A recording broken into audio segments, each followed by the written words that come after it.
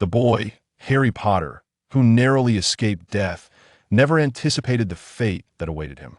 After vanquishing the Dark Lord, what lay ahead was an unexpected rebirth. To his astonishment, he transformed into his own red-haired, green-eyed self, albeit in a gender-swapped version. All his adversaries from his previous life began to behave quite peculiarly. As I stuffed trousers into the suitcase, Aunt Petunia wept, "At least take one skirt." When Draco knelt on one knee and kissed the back of my hand, my mind was flooded with memories of his past insults directed at me. Professor Snape gazed into my green eyes, and suddenly, the potion textbook began to emit wisps of green smoke. Help me. Although the conclusion of making dumplings is truly delightful, I really do not wish to witness such madness from you all. Chapter 1. Harry's Little Bow and Fluffy Skirt. The final battle concluded with the demise of Voldemort. Poor Tom Riddle remained oblivious to the essence of love until the very moment of his death. The savior stealthily emerged from the bustling banquet, returning to the dormitory in solitude. Voldemort was undeniably dead, truly and irrevocably, never to resurrect. Yet, the ones he loved departed one by one. Although Draco was a scoundrel, his parents were equally despicable. Nevertheless, whether it was searching for his father in his final moments or the mother who betrayed Voldemort for her son, both filled Harry Potter with envy. How wonderful it is that they're all still alive, he thought, burying himself beneath the blankets. Harry sighed. If only there existed a time-altering magic, he wished to save many lives. Dumbledore, Snape, Sirius, Lupin. Closing his eyes, Harry drifted into a hazy slumber. Hurry up and wake up, Harry. Today is my 11th birthday. Dad has prepared a birthday gift for me. Come join me in unwrapping it. Harry was jolted awake by someone pressing on his shoulder. His mind still foggy, he barely opened his eyes to see a chubby little boy whose features were squeezed together in an effort to be discernible. The little boy clutched Harry's shoulders, his face flushed with excitement. Perhaps due to his weight, he was prone to sweating, easily breaking into a sweat with the slightest bit of exhilaration. Dudley? Dudley Dursley. Harry barely recognized the owner of the face from his memories, feeling a sense of disbelief. How could he dream of young Dudley? He and Dudley were not close enough for him to dream about him. To be honest, dreaming of him was somewhat nauseating. Dudley was oblivious to Harry's disdain. Stop sleeping, Harry. Dad said the gift he bought also has one for you. Let's hurry downstairs to unwrap the presents. Later, Mom and Dad will take us to the zoo. Upon uttering these words, he abandoned Harry and dashed out of the room, his considerable weight causing the stairs to groan under the strain, a sound that Harry could distinctly hear even from within the confines of the room. Harry silently fixed his gaze upon the bedroom door, and after a prolonged silence, he threw himself back onto the bed. The soft embrace of the mattress enveloped him, further convincing him that he was ensnared in a dream. If this were not a dream, how could he possibly be lying on a bed that exuded the fragrance of sunshine during his childhood spent at Aunt Petunia's home? How could he be in a room where the sun greeted him the moment he opened his eyes? Harry, my precious Harry, wake up. Are you feeling unwell? Is there anywhere that hurts? Please tell Aunt Petunia, and I will have your uncle take you to the hospital. Barely had he settled down for a few minutes when he was abruptly pulled up again. Aunt Petunia's hand felt considerably softer than he remembered, imbued with the scent of jasmine from her hand cream. When her cool palm pressed against his forehead, Harry instinctively recoiled. This was so unlike the Aunt Petunia he recalled, who would often pinch the nape of his neck with her knobby fingers. Thank goodness, his temperature remained normal. Aunt Petunia sighed in relief. I am fine. Harry heard himself emit an unfamiliar, melodious voice, so distinct from his previous tone that even before his voice had changed during childhood, he had never possessed such a clear and ringing sound. This realization compelled him to clutch his throat, and with that motion, a vibrant strand of red hair cascaded down from his shoulder, resembling flames in the morning light. What was this? Hadn't he always had short black hair? Harry nearly toppled off the bed. His bare feet met the plush wool carpet, a luxury that seemed like a fantasy from his former childhood. Before the bathroom mirror stood a girl, both strange and familiar, her eyes wide with terror. Those almond-shaped eyes were indeed his own, yet their corners appeared softer, resembling a watercolor painting blurred by gentle rain. The formerly unruly black hair had transformed into cascading auburn curls that shimmered like honey in the sunlight. Merlin's beard. He instinctively reached for the pocket of his pajamas, only to find it devoid of his wand. As his trembling fingers fumbled with the buttons of his nightshirt, Aunt Petunia's concerned voice came from outside the door. "Darling, do you need Annie to help you with your hair?" Harry offered no reply. He stared at the nascent curves of the girl in the mirror, his fingers cautiously tracing the area below his collarbone, where scars from Quidditch practice should have been. Instead, he found only a patch of pearl-like skin, and Harry abruptly tightened his collar, his ears burning hotter than his hair. "Avert your gaze, avert your gaze." The girl in the mirror bit her lower lip in response to his movements. This forced Harry to accept a singular truth. The reflection in the mirror was indeed his 11-year-old self, albeit in a feminine form. His features retained the familiar visage of his childhood. However, due to his femininity, they had softened somewhat. The most pronounced difference lay in the almond-shaped green eyes and the flowing red hair. Perhaps he resembled his mother more than his father. "Harry," Aunt Petunia's voice suddenly drew near to the door. "Vernon said if you're feeling unwell, we can postpone our trip to the zoo." The word zoo struck Harry's mind like a golden snitch. He recalled the birthday when he first encountered the python. That moment marked the inception of his magical journey. If this truly was a reversal of time, then Harry was now Hallie. Suddenly, he flung open the bathroom door. "I want to go to the zoo," Hallie heard herself exclaim, her voice trembling slightly with excitement. Right now, Harry's fingers gently brushed against the lightning-shaped scar upon his forehead, the sensation beneath his fingertips still slightly raised, akin to an indelible brand. She gazed intently at her reflection. The red-haired, green-eyed girl was adorned in a white lace princess dress, meticulously chosen by Aunt Petunia, cinched at the waist with a pale pink bow, the skirt puffed out like a blossoming lily. This outfit made her feel utterly uncomfortable. "Hallie dear, your hairpin is askew." Aunt Petunia knelt down, tenderly arranging the stray locks at her forehead, her fingertips carefully avoiding the scar. Her gaze held a tenderness that Hallie had never witnessed before, even tinged with a hint of guilt. Uncle Vernon stood in the hallway, his belly protruding, remarkably refraining from grumbling about the weight. In a manner quite unlike his past self, he simply smiled and patted Dudley's shoulder. "Take good care of your sister, all right?" The once bullish Dudley, who had relentlessly pursued Harry through the streets, now tightly clasped Hallie's hand, his palms slick with excitement. Dressed in a brand new checkered shirt, his round face beamed with joy. "Hallie, I want to see the gorillas. Will you come with me?" Hallie reluctantly nodded. She was unaccustomed to the affections of the Dursleys. She could not comprehend why the Dursleys would treat her so kindly in this world. Could it be that in this world she is a girl? A girl strikingly reminiscent of her mother? Harry found it hard to believe this absurd answer, yet the reality lay before him, compelling him to accept it.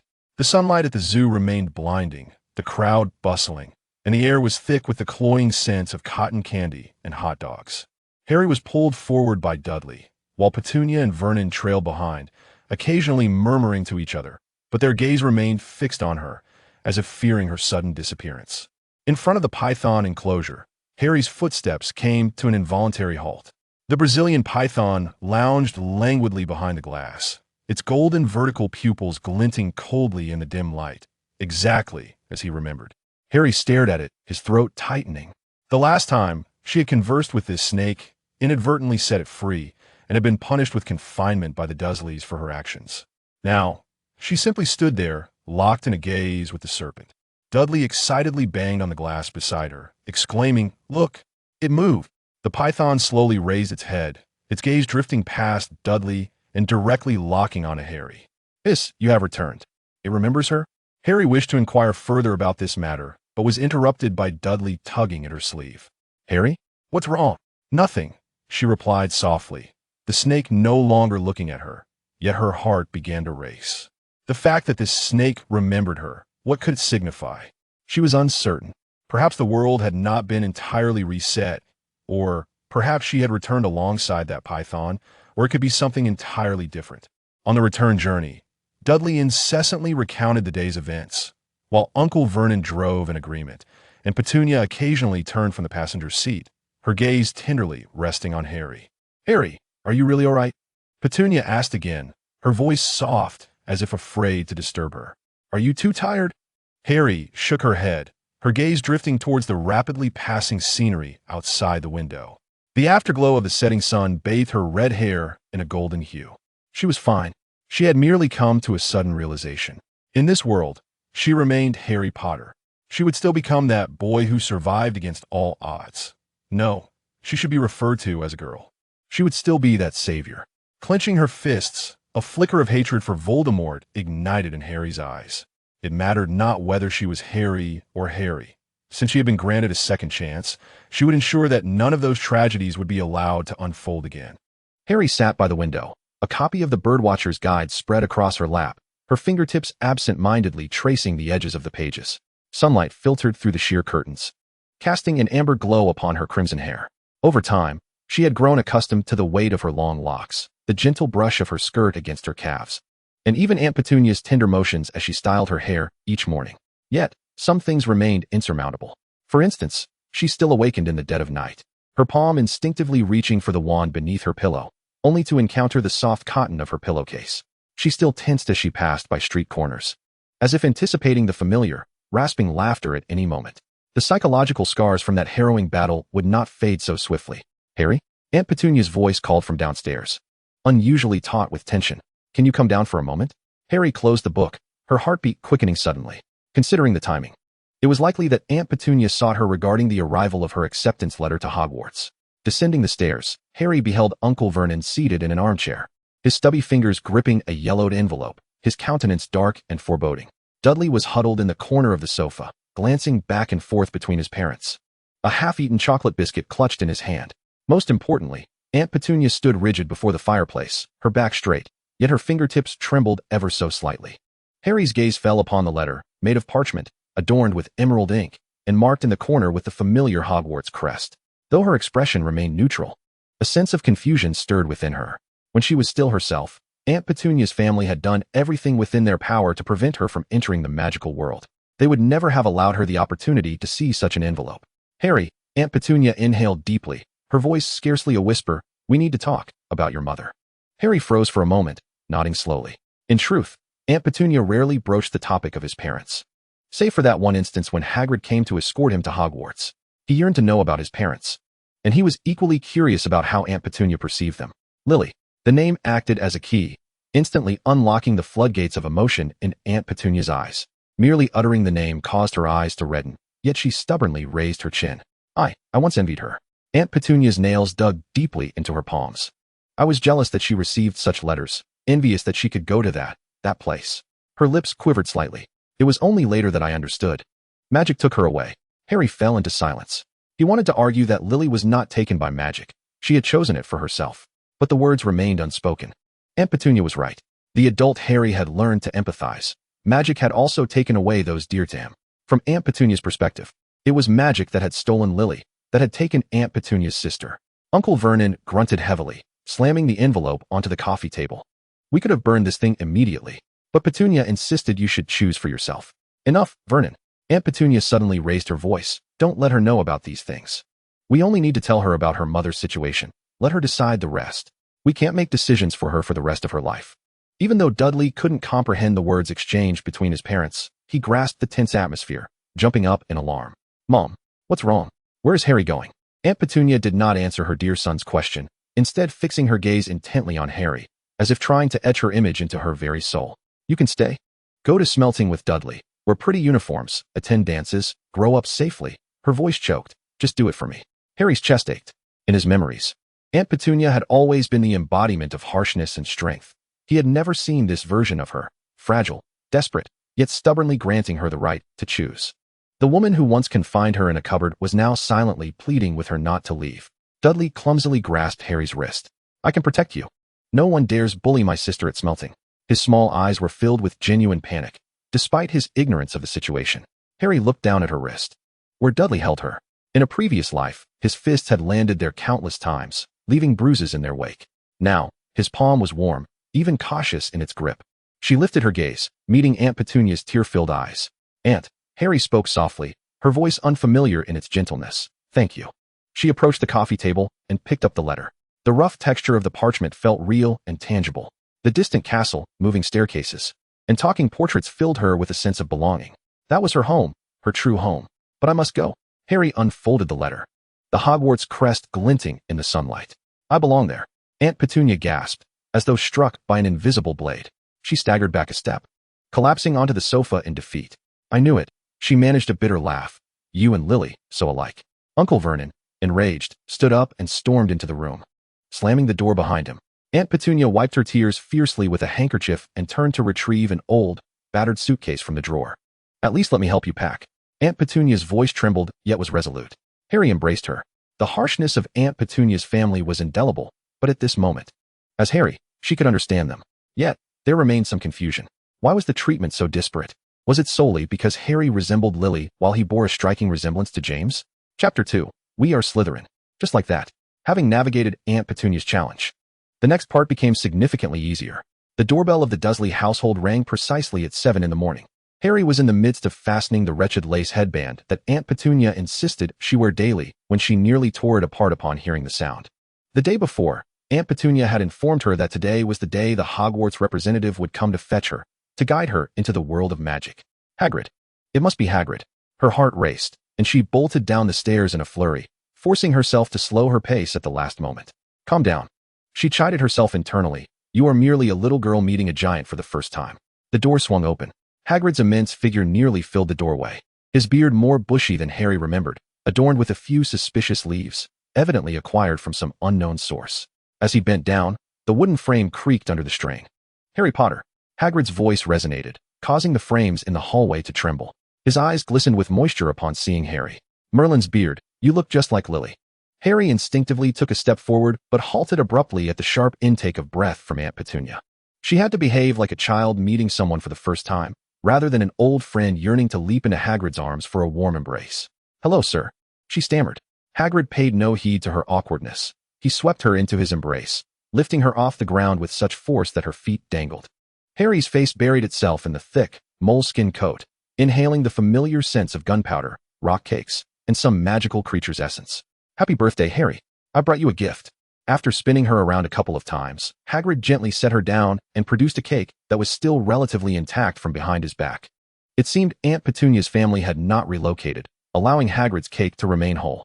Rubius Hagrid, keeper of keys and grounds at Hogwarts, Hagrid declared, wiping away excited tears from his beard as he set her down. I'm here to take you shopping in Diagon Alley. Suddenly, Aunt Petunia squeezed herself between them. Her lips pressed into a thin line as she roughly shoved Harry's suitcase into Hagrid's hands. Listen here, you giant. Her voice strained like a taut violin string, betraying a hint of fear towards Hagrid, yet she steeled herself to say, I'm entrusting her to you. But you must promise me, not a single hair on her head shall be harmed. Having issued her threat, she turned to cup Harry's face, her fingers trembling slightly. Write to me every week, do you understand? It would be even better if that place had a telephone. This was the chasm between the magical and muggle worlds. The technological advancements of the muggle realm far surpassed those of the magical one. With the aid of magic, most wizards seldom contemplated scientific progress. Uncle Vernon coughed heavily from the shadows of the hallway, causing Harry to glance at him. His expression was uncomfortable, and after a long pause, he managed to mutter, Be safe.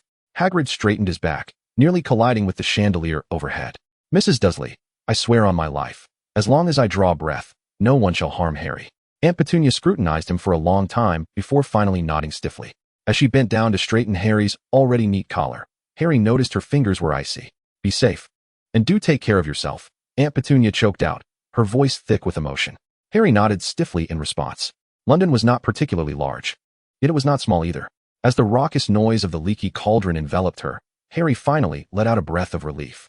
Aunt Petunia treated Harry like a doll, buying her an entire wardrobe of frilly dresses and little shoes. While the dresses looked delightful on a young girl, it was only when she wore them that she realized how cumbersome they could be. First, we must go to Madame Malkin's for robes, Hagrid cheerfully announced, his large feet creaking on the floorboards. Then we'll buy wands, and oh, an owl too. Harry's eyes brightened. Madame Malkin was as kindly as she remembered, having once recommended the most practical attire. However, upon seeing Harry this time, the glimmer in her eyes gave Harry a sense of foreboding. Dear, we have the latest lace-trimmed school robes, she began, and Harry recalled having seen lace on someone else's robes before. Could one really add it themselves? Just something plain, please. Harry blurted out, I mean, something more modest. Madame Malkin chuckled softly. Oh, dear, don't be nervous. I simply assumed you were one of those children who adore lace and little bows. As the measuring tape began to glide around her waist, Harry hesitated before asking. Could you make a few pairs of trousers as well? The kind that girls can wear? This was not an unreasonable request that would cause discomfort. Madame Malkin blinked. Of course, dear. Many witches prefer to wear trousers nowadays. This was far more convenient, especially during flying lessons. Next, we shall visit Gringotts to withdraw some money. Seeing the galleons in her parents' vault, perhaps because she was now a girl, made her feel more sentimental than she had as a boy. It could also be that during her previous life, her parents, whom she had never seen or heard of, were merely symbols, whereas now they took on a more tangible form in her mind. Besides her parents, there were also those she cherished, like Sirius. All right, enough of that, she thought, shaking her head to dispel the melancholy. After retrieving a substantial sum, Harry dashed back to the robe shop and ordered 5 pairs of trousers in one go. Hagrid scratched his head beside her. Do girls really wear that many trousers nowadays? Hagrid, Harry said earnestly, this concerns survival. Hagrid shrugged, uncertain why it was a matter of survival, yet Dumbledore had told him that little girls often had their own thoughts, and he needn't delve too deeply. When she tried on the trousers, a long-lost sense of security washed over her, nearly bringing her to tears. There was no light, fluttering skirt, just the reassuring weight of fabric enveloping her legs. Thank Merlin, she felt she would never wish to wear a dress again. On their way to buy a wand, Hagrid erupted in laughter. It seems you truly enjoy your new clothes. Harry merely smiled, the wind tousling her red hair without any bothersome hair ties in the way. She felt the heavy purse in her pocket, filled with galleons belonging to James and Lily Potter. Once again stepping into the magical world heightened her anticipation. The bell at Ollivander's wand shop chimed sweetly. As Harry pushed open the door, she ushered in a ray of sunshine from Diagon Alley. The floating dust motes danced in the beam of light. She squinted to see the familiar platinum-haired figure turning towards her behind the counter. How unfortunate. I should have known better than to come so early. Ah, Mr. Ollivander's silver eyes suddenly sparkled in the dim shop. This must be Harry Potter. A bright, youthful voice chimed in. Draco Malfoy stood there, holding an untested wand. Sunlight cast a soft glow on his platinum locks, and he wore a smile that Harry had never seen before, one filled with a politeness she had not previously encountered. Oh, it wasn't he that she had never seen him smile. It was just that he had never smiled at her like that. This insufferable ferret had always behaved with the same haughty demeanor since their first meeting. Ollivander quickly maneuvered around the counter, entirely forgetting about the customer he had been serving. What an honor. Your mother's first wand was purchased from me, Willow, 10¼ inches. Out of the corner of her eye, Harry noticed Draco left standing aside, gently tapping his fingers against the wand box. According to her memories from a past life, he should be turning pale with anger by now, beginning to whine in his characteristic drawn-out tone. Instinctively, she glanced at Draco, bracing herself for the familiar taunts, eager to witness her old rival's embarrassment. Please, serve this young lady first, Draco suddenly interjected, his voice so gentle it almost made Harry stumble. I don't mind waiting a bit longer. Harry stared at Draco in disbelief. Before she could respond, Ollivander had already brought over a stack of wand boxes. Let us begin, Miss Potter. Try this one. Beech wood, dragon heartstring, 9½ inches. The moment Harry grasped the wand, the lampshade above exploded into a shower of shards. Oh no, definitely not that one. Ollivander deftly evaded the falling shards of glass, presenting a cherry wood wand infused with unicorn hair. This time, it was the bookshelf that toppled over.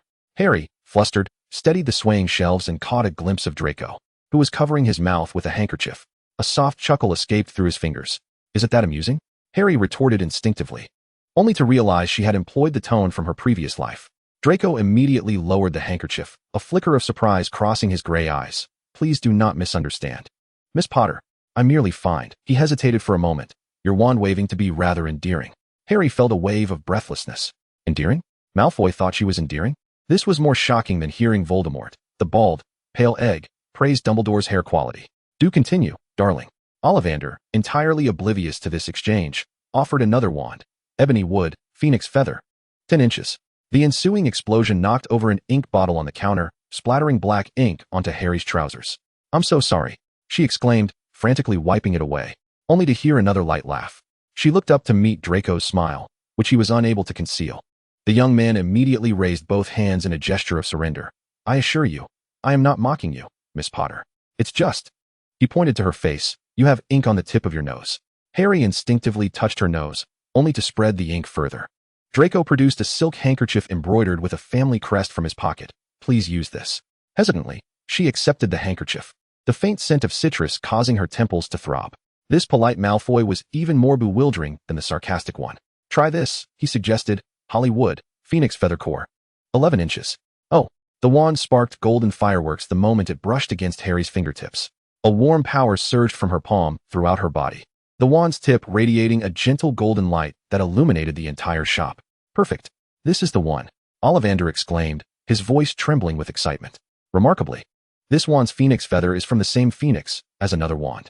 Harry listened mechanically to the old man's ramblings about a fact she already knew, her attention solely on Draco, who was intently observing the wand in her hand. It suits you well, Draco murmured softly, then gracefully bowed. I look forward to seeing you at Hogwarts, Miss Potter. As they exited the shop, Hagrid was outside feeding Hedwig, breaking into a broad grin upon seeing her. Did you find a suitable wand? Yes, Harry responded somewhat glumly. Is something troubling you? Hagrid inquired. Harry shook her head. She wasn't sure how to explain to Hagrid that she had just witnessed a once annoying skunk that always farted suddenly transform into a greasy weasel. She cast one last glance at the wand shop's window. In the glass reflection, Draco Malfoy was politely bidding farewell to Ollivander, every gesture exuding the elegance of a pure-blood aristocrat.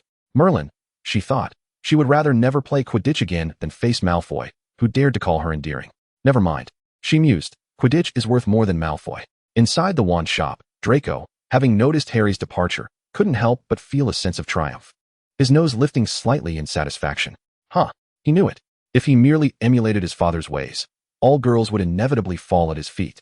Even the great Harry Potter would be no exception. Well, as long as she recognized his superiority, he would be willing to befriend her. Can you really manage the train on your own? Hagrid asked with concern just before they parted ways. I'll be fine, Hagrid. Don't you have things to attend to? Please go, Harry urged. Hagrid still needed to deliver the Philosopher's Stone to Dumbledore. He ought not to delay any longer. But Hagrid was troubled. He simply couldn't bear to let such a sweet, soft girl like little Harry travel alone to platform 9 3/4. If it were a boy, fine. He could manage on his own. Boys always find a way. Of course, he didn't mean to imply that girls lacked their own resourcefulness. But little Harry was so adorable. What if some strange person targeted her on the way? After much persuasion, Hagrid reluctantly left, glancing back multiple times. When a month later, Aunt Petunia and her family were responsible for escorting Harry to the platform, she began to feel that she had acted rashly before. Muggles could only take her to the space between platforms 9 and 10. The remainder of the journey had to be navigated by her own means. Having bid farewell to the hesitant Aunt Petunia and her family, she huffed and puffed while pushing the luggage cart, which now bore twice the number of trunks she remembered. Aunt Petunia had undoubtedly stuffed it with an abundance of clothing, possibly including lace headbands and bows that she would never use. Blast it, Harry muttered under her breath, shaking her long red hair over her shoulder.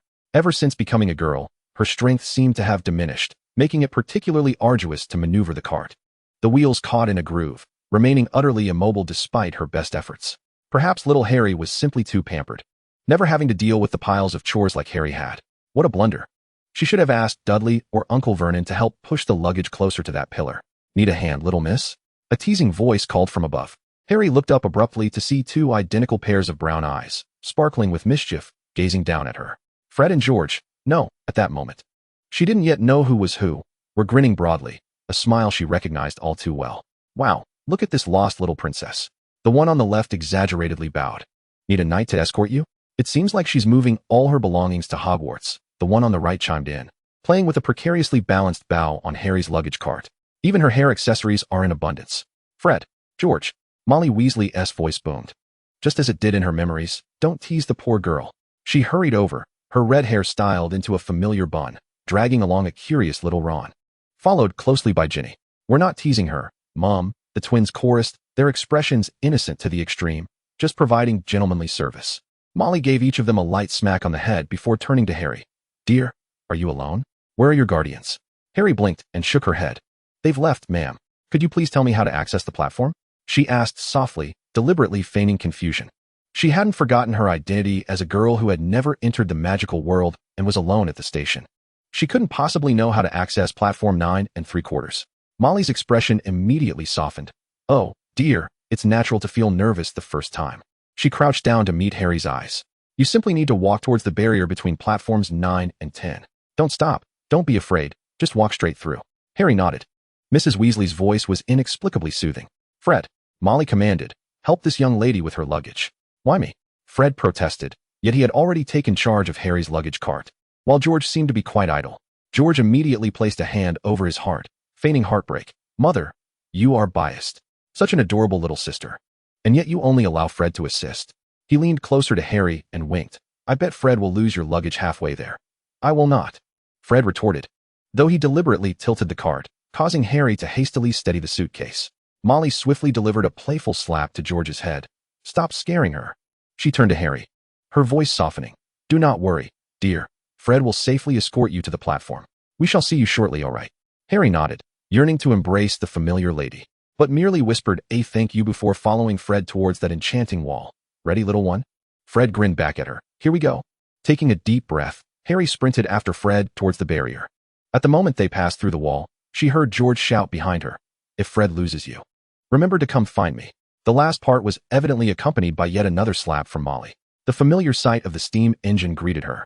She had returned to this world. Welcome, Your Highness, Fred exaggeratedly bowed. Would you like me to assist you in loading your luggage onto the train? Or, he lowered his voice, would you prefer to see me cast a levitation charm on your trunk and watch it collide with Percy's head? Harry couldn't help but laugh. She genuinely wished to see that scene.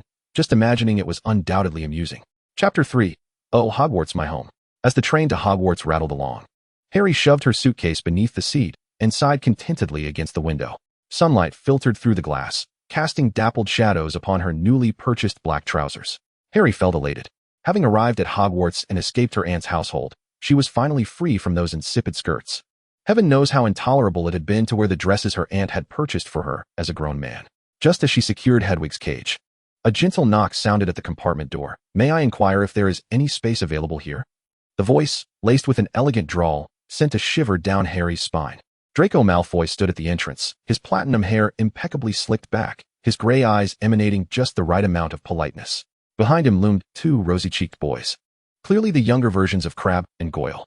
It was no surprise that the progeny of Death Eaters would be friends from the outset.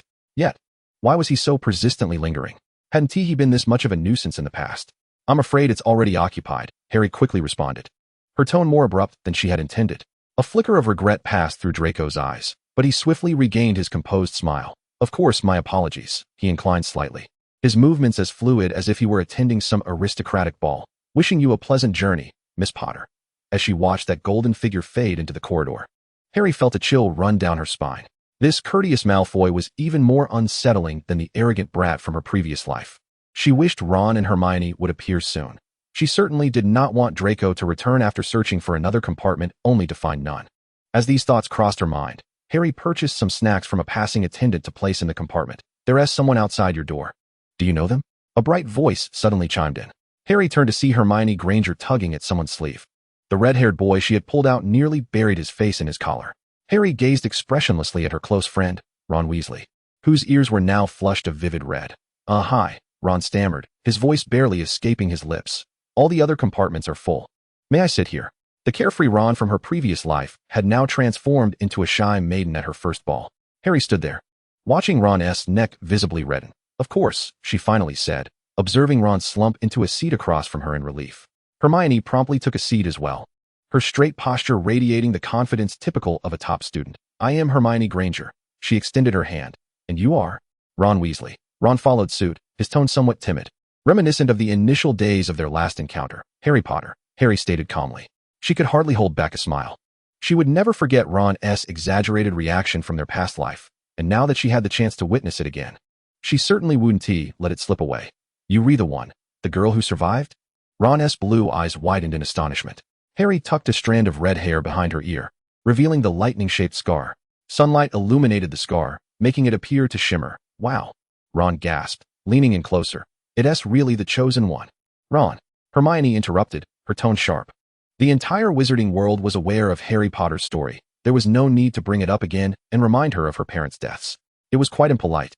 Turning to Harry, her cheeks flushed with excitement, she added, I apologize. I believe he meant no offense. Ron retreated to his seat, slowly remembering that the Dark Lord was the one who had slain Harry's parents. His ears turned crimson once more. Sorry, you must feel terrible about it. It's all right, Harry replied, letting her hair fall back. She knew Ron's thoughtlessness was nothing new, and it was hardly worth her concern. Furthermore, a playful smile curled at her lips. Do you want to touch it? Ron's face flushed bright red, akin to a startled creature, as he instinctively recoiled, nearly sliding off his seat. No need, he stuttered. Harry couldn't contain her laughter, deliberately leaning closer. Her ruby-red locks cascaded before Ron, carrying a hint of strawberry shampoo. Really? One to you? You might discover it's a mere illusion, that I am a fake Harry Potter, an imposter. Ron's curiosity was clearly piqued. His blue eyes flickered with a mix of panic and anticipation. Just then, Hermione interjected, swiftly grabbing Ron's wrist as he reached for Harry's forehead. That's rather inappropriate. Realizing her lapse, she quickly released her grip. Her cheeks tinged with a faint blush. I meant to say, it's not very hygienic to do so upon first meeting, Harry. Ron. Perhaps feeling her excuse was too contrived, Hermione coughed awkwardly. Tentatively, she reached out to touch the scar on Harry's forehead. The pads of her fingers brushed against it, causing Harry to feel a tickle, prompting her to lean back slightly. Well, we've confirmed this is indeed a genuine scar. Hermione retracted her hand, stating. Ron opened his mouth, eager to touch the scar himself, but under the threat of Hermione's steely gaze that seemed to say, if you dare, I'll tear you apart, he ultimately remained silent. The atmosphere within the carriage began to lighten as Hermione retrieved Hogwarts, a history, eagerly sharing amusing anecdotes from the book with Harry. He listened with keen interest, recalling how, in his previous life, Hermione had confided in him and Ron that her initial motivation for mastering the history of the school was to forge friendships. Ron rolled his eyes discreetly, uninterested in the bookworm's display of erudition, as he furtively folded a chocolate frog card depicting Dumbledore into a paper airplane, contemplating whether to toss it out the window. Suddenly, a familiar elongated drawl echoed from the doorway. Ah, it appears the friends of the illustrious Miss Potter have arrived. Draco Malfoy materialized at the entrance, his pale fingers idly toying with the sliding door's track. His gray-blue eyes swept disdainfully over Ron and Hermione before settling mockingly on Harry's face, a smirk playing at the corners of his mouth. Ron sprang up like an irate cat. Draco Malfoy, that insufferable Malfoy family. At least I don't belong to the Weasley clan, Draco replied coolly, adjusting his cuffs. All of you crammed into a dilapidated house, unable to afford a decent robe. What did you say? Ron's face flushed crimson. His fists clenched tightly. Before Draco could retort, Ron's fist connected with his face. Harry rubbed her temples, nearly forgetting how immature 11-year-old boys could be. Though she and Malfoy had exhibited similar behavior in her past life, often resorting to physical altercations over trivial disagreements. Hermione snapped the book shut with a resounding clap and stood up. If you are here merely to provoke, know that you are unwelcome, Malfoy. Draco's gaze lingered on Hermione for a brief moment, recognition dawning as he recalled her identity as a first year. His lips curling into a malicious smirk. Mudbloods don't belong here. Enough. Harry stood up, positioning herself protectively in front of Hermione. Draco Malfoy, Hermione is my friend. To insult her is to insult me. You may leave now and seek out your companions. After all, you wouldn't deign to associate with any of us, would you? The carriage fell into an eerie silence, Ron's mouth agape, and Hermione's eyelashes fluttering rapidly. Draco's expression turned blank, seemingly unable to comprehend why Harry would defend that mudblood, blinking in confusion, almost as if he felt guilty for bullying a child. Harry felt a twinge of discomfort. Sighing inwardly, perhaps it was best to draw a line here, preventing this arrogant young lord from further pestering them. He was Harry Potter, the boy who lived, the savior. In her previous life, Malfoy had also attempted to befriend her, only to become a thorn in her side after being rebuffed. Just as she prepared to sit down, she noticed Draco inhaling deeply. I'm sorry. The words seemed to be forced through clenched teeth. Draco turned to Hermione. I shouldn't have said that. After speaking, he stood awkwardly at the door, the tips of his ears slightly reddened beneath his blonde hair. Harry stared at him incredulously, and for a moment, the four of them were enveloped in a strange silence. Finally, Ron broke the stillness, scratching his nose. Why don't you sit down? The incredulity in his voice echoed his own disbelief at the suggestion. If Mrs. Weasley were to learn that he had invited Draco to share the same carriage, she might deem him mad.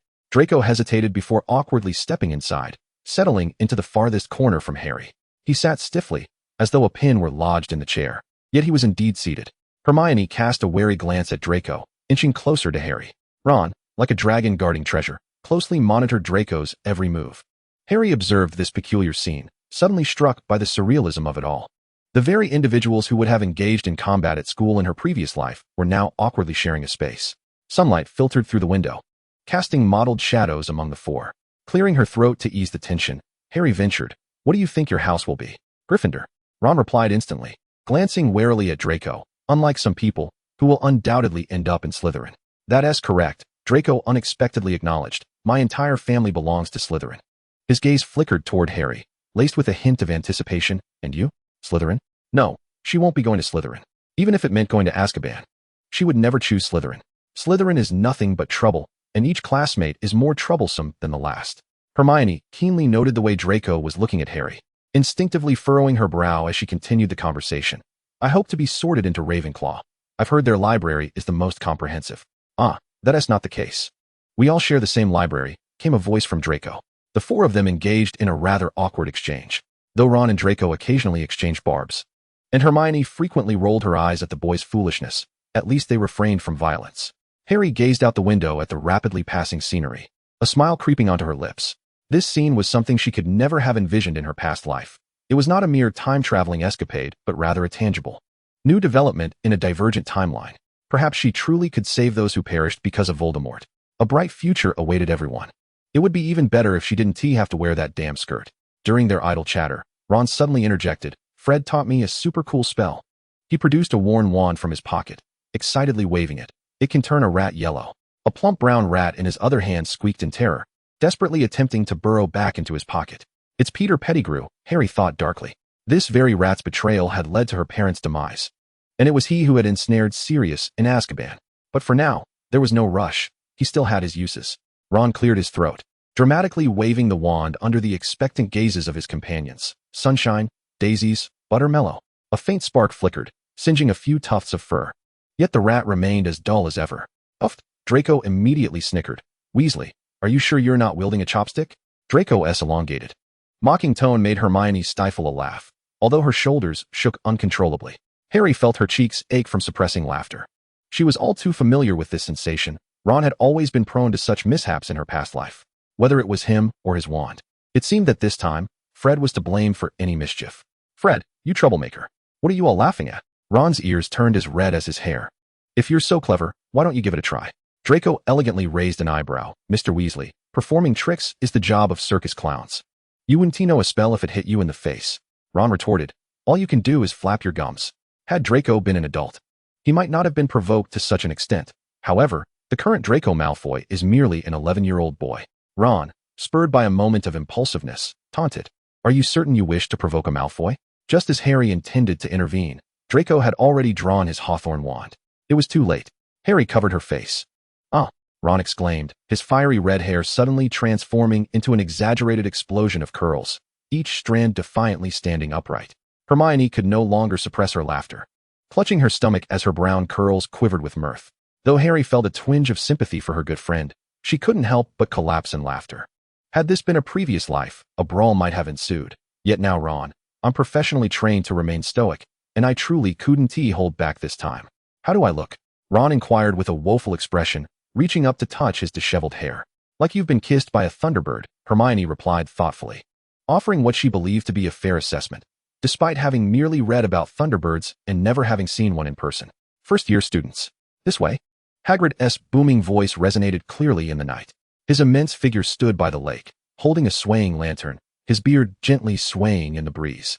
Harry followed the crowd toward the lakeside, the night wind tousling her red hair and carrying the unique dampness of the Black Lake. Draco walked to her left, while Ron with his wild hair chattered incessantly on her right, and Hermione trailed closely behind. Compared to Ron and Draco, who were already familiar with the magical world, Hermione appeared more reserved and notably curious about Hogwarts. For to a boat, Hagrid commanded.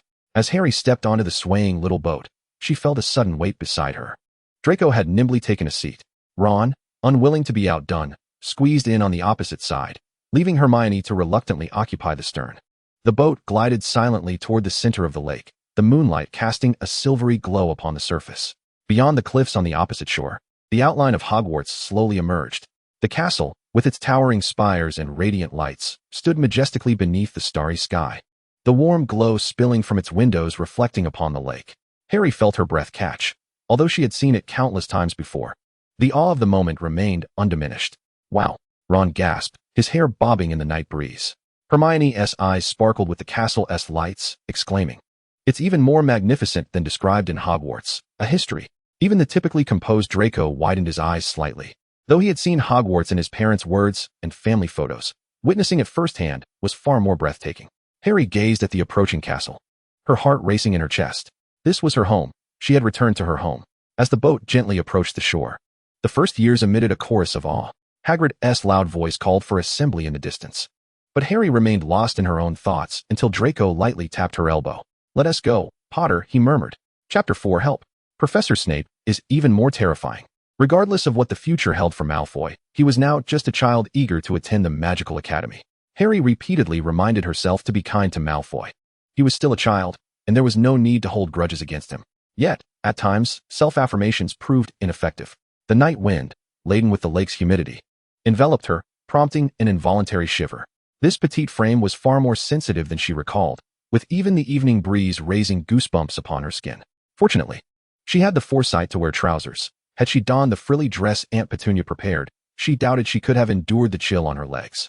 At some point, Draco Malfoy had sidled closer, his pale face illuminated by the moonlight, feigning concern.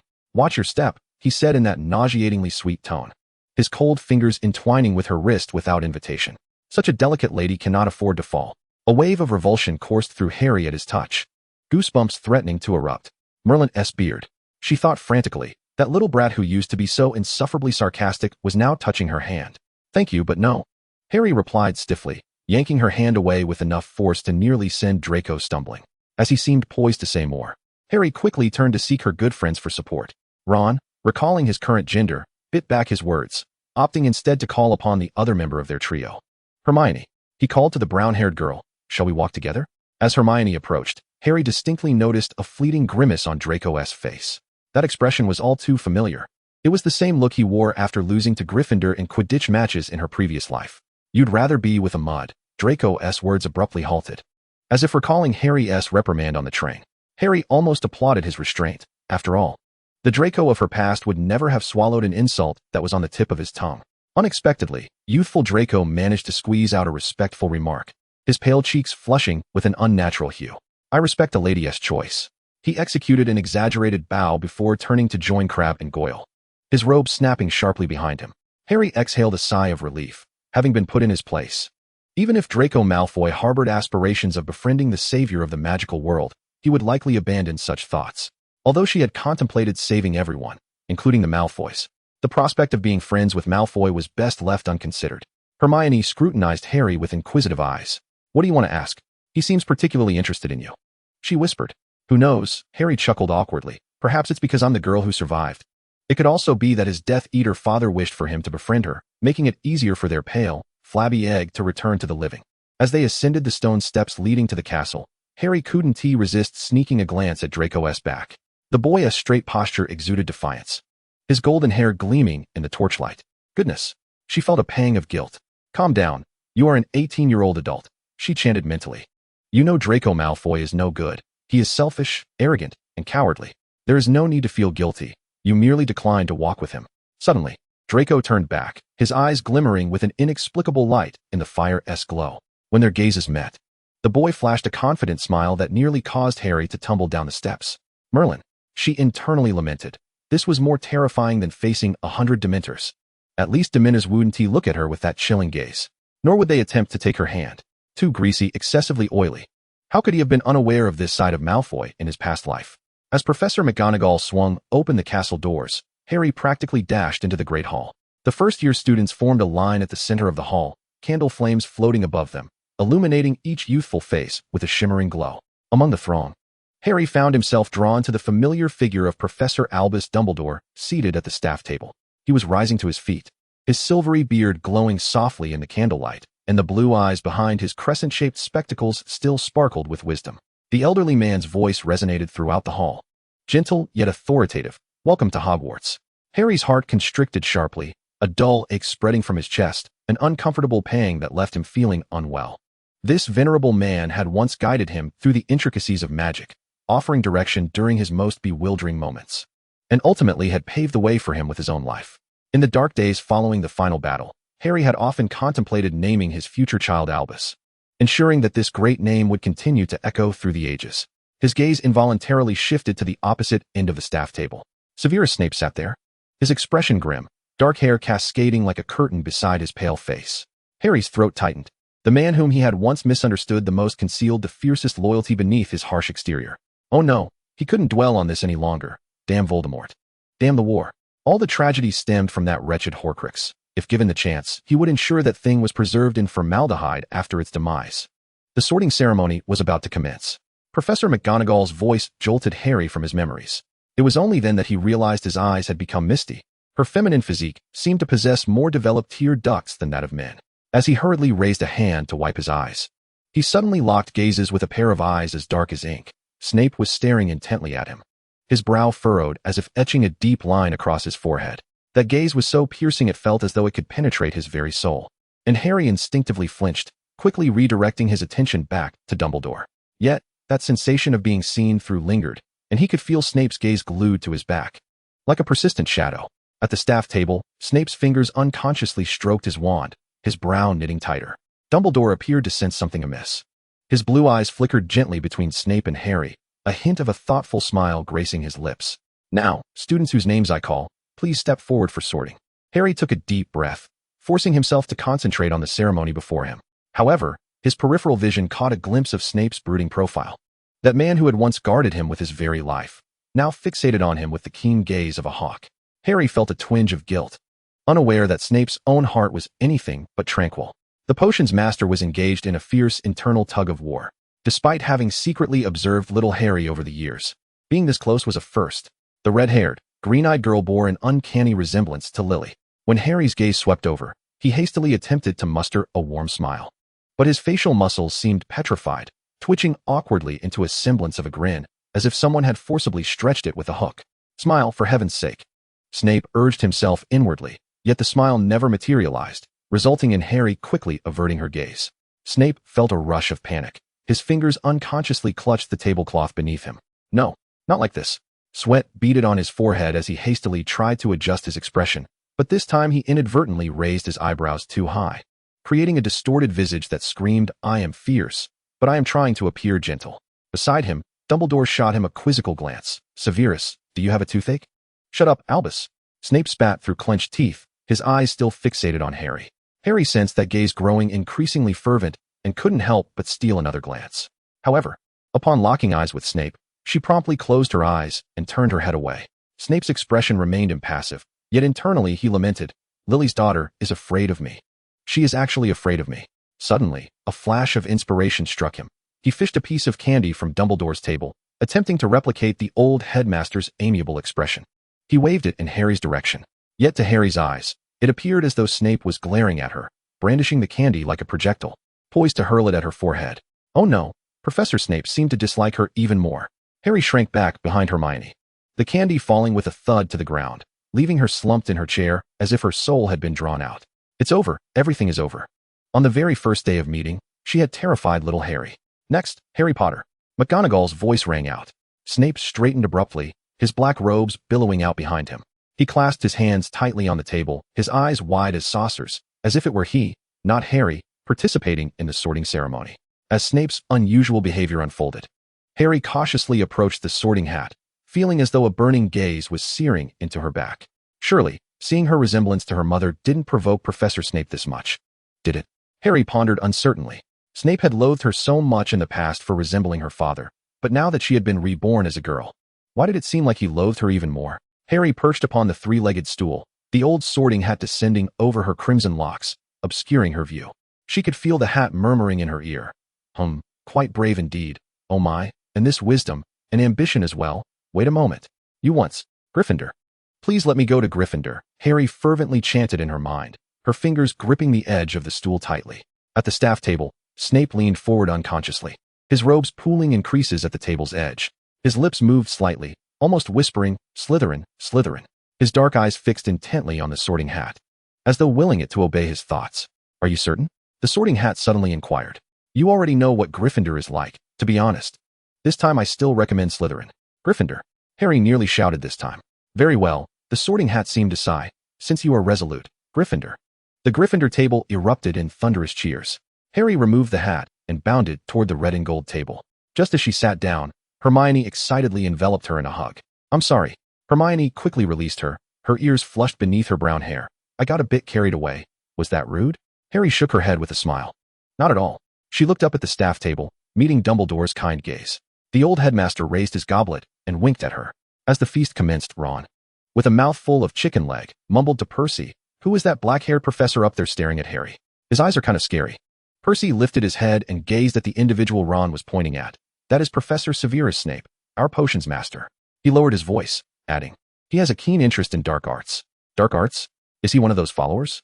Ron blurted out, but before he could finish his thought, Percy shot him a fierce glare, interrupting him. Don't be ridiculous, Percy said, nervously glancing towards the teacher's table. The one beside him is Professor Quirinus Quirrell, this year's defense against the dark arts instructor. Harry followed their gaze. Quirrell was stammering as he spoke to Professor Flitwick, his head wrapped in that ludicrously large scarf. The phrase this year's defense against the dark arts teacher was particularly amusing. Although the scene might have been somewhat misaligned, Harry couldn't help but chuckle at Percy's remark.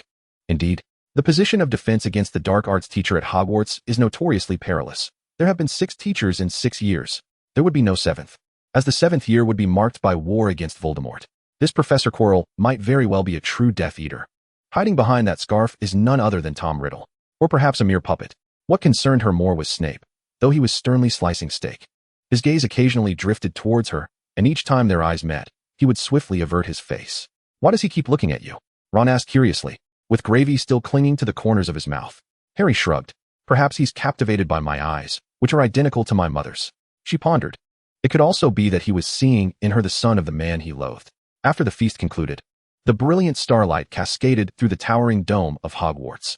Percy Weasley stood tall, his newly minted prefect badge gleaming on his chest as he waved his wand, beckoning the first years to follow. Gryffindor students, please follow me. As Harry joined the throng on the spiral staircase, the mahogany steps creaked softly beneath her feet. Midway up, she inexplicably halted, leaning on the intricately carved railing to look down. Draco Malfoy stood on the platform below, the moonlight casting a silvery sheen on his platinum hair.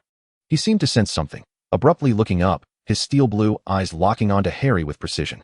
In that moment of eye contact, Draco's chin tilted slightly, and like a vexed feline, he swiftly turned his face away, his dark cloak swirling dramatically behind him. Harry silently turned away. What Malfoy was thinking was of little consequence. All she wanted was to reach the dormitory quickly and process the astonishing events of the day. Harry? Hermione's voice called from above, the brown-haired girl having returned. Her expression filled with concern. Are you all right? I'm fine, Harry replied with a smile, allowing Hermione to link her arm with hers. Hermione's warm fingers gently encircled her wrist, as if fearful she might flee. In the crimson and gold common room, the flames in the fireplace crackled cheerfully. Percy was explaining the dormitory rules, but Harry's attention was entirely captivated by the familiar portraits on the walls. While they were not particularly beautiful, they were well suited for daydreaming. The girls' dormitory is this way. Hermione tugged Harry's wrist as she briskly walked towards the spiral staircase, decisively choosing the right corridor at the fork. I specifically asked Percy. This one is closest to the washroom. Pushing open the oak door adorned with a brass lion's knocker, Harry found her trunk quietly placed beside the window by her bed. Hermione's bed was right next to hers, separated only by a carved bedside table. I hope you don't mind, Hermione said somewhat awkwardly. I mean, if you prefer to be alone. Not at all, Harry replied earnestly. She opened the window, allowing the night breeze, imbued with the scent of the forbidden forest, to flow into the room. The distant surface of the Black Lake shimmered like silver, while the outline of the astronomy tower loomed majestically beneath the starry sky. After the lights were extinguished, Harry lay on her four-poster bed, staring at the star patterns on the canopy. Every face she had encountered that day flickered through her mind. Dumbledore's mischievous gaze behind his crescent-shaped glasses, Professor McGonagall's serious, yet warm smile, Hagrid dabbing his eyes with a soiled handkerchief, and Snape, the restless potions master at the teacher's table, starkly contrasting with the grim and spiteful image she had retained in her memory. Hermione's steady breathing drifted from the adjacent bed, occasionally punctuated by indistinct murmurs of dreams. Quill. Parchment. Unable to suppress a smile, Harry turned over and embraced her fluffy pillow. In this familiar yet foreign Hogwarts, she had finally returned home. Chapter 5. The Misguided Allure of Slytherins. As the morning sun streamed through the gaps in the curtains, Harry was cozily curled up in her blankets, lost in sweet slumber. In her dreams, she was once again soaring on a firebolt, weaving through the towers of Hogwarts. Harry, wake up. Hermione's voice sliced through her dreams like a sword. We have 20 minutes until class. Startled, Harry shot upright, her red hair erupting into a wild tangle. Squinting at the brass alarm clock on her bedside table, she saw the hands mercilessly pointing to 8:40. Merlin's beard, she exclaimed, springing from her bed like a startled fish, nearly tripping over her own robe. I called you 3 times. Hermione was already dressed, clutching their textbooks to her chest. The two girls rushed out of the tower like a whirlwind, the fat lady shaking her head behind them. Though she worried they might be late, she still cautioned them to take care. As they ran, Harry hastily donned her robe. A piece of toast wedged between her teeth as they navigated through the moving staircases, nearly colliding with a group of sluggish Hufflepuff first years. The potions classroom is in the basement, right? Harry panted, almost slipping as she turned a corner, intentionally veering to the right. Left, left. Hermione pulled her towards a cold corridor. Merlin, being late on the first day, Professor Snape will have our heads. As they burst into the classroom, the clock's hands pointed precisely at 9 o'clock. Harry leaned on her knees, gasping for breath, and looked around. Ron and Neville occupied the third row, the red-haired boy waving frantically at them, while Draco and his cronies claimed the prime spots in the back. When Harry glanced over, the platinum-haired boy immediately averted his gaze, pretending to scrutinize his quill, though his left leg twitched nervously, tapping rhythmically against the floor. His face wore an expression of indifference, yet his entire demeanor radiated discomfort. Harry stole another glance at him, perplexed. Was Malfoy experiencing a leg cramp? In the past, he might have mocked her. But now they were neither familiar enough to jest nor hostile enough to provoke each other. Hermione guided Harry to an empty seat in the middle, quickly flipping open their pristine textbook while Professor Snape had yet to arrive. The formulas that had once caused her headaches now appeared remarkably inviting. It was worth noting that in her previous life, she had pored over this book 3 times to pass the Auror exam. Though the result had been only a satisfactory grade, it was more than adequate for handling first-year topics.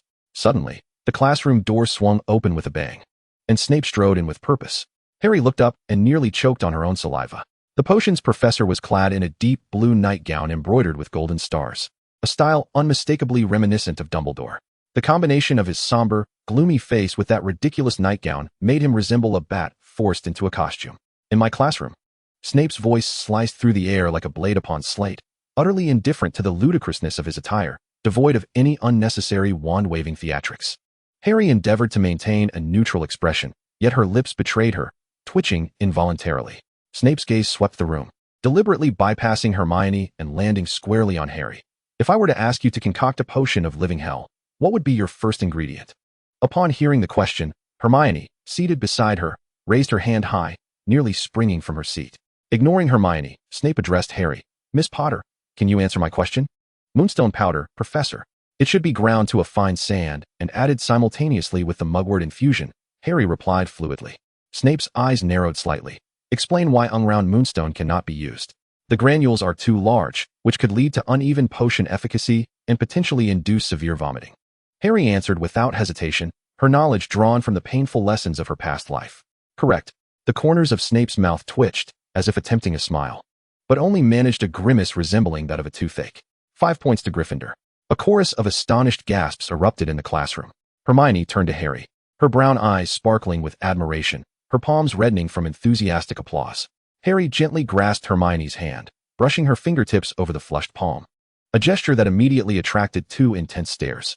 Ron, in the third row, gazed longingly at them, wishing he were the one beside Harry, wondering if she would be as attentive should it be his hand turning red. Meanwhile, Draco. Harry caught a glimpse of the platinum-haired boy's quill snapping in 2, ink splattering onto his fine robes, oblivious to the chaos. His slate blue eyes burned with unbridled jealousy, fixated on Hermione's hand clasped in Harry's. Damn etiquette, Draco thought through gritted teeth, torn within himself. Perhaps he should adopt the tenacity of a Weasley? At least that way, he might touch Harry's hand. Silence. Snape's sharp command shattered the reverie, instructing the class to turn to page 23. Today we shall brew a potion for scabies. By the end of the lesson, Harry felt utterly drained. Though the knowledge was second nature to her, Snape called upon her every 10 minutes, his dark eyes unwaveringly scrutinizing her every move. Harry, you were incredible, Hermione exclaimed as the bell rang, excitedly packing her bag. 20 points for Gryffindor in 1 class. Harry chuckled awkwardly, rubbing her temples. Just luck. Stealing a glance at Snape, who was organizing his lesson plans at the podium, she found him also watching her, prompting her to quickly avert her gaze. Snape stood at the classroom door, watching the retreating figure of the red-haired girl, then glanced down at his own ridiculous star-patterned pajamas, letting out a long sigh. Dumbledore's so-called kindly image makeover plan had evidently failed miserably. Damn it, I should never have trusted that old fool. If potions was the class Harry dreaded most, then flying lessons were undoubtedly her favorite, without a doubt. Sunlight bathed the expansive flying field as Madame Hooch demonstrated the proper technique for summoning a broomstick. And Harry eagerly extended her hand. Up, the old Nimbus 2000 soared into the air, landing smoothly in her grasp. The broom's rough handle felt familiar and exhilarating, its wooden scent evoking memories of her first flight in her previous life. Fantastic. Hermione marveled beside her, only to bite her lip and concentrate intently on her own broom. Urging up, come on. Beads of sweat formed on her forehead. Ah, it seems Miss Potter isn't the only one with talent. Draco's languid voice drifted from the other side. His broom almost simultaneously flew into his hand, his platinum hair glinting in the sunlight. Just as he prepared to continue boasting, Ron's agonized cry interrupted everyone's attention. Ouch! Ron rubbed his throbbing head. His broom had not only disobeyed him, but had also smacked him across the face, leaving a red mark.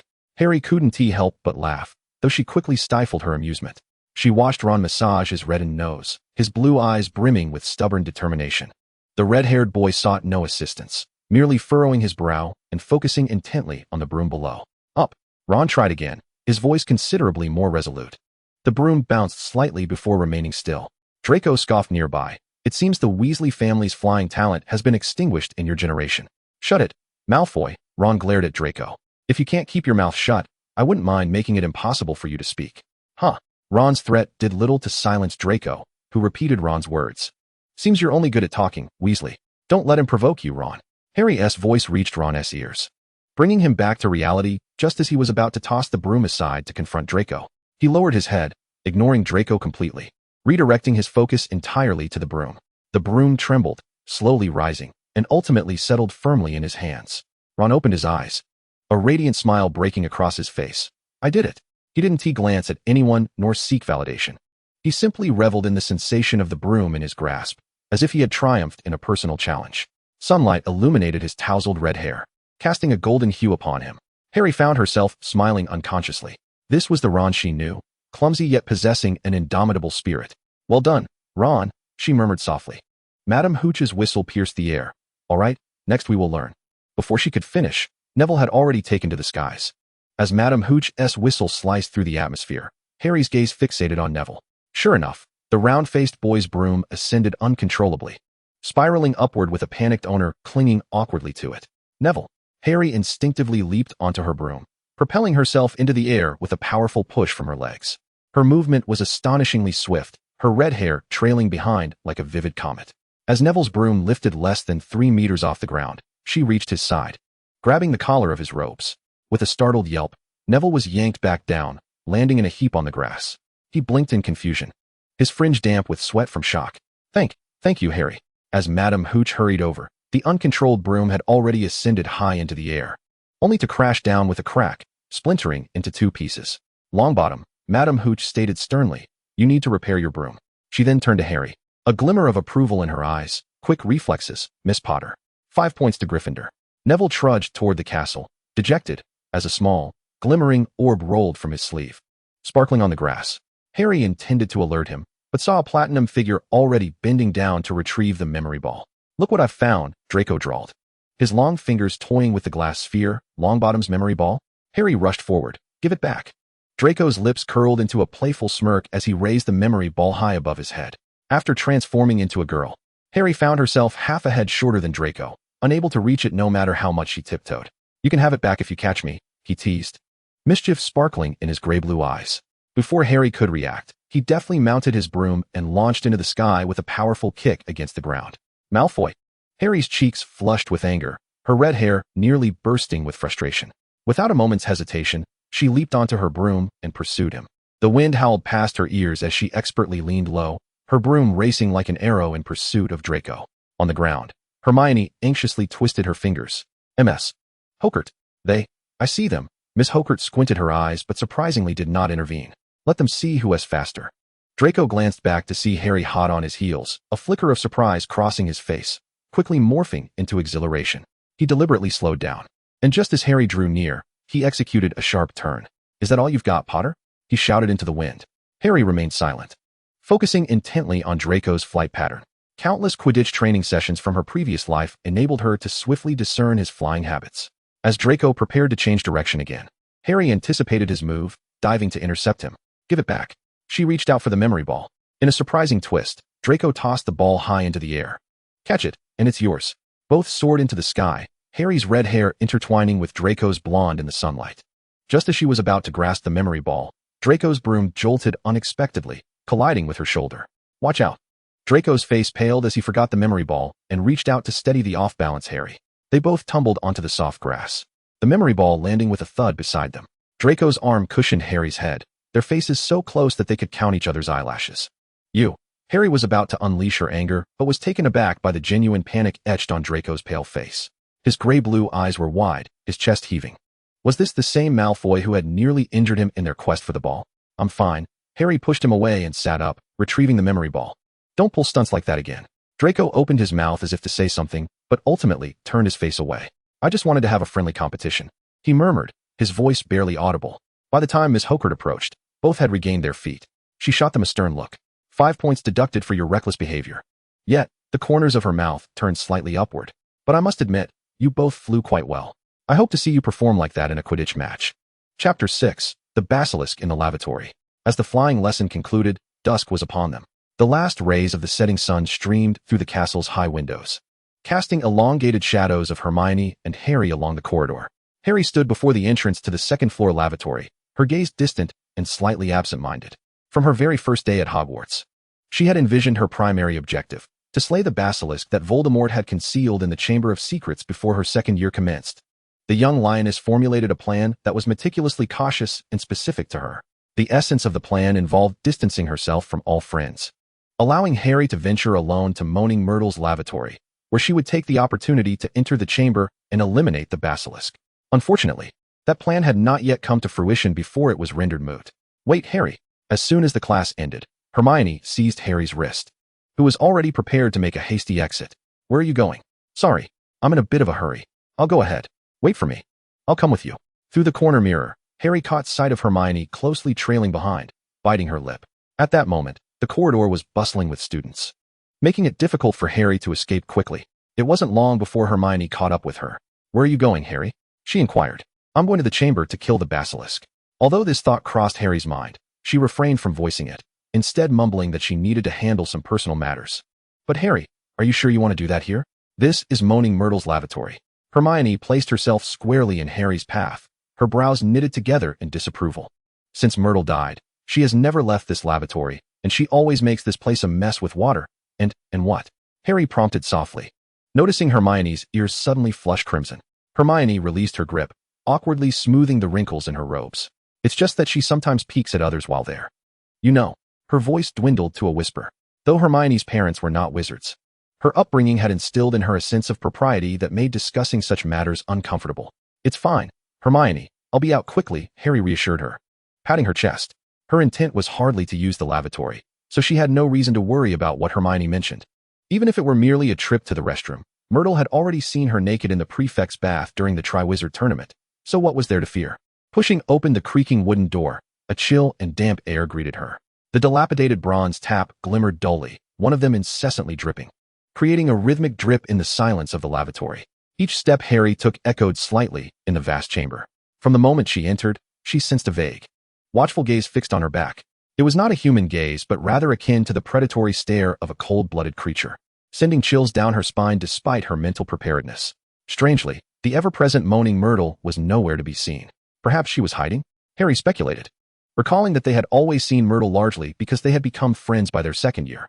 Now, as she ventured here for the first time alone, the timid ghost might very well be too frightened to appear. Stealthily, she made her way to the innermost stall. Just as she closed the stall door, a faint sound, like scales scraping against stone, emerged from deep within the pipes. That sound was so familiar it instantly brought back eerie memories of her terrifying encounter with the basilisk in her second year. Voldemort sought to be resurrected, to return to this world.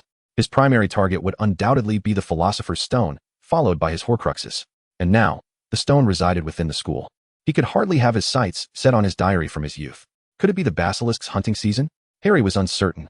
She did not recall hearing of any students going missing at school during her first year, as she had been preoccupied with her studies.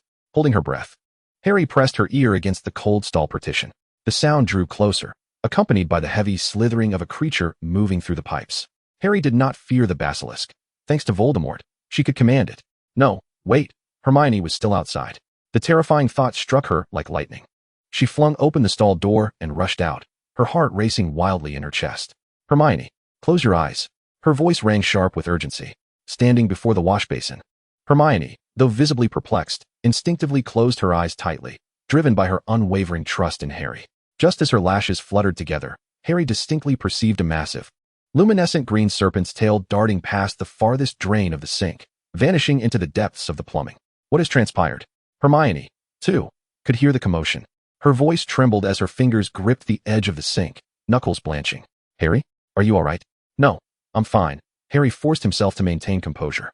Advancing to the sink to turn on the faucet, the icy water cascaded over her slightly trembling fingers. I thought I saw a rat.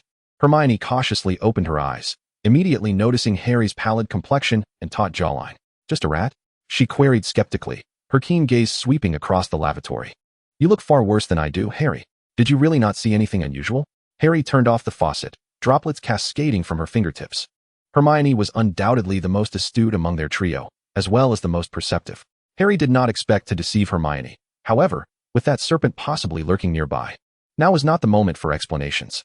Let us go, she murmured. It's getting dark. As they exited the lavatory, Harry took one last glance back. In the dim corner, Moaning Myrtle's translucent figure slowly materialized, hovering in the air, her eyes wide behind round spectacles, lips quivering incessantly. Upon noticing Harry's gaze, she immediately retreated into a stall, leaving only a faint sound of sobbing. Harry, Hermione paused in the corridor, gently tugging at the edge of Harry's robe. Did you just see?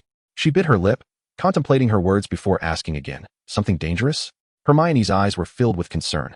Harry opened her mouth, initially intending to deflect the question, but swallowed her words instead. Hermione, she struggled for a moment, lowering her voice. Do you know what a basilisk is? Hermione's eyes widened instantly, her mind clearly racing. A basilisk? You mean the creature that hatches from a serpent's egg under a rooster? Her voice rose slightly in astonishment before she quickly lowered it again. It's a monster capable of killing with its gaze. Indirect eye contact can result in petrification. She spoke more rapidly, but why mention this all of a sudden? Her gaze darted back towards the lavatory, her complexion draining of color. Merlin, what was in there? I'm not sure, Harry whispered, noticing Hermione unconsciously inching closer to her. But we need to prepare. Can you help me look up some information? Hermione immediately nodded, her brown curls swaying with the movement. In the dim corridor light, her eyes sparkled with determination. Of course, I'll head to the library shortly. The research should encompass the basilisk's habits and characteristics, both of which are crucial for self-preservation. Additionally, I should allocate focus to its weaknesses. This way, if the opportunity arises, we may strike before the basilisk attempts to devour us. Hermione chattered on with her plans, and though Harry could scarcely grasp all the details, she smiled encouragingly. A wave of warmth surged within her.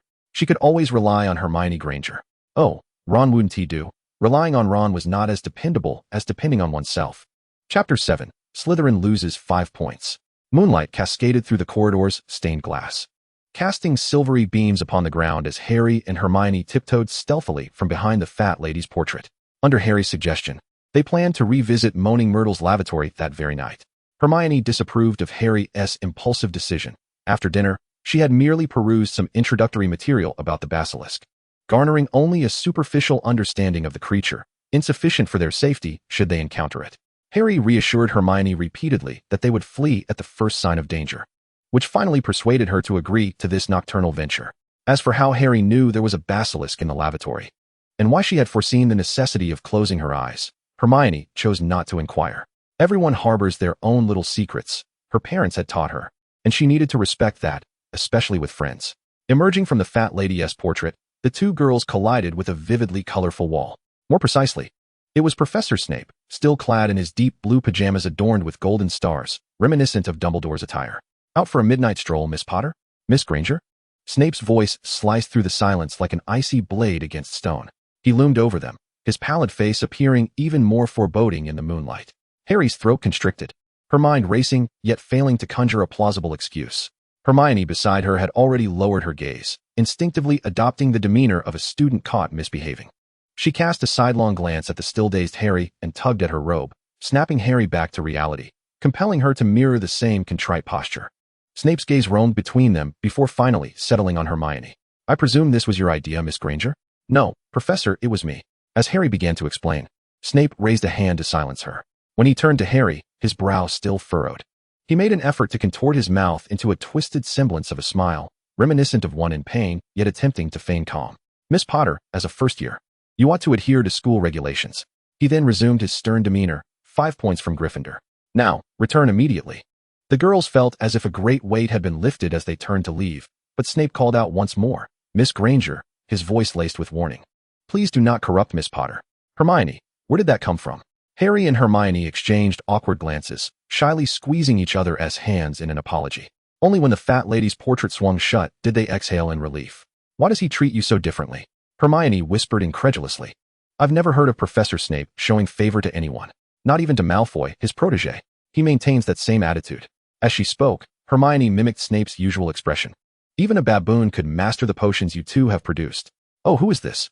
Mr. Malfoy? Your potion is on par with a baboon's, better than the rest." Slytherin gains 5 points. She exaggeratedly lowered her voice, dragging out the mockery. Harry shook her head, unsure of how to explain her situation to Hermione. In truth, during her time as a boy, Snape's primary target had been her. Now, as a girl resembling her mother, it seemed Snape's demeanor towards her had softened. Likely due to her mother's influence. Honestly, since being reborn, aside from losing her little brother and gaining 2 younger sisters, it felt as if she had suffered no significant loss. Even the benefits of gender and appearance have paved a smooth path for her. However, resembling her father offers little advantage. Harry sighed.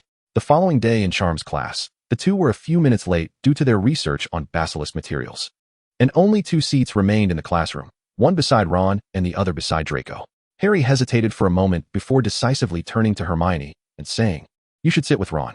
She had no desire to leave Hermione to face the potential humiliation from Draco alone. For Hermione, as long as she couldn't sit next to Harry, it mattered little where she ended up. She held no objections and settled beside Ron without sparing a glance at his dejected face. Meanwhile, Draco's gray-blue eyes sparkled with excitement as he noticed Harry approaching. Though he maintained an air of indifference. "She's coming. She's sitting next to me. Does she feel remorse for her previous treatment of me and wish to mend our relationship?" "Huh, Miss Potter, it's too late. I am no longer the Draco Malfoy I once was. I shall not so easily forgive your disrespectful behavior." Yet, he was a gentleman, and a gentleman ought to take care of a lady. When a lady feels awkward, it is the gentleman's duty to extend a helping hand. Draco's hand, resting at his side, discreetly pinched his thigh. "Calm down, Malfoy. Maintain your poise." "Yes, Miss Potter has already extended a gesture of friendship. As a gentleman, you must accept this olive branch. What should I say? Good morning, Miss Potter?" "No, too mundane. Compliment her accessories." "Oh, but Miss Potter has no accessories. Save for those black-rimmed glasses. Your glasses today complement your eyes wonderfully." No, that won't do. It sounds like something Crabbe would say." Draco raised his head, feigning interest in the direction of the classroom door, while secretly glancing at Harry. He saw her quietly arranging her textbooks, her red hair cascading onto the parchment. A bold idea flashed through his mind. Perhaps I could pretend to accidentally brush against her hand? No, too crude. My father would disown me. The heir of the Malfoy family cannot behave like a clumsy oaf. Only those brutish, dim-witted Gryffindors would stoop to such antics. Or I could drop an inkpot. Create a little mishap? That notion was swiftly dismissed by Draco, taking no more than a few seconds. The reasoning was simple. Childish. It was on par with the Weasley twins. Just as his mind wrestled with these thoughts, Professor Flitwick bounced into the classroom. "Today we shall learn the levitation charm." His high-pitched voice brimmed with energy as he waved his wand, sending pristine white feathers fluttering down before each student. Draco fixated on the feather before him. A sudden inspiration striking him, he deliberately cleared his throat, and, in a tone only Harry could hear, said, "I bet I can make the feather float before you do." "Potter." His voice carried the unmistakable haughtiness of the Malfoy lineage, yet beneath it lay a subtle hint of anticipation. Harry turned back, somewhat bemused, and met Draco's gaze, which was laced with both provocation and expectation. She was all too familiar with that look. Every time she accomplished something, whether through wealth, merit, or connections, Draco felt compelled to achieve a similar feat, casting that look upon her as if to say, "Potter, don't think you're special. Whatever you can do, I can do as well." Of course, witnessing Draco's failures was an amusing spectacle. Harry accepted Draco's challenge, raising an eyebrow and asking, "What are we betting on?" Draco's heart skipped a beat. She responded. He struggled to suppress the grin tugging at his lips, his gray eyes glimmering with triumph. The loser must grant the winner a favor, one that the loser can fulfill. "Deal," Harry replied decisively, turning back to prepare her wand. She remained oblivious to the victorious smile Draco concealed behind his textbook, or the meticulous adjustments he made to his cuffs, ensuring every crease was flawless. While they spoke, Professor Flitwick had already distributed the feathers to everyone and stood at the front demonstrating the proper technique. "Remember, your wrist should be as gentle as if you were patting the wings of a pixie." Wingardium Leviosa. Draco inhaled deeply, stealing a glance at Harry's focused profile. This time, he would not lose. Not for some foolish wager, but simply to have her green eyes cast upon him once more. Chapter 8. In good spirits, yet half dead. As the bell rang, signaling the end of Charms class, Hermione dashed to Harry's side like a whirlwind, her brown curls quivering with excitement. Not far behind, Ron appeared as if he had been reduced to a pile of white ash. Draco, too, wore an expression of someone half alive. What happened to him? Harry inquired. Hermione glanced back at Ron, whom Harry had pointed out, shrugged, and replied, "He just has a bit of a stomach upset."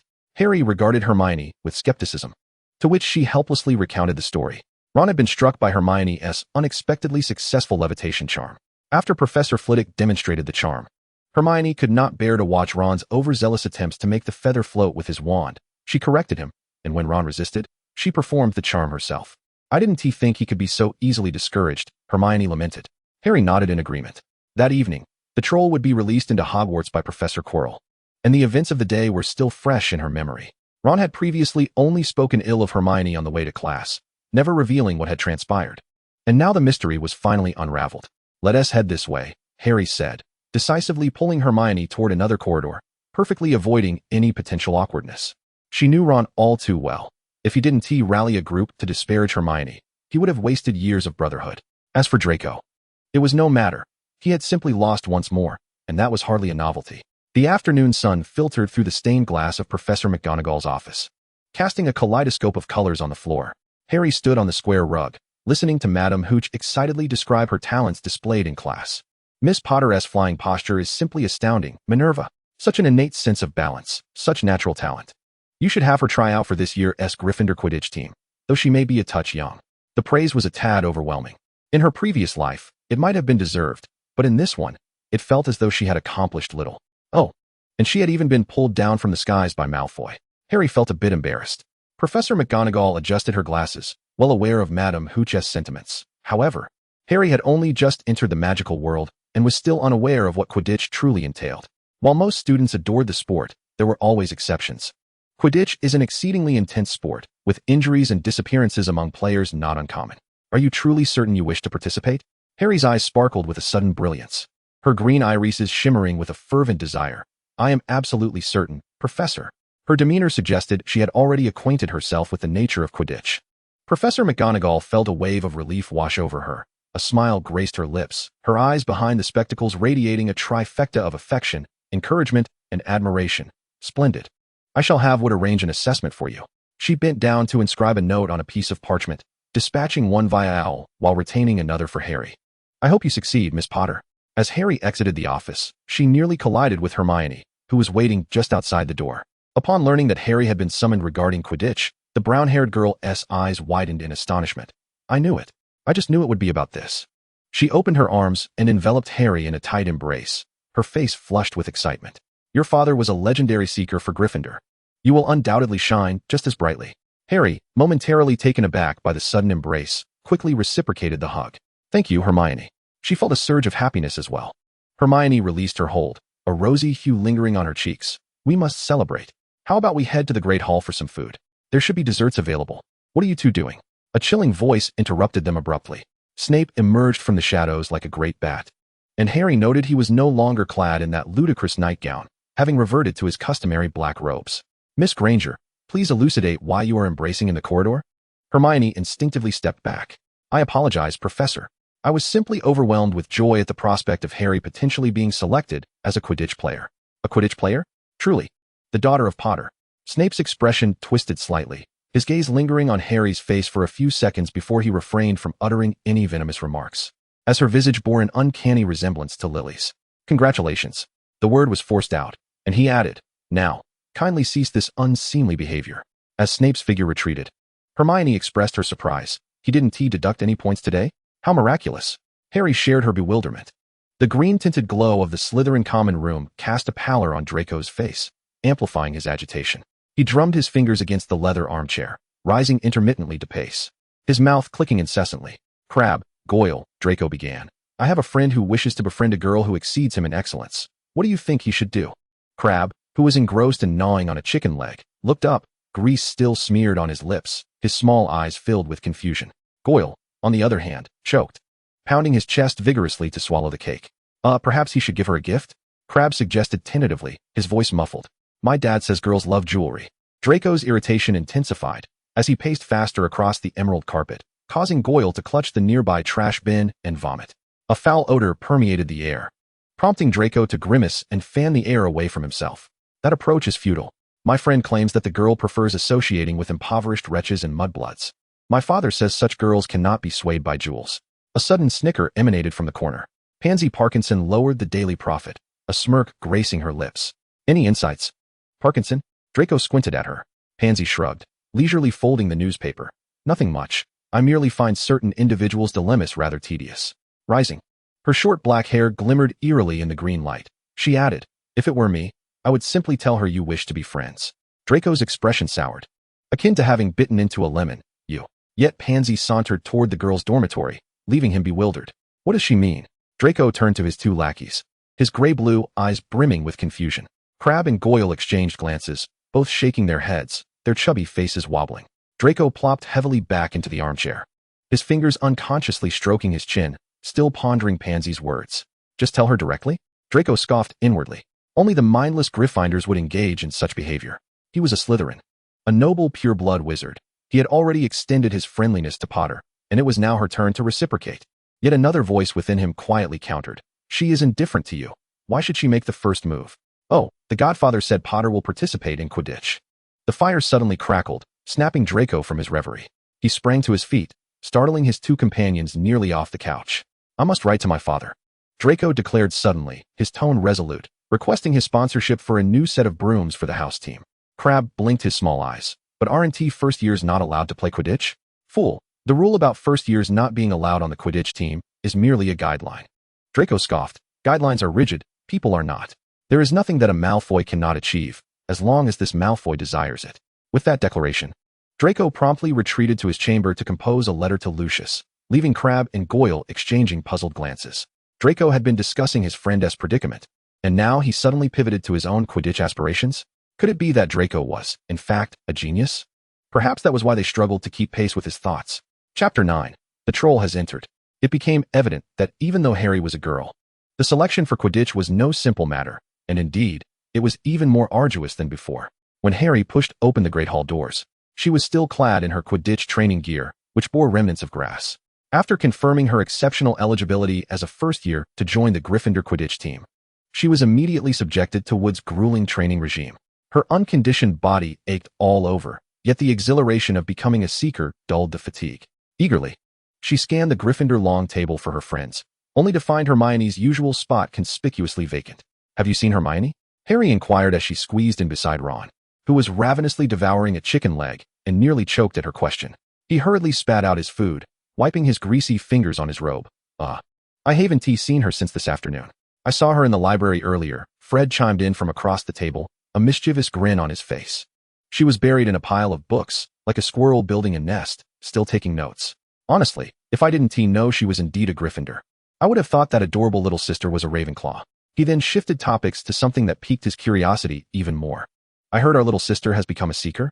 George immediately leaned in, dramatically bowing. The new star of Gryffindor. We shall diligently safeguard the little princess. Wow.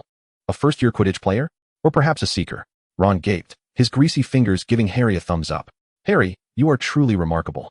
Harry managed a faint smile, accepting the Weasley family's praise, her gaze sweeping across the Great Hall once more. Hermione would never miss dinner unless a dreadful thought suddenly struck her. What if history repeated itself? What if, at this very moment, Hermione was facing a troll all alone, just as in her previous life?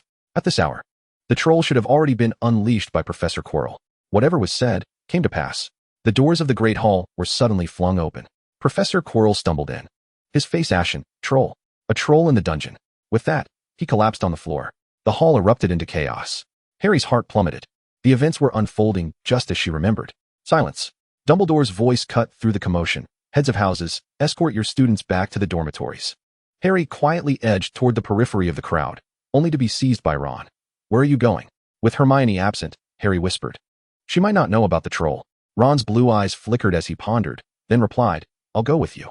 The pair slipped out of the Great Hall amidst the turmoil, making their way swiftly toward the girls' bathroom. Harry's heart raced, each step feeling as though she were treading upon clouds. Though she knew Hermione was unlikely to be in peril, frustration bubbled within her. She had foreseen this occurrence. Why had she returned so late? Quidditch practice was not so pressing. Hermione? Harry called as she pushed open the bathroom door, her voice echoing in the empty space. Met only by the sound of dripping water. Not here. Ron anxiously licked his lips, recalling Fred mentioning he had seen her in the library. Harry and Ron exchanged glances before darting toward the library. They raced through the dim corridors, their footsteps reverberating against the stone walls. Turning a corner, a putrid stench assaulted them. The troll, as described by Professor Quirrell, stood with its back to them, its brutish fingers gripping a massive club, its hideous head swaying side to side as if searching for something.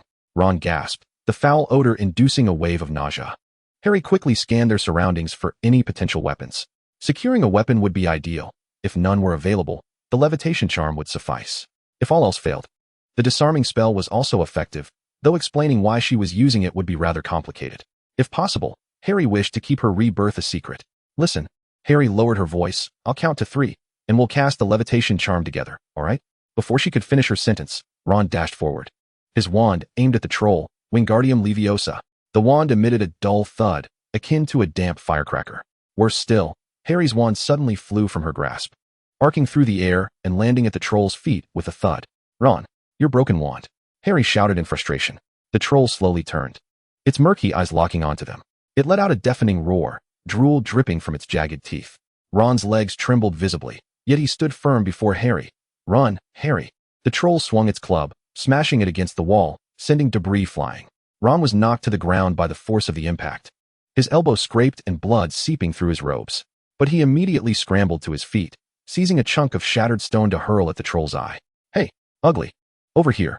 Ron's voice quivered, yet he did his utmost to divert the troll's attention. Enraged, the troll dropped its club and seized Ron by the collar, lifting him off the ground. Ron's feet flailed helplessly in midair, his face turning a shade of purple. Let go. Ron strained against the troll's grip, his fingers desperately prying at the troll's thick fingers. Harry disregarded her wand, grasping a shard of armor crushed by the troll and striking at the creature's knee with all her might. The troll howled in pain, releasing Ron, who fell heavily to the floor, gasping for breath. Just then, hurried footsteps echoed from the end of the corridor. Hermione appeared around the corner, breathless, her hair more disheveled than usual, clutching a few hefty tomes. The chaotic scene momentarily stunned Hermione, but she quickly grasped the situation and drew her wand. Wingardium Leviosa. Hermione's incantation was precise and powerful. The troll's club soared into the air, crashing down on its head. The troll swayed before collapsing, shaking the floor beneath them. Before they could celebrate, a bone-chilling cold washed over them.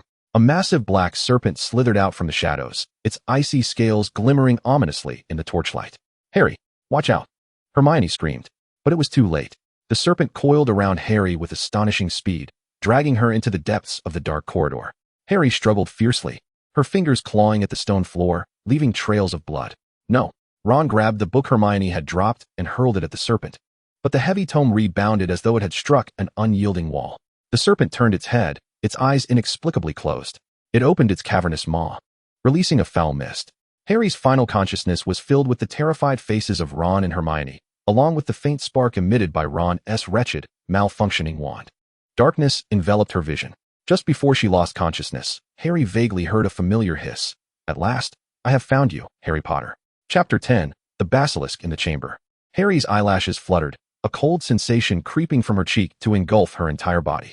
When she opened her eyes, towering stone pillars shaped like serpents greeted her, casting warped shadows in the eerie green light. The damp air was thick with the stench of decay, the distant sound of dripping water reminiscent of a countdown. Harry's throat tightened as her fingers dug into the moss embedded within the stone crevices.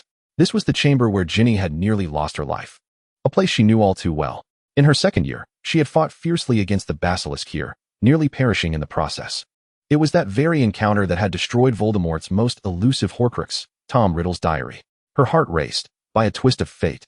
She had reached the chamber with the utmost ease, yet now there was no phoenix, no sorting hat, and certainly no sword of Gryffindor. Trembling, she reached into her robe pocket, grasping only air. Even her holly wand was absent. Harry vaguely recalled that her wand had been thrown by Ron, having missed the target, landing at the troll's feet. She had yet to retrieve it before succumbing to the basilisk's venom. This was the worst possible scenario. Harry bit her lip, the taste of iron flooding her mouth. Fear coiled around her heart like a serpent, yet she forced herself to rise. Her red hair fell over her shoulders. A flicker of flame in the dimness. Open! Harry shouted hoarsely at the stone door, her voice reverberating in the vast chamber. The formidable stone door remained immovable, as if mocking her futile attempts. At that moment, a faint rustling sound drifted from the depths of the corridor. It was the sound of scales scraping against the stone floor, growing ever closer and more urgent. The hairs on the back of Harry's neck stood on end. She turned abruptly, and in the flickering torchlight, a pair of golden slitted eyes emerged from the darkness, resembling two malevolent full moons. Run! Harry's legs reacted before her brain could process the command. The tattered hem of her robe billowed behind her as she fled, her bare feet slipping on the slick stone, nearly causing her to stumble several times. She could sense the foul, putrid breath closing in behind her, the hissing of a serpent's tongue almost brushing against her ear. Just as the stone door loomed close, a thick serpent's tail lashed out like a whip, coiling tightly around her waist. Harry was yanked into the air, her back crashing against a stone pillar, the air in her lungs expelled in an instant. Let us see. The serpent's voice dripped with a viscous hiss. The tip of its tail prying open the tattered edge of Harry's robe. The great savior Harry Potter, what do you look like now? The coarse scales scraped against Harry's thigh, her school uniform trousers disintegrating under the friction, revealing her fair and slender calves. The icy serpent tail delved deeper through the torn fabric, and when it brushed against more intimate areas, flames of rage ignited in Harry's emerald eyes. Get away. She delivered a powerful punch to the serpent's eyelid, feeling the satisfying crunch of scales beneath her knuckles. Seizing the moment when the serpent recoiled in pain, she yanked the wicked tail away, discarding it as one would throw away rotten flesh. You are not the serpent, Harry gasped, retreating, her tattered garments revealing her alabaster skin. The delicate frame of the girl appeared particularly fragile under the dim light, as if it could be easily broken with a mere touch. Such temptation made the serpent's tongue flicker, yet the shadow of Harry's past was too daunting for it to act recklessly. The serpent's golden pupils narrowed dangerously into slits. I am the serpent. Stop pretending. Harry wiped the blood from the corner of her mouth and suddenly revealed a sharp smile. Voldemort. The air seemed to solidify instantly. The serpent's body coiled around her with astonishing speed, pinning Harry firmly between the stone pillar and itself. The tail's tip forced her chin upward, making her face the lethal golden eyes. The forked tongue licked over the scar on her face, leaving a cold, damp mark. Clever girl. The serpent's voice suddenly transformed, adopting Tom Riddle's signature elegant timbre. But how did you recognize me? Harry smirked through the pain. She could feel the frantic heartbeat of the human heart beneath the cold scales. This realization brought her a twisted sense of pleasure amidst her fear. So, even a demon could feel nervous. Does it matter how I recognized you? Harry's voice resonated with clarity in the damp chamber, each syllable sharp as an icicle. The serpent. No, Voldemort. It suddenly let out a hoarse laugh, a sound akin to rusty metal scraping against stone. The serpent's facial muscles contorted into a grotesque curve, revealing its gleaming, venomous fangs. Harry pressed her back against the frigid stone pillar, her nails digging deep into her palms. 7 years of life and death battles allowed her to read pure malice from that smile. If this Voldemort truly came from my world, then where is this world's Voldemort? Her thoughts raced. Am I still a Horcrux? If two Voldemorts coexist, let me guess. The forked tongue nearly brushed against her ear, the stench of blood-laden breath wafting over her neck. You must be quite curious why I am here, and whether my other self still exists in this world. Harry's pupils constricted slightly. The realization of her thoughts being laid bare did not surprise her. They were like two opposing mirrors, too well acquainted with each other's minds. She remained silent, the fire in her green eyes masking the fear lurking beneath. The serpent's body tightened slowly, its scales scraping against her exposed skin, leaving fine trails of blood. Voldemort's voice softened, yet became more perilous. I am also quite curious why I opened my eyes in this serpent's body after death.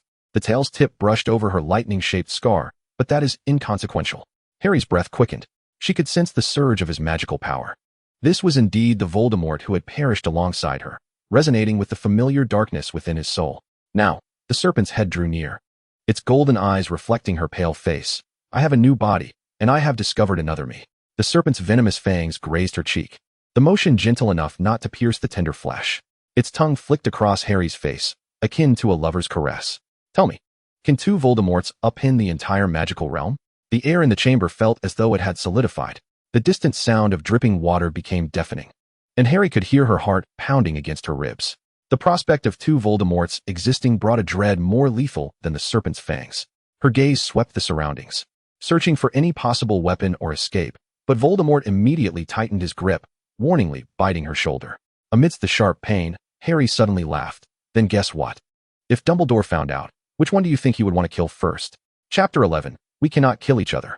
You are threatening me. Voldemort's voice dropped to a chilling tone, his serpentine pupils narrowing into slits. Harry forced herself to endure the pain in her shoulder, maintaining her gaze upon those golden eyes. I am merely stating a fact. The serpent suddenly erupted into a spine-chilling laugh, shaking the entire chamber. Do you think Dumbledore can handle 2 Voldemorts at once? Well, we shall see. Harry's chin lifted slightly, though her legs still trembled. A standoff between one girl and a serpent unfolded in the dim torchlight, time seemingly suspended.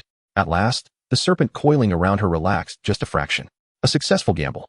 Harry quietly exhaled in relief. I never quite understood. Voldemort suddenly coiled a strand of her red hair with his tail, toying with it, or rather, they protected you so well that I found it impossible to strike. The serpent's tongue dangerously grazed her earlobe. Dear little Harry. Oh no, Harry, as a wizard. What do you think is the way to stop one wizard from killing another? As long as someone else kills that wizard. Harry's pupils dilated in shock. No, she hadn't bet correctly. How could she think that a few words would deceive Voldemort? Voldemort was a madman. Dumbledore posed no threat to him, even in his current serpentine form. Damn it.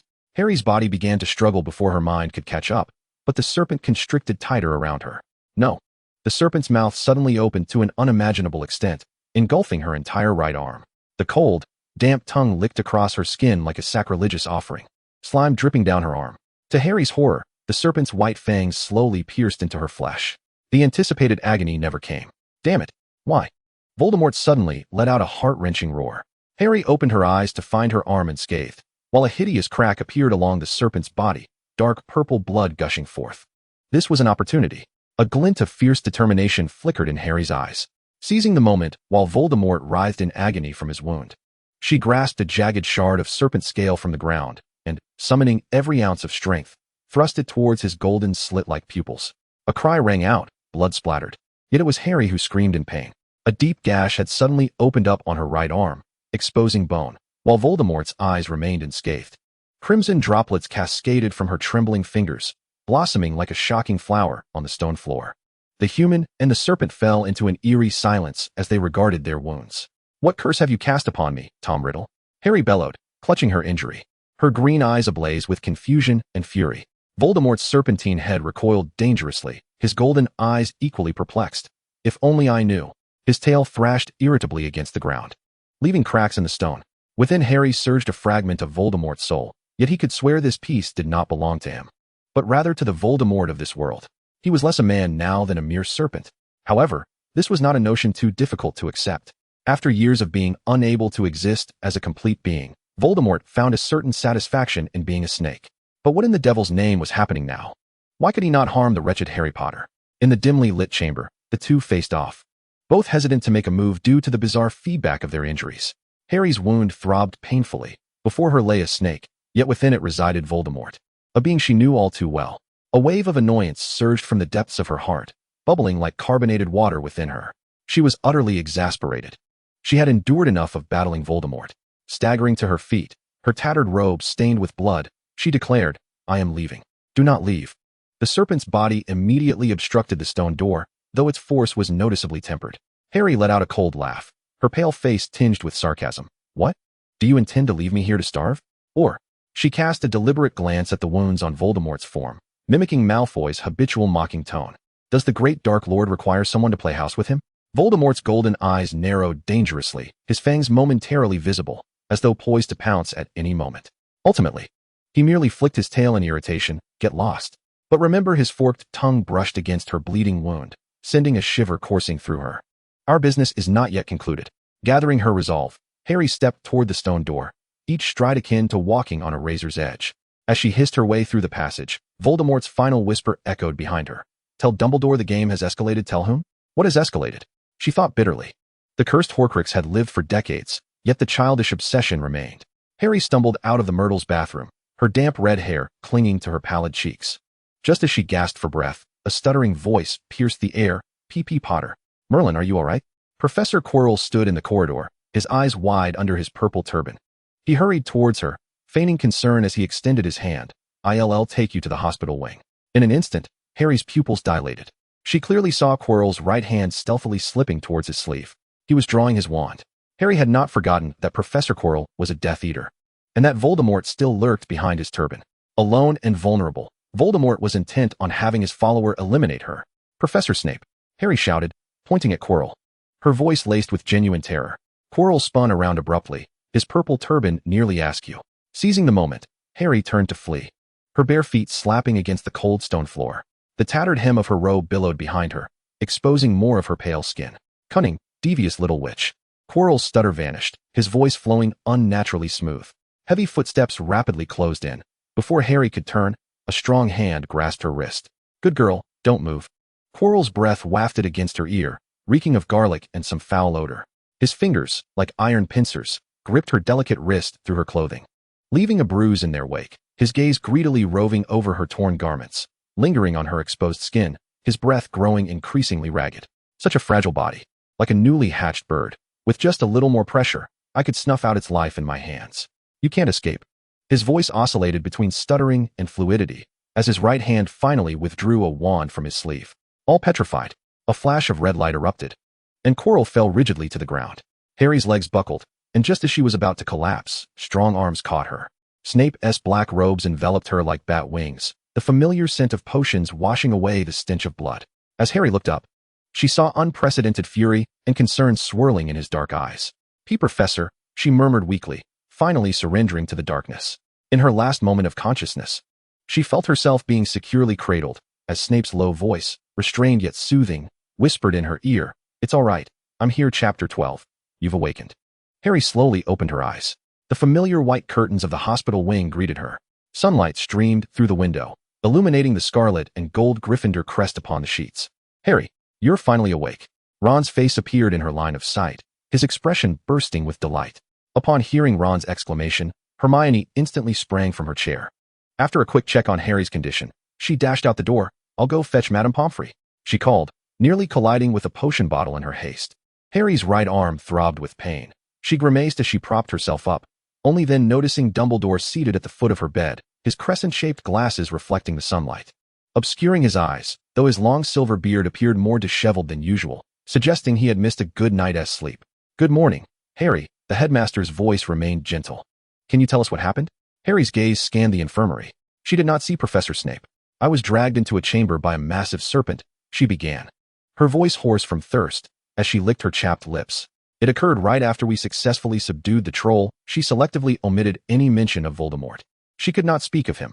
After all, a fragment of Voldemort resided within Quirrell's skull. How could two Dark Lords coexist in the same timeline?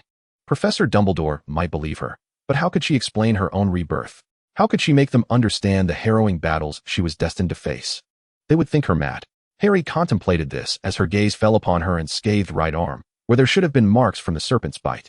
She was uncertain how to articulate the peculiar connection she shared with Voldemort, a connection even more bizarre than in her previous life. Dumbledore's brow furrowed ever so slightly. After serving as a professor for so many years, he was all too familiar with the possibility of students concealing matters from him. He had spent countless sleepless nights reflecting on the consequences that followed Tom Riddle's transformation into Voldemort, and during those late hours, he often found himself ensnared in guilt and remorse over a fleeting romance from his youth. In his younger days, Dumbledore had hastily acquired a crash course on student psychology from the Muggle world, and though he could not guarantee that he would know what Grindelwald was up to if he were to rise again, he was at least confident in his ability to discern when a student was being dishonest. Lowering his gaze, Dumbledore met Harry's eyes for a brief moment. When she shook her head, he chose not to press further. Harry was a good child, and if she had something to hide, she would reveal it in her own time. Indeed, Salazar Slytherin had left behind legends regarding the breeding of the basilisk. Yet Dumbledore had still not discovered the precise location of Slytherin's chamber. It could strike once, and it might very well strike again. "Harry, you must exercise caution. A basilisk attacking students is no trivial matter." Dumbledore departed the infirmary with great urgency, determined to inform the other professors of this news and to galvanize them into action. With the basilisk on the prowl, it was imperative that they protect the students. Not long after Dumbledore's exit, Hermione burst in alongside Madame Pomfrey, her wand waving like a conductor's baton as she cast several diagnostic spells upon Harry, enveloping her in a shimmering silver mist.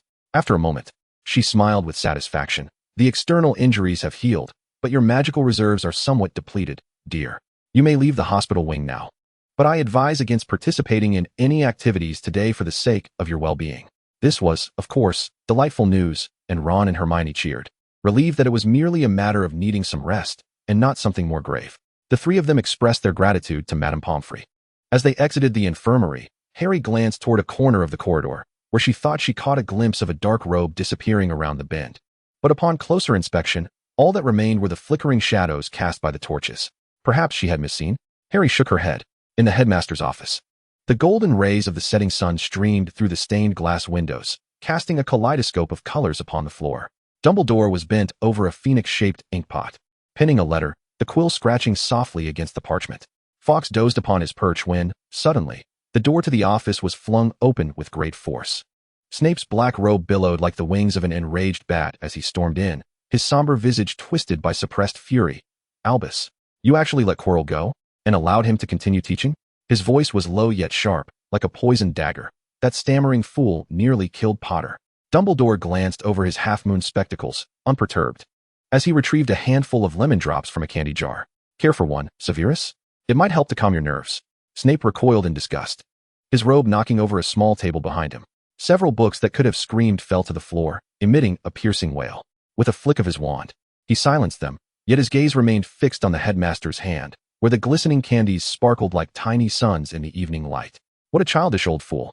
Snape instinctively reached out to swat the candies away, but suddenly he recalled the pale face of Harry, drained from blood loss, as he had carried her to the infirmary. The red hair covering her small face bore an uncanny resemblance to the last time he had seen Lily.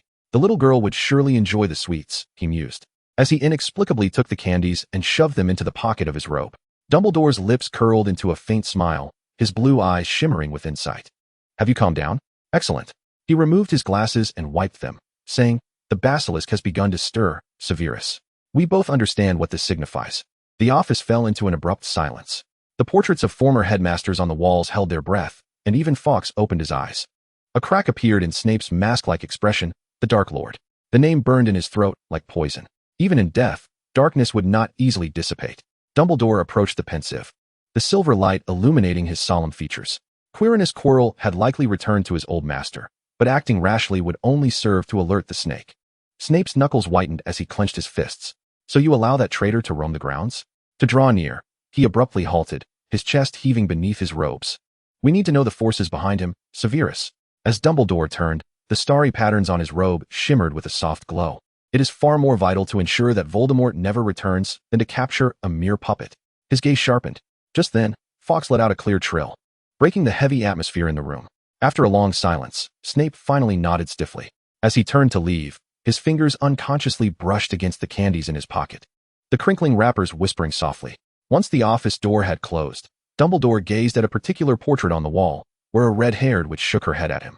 The old man sighed as he removed his glasses. "I know, but some sacrifices must be made." He had grown old. Over the years, he had watched countless children enter the school with smiles, stepping into his life, only to perish before him. He could no longer afford to lose. Chapter 13. The final destination of the lemon drops. As Harry stepped through the archway of the infirmary, her footsteps halted. After glancing around to ensure no one was nearby, she turned to her two companions and whispered, "What has happened to Professor Quirrell?" "What do you mean? What has happened?" Ron asked, bewildered. "He was just teaching us defense against the dark arts this morning, stammering about vampires." "Why do you look like that?" Harry's expression was one of disbelief. "But he tried to kill me yesterday." Hermione and Ron exchanged shocked glances. "Professor Quirrell tried to kill you?"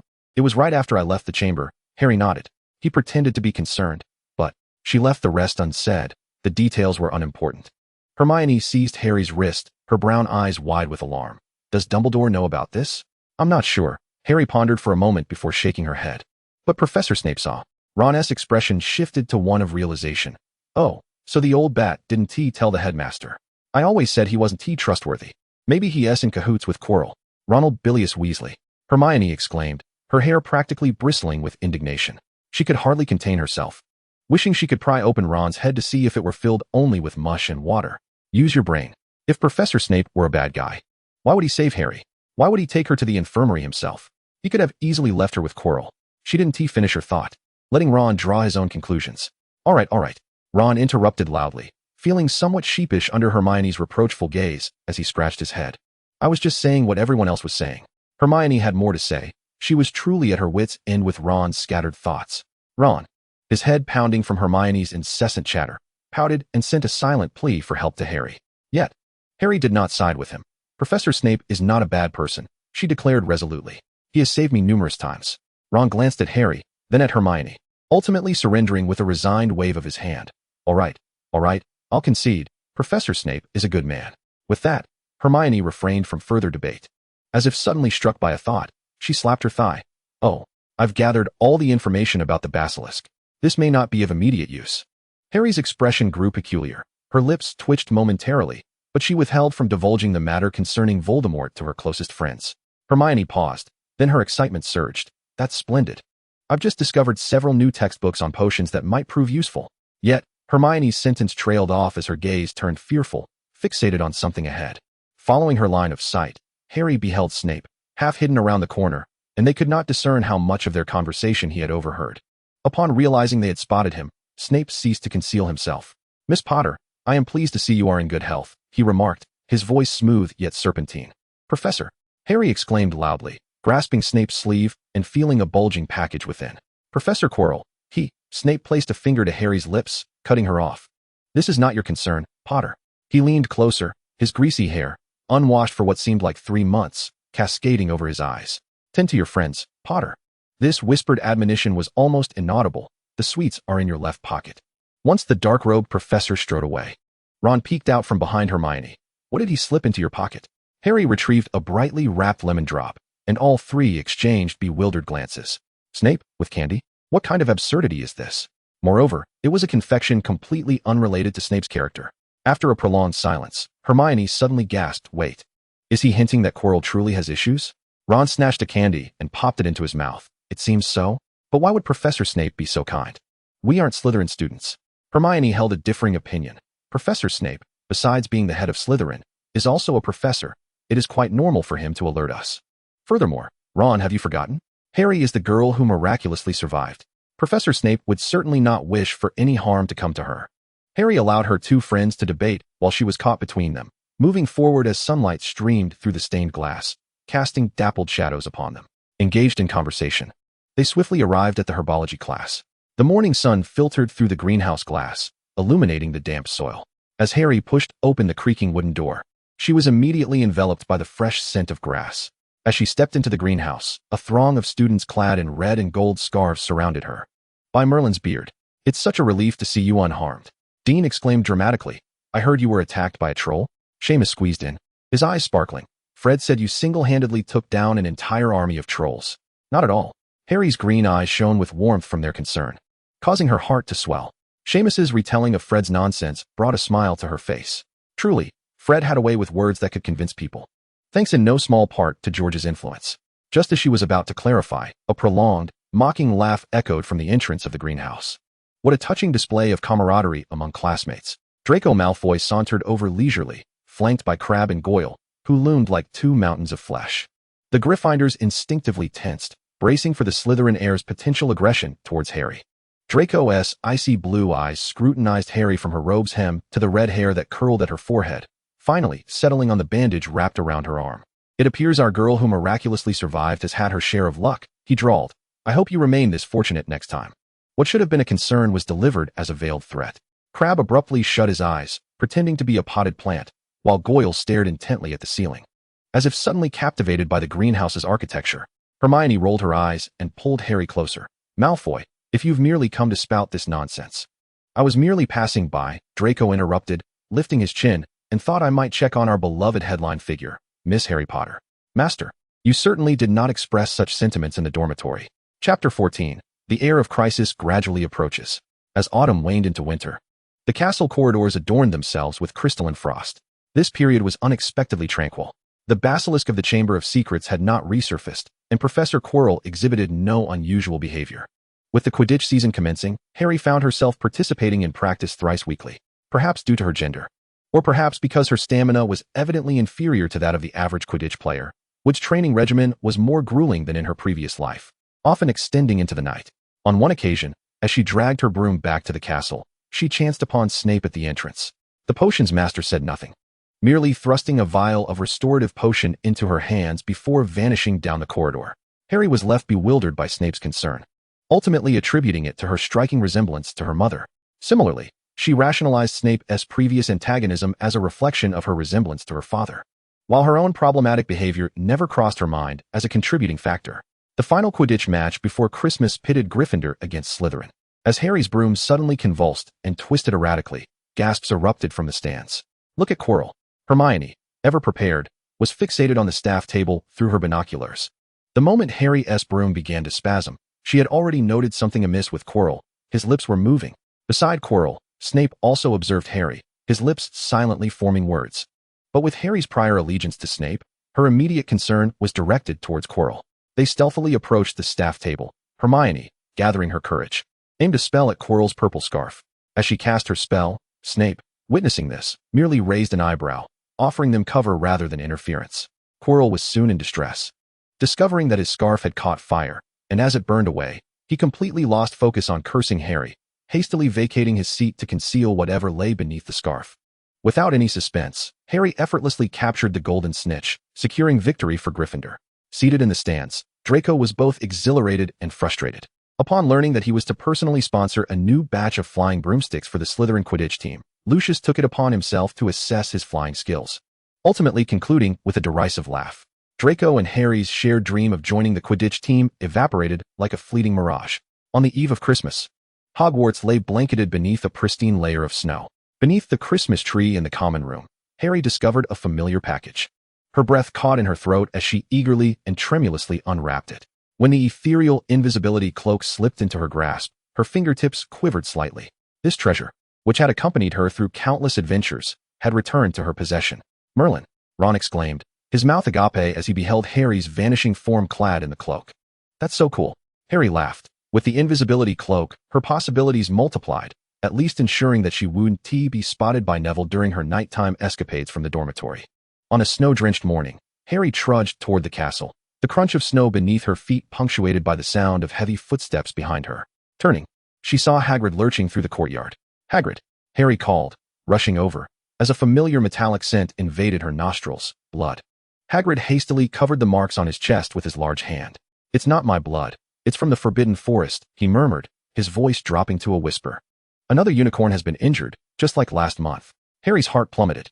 In her previous life, she had witnessed a similar horror, Quirrell hunting unicorns in the Forbidden Forest to prolong Voldemort's life. "Which area?" Harry asked, forcing calm into her voice. "Near the Centaur tribe's borders." Hagrid replied, his beard trembling. "Forenza found it already. I must inform Dumbledore at once." He hurried away, then suddenly turned back. "You mustn't go near the Forbidden Forest, understand?" Watching Hagrid's retreating figure, Harry instinctively touched her scar. "Harry?" Hermione's voice broke through from behind her. "What are you standing there for? Professor McGonagall is looking for you." Hermione's words trailed off as her gaze fell on Hagrid's footprints in the snow, her expression turning to one of confusion as she looked at Harry. "Hagrid just passed by," Harry explained. "He said he found a dead unicorn, and I suspect it has something to do with Professor Quirrell." "If it has to do with Professor Quirrell, it's linked to the Dark Lord," Hermione said, grasping Harry's wrist and lowering her voice. "Why do you think that?" Harry shook her head, responding just as softly. "I can't explain it, but it is true." Hermione gave her a knowing look. "Did you have a dream related to that person?" Although it was not directly connected. Harry nodded, as Hermione had provided her with a valid rationale. "Then we must tell Hagrid," Ron interjected. Harry and Hermione exchanged glances, while Ron remained blissfully unaware. A chaotic trail of footprints marked the snow as Harry and Hermione tugged Ron along, racing through the courtyard until they finally intercepted Hagrid before the stone bridge. "Hagrid, wait!" Harry panted, blocking the half-giant's path. "We know who harmed the unicorn. It was Professor Quirrell." Hagrid's large hand trembled, causing the lantern he carried to cast dancing shadows upon the snow. "Don't say such nonsense," he urged, glancing anxiously around, his voice barely above a whisper. "How could Professor Quirrell?"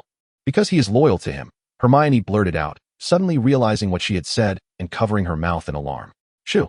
Hagrid's face turned ashen, and he clamped his furry hand over Hermione's mouth. "Don't say that name." His voice quivered. "You children don't understand." Ron puffed up defiantly. "We understand more than you think." Harry's broom was taken by him. "Listen." Hagrid crouched down, his massive form casting a shadow upon the snow. He pointed a rough finger at each of their noses. "This matter will be handled by the professors. You just need to focus on your studies and avoid trouble." Harry felt a heavy weight in her chest, as Hagrid's words echoed the same sentiments he had expressed in her past life. Chapter 15. What is that blood on you, Harry? Hagrid did not believe them, and this left Harry and her friends troubled. As they continued to discuss the matter over their meals, The flickering candlelight in the great hall cast their shadows upon the long table. Ron, in a fit of frustration, prodded his Yorkshire pudding, reducing it to a mushy mess. "I just don't understand," he complained in a hushed tone. Hagrid clearly saw Quirrell curse Harry during the Quidditch match. Why is he still protecting him? Hermione pondered, attempting to view the situation from Hagrid's perspective. Perhaps Dumbledore hasn't informed him of everything. Professors tend to speak in half-truths, thinking children shouldn't know too much. Hagrid was no longer a child, yet from Dumbledore's viewpoint, he might still be considered one. Of course, there was also the greater possibility that Dumbledore believed Hagrid could not keep secrets. Harry's gaze drifted to the staff table. Quirrell was stammering through a conversation with Snape, whose expression resembled one who had just encountered a bucket of spoiled Bertie Bott's every flavor beans. She lowered her voice and leaned toward her friends. "Voldemort wants the Philosopher's Stone." "The what?" Ron asked, furrowing his brow in confusion and prompting Harry to repeat herself. "The stone. Nicholas Flamel's Philosopher's Stone." Hermione's brows knitted together in disbelief. "Nicholas Flamel? That 600-year-old alchemist? I read about him today. He should be 665 this year." Harry nodded affirmatively. "Yes, that's him without a doubt." Returning to the dormitory, fatigue enveloped Harry like a dense, consuming swamp, threatening to swallow her whole. With heavy eyelids, she fumbled to change into her pajamas, the weight of her eyelids akin to lead. After a brief wash, she collapsed onto her bed, immediately succumbing to sleep. In a haze, she plunged into a bizarre dream where two Voldemorts pursued her through a labyrinth. One sporting Quirrell's bald head, while the other bore the serpent-like golden slits of a basilisk. "Harry, wake up!" Hermione's voice sliced through the dream. Harry jolted upright to find Hermione, candle in hand, standing beside her bed, her eyes gleaming with excitement. "I've remembered." Hermione thrust an ancient tome before Harry's eyes. "The Philosopher's Stone can turn any metal into pure gold and create the elixir of life." She pointed to an illustration of Nicholas Flamel holding the magical stone, exclaiming, "The Dark Lord surely intends to use it to resurrect himself." Harry rubbed her eyes, the remnants of her dream still swirling in her mind. Though her consciousness remained hazy, Hermione's voice seemed to emanate from a distant realm, the words barely penetrating her awareness. "We must tell Hagrid." Hermione leaped from the bed. This sentence resonated clearly with Harry. She grasped her head, struggling against the overwhelming drowsiness, grabbed the invisibility cloak, and followed Hermione. If Voldemort had sent Quirrell to steal the Philosopher's Stone, then the three-headed dog named Fluffy could not possibly guard it.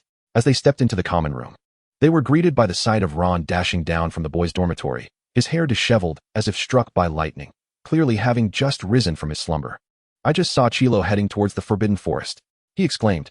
The three exchanged glances, their eyes simultaneously drifting to the invisibility cloak clutched in Harry's hands. The distant clock tower chimed midnight, and moonlight streamed through the window, casting a web-like pattern upon the floor. The invisibility cloak was only large enough for an adult, and the trio squeezed beneath it, moving awkwardly like a clumsy six-legged creature toward Hagrid's hut. Harry's toes inadvertently stepped on Ron's boots, while Hermione's hair brushed against Harry's nose. "What should we say?" Ron muttered. "Hey Hagrid, we think the mysterious figure is after the Philosopher's Stone?" Just as Hermione was about to respond, the wooden door swung open, revealing Draco Malfoy standing beside Professor McGonagall. "You three, come out. I heard your voices," he commanded. The moonlight glinted off McGonagall's square glasses. 50 points from Gryffindor. Each of you." The cloak slipped from their heads, revealing three astonished faces. Draco, slightly abashed, turned away. "In addition to the point deduction, you four will also be accompanying Hagrid for the night watch," McGonagall declared. Draco recoiled slightly. He may not have understood why he was being punished, but he realized that being punished was preferable to the alternative. The night watch group was divided into two teams. As soon as Hagrid departed, Harry could no longer contain her fury, and she turned to Draco with a taunt. "Out past curfew, Master Malfoy." Playing the thief in the dormitory? Draco's lips moved as he attempted to explain that he had merely been concerned for Harry's safety upon seeing her and her friends leave. Yet he knew all too well that his own presence would have been of little help, leaving him no choice but to summon Professor McGonagall. Although this was hardly honorable, it served his purpose. What he had not anticipated was that McGonagall would not permit them to return, instead assigning them to patrol the Forbidden Forest. These words felt like an excuse, and ultimately, Draco turned his face away, offering no explanation. This silence only fueled Harry's anger further. She strode into the depths of the Forbidden Forest, her boots crunching loudly on the fallen leaves. Suddenly, a cold hand gripped her wrist. "Don't go." Draco's voice trembled, his face pale as paper in the moonlight. "There's something ahead." Harry shook off his hand, but not before she caught sight of a horrific scene. A figure draped in a silver cloak was bent over a unicorn, the sound of a ghastly sucking filling the air from beneath the hood. Petrificus totalis. Harry's spell lashed out like a whip. As the cloaked figure collapsed rigidly to the ground, Draco gasped, his expression a mix of terror and awe. Just as Harry was about to search for a vine to use as a rope, a massive serpent suddenly lunged from the underbrush, coiling around the cloaked figure. And they vanished in an instant. The entire sequence transpired so rapidly it felt like a mere illusion. "You're bleeding." On the way back to the castle, Draco pointed at the back hem of Harry's robe. In the moonlight, the dark stain stood out glaringly against the fabric. Ron leaned in curiously. "Huh? When did you two turn around?" Hermione shrieked upon noticing the bloodstain on Harry's back, her face flushing crimson. She yanked Harry aside, using her bag to shield her from view. "We need to go straight back to the dormitory now." The two boys turned in confusion, only hearing Hermione's hurried footsteps and Harry's bewildered inquiry. "What is going on?" "I'm not hurt. It's not an injury." Hermione's voice dropped to a whisper. It's a girl thing. Merlin, didn't your aunt tell you?" "Huh? What thing?" Harry asked, utterly perplexed. Chapter 16, The Troubles of Menstruation. After Harry inquired about what Hermione meant by girl things, Hermione's expression turned exasperated as she took Harry back to the dormitory. "Take off your pants." Hermione's voice echoed in the empty bathroom. Harry's fingers froze at her waistband. Since her rebirth, she had deliberately ignored the changes in her body. Every day she mechanically donned her school robes, closed her eyes while bathing, and even refused to use Aunt Petunia's suitcase filled with adorable little underwear adorned with bows. "Hurry up." Hermione stamped her foot impatiently. "The blood is drying." "What blood? What is drying?" Harry finally comprehended what Hermione was referring to, her ears burning crimson. Though she rationally understood that she and Hermione were now of the same gender, the nearly 20 years of memories as a male made her feel utterly out of place. The winter bathroom's tiled walls were as cold as ice, yet she was drenched in sweat. "I can do it myself." Harry grabbed a clean set of clothes and nearly fled to the stall. "Wait." Hermione suddenly called after her, her brown eyes wide. "You didn't bring any sanitary pads?" "Sanitary what?" Harry blinked in confusion. The two girls exchanged looks. Hermione's expression shifted from shock to confusion, finally settling into a kind of helpless pity. She sighed deeply and rummaged through her suitcase. "Listen," Hermione said, handing over a package wrapped in pink, her voice lowered. "Stick this on your underwear. Change it every 4 hours. It might hurt a bit the first time. Drink some hot chocolate." Harry nodded mechanically, her mind buzzing. When she finally stood alone in the stall, the cold tiles pressed against her heated back.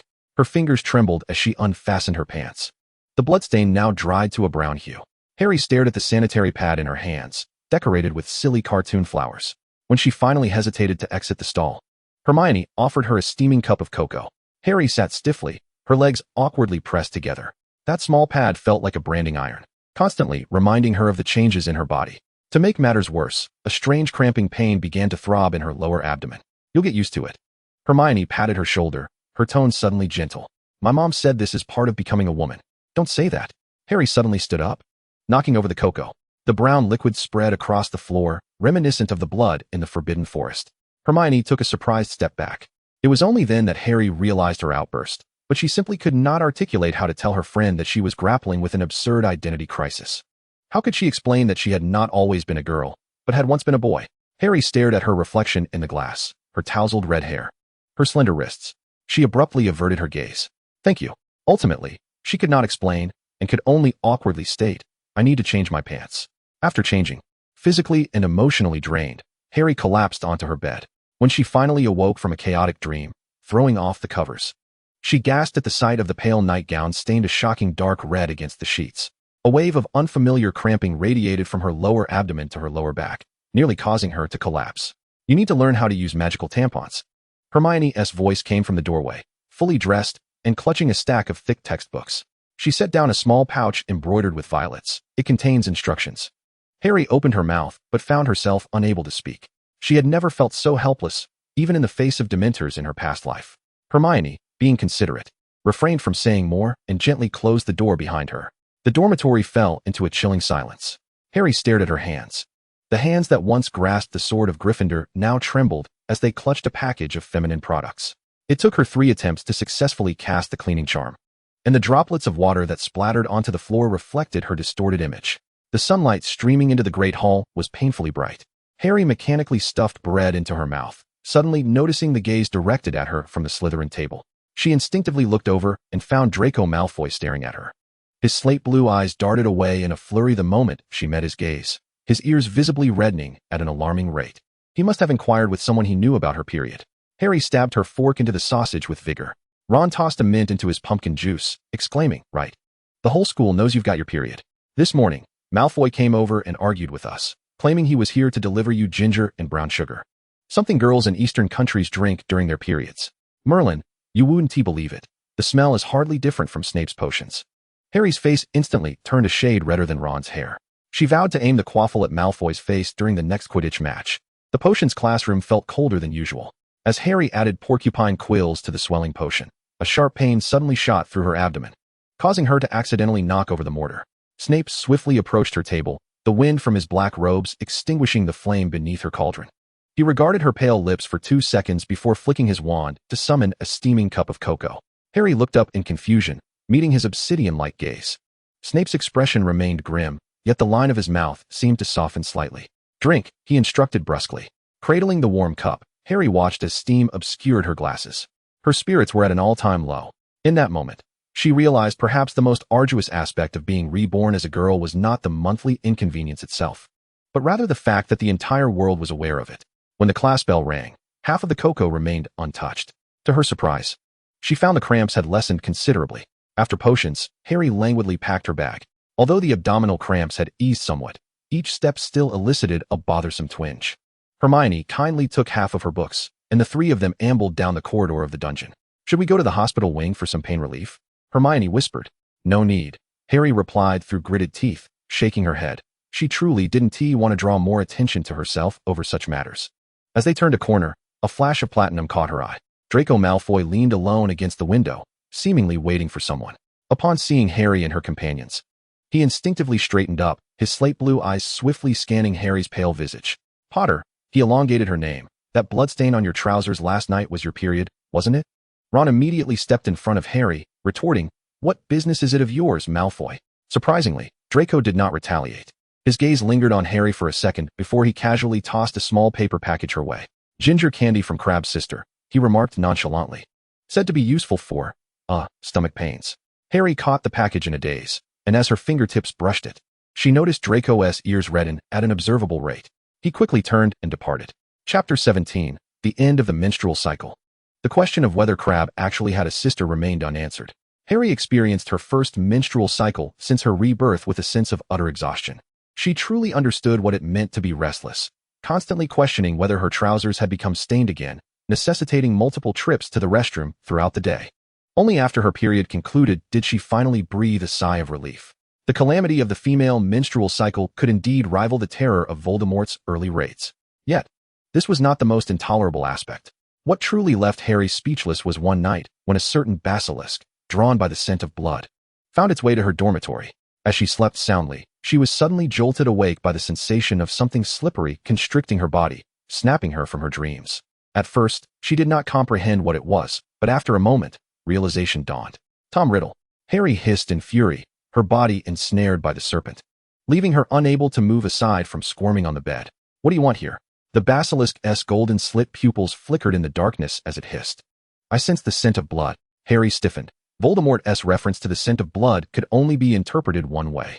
Before she could react, the serpent tightened its grip, its cold scales sliding against her inner thigh. The serpent's head burrowed beneath the covers, slithering slowly along her abdomen. Harry gasped, struggling desperately, but the basilisk's strength was astonishing. Her wrists were ensnared, and her legs could not close. "Let me go, you pervert," she shouted in a low voice, her cheeks burning with embarrassment. The serpent's tongue brushed against her most sensitive skin, wet and slow. Harry shuddered, cold sweat instantly soaking her nightgown. She had never experienced such an odd sensation, a mix of revulsion and tingling stimulation. In her former life, her most intimate exchanges with women had merely involved kisses. "Do you even know what shame is?" She trembled, kicking her legs in desperation, finally breaking free from the covers and seizing a pillow to throw at the serpent's head. Voldemort let out a regretful hissing laugh, his serpent eyes glimmering with amusement. "I thought your injury would be my greatest delight, but it seems even more interesting things are unfolding. Potter, as a boy, what does it feel like to experience a girl's menstrual cycle for the first time?" Harry shook with anger, yet the cramping in her lower abdomen left her too weak to rise, forcing her to cling tightly to the covers, glaring at the wretched serpent. "Get out," she growled. The basilisk slowly retreated, its form becoming transparent in the moonlight, but its voice lingered in Harry's ears. "Don't worry, we have plenty of time. Little lioness." As the last vestiges of the serpent vanished into the darkness, Harry finally collapsed, drenched in cold sweat. The events of that night became a source of shame for her. She simply could not accept that Voldemort had called her a little lioness. Merely thinking of those words being directed at her made her hair stand on end. Along with that, there was a lingering sense of physiological disgust. At the very least, she had no intention of encountering Voldemort anytime soon. However, matters seldom unfold as one wishes.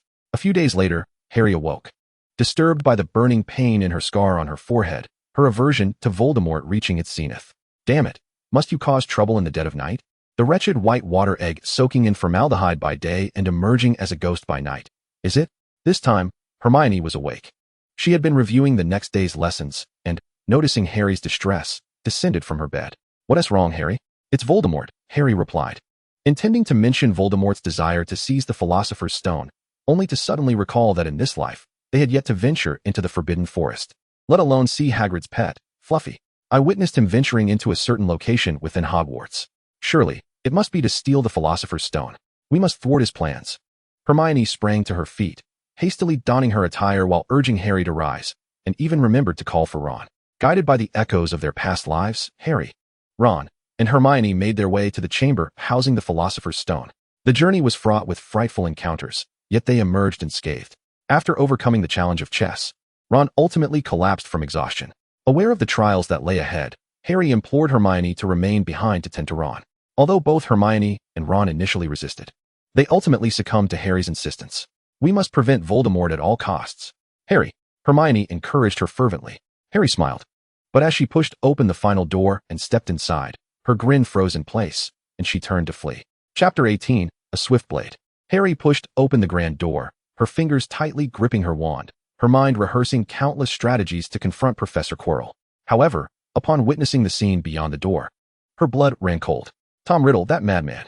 Her throat constricted, rendering her unable to utter a curse. Professor Quirrell still wore that ludicrous purple turban. Yet coiled behind him was the basilisk, a creature she scarcely knew in her past life, but now regarded as a nightmare. Ever since Voldemort had taken possession of the basilisk's body, it had acquired the ability to shift its size at will. At that moment, it was even larger than she remembered, its scales shimmering with an eerie green hue in the dim candlelight, and its golden slit-like eyes fixated upon her. Voldemort had come to seek out this world's version of himself. This anticipated revelation exploded in her mind. She had sensed something amiss ever since the giant serpent had emerged in the Forbidden Forest, coiling around Quirrell, whom Harry had petrified. However, the subsequent surge of emotions and the numerous alterations in her future trajectory had caused her to neglect informing Dumbledore. Harry's legs reacted before her mind could catch up. She turned and bolted towards the exit. Two Voldemorts. One possessing Quirrell, the other reborn as a basilisk. How could she possibly prevail? She had scarcely taken 2 steps before a chilling sound of slithering echoed behind her. The basilisk's speed was astonishing. Its massive form swiftly barred her escape, completely sealing her retreat. Harry stumbled to a halt, her wand aimed directly at the basilisk's eyes. The creature lowered its head, drawing closer to her face. She could smell the rancid decay of its breath. "How can you move so swiftly?" The basilisk hissed, laced with unsettling mockery. "You do not resemble a Gryffindor student." Harry's fingertips trembled, yet her voice remained unervingly calm. "Dissipate your prejudices. Gryffindor embodies courage, not recklessness." Professor Quirrell approached, and Voldemort's voice emanating from the back of his head let out a sharp, chilling laugh. "Harry Potter, what a surprise. I thought the serpent's claim that you would come to stop me was a mere fabrication, yet it appears he spoke the truth. So, Potter, tell me, is he indeed another version of me from the future, or is that a falsehood?" Harry's mind raced. The basilisk Voldemort could not harm her, as they both understood. The other Voldemort could not kill her either. The only threat to her was Professor Quirrell. Yet, damn it, the basilisk knew that too. She had to take a gamble. "It is true." Harry slowly lowered her wand, forcing herself to meet the basilisk's gaze. "He did not deceive you. He spoke only the truth." The golden eyes of the basilisk narrowed slightly, while Quirrell's face twisted in response. Having battled Voldemort for so many years, Harry understood his profound suspicion all too well. If she told Voldemort that, no, it was merely an ordinary basilisk, he would undoubtedly accept it as truth, believing that the basilisk Voldemort was indeed his future self. However, if she confirmed that yes, it was indeed his future self, Voldemort would undoubtedly become suspicious. The possibility of Voldemort believing his words was almost non-existent. It was akin to expecting the sun to rise in the west or Snape to be amiable to every student or Malfoy to become a model pupil. A twisted, ghastly smile contorted the face of Voldemort embedded in Quirrell's skull, his pallid complexion glistening waxily in the dim candlelight. He spoke slowly, his voice oozing from the abyss. Quirrell, what is your perspective? Quirrell, now devoid of his stuttering facade, responded in a cold, steady tone. Master, Harry Potter's words are not to be trusted. His gaze clung to Harry like a serpent, for she was far too cunning. Voldemort chuckled darkly, a sound reminiscent of nails scraping against glass, sending chills down her spine. I concur. Harry's fingertips tingled, yet she remained motionless, her eyes locked onto Voldemort's face. I speak the truth, whether you believe it is inconsequential. Even the basilisk Voldemort had to concede that Harry's retort was well delivered. Were it not for the conflicting loyalties and the fact that she was currently ensnaring him, he would have applauded her brilliance. A flawless statement. A perfect performance. Any hint of urgency or lack of assurance would have raised doubts. This reaction was precisely calibrated. The basilisk Voldemort emitted a low, hissing laugh, its enormous body gliding with a sound that grated on the nerves. Voldemort, it intoned with an odd delight. Your suspicion should not be directed at me. Voldemort, ever arrogant, placed his faith solely in himself. The basilisk Voldemort's golden eyes shimmered with a dangerous gleam as it slightly inclined its head, looking down upon him as if he were an ignorant child. Believe it or not, it hissed, I am you. Harry's breath hitched. Voldemort loathed having his authority questioned, despising anyone who dared to assert they understood him better than he did himself. And now, a basilisk was brazenly proclaiming, I am you. Voldemort's lips twitched, his already inhuman visage contorting further. He slowly turned towards the basilisk Voldemort, his voice barely above a whisper, like a serpent's hiss. I do not believe you. The dust settled. Harry silently exhaled a sigh of relief. For the time being, these two Voldemorts would not ally. Even if the basilisk Voldemort had previously saved the life of the other, the basilisk Voldemort's slit-like eyes narrowed, as if it had heard something utterly absurd. Instead of expressing anger, it let out a low laugh, its raspy voice tinged with undeniable amusement. The basilisk Voldemort was not displeased by Voldemort's disbelief. Rather, it chuckled softly, its serpentine eyes gleaming with delight. In that case, it said, its tail lightly striking the ground, I shall take my leave. Harry's fingers tightened around her wand. She could scarcely believe that this cunning basilisk would relinquish its pursuit so readily. It was only when its colossal form vanished into the darkness of the corridor that she finally accepted that it had indeed departed. What was it plotting? But now, she had no time to ponder such matters. In the room, only she and Voldemort remained, or rather, the grotesque visage that inhabited Quirrell's skull, standing before the mirror. Quirrell pressed his wand against her back, his voice chillingly cold. Tell me, what do you see? Harry took a deep breath and turned to the familiar mirror of Ariste. It was her first encounter with it since her rebirth, and she had anticipated seeing the figures of Lily and James Potter reflected within. Just as in her previous life, she stood alone before the mirror, yearning for the embrace of parents she could never possess. Yet this time, the reflection left her breathless. So many people. The mirror was teeming with figures. Her parents stood at the forefront, smiling and reaching out to her, and beside them was herself? No, it was the Harry Potter of her past life, hair disheveled, glasses askew, grinning widely at her. Dumbledore stood nearby, his blue eyes twinkling with kindness behind his crescent-shaped spectacles, while Snape, though still stern, bore a less piercing gaze. The Weasley family huddled together on one side, with Ron in the center, his arm draped around Harry's shoulder. Hermione waving, and Fred and George igniting fireworks in the background. Her throat tightened, and her eyes grew warm with unshed tears. I see nothing. She suppressed a sob, her voice quivering. Voldemort's voice slithered in her ear like a serpent crawling up her neck. Imagine you hold the Sorcerer's Stone. Now, look again. Harry fixed her gaze upon the mirror. Dumbledore within it suddenly winked playfully, pulling a vibrant red stone from his pocket and placing it into Harry's hand. The reflection of Harry then flashed her a radiant smile and gave her a thumbs up. Suddenly, her pocket felt heavier. I still see nothing. Liar. Voldemort's shrill interruption pierced through her thoughts. Harry hesitated no more. The moment Quirrell turned, she forcefully pressed her hand against his face. Quirrell's skin corroded as if doused in acid, his scream nearly shattering her eardrums. Stumbling backward, Harry watched in horror as his body twisted in agony, charred, and ultimately crumbled into a pile of ash scattered on the ground.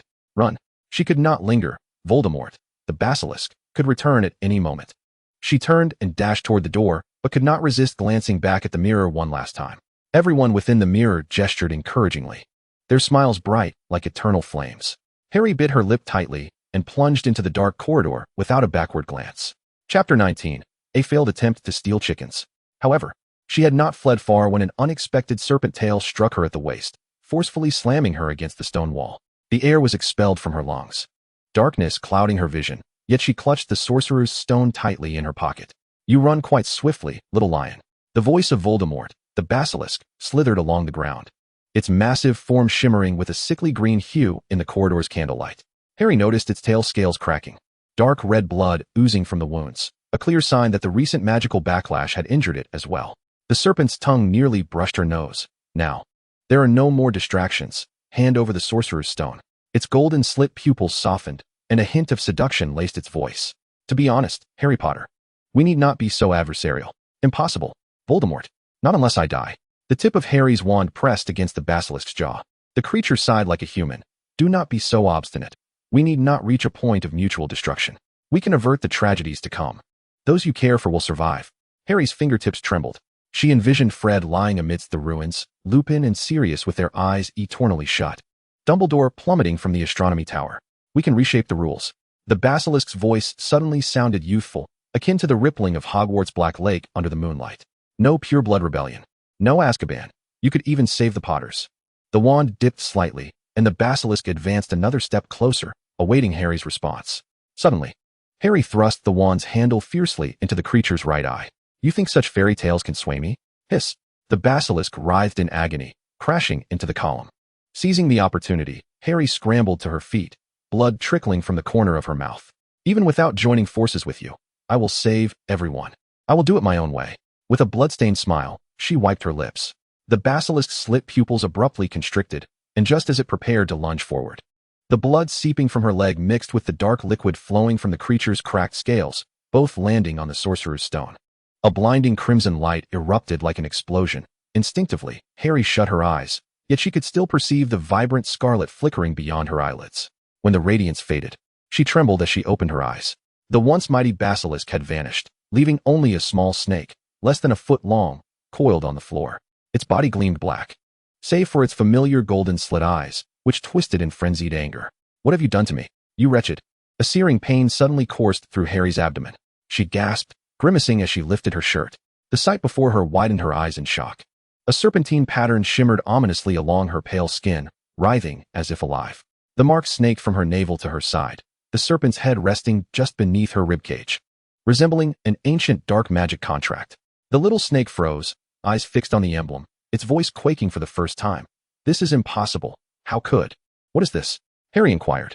But the little snake fell silent, refusing to utter another word. Harry glared at the recalcitrant serpent, seizing it by the neck and lifting it to her eye level.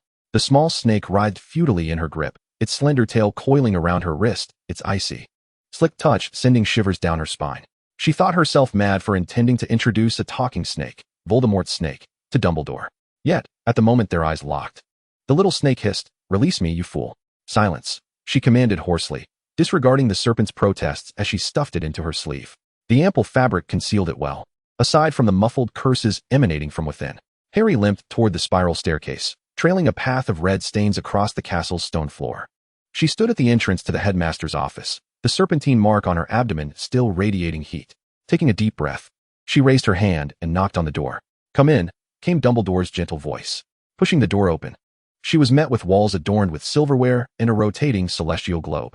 The elder sat behind a spacious desk, his blue eyes twinkling with a soft light behind his crescent spectacles, yet Harry distinctly sensed an understanding in his gaze, as if he had anticipated her arrival. "Ah, Harry." He smiled, gesturing for her to take a seat. "Lemon sherbet?" "No, thank you." Harry bit her lip, then unceremoniously tossed the snake from her sleeve onto the desk. Dumbledore's eyebrows arched slightly. With a resolute demeanor, Harry recounted the entire sequence of events. From the visions within the mirror of Eriste to the fierce contention over the Philosopher's Stone, culminating in the mysterious red light. As she reached the conclusion, she grasped the little snake's tail and held it aloft. And this. The little serpent immediately stiffened, feigning death, retracting its tongue. Dumbledore gazed at the pitch-black snake and suddenly chuckled. "You have done remarkably well, Harry." "Is that all?" Harry was taken aback. She had anticipated a barrage of probing questions or cryptic insinuations, yet the elder merely caressed Fox feathers, his gaze as tranquil as the surface of the Black Lake. The flames in the fireplace danced between them, and as Harry fixated on her clasped hands, she spoke softly. "Professor, do you believe in rebirth?" The air seemed to freeze. Dumbledore took a long time to respond. Just when Harry thought he would remain silent, the old man slowly removed his glasses and gently polished the lenses with his robe. "My child," he said, donning his glasses once more, his blue eyes locking onto hers, "I believe." Harry's breath hitched. Time. Dumbledore's gaze drifted beyond her, as if peering into distant realms, is far more elusive than we can fathom. The little snake stirred suddenly, its golden slit pupils opening a fraction. Chapter 20. The Master-Servant Contract. After mentioning rebirth, Harry narrated an extensive tale to Dumbledore.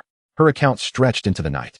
At the outset, she spoke of a boy named Harry Potter, residing in a small room beneath the stairs of his aunt's house, enslaved by daily chores until that fateful day when Hagrid, braving the tempest, introduced him to the world of magic. The starlight outside gradually dimmed, and the honeydew sweets melted into a viscous syrup upon the porcelain plate. As she recounted the final battle, the cold hands of Fred, the unclosing eyes of Lupin and Sirius, Snape's lifeless body lying in a pool of blood, her voice finally choked with emotion. After a long silence, Dumbledore's voice emerged softly, akin to a sigh.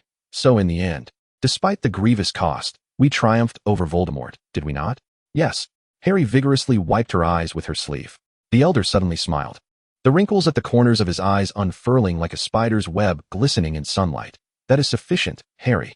This long-forgotten address felt like a blunt knife, slowly but precisely prying open the hardest shell of her heart. Tears instantly blurred her vision, transforming the silverware on the desk into a shimmering galaxy beneath her tears. "Old fool."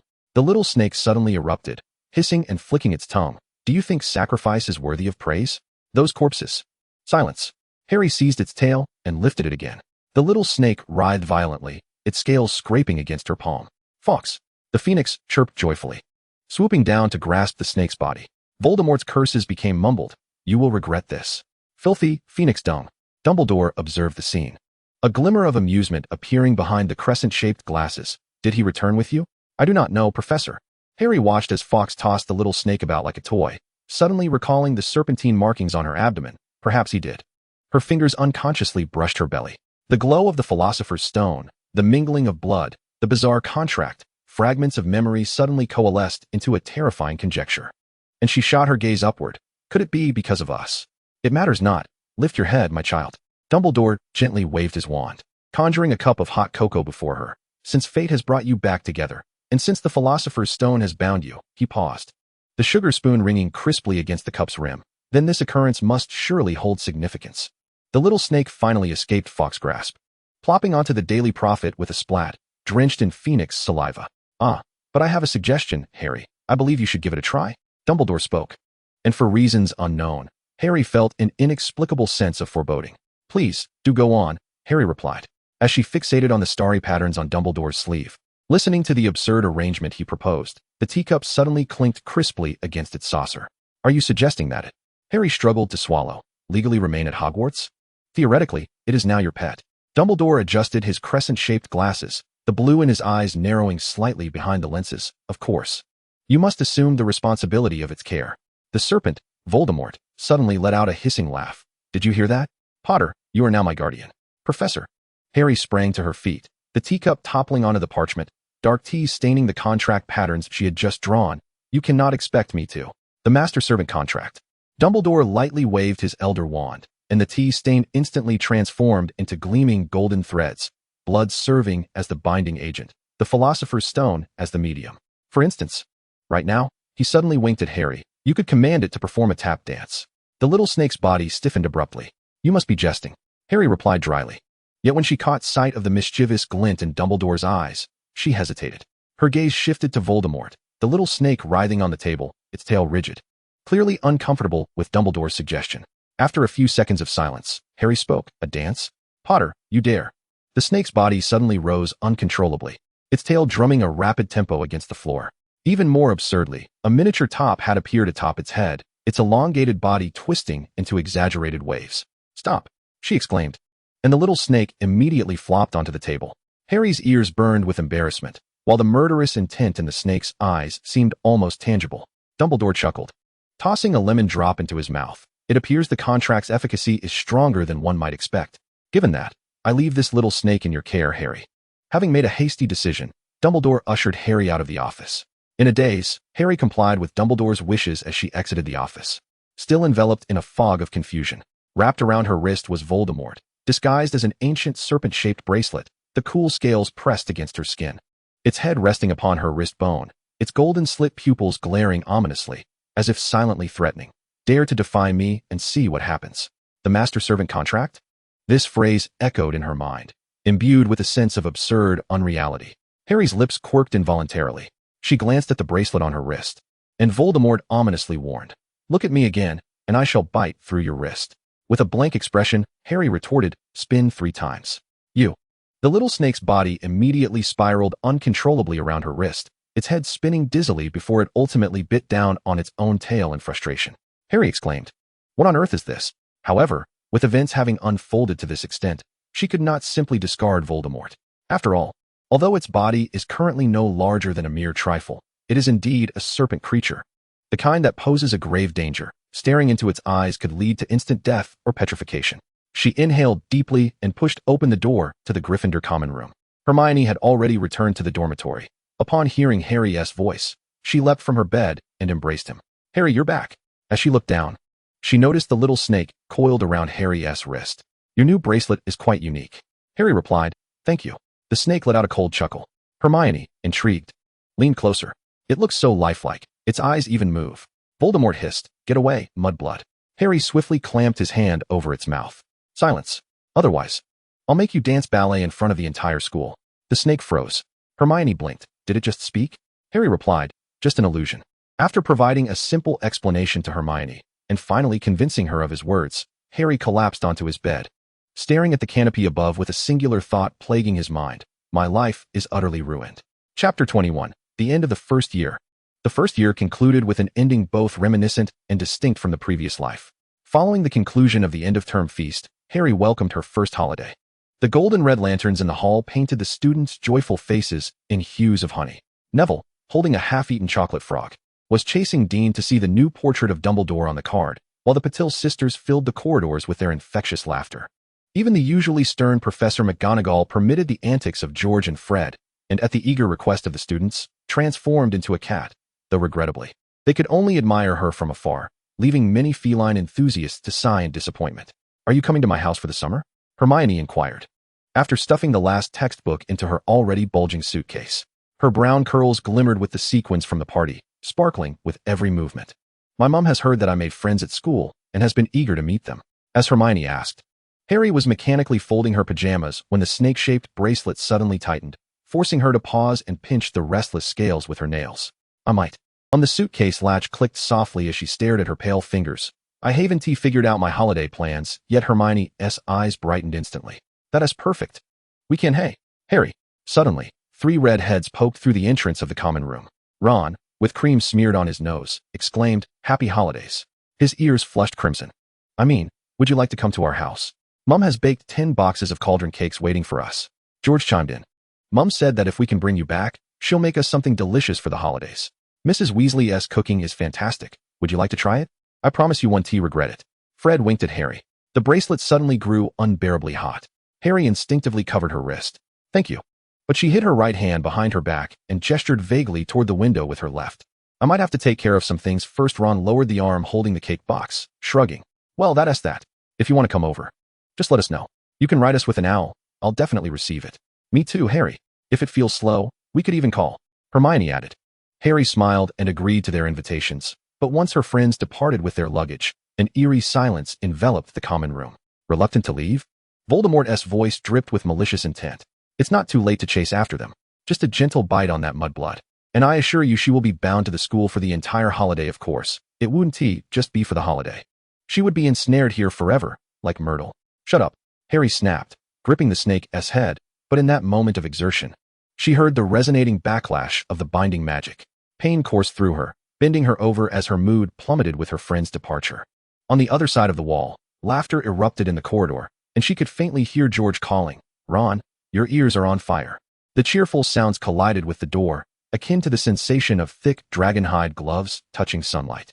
The bracelet gradually cooled, becoming as lifeless as stone.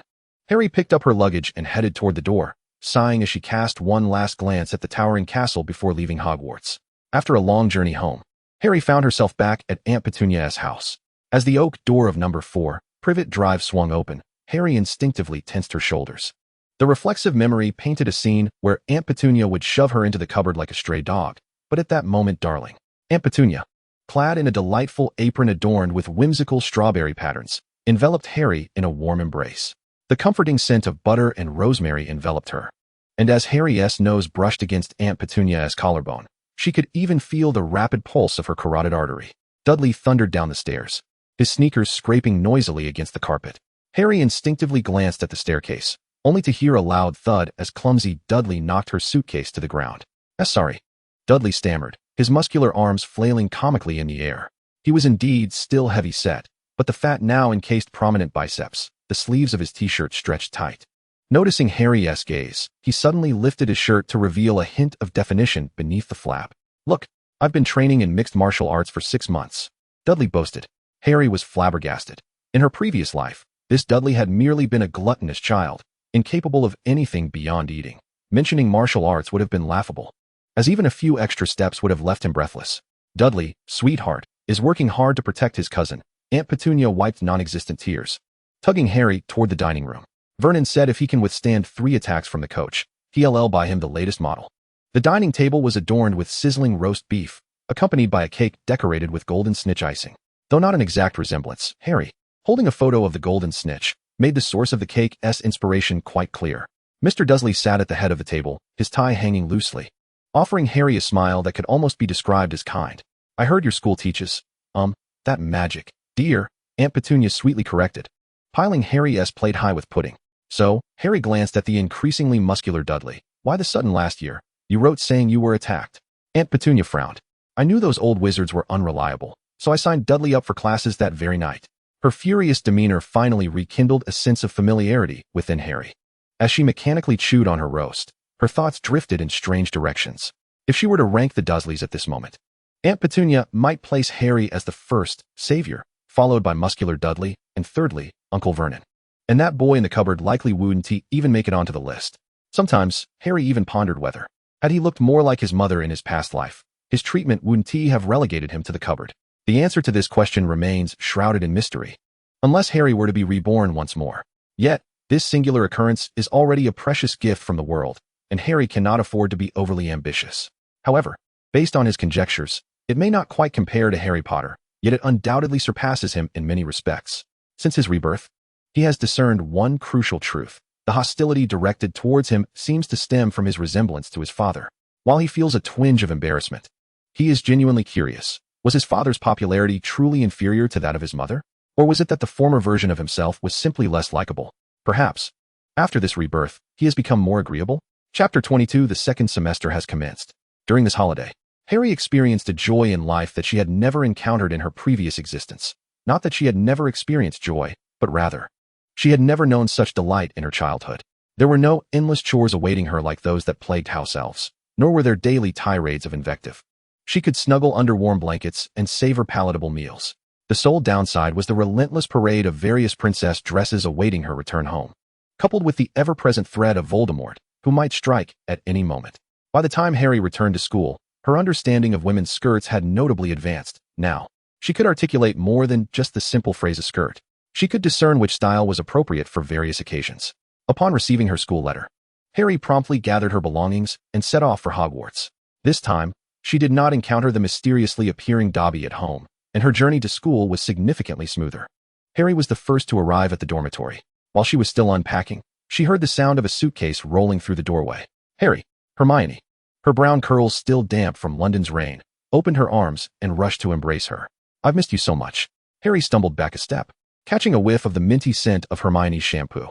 She grinned widely. "I've missed you too. How was your holiday?" "I bet it was splendid." Harry shrugged, not offering a response. Her holiday had indeed been quite enjoyable to some extent, albeit with a hint of subtlety. Once her belongings were in order, Harry and Hermione made their way to the common room, where Ron was engaged in a game of wizard's chess with Neville. Upon seeing Harry, Ron's pieces slipped from his fingers, his face lighting up with surprise as he waved at her. "You're back." The trio naturally proceeded to the Great Hall together. "My sister Ginny is starting her first year this time," Ron said cheerfully on their way. "I'll introduce you later." Harry's heart skipped a beat. She recalled Ginny's trembling fingers as she tied a bandage around her during the aftermath of the war. At that moment, She had secretly resolved that once everything was over, the bracelet on her wrist tightened suddenly, Voldemort's mocking laughter echoing in her mind, prompting her to shake her wrist vigorously. This semester, the basilisk issue had been resolved, and Ginny would no longer be in danger. This exhilaration persisted until the following day when she encountered the Malfoy father and son in the corridor leading to Dumbledore's office. At that moment, Harry was counting the diamond-shaped light spots cast by the window panes onto the floor when she suddenly heard the sound of Lucius Malfoy's serpent-headed cane striking the marble. Raising her eyes, she saw Lucius Malfoy, accompanied by Draco Potter. A flicker of surprise crossed Draco's pale face, his gray-blue eyes suddenly sparkling with a brightness that nearly transformed into a look of joy, his lips curving into an involuntary smile. Yet in the next moment, as if recollecting something, Draco cast a quick glance at his father, and his smile vanished, replaced with a demeanor of reserved indifference. He slightly raised his chin and spoke in a tone that was deliberately aloof, yet could not conceal a hint of anticipation. "Long time no see, Potter." Harry paused momentarily, the bracelet around her wrist tightening once more as Voldemort's whispers slithered into her mind like a serpent. "Look, little Malfoy is quite pleased to see the savior this holiday."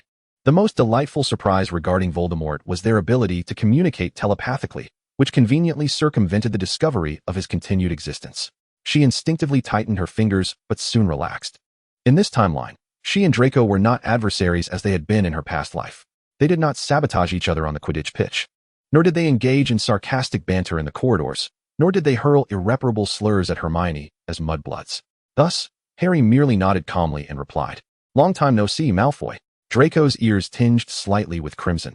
It seemed he wished to say something further, but Lucius Malfoy's serpent-headed cane struck the ground sharply, producing a crisp clack.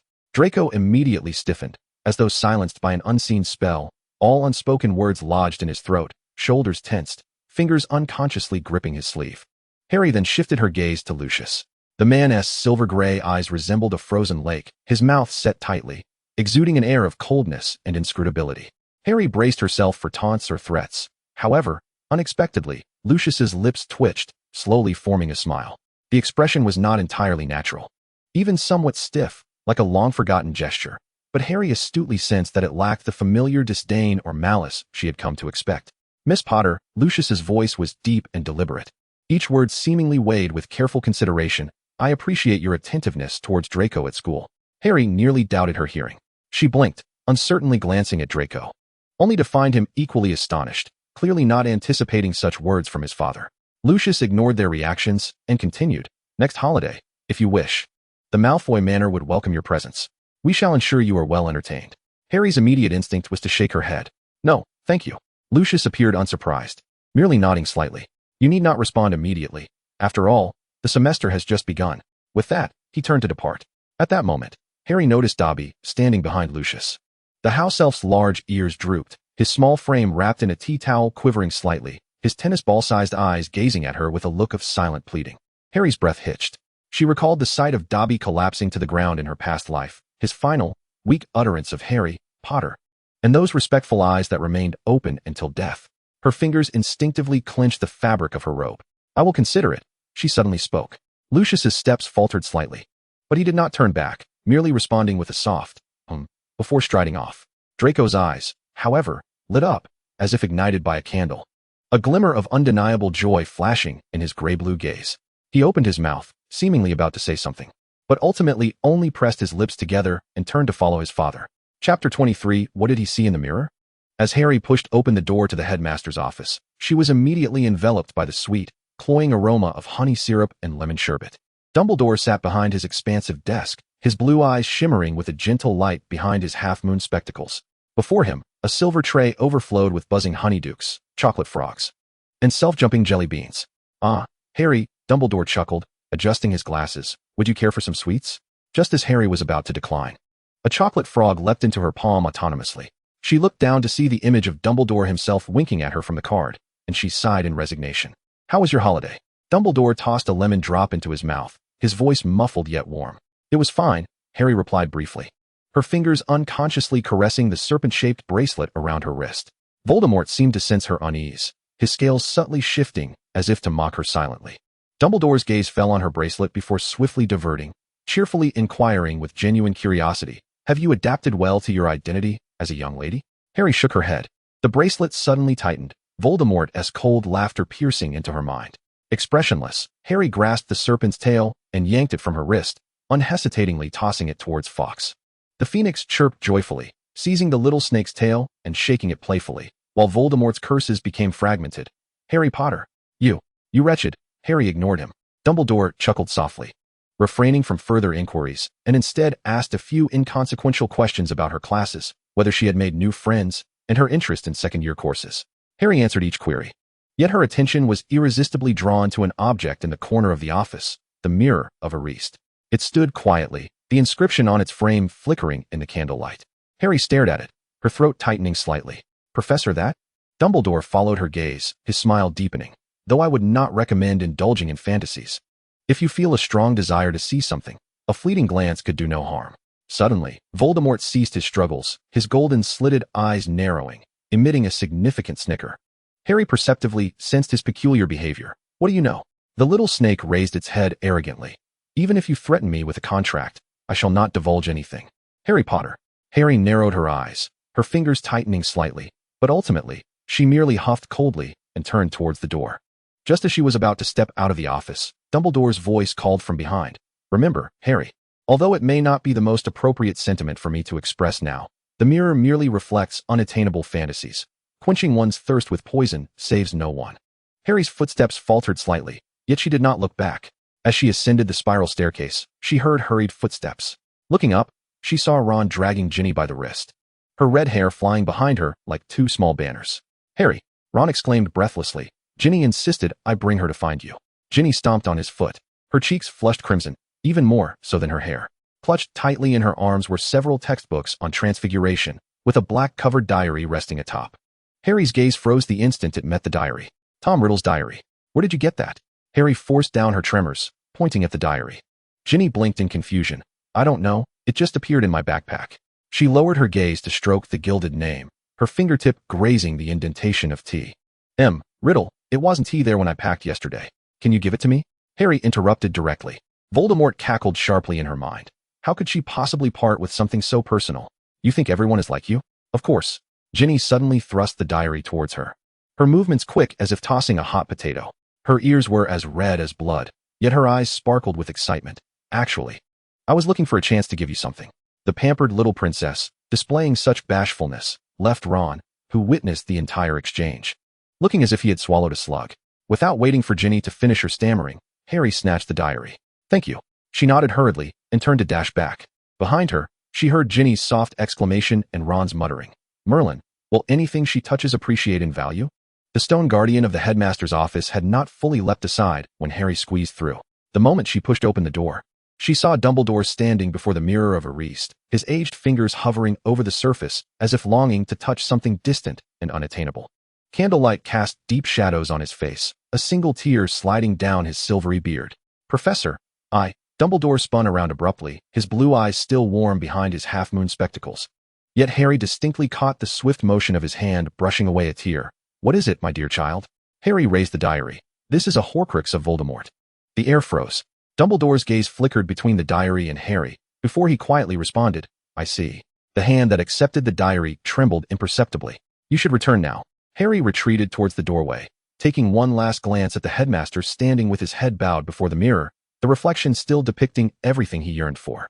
Harry could not comprehend what it was that evoked such an expression from this venerable figure, one mingled with nostalgia, longing, and a hint of bitterness. Yet she could not discern whether this bitterness was directed towards the existence within the mirror or aimed at himself. Chapter 24. In the Embrace of a Smile. The flickering candlelight in the headmaster's office elongated Dumbledore's shadow as he sat silently in the high-backed chair, his gaze fixed upon the open black diary before him. The name T. M. Riddle shimmering with an eerie golden hue in the candlelight, akin to a dormant curse. Outside, a flurry of light, hurried footsteps echoed, followed by the dull sound of the stone guardian moving aside. Snape strode in, his black robes billowing like bat wings, his gaze freezing upon the diary the moment it fell upon the name of Tom Riddle. Where did this come from? Snape's voice was colder than usual, his fingers gripping the edge of the diary, knuckles whitening from his grasp. Dumbledore raised his head, the weariness evident in his blue eyes behind the half-moon spectacles. Harry gave it to me. A first-year student inexplicably came into possession of it. Snape's pupils constricted slightly. Which student? A descendant of the Death Eaters? Or Ginny Weasley, Arthur's youngest daughter. I believe you should be acquainted with her. Dumbledore gently interjected. Snape paused momentarily, the sharpness in his dark eyes softening slightly. He remained silent for a moment before coldly stating, I will investigate. Dumbledore nodded. Offering no further words, Snape turned and exited, the office door closing silently behind him. Silence enveloped the room once more. Dumbledore stared at the diary for a long while before slowly picking up the quill from the desk. The tip hovered above the page. A single drop of ink silently spreading, resembling a black tear. He began to write. No one knew what he had inscribed in his diary, but suddenly, the candlelight flickered violently, casting an uncommon aura of hesitation and determination upon his face. The writing on the pages began to glimmer, first a faint golden hue, then growing increasingly radiant until it became blindingly luminous. The brilliance erupted in an instant, only to extinguish just as swiftly. The office stood deserted. Only the diary lay quietly on the table. The inscription now vanished as if it had never been touched. A gust of wind thrust open the door to the dark arts defense classroom, and as Harry stepped inside, she froze in her tracks. A man stood at the lectern, clad in a flamboyant violet robe, his curls excessively slicked back with wax, shining with an oily sheen in the candlelight. Merlin's foul socks, Harry muttered under her breath. Hermione immediately jabbed her elbow into Harry's ribs, her eyes wide with excitement. That's Gilderoy Lockhart, the author of Weekend with Werewolves, 5-time recipient of Witch Weekly's Most Charming Smile Award. Perhaps Hermione's voice was too loud, for Lockhart turned his head, flashing a smile in her direction, causing Hermione to swoon dramatically. Ron leaned closer, lowering his voice. Do you know him? Why do you look like you've seen a blast-ended scrut? That guy is just a... Harry's retort was cut off by Hermione's fierce glare. I misspoke, she added, making a face at Ron and silently mouthing. A mere show. Suddenly, a barely audible chuckle came from behind them. Draco Malfoy had somehow sidled up to the edge of the Gryffindor table, a rare look of agreement gracing his pale face. I think so too, he remarked, casting a quick glance at the lectern, his voice a whisper, like a peacock flaunting its tail. With that, he resumed his haughty demeanor and strode back to the Slytherin side. Harry stared at his retreating figure, her eyebrows nearly reaching her hairline. It seemed odd that Draco would comment on someone else's flamboyance. Was he not a peacock himself? During Harry's moment of distraction, Lockhart abruptly rapped on the lectern, causing the ceiling to erupt with a shower of pink fireworks that formed sparkling letters of his name. As Hermione and several other girls erupted into applause, Harry noticed Draco rolling his eyes in a manner that could only be described as artistic. Ron's exaggerated eye roll paired with Draco's created an absurd duet. Harry, who had initially considered rolling her eyes as well, refrained, not wanting to align herself with either of them. As the bell echoed through the corridors, Hermione shot out like a whirlwind. Clutching the hardcover edition of Weekend with Werewolves, her brown curls billowed behind her, reminiscent of a hummingbird that had just discovered a source of nectar. Watching her disappear around the corner, Harry momentarily envisioned Hermione running in another realm. Equally enthralled by Lockhart's works, history truly had a way of repeating itself. Harry could never have anticipated that the first time she experienced the legacy of her past life would manifest in such a manner. Ron stood beside her, absent-mindedly rubbing the frayed cuffs of his robe. Sunlight streamed through the high windows, illuminating the freckles on his earlobes. He cleared his throat, his voice rising half a pitch, the topic seemingly plucked at random. What do you think about Lockhart's method for repelling Sir Cadogan? Before he could finish, a flurry of hurried footsteps approached.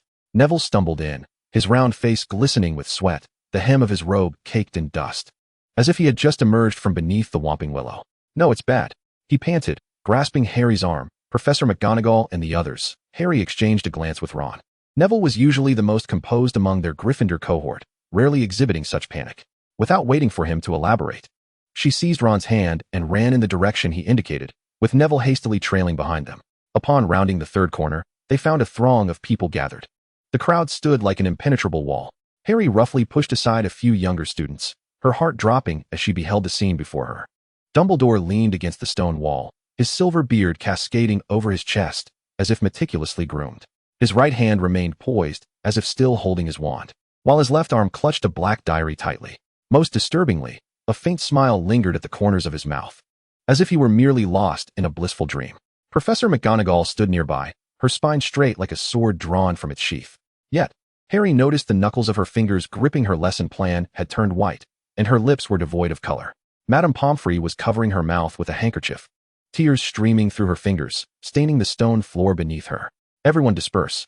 Snape's voice cut through the air like a poisoned icicle, his black robe swirling as he pushed the onlookers away. As he turned, Harry distinctly saw his eyes reddened, though they were quickly consumed by a tide of fury. Harry's knees buckled beneath her. She noticed a crack in Dumbledore's crescent-shaped glasses, saw the golden feather of Fawkes stuck to his shoe, and observed the gilded title on the cover of the diary beginning to fade. "Harry?" Ron's concerned voice echoed from a distance. "You look so pale." The world began to spin.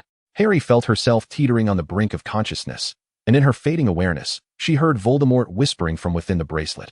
How ironic. This time, it is his own obsession that has led to his demise. Darkness surged forth like a tide.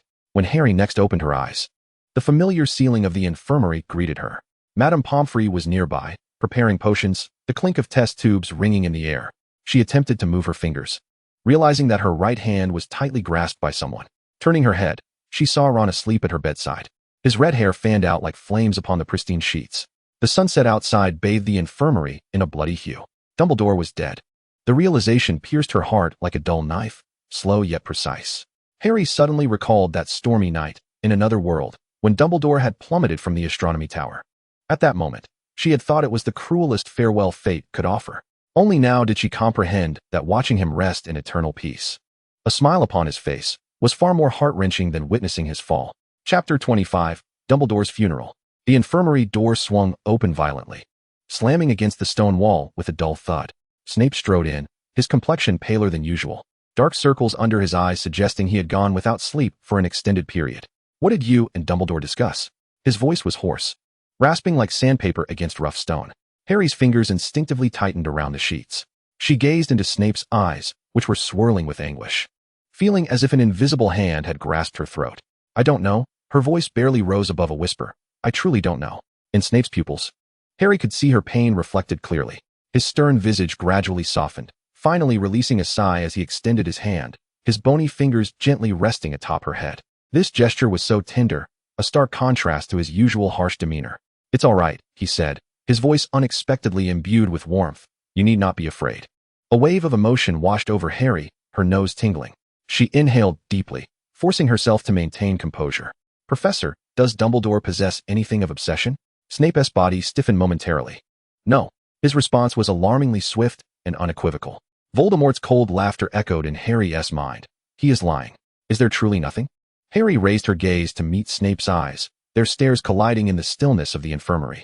A prolonged silence enveloped them. "There is," Snape finally spoke, his voice as deep as a subterranean echo. "But now, you need not know."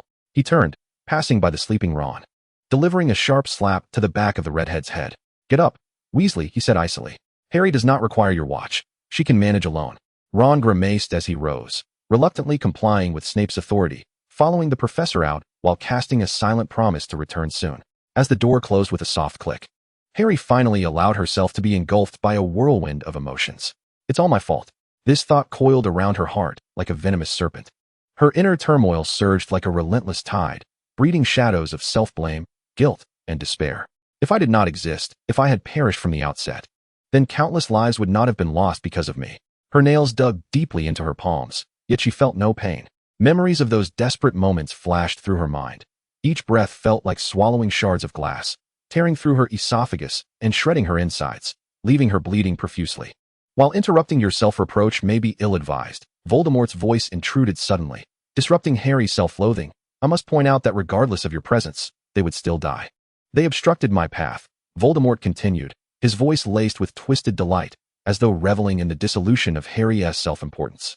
"To be frank, your tendency to regard yourself with such significance is quite troublesome." A week later, a grand funeral took place at Hogwarts, attended by all. The sky on that day bore an unnatural leaden hue, as if a shroud of gloom had enveloped the wizarding world. Dumbledore lay peacefully in a white birch coffin, surrounded by an array of vibrant flowers. His silver hair was meticulously arranged, his half-moon spectacles perched gracefully on his nose, hands folded over his chest, with a broken golden-red feather entwined between his fingers. "I heard someone escaped from Nurmengard," Ron whispered into Harry's ear, his warm breath brushing against her cool earlobe. He was unusually attired in a crisply ironed suit today, his hair neatly combed, almost resembling a respectable pure-blood gentleman. Almost, because the Weasley family was far too unconventional to be associated with such a term. Just as Harry was about to respond, the serpentine bracelet on her wrist suddenly constricted, a sharp pain causing her to gasp. "Who?" she managed to ask, forcing the words out. "Grindelwald," Ron replied, his eyes darting anxiously. He.S. the former Dark Lord. It said he.S. remained in prison all these years because his voice trailed off, because he feared Dumbledore. Harry furrowed her brow deeply.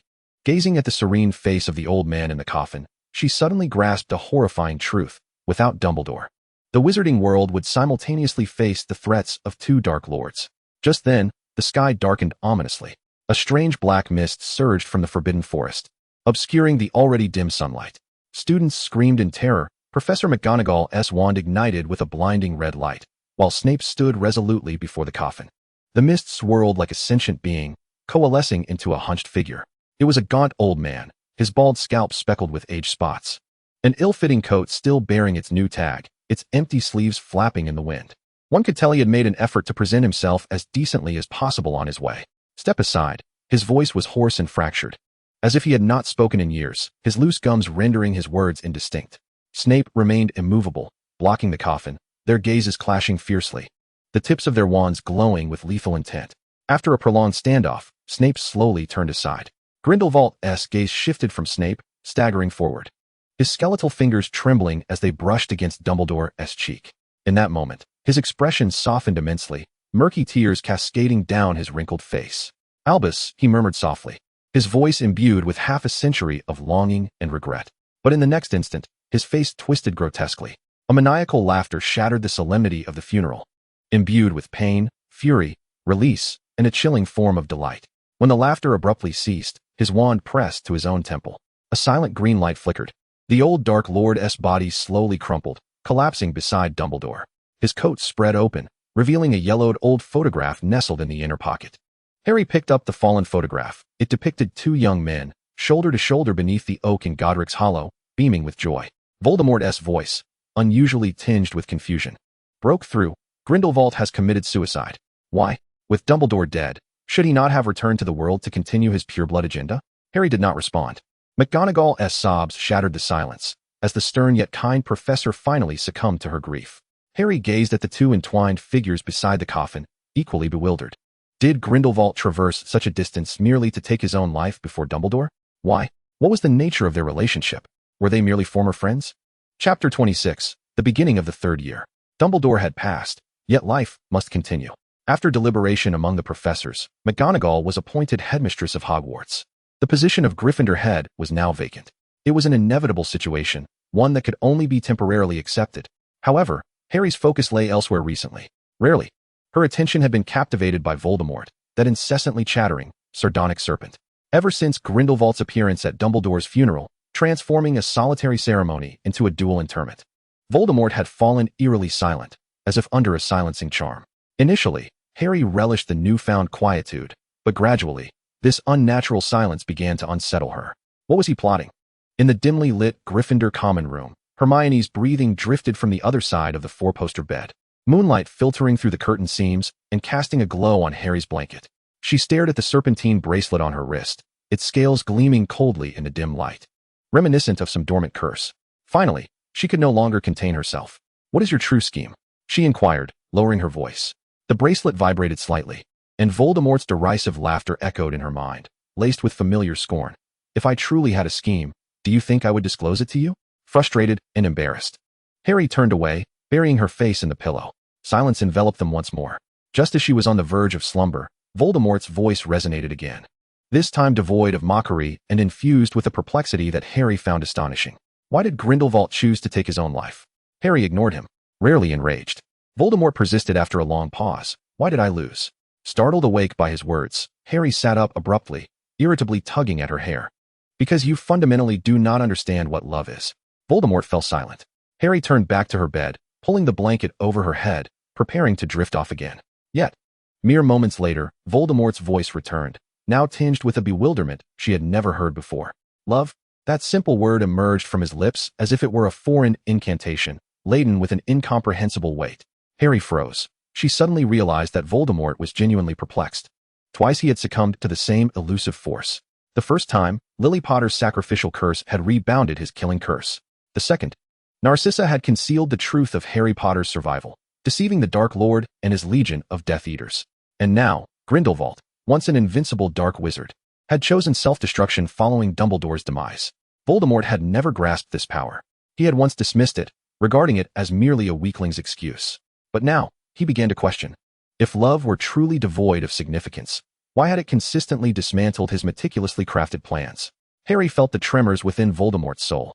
It struck her as absurd that the most dangerous dark wizard in the world was, in the dead of night, seeking her definition of love. Sleep now, she finally murmured, turning away and closing her eyes. Voldemort ceased his inquiries. The Dark Lord, who had traversed into this world alongside Harry, pondered the essence of love. While another local dark wizard was to be incinerated along with the diary and Dumbledore's lifeless body. With the destruction of the Horcrux, he had lost his means to manipulate others into sacrificing their lives for his resurrection, and thus remained inert. Remarkably, Harry experienced a tranquil academic year at school, untroubled by Voldemort's disruption, and remained untouched by any troublesome incidents. The ineffectual defense against the dark arts professor had been dismissed, rendering this semester nearly flawless, save for Dumbledore's passing. This somber atmosphere persisted until the commencement of the third term, when the arrival of new students and professors brought a semblance of joy to Hogwarts. The curtains in the infirmary fluttered gently in the breeze, sunlight filtering through the gaps to cast mottled shadows on the floor. Harry's complexion was pale to the point of translucence, her red hair damp with cold sweat, clinging to her skin. Hermione and Ron supported her on either side as they entered the infirmary, until Madame Pomfrey hurried over, her wand raised, allowing Harry to float lightly onto the soft bed. Madame Pomfrey gasped, covering her mouth in astonishment, her eyes wide. "What has happened to you?" "Dementors." Ron's voice trembled. They suddenly barged in on the train. And Hermione took over, her words tumbling out rapidly. "She fainted, madam. A professor from our compartment saved Harry, but it didn't work very well." Her eyes were slightly red-rimmed, clearly shaken. Madame Pomfrey immediately began her examination, the tip of her wand glowing softly with silver light as she swept it over Harry. After a moment, she exhaled in relief. "She is merely a bit weak." Turning to the medicine cabinet, she retrieved a box of sweets and placed it in Harry's hands. "Eat this to regain your strength." Ron frowned. What on earth are those Dementors doing? They haven't caught Black even after a whole holiday? Hermione bit her lip. Her voice lowered. If he dares to escape from Azkaban, he certainly won't be easily recaptured. Harry silently opened a chocolate frog, the sweet flavor melting on her tongue, yet failing to dispel the chill within her heart. Sirius, the news of Dumbledore's death had evidently spurred him into action. Even before the previous term had ended, newspapers had already reported on Black's escape. Aunt Petunia, in this life, had offered her affection towards Harry, even suggesting she could sign the permission slip for Hogsmeade after it was issued. Yet, despite Aunt Petunia's numerous hints, Harry ultimately refrained from presenting it. Although she felt a twinge of guilt towards her aunt, Harry resolutely adhered to her own intentions. "I want Sirius's signature." This thought stubbornly lodged itself in her mind. Madame Pomfrey waved her hand. "All right, you two, step outside and let her rest."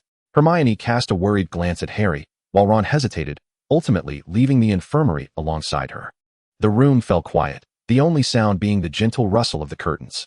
Harry stared at the ceiling, her thoughts a tumultuous whirl. Would he come looking for me? The last time, Sirius had acted to protect himself from the threat posed by Peter Pettigrew. This time, perhaps his early escape was merely to see her.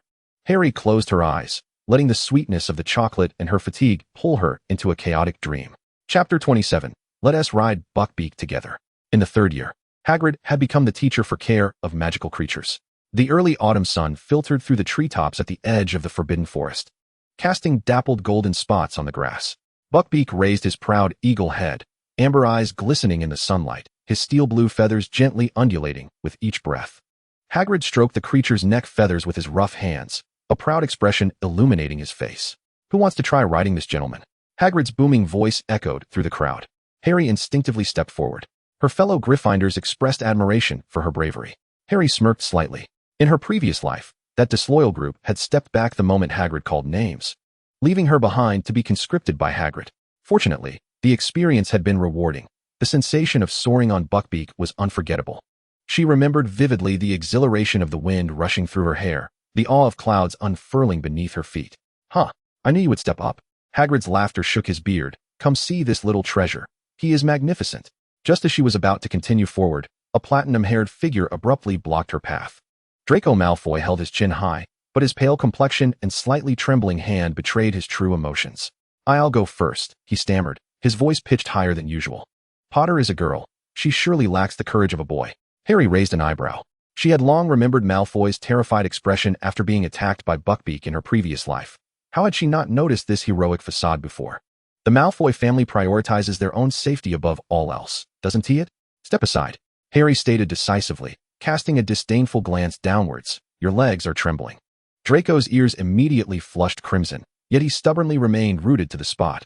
My father always said that a gentleman should protect ladies. Hagrid, stroking his beard, glanced at the two who were locked in a stalemate and suddenly broke into a grin. How about this? You two go together.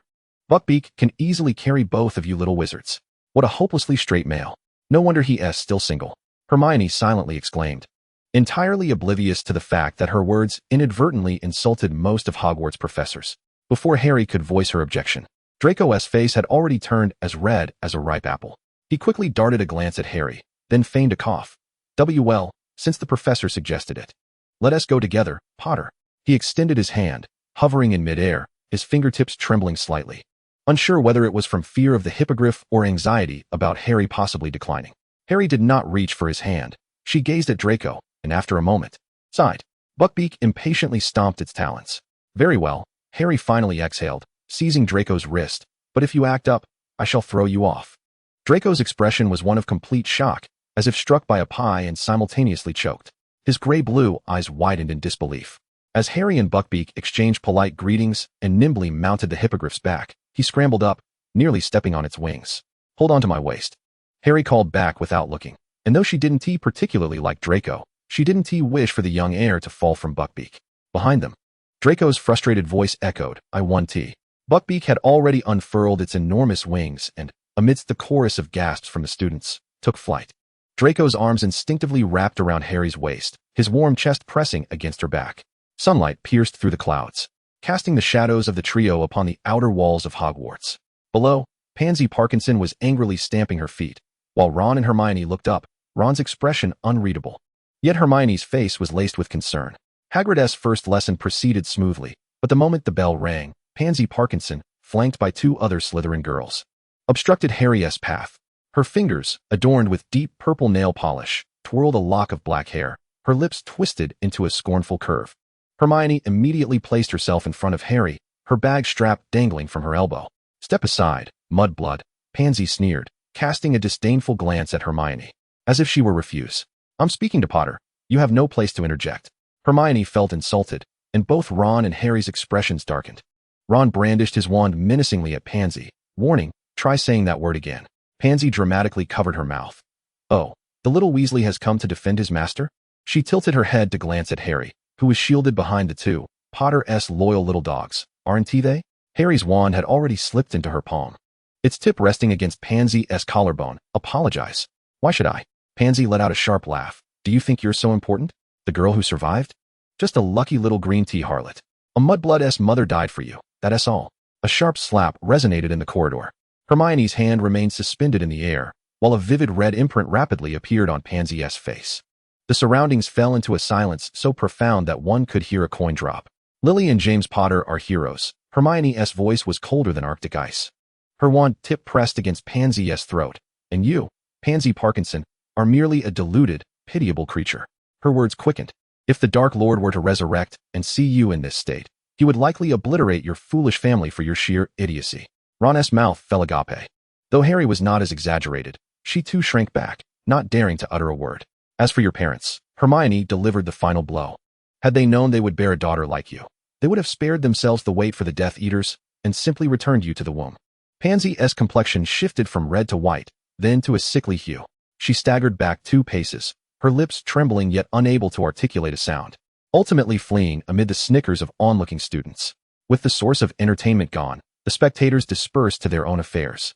As Hermione turned, she discovered Harry and Ron staring at her with expressions akin to that of observing a monster. Ron even unconsciously took a step back. What?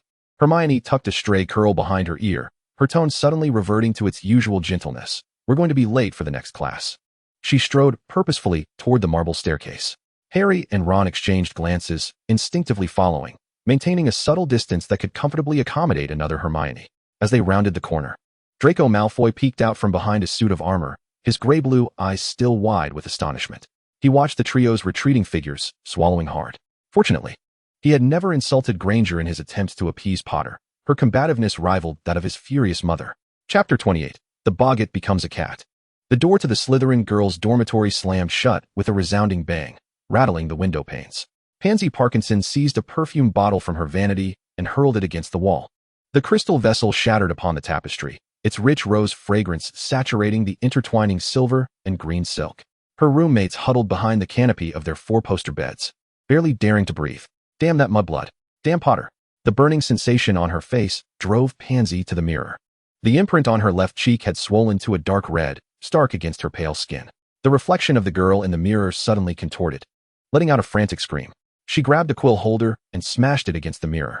The shattered surface fragmented her reflection, but could not sever the image of Hermione Granger's icy gaze or Harry Potter's perpetually superior expression lodged in her mind. I shall make them pay. Pansy yanked open the dormitory door, her wand gripped tightly. As she traversed the dimly lit corridor, she concocted a dozen curses in her mind. From causing boils to erupt on Potter's face to transfiguring Granger's hair into serpents. The common room's fire flickered dimly, where Draco Malfoy sat alone in an ornate armchair. Upon hearing footsteps, he lifted his gaze. Where are you going? Seeing her favored boy. Pansy's fury was doused by half. She instinctively brushed her disheveled hair, her swollen cheek suddenly burning. Just going for a walk. The firelight danced across Draco's profile, casting shadows that accentuated his prominent nose and tightly pressed lips. Pansy's heart skipped a beat. Recalling the day of the second-year Quidditch match, when he had soared above her on his broomstick, his golden hair and haughty smile imprinted in her memory. If it weren't for that damned Potter monopolizing his attention, regret gnawed at her heart like a serpent. In the first grade, Draco inquired of Goyle and Crabbe on how to befriend girls, and she foolishly suggested that he simply speak to them. How much better it would have been if she had advised him to tug on their hair or place spiders in their bags. Just like her cousin did when pursuing girls. What is wrong with your face? Draco suddenly snapped his book shut and rose, his gray-blue eyes narrowing slightly. This was a rhetorical question. He had been nearby when Pansy was slapped by Hermione and had witnessed it all too clearly. Pansy hastily concealed her swollen cheek with her long hair, claiming, I accidentally bumped into something. Draco scrutinized her for a few seconds before suddenly letting out a cold laugh. Did a Gryffindor hit you? None of your business. Pansy retorted sharply, but she held her breath as Draco picked up his wand.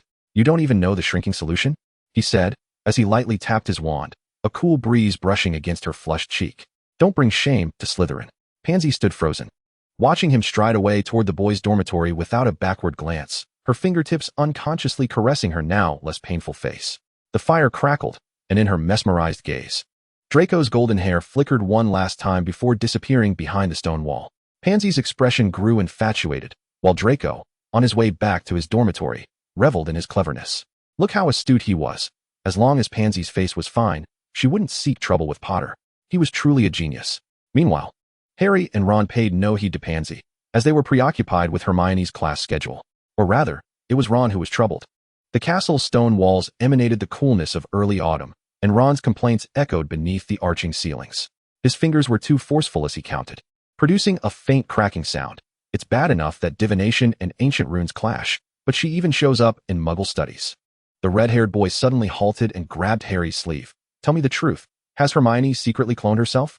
The snake scales on Harry's wrist flickered slightly, and Voldemort scoffed at Ron's childish hypothesis. She had to feign adjusting her tie to suppress the bracelet. Cloning requires advanced alchemy. Do you think she's Nickelmane? Then how do you explain? Good morning. Hermione's voice suddenly came from behind them. Ron froze as if petrified, watching the brown-haired girl skillfully squeeze between them. She carried the scent of parchment and mint toothpaste, and her hair brushed against Harry's cheek, causing a slight tickle. Hermione deliberately bumped Ron's shoulder. If someone had used their time planning my schedule to study, your potions notes wouldn't have been burned by the cauldron. That was an accident. Ron's ears turned crimson. The door to the Defense Against the Dark Arts classroom creaked open, and Professor Lupin leaned against the doorframe, a smile playing on his lips. Children, come in. You're just in time. Today, we shall tackle something quite interesting. The classroom was filled with the musty scent of aged wood, and the familiar cracked wardrobe trembled rhythmically in the corner, like a slowly beating heart. Neville had turned pale, shrinking in the back row, while Draco Malfoy occupied a corner far from the wardrobe with the Slytherins. Although he pretended to be indifferent, his gray-blue eyes frequently darted toward Harry. A boggart will transform into your greatest fear. With a flick of his wand, Lupin loosened the wardrobe's latch.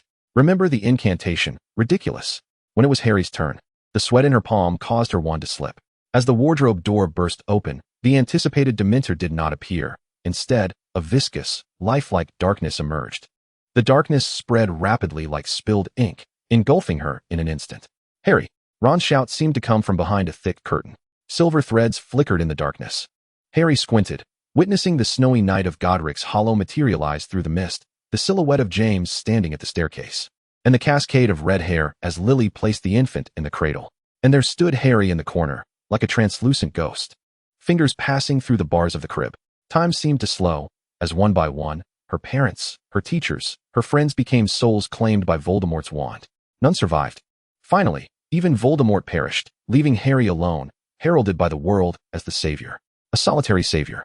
Harry stumbled back 2 paces, her vision briefly catching Ron's and Hermione's faces. Even Draco's, before she snapped back to reality. Ridiculous. Harry raised her wand. The mass of darkness transformed into a pitch-black cat, plump as a ball, its limbs almost indistinguishable. It opened its golden eyes and muted Harry. Chapter 29, Draco's Call. The night. The silver-green drapes of the Slytherin dormitory gently swayed, and the shimmering light of the Black Lake cast dancing shadows on the ceiling. Having concluded a day of arduous academic pursuits, Draco, clutching a silk pillow embroidered with his family crest, sat upright. His platinum hair fell messily across his forehead, and his gray-blue eyes sparkled with astonishment. "Did you see that?" He sat up abruptly, the pillow crumpled in his grip. "Harry is just so adorable." She turned the boggart into a kitten. "Merlin, that little black cat looks just like her." Goyle and Crabbe squeezed together on the same armchair, 2 sturdy boys resembling a mountain of flesh forced together. They exchanged glances, and as Draco's intense gaze fell upon them, they nodded vigorously in unison, as if under a spell of synchronization. "I knew you understood." Draco raised his chin with pride, tossing the pillow aside. "And the care of magical creatures class. She insisted on riding Buckbeak with me. Isn't that obvious?" Crabbe swallowed nervously, not daring to remind Draco that it was Hagrid who had suggested it. Goyle stared blankly at Draco, hesitating to ask, "What is so obvious?" Draco shot Goyle an exasperated look. "She must like me. At the very least, she has some feelings for me. But that's normal. Who could resist the charm of the Malfoy heir? Not to mention, I am quite handsome. Girls are shy," he continued, with no response from the duo. Draco, lost in his musings, absent-mindedly twirled a strand of golden hair around his finger, musing, "It seems this young master must take the initiative." He tapped lightly on a pillar, and a drawer in the nightstand slid open, revealing a pile of letters tied with green ribbon, all addressed to Harry but never sent. The top letter had smudged ink, with words barely discernible. "Your eyes are more beautiful than the shimmering waves of the Black Lake. What do you think?" Draco suddenly turned around, startling his 2 followers. "How should I let her know my feelings?" Goyle opened his mouth, resembling a stranded fish. "Flowers? Jewelry?" Crabbe eagerly interjected, "My sister says girls love shiny things." Draco squinted. "Back in first year, when I mentioned doing something with Potter, you both said the same thing." He regarded their frozen expressions with disdain. "Forget it. I'll just tell her directly." Generally speaking, Crabbe and Goyle rarely disagreed with Draco's words. At times, they even abandoned their thoughts altogether to assist him. However, this time, Crabbe's rare intuition came into play. "No." Crabbe suddenly lunged forward to block him, his massive frame nearly knocking Draco back onto the bed. The sensation of colliding with a wall of flesh was far from pleasant. Draco distinctly heard his waist emit a pained groan. Surely, he must have twisted it. Under Draco's murderous glare, Crabbe hastily concocted a response. "And my mother said that pursuing girls should be gradual." "Your mother?" Draco scrutinized him skeptically. "The one who works in the Ministry of Magic's office against the misuse of Muggle artifacts?" Goyle discreetly pinched Crabbe from behind. "Yes. She said that a sudden confession would scare girls. You need to give gifts first." "Yes, gifts." Draco pondered this, settling back on the edge of the bed, his fingers rhythmically tapping his chin. After a moment's deliberation, he spoke. "That makes sense."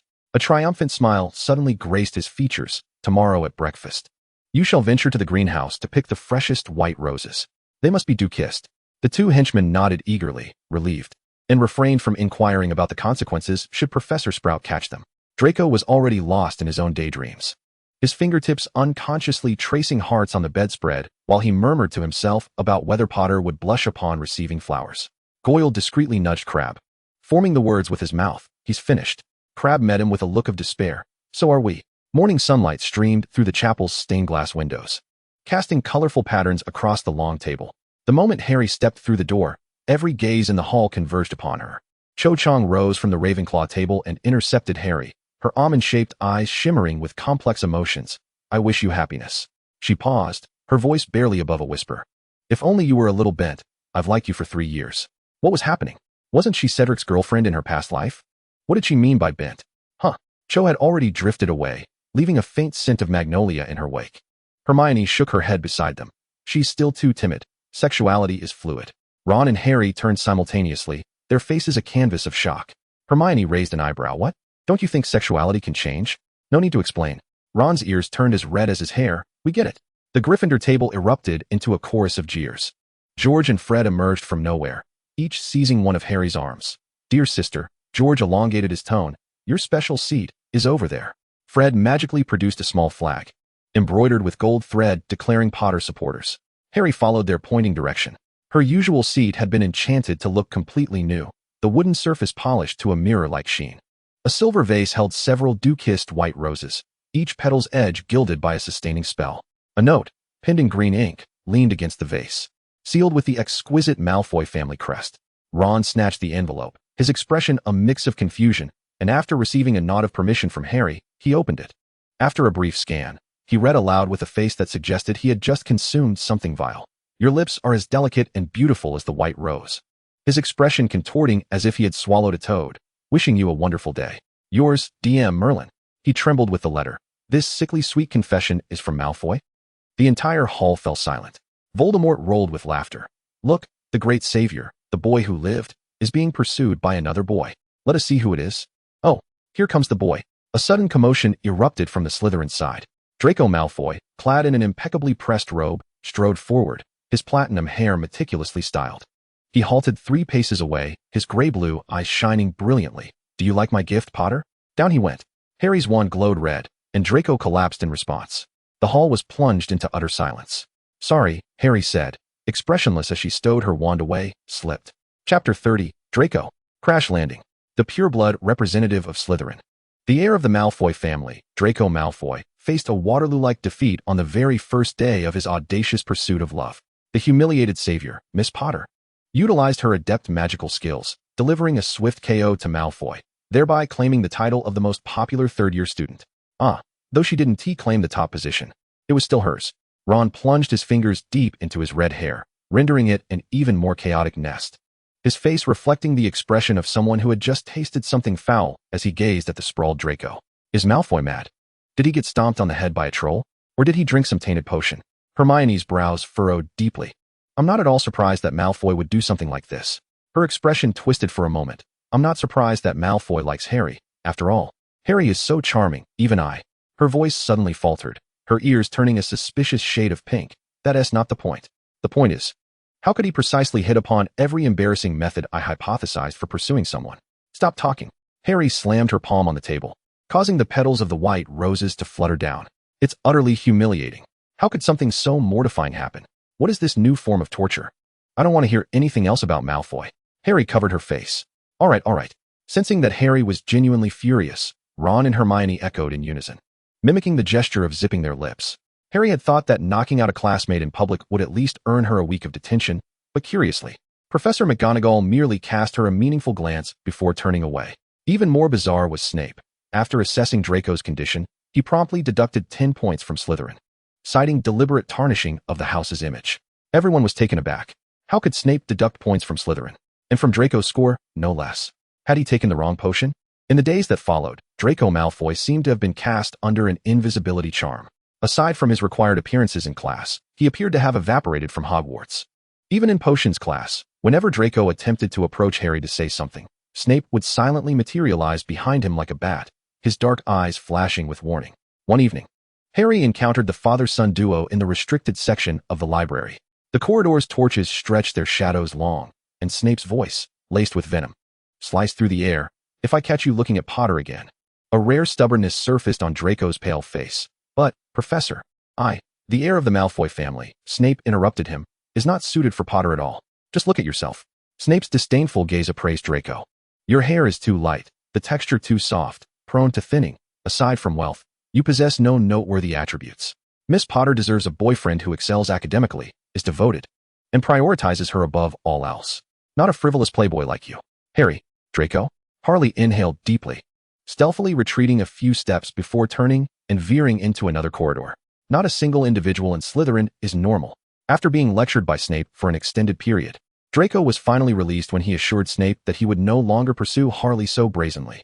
Upon his return to the Slytherin common room, Draco immediately spotted Pansy Parkinson standing by the fireplace, her fingers twisting a letter sealed with a gold-embossed wax stamp, her cheeks flushed with an unnatural hue. "Draco," she spoke, her voice notably softer than usual. "The Malfoy estate has sent you a letter."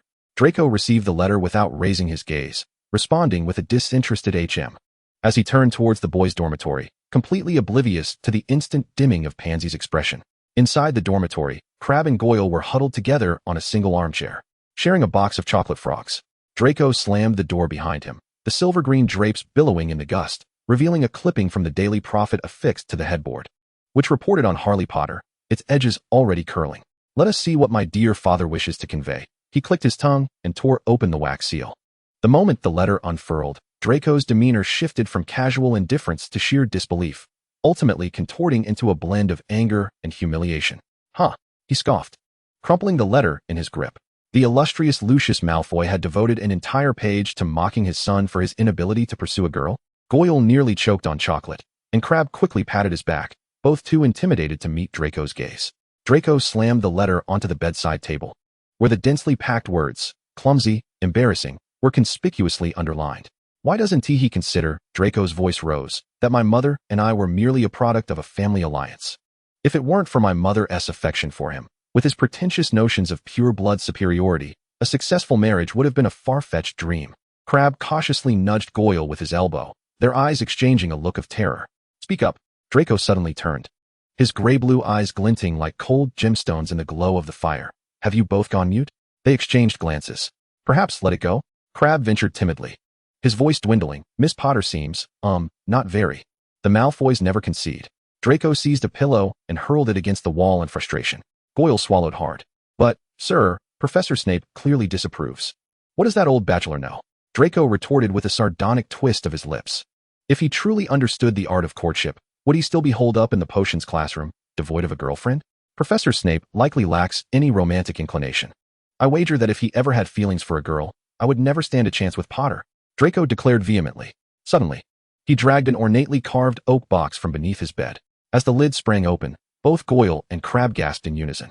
The box was filled with an array of exquisitely wrapped gifts. While it remained a mystery why Draco carried such items, their high value was undeniable.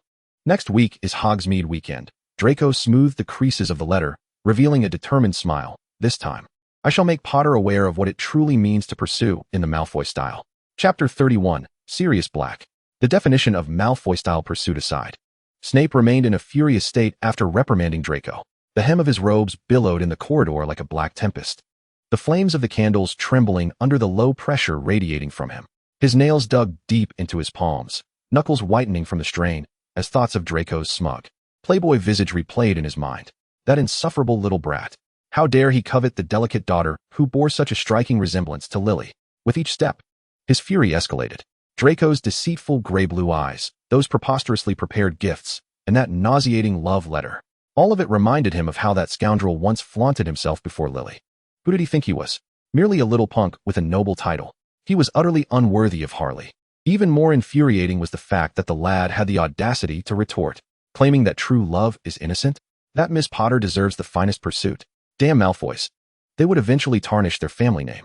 He forcefully pushed open the door to the headmaster's office, the stone gargoyle failing to intervene. Professor McGonagall looked up from a pile of paperwork, glancing at the intruder and inquiring, "Severus? What brings you here in such haste?" "I am here to request a leave for Draco Malfoy." Snape's voice was squeezed out through clenched teeth. "He needs to return home next week." "Oh, is Mr. Malfoy unwell?" McGonagall set down her quill. "Family matters." What a coincidence, just a day before Hogsmeade weekend. McGonagall raised an eyebrow. "Please, take a seat. You need to calm down." "I am perfectly calm," Snape replied stiffly, yet he took a seat in the armchair opposite her. McGonagall waved her wand, and a glass of water floated to Snape's side. The moment he grasped the cup, McGonagall casually remarked, "I hear that Draco confessed to Harley?" With a sharp crack, the glass shattered in Snape's hand, clear water mingling with crimson droplets that trickled through his pale fingers. McGonagall's gaze lingered on the red stain for a moment before returning to his face with an air of calmness. "It appears the rumors were indeed true." She conjured a bandage and handed it to him. "What do you plan to do? Tie him to the four-poster bed in the dormitory?" Snape roughly wrapped the bandage around his hand, if necessary. McGonagall sighed, her tone softening. Severus, you cannot keep her locked away in an ivory tower forever. She is not Lily, McGonagall reassured him, and Draco is not James. Her words did little to ease Snape's agitation. He anxiously tugged at his hair, suddenly realizing that he might need to find time to wash it after feeling the grease under his fingers.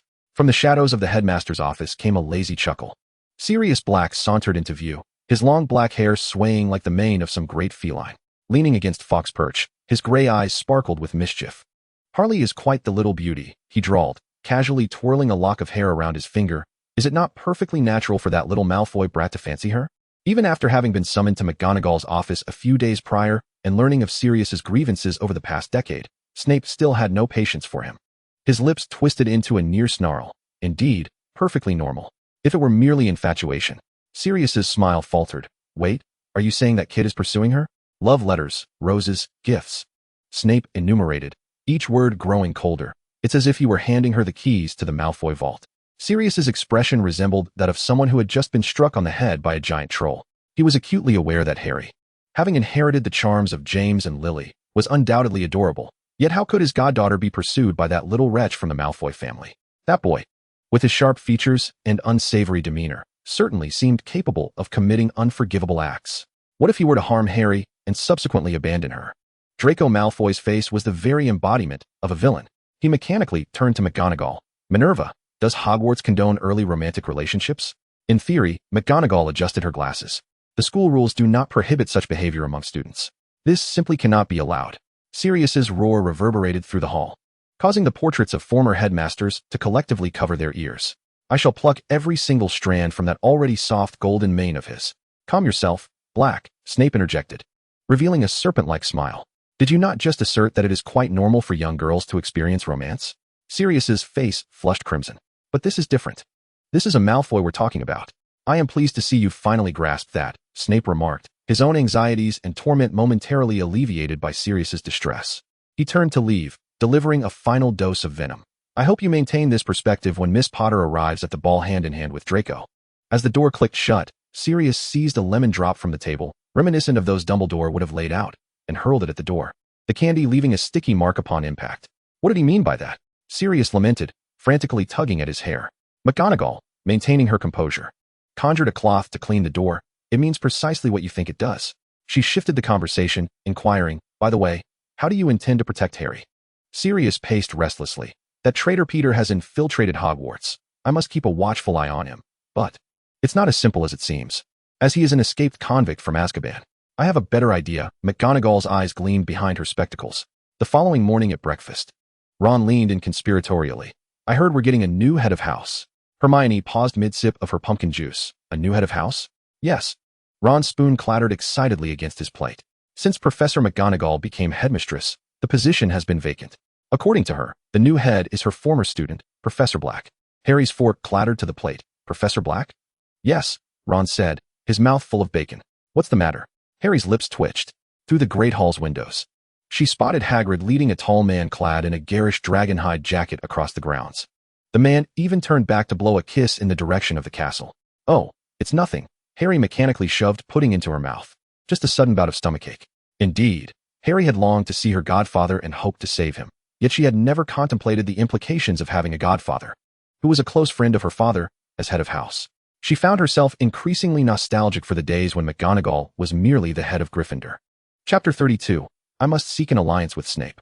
Yes, Harry had matured. The true 14-year-old Harry would have held a blind trust in Sirius, one so profound that, regardless of the circumstances, she would believe that he could do no wrong. However, the current Harry was no longer the same. She had even begun to see her own father through a less rose-tinted lens, having witnessed James bully Snape on occasions. The newly appointed Professor Black had become the most popular teacher at Hogwarts within a week of his arrival. The notice board in the Great Hall was plastered with handmade posters from girls advocating for the Professor Black Support Club, and some had even surreptitiously altered the fat lady's password. Replacing Dragon Dung with Professor Black is the most handsome. Hermione had fairly remarked, Professor Black is infinitely more useful than Lockhart. He genuinely demonstrates how to fend off werewolves. At that moment, the magical creatures class had just concluded, and the hem of Harry's robe was still smeared with the gooey remnants of Hagrid's latest discovery. She leaned against the stone wall outside the greenhouse, eyes closed, massaging her temples. Buckbeak emitted a shrill cry from the paddock. reminding her of a certain fool who had become addicted after riding Buckbeak just once. After several more attempts, that particular individual had his arm broken by an impatient Buckbeak. Yet Draco did not report the incident to his father, but instead rolled up his sleeves, determined to befriend Buckbeak. Such behavior always reminded Harry of the so-called masochistic individuals she had heard of in her past life. "Are you all right?" Ron's voice broke through her thoughts. He had a leaf stuck in his red hair and a mark on his face from a run-in with a biting cabbage, looking somewhat haggard. "You look quite tired." Harry shook her head. "It's nothing, just..." She hesitated, unsure of how to articulate her weariness. The abrupt transition of Sirius from fugitive to Hogwarts professor, Draco's relentless pursuit, and the occasional jabs from the serpent-like Voldemort all felt like stones weighing heavily upon her shoulders. Ron suddenly took a deep breath, his eyes sparkling. I think I can help you with something." His blue eyes shone brightly in the sunlight. "We're friends, right?" Harry turned to him, touched, and grasped Ron's hand. "Thank you, good brother Ron." Ron's ears turned a deep shade of crimson, and his lips moved as if he wished to say something more. Yet Neville's sudden appearance interrupted him. The round-faced boy rushed over, panting. Harry, Professor Black is looking for you in the headmaster's office." "Now." Harry frowned. Neville nodded. "Professor McGonagall is there too." Harry sighed and turned to Ron. "What were you going to say just now?" "And nothing." Ron waved his hands in a fluster. "You go ahead." He watched Harry's retreating figure and then kicked a stone with all his might. The stone struck a tree trunk, causing unripe fruit to fall and hit Ron, who yelped in dismay. "Be brave, Weasley," Ron muttered to himself. "Next time, for sure." His voice faded into the wind, only the distant willow trees swaying gently, as if mocking his hesitation. As Harry pushed open the door to the headmaster's office, the sweet scent of tea wafted through the air. Professor McGonagall sat behind her crescent-shaped desk, her fingers tapping lightly on the surface as she slid a cup of milk-infused black tea toward Harry. "How are you adjusting to school?" McGonagall's tone was softer than usual. Harry cradled the teacup, the steam rising, revealing a few color-changing magical sugar beads at the bottom. "Everything is just fine, Professor. I would like to introduce you to someone," McGonagall suddenly said. A subtle movement emerged from the shadows behind the bookshelves. Harry instinctively held her breath, her fingers tightening around the cup's rim. From the moment Black had become head of house, this reunion had been inevitable. A tall figure stepped out from the shadows behind the shelves. He wore a dark gray dragonhide jacket, his black curls falling to his shoulders, and the fresh stubble on his chin glimmered with a hint of blue. When those familiar gray eyes turned towards Harry, she was abruptly reminded of the face she had seen in the hearth during her previous life. Gaunt and haggard like that of a prisoner. The contrast with the radiant man before her was stark. "Although it may be difficult for you to believe, Harry, I am indeed your godfather, Sirius Black." Despite having rehearsed countless drafts in his mind, Sirius's voice carried a hint of hesitance upon their actual meeting. He glanced at Harry, inhaled deeply, and began to elucidate the betrayal by Peter Pettigrew, a lengthy tale. Harry sat quietly on the sofa, attentively listening as he recounted the tumultuous saga of their intertwined fates. "Thus, for these past 12 years, I have relentlessly pursued that traitor." Sirius's voice grew somber, his gray eyes ablaze with suppressed fury. A brief silence enveloped the office. Harry spoke with an astonishing calmness, devoid of any skepticism. "I believe you." As Sirius pondered how to further earn Harry's trust, he suddenly froze, his eyes widening like a large dog abruptly halted. Professor McGonagall chuckled softly, her crescent-shaped glasses glinting with a mischievous light. "I told you, Harry possesses the same discernment as her parents." In an unexpected gesture, Sirius knelt on one knee, resembling a large dog even more. "As the head of Gryffindor at Hogwarts, if there is anything you require, could you assist me in signing the Hogsmeade permission slip?" Harry retrieved the crumpled parchment from her pocket, her emerald eyes blinking.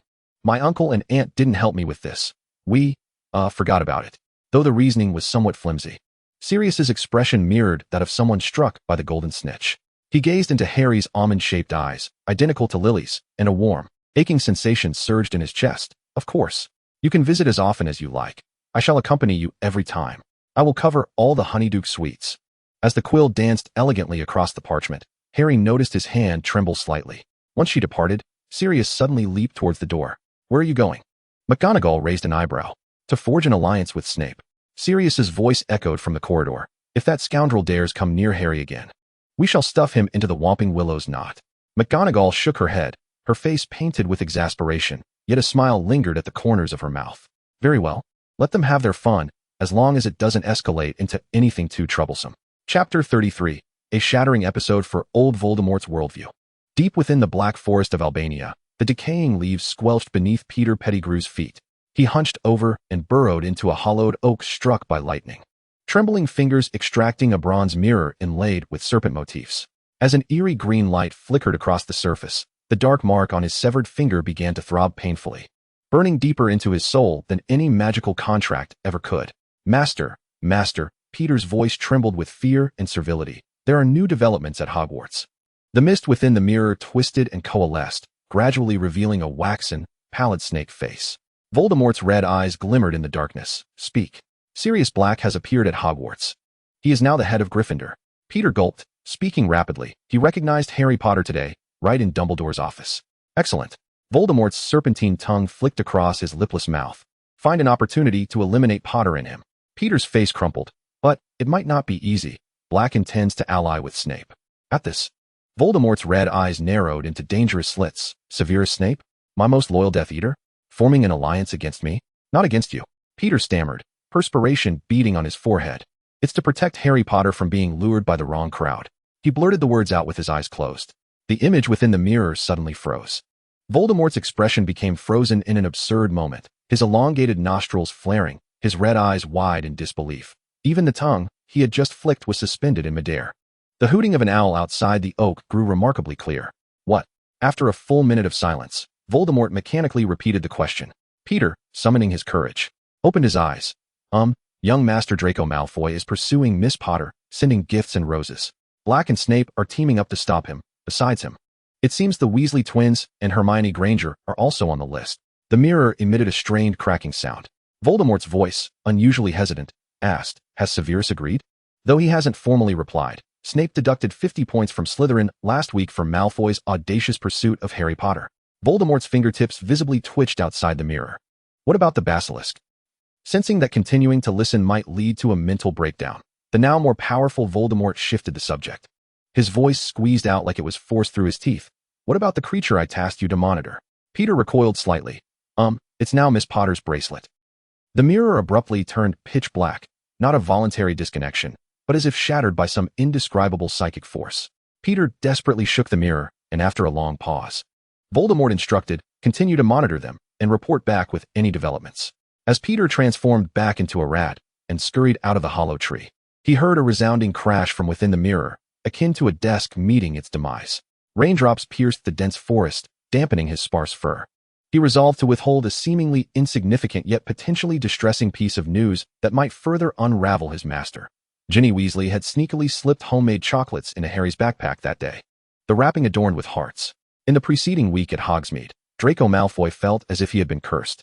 To illustrate a few instances, during Transfiguration class, he had just pretended to casually drift near Harry's desk. His fingers hadn't even grazed her books when Professor Black, who appeared out of nowhere, insisted on pulling him aside to inquire about seemingly unnecessary matters regarding Slytherin. If he declined, Professor Black would exhale dramatically, as if to himself, lamenting how he was certainly not well liked by the students, inciting the ire of many girls towards Draco. In potions class, he deliberately chose a cauldron stationed diagonally opposite Harry. Just as he was about to flash her a flawless smile, the classroom door swung open, and Snape stepped into his line of sight, blocking it entirely. Malfoy changed seats. Draco's face contorted in discomfort. But, Professor, I said, change seats. Yielding to Snape's authoritative presence, Draco had no choice but to comply. Instances like these were numerous, ultimately leading to the direct consequence that Draco could not converse with Harry at all, while also encountering various obstacles both overt and covert. They were undoubtedly intentional. Draco languished on the emerald green sofa in the Slytherin common room, his expression one of profound indignation, as if he had suffered an immense injustice. How could it be that every class unfolded with such uncanny timing? Just as Crabbe opened his mouth to speak, actually, the professors, Goyle abruptly shoved a piece of chocolate cauldron cake into his mouth, exclaiming, Master, the professors have no reason to interfere with students' romantic affairs. Cream erupted from Crabbe's nostrils. Draco frowned, acknowledging, Indeed, my parents began their courtship during their student years as well. Goyle, quick on his feet, suggested, just think. If the professors truly opposed it, they could simply confine you to your room. He kicked Crabbe, right? Crabbe nodded fervently, cream smeared all over his face. Draco smacked his lips, still somewhat incredulous. You mean to say, these occurrences are merely coincidences? Absolutely. Goyle, displaying an unexpected moment of intelligence, slapped his thigh with conviction.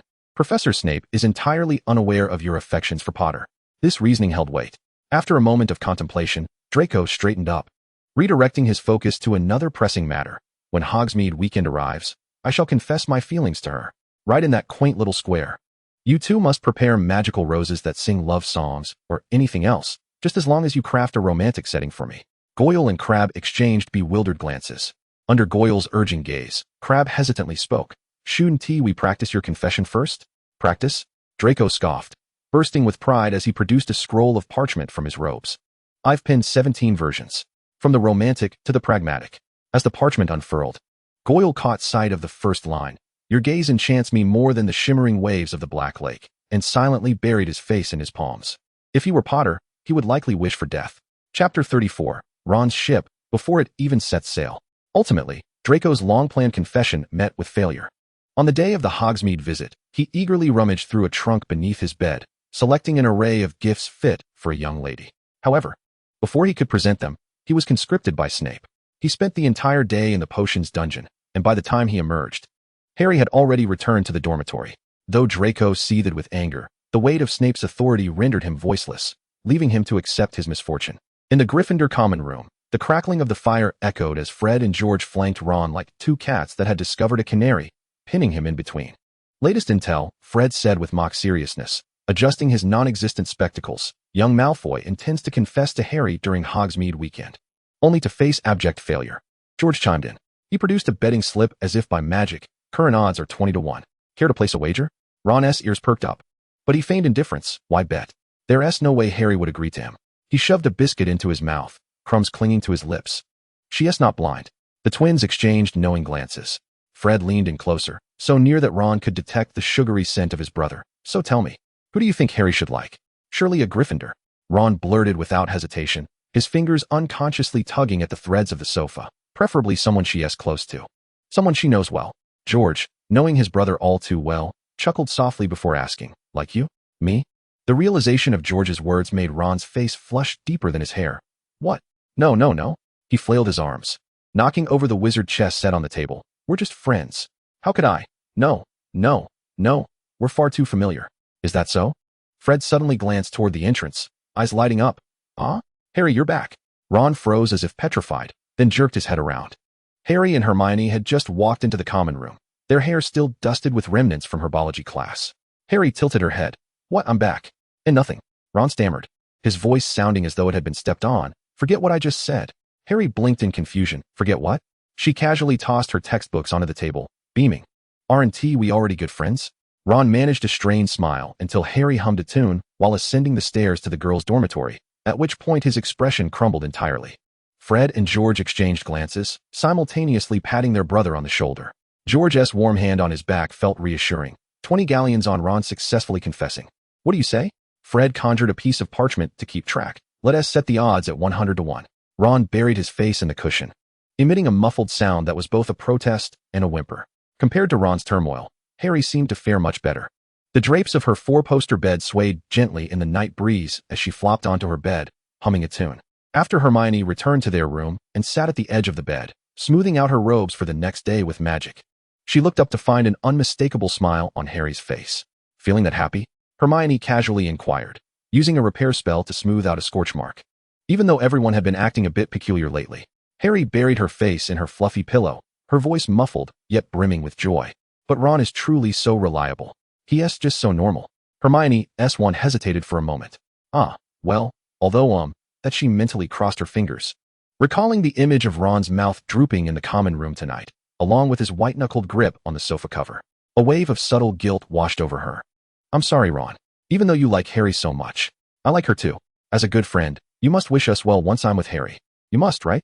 When Harry and I get married, I'll make sure to give you a generous gift. Hermione pressed her lips together, her wand unconsciously tracing half a heart in the air before she hastily dispersed it. Indeed, she nodded, affirming Harry's words. Ron truly is a good friend. Moonlight streamed through the window, casting diamond-shaped patterns upon the floor. After engaging in idle chatter for a while, Hermione noticed the bed beside her had fallen silent. She looked up to find Harry, clutching the plush snitch Ginny had gifted her, fast asleep, her lips curled into a carefree smile. Darkness. A thick, suffocating darkness enveloped Harry. She stood in a void, attempting to walk in circles, but no matter the direction, the darkness was interminable. Harry Potter, a raspy voice echoed from all around.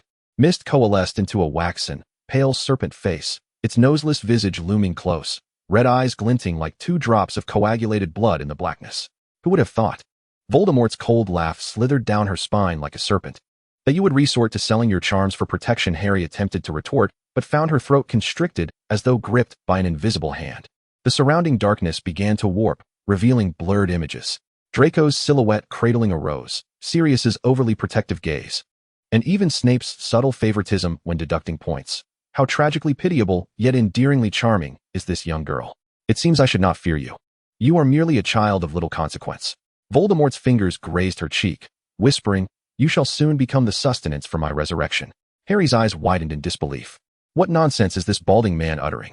Has he suffered some brain injury that causes him to spew words reminiscent of a certain green website's voyeuristic male antics? Does he not feel any embarrassment in uttering such lines? Hiss! A sudden sharp pain erupted from her wrist. Harry jolted awake, the moonlight still quietly draping over the bed curtains. She looked down to see the serpent-shaped bracelet's scales slightly raised, leaving tiny red marks on her skin. Your sleeping sounds are too loud. Voldemort's voice resonated directly in her mind. You merely disturbed me. Harry stared at the bracelet, her mind still hazy, struggling to recall the dream, with only a vague memory of Voldemort's presence within it, most likely the Voldemort of this world.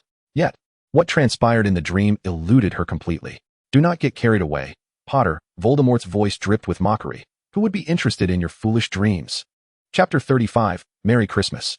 In the blink of an eye, the semester had passed its halfway mark, and the students' most cherished holiday, Christmas, was approaching. On Christmas morning, Hogwarts was blanketed in a thick layer of snow, the castle spires sparkling under the sunlight. Harry had prepared gifts well in advance. For Hermione, she had procured a magical notebook that graded essays autonomously, and for Ron, a wizard's chess set complete with tactical explanations for Quidditch. Quite impressive yet utterly useless. It was rumored to allow players to practice Quidditch while playing chess, but those who purchased it claimed it had no practical application whatsoever. As for Draco, she deliberated for a long while before ultimately deciding to gift him a box of the latest Honeyduke's confectionery, accompanied by a note that simply read, "Do not bother me." However, the gifts for the professors required the most thought. For Sirius, she selected a pair of dragonhide gloves lined with tiny, animated paw prints. For Professor McGonagall, a set of exquisite cat-shaped bookmarks, and even for Lupin, a portable chocolate cauldron to replenish his supply of chocolate, preventing him from becoming too weak post-full moon. As for Snape's gift, she pondered for an extended period. Eventually, she commissioned a black turtleneck sweater from Madame Malkin's robes for all occasions. Intricately embroidered with a discreet lily in silver thread at the hem, its petals shimmering subtly in the light. As for Dumbledore, despite his absence, Harry consulted many classmates and, with her rudimentary skills, knitted a deep blue scarf adorned with glowing golden stars. She quietly placed it before the graves of the 2 elderly men. Yes, 2 elderly men. Snape had taken it upon himself to inter Dumbledore alongside Grindelwald, the world's greatest wizard, resting beside the dark wizard he had captured, a pairing unheard of in the wizarding world. Harry was curious about what transpired between them in their youth, yet no detailed records existed. Only Hagrid mentioned overhearing a Hufflepuff upperclassman speak of Grindelwald having shared a close friendship with Dumbledore in their younger days. That Hufflepuff had contributed immensely to the operation that led to Grindelwald's capture. In the potions classroom, the cold air was dispelled by the flickering flames of the fireplace. Snape was grading 5th-year potions essays, his quill etching sharp lines on the parchment. "Snape, look at this." Sirius burst in like a whirlwind, his dragonhide gloved hands waving extravagantly in the air. Snowflakes still clung to his dark hair, and his gray eyes sparkled with pride. "Look what Harry sent me. The craftsmanship and the lined paw prints." Without lifting his gaze, Snape replied, "Black, if your brain hasn't been stuffed with flobberworms, you should remember this is my classroom." "Teaching daughters is certainly easier than teaching sons," Sirius remarked, smacking his lips playfully as he held the gloves close to Snape's eyes. "Aren't they just adorable?" Out. Feigning ignorance, Sirius leaned against the podium. "Did little Harry prepare a gift for you?" Snape's quill snapped with a sharp crack, just as he was about to draw his wand. A gray barn owl swooped in through the window, expertly delivering a package into Snape's arms. The package was adorned with a silver-green ribbon, the label neatly inscribed, Professor S. "Snape, Merry Christmas, HP." Snape's brows lifted slightly as he sheathed his wand. "Let me see who sent this gift." He leisurely unraveled the ribbon, elongating his tone deliberately. "Oh, Miss Harry Potter." Sirius's eyes widened. As the sweater unfolded, the firelight reflected off the silver-embroidered lily, casting a soft glow. Snape's fingertips unconsciously brushed over the flower. his expression momentarily softening. "It seems Miss Potter is quite aware of my preferences," he murmured, a hint of complex emotion lacing his tone. Sirius's face turned as green as if he had consumed a potion gone awry. He whirled around, his black robes swirling behind him. "I'm going to have Harry add a big dog to my gloves." The door slammed shut with a resounding bang, causing the potion jars in the cabinet to rattle.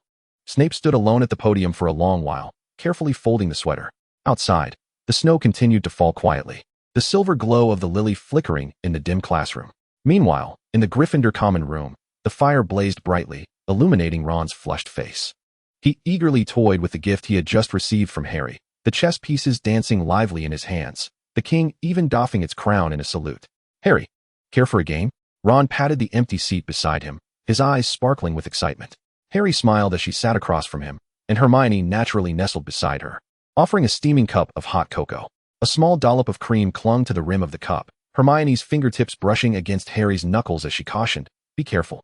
It's hot." Ginny squeezed in from the other side, her red hair brushing against Harry's shoulder. "I'll be the referee," she declared, winking at Ron. Ron scratched the back of his head, feeling as though Ginny and Hermione were perhaps a bit too attached to Harry, yet simultaneously thinking it was quite normal for young girls to behave this way. The game commenced smoothly, Ron's white queen vanquishing Harry's 3 pawns in swift succession. Just as his knight was poised to checkmate, "Harry," Hermione leaned closer, "have you seen that paper on the Patronus charm in Innovations and Charms?" "Huh." Harry turned her head, her nose nearly brushing against Hermione's curls. "Oh, I did. The theory on manifesting a Patronus is simply..." Ron watched in bewilderment as Ginny's fingers deftly skimmed across the chessboard, inexplicably moving his knight to a completely useless position. "Wait." Ron's eyes widened.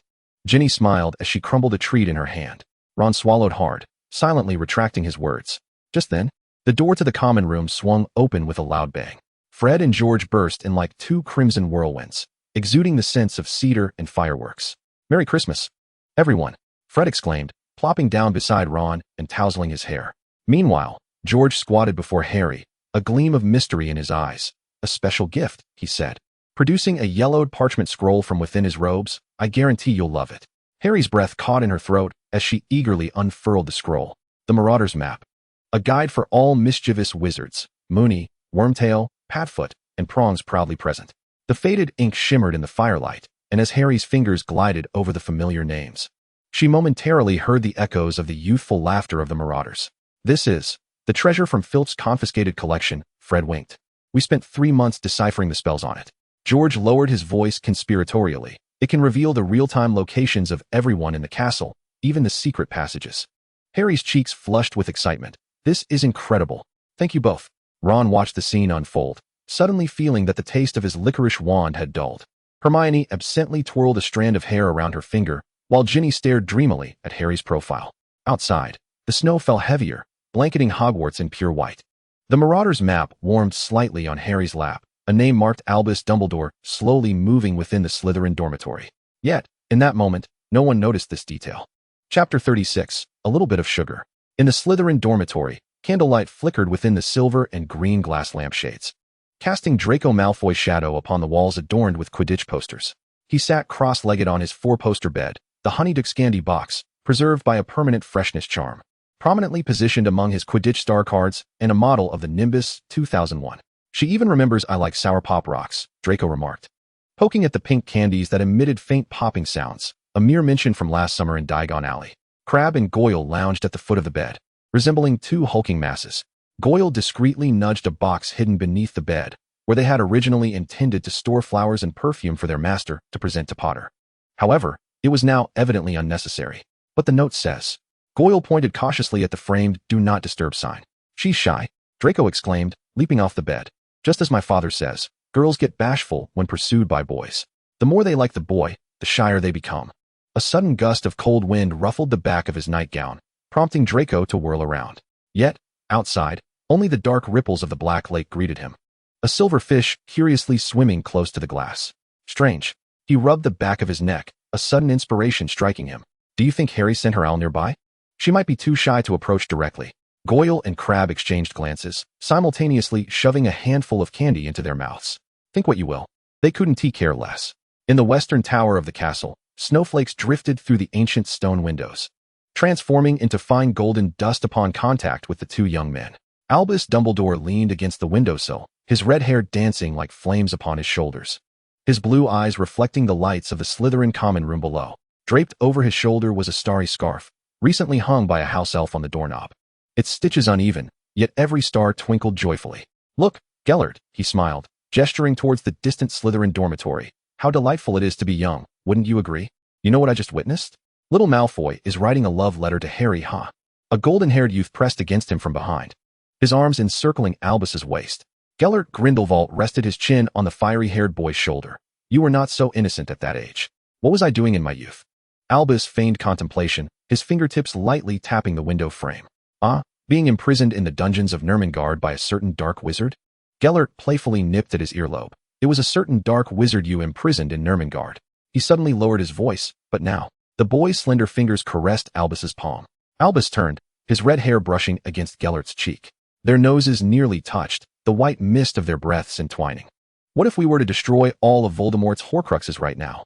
They would find their own way out, my dear Albus." Gellert intertwined his fingers with his, pulling him towards the spiral staircase. "Tonight is Christmas Eve. Are you sure you wish to discuss such matters?" The portraits hanging on the walls, weary of watching, cleared their throats. "Gentlemen, if you plan to do anything in the corridor, at least cast a privacy charm." Without looking back, Gellert waved his elder wand. A cascade of golden runes enveloping the staircase.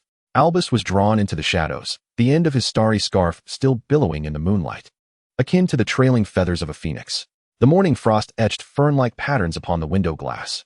The day after Christmas, as Harry traversed the corridors with a book in hand, Cho Chang suddenly emerged from around a corner, her dark hair speckled with undissolved snowflakes. "Harry," she exclaimed, grabbing her wrist with a hushed voice, "the castle was haunted last night." Nearly headless Nick floated between them, adjusting his half-torn bow tie with a disgruntled expression. "Miss, when is Hogwarts not haunted? Not just any ordinary ghost." Cho's nails unconsciously dug into Harry's sleeve as she continued. "I saw 2 young ghosts in the library. One with red hair and the other blonde. They could use magic." "That certainly is rather unusual," Harry pondered. "Are you sure it wasn't Peeves playing tricks?" Hermione, having appeared behind them, interjected, "Ghosts using magic is simply beyond comprehension." Just as Cho was about to retort, the castle bells chimed unexpectedly.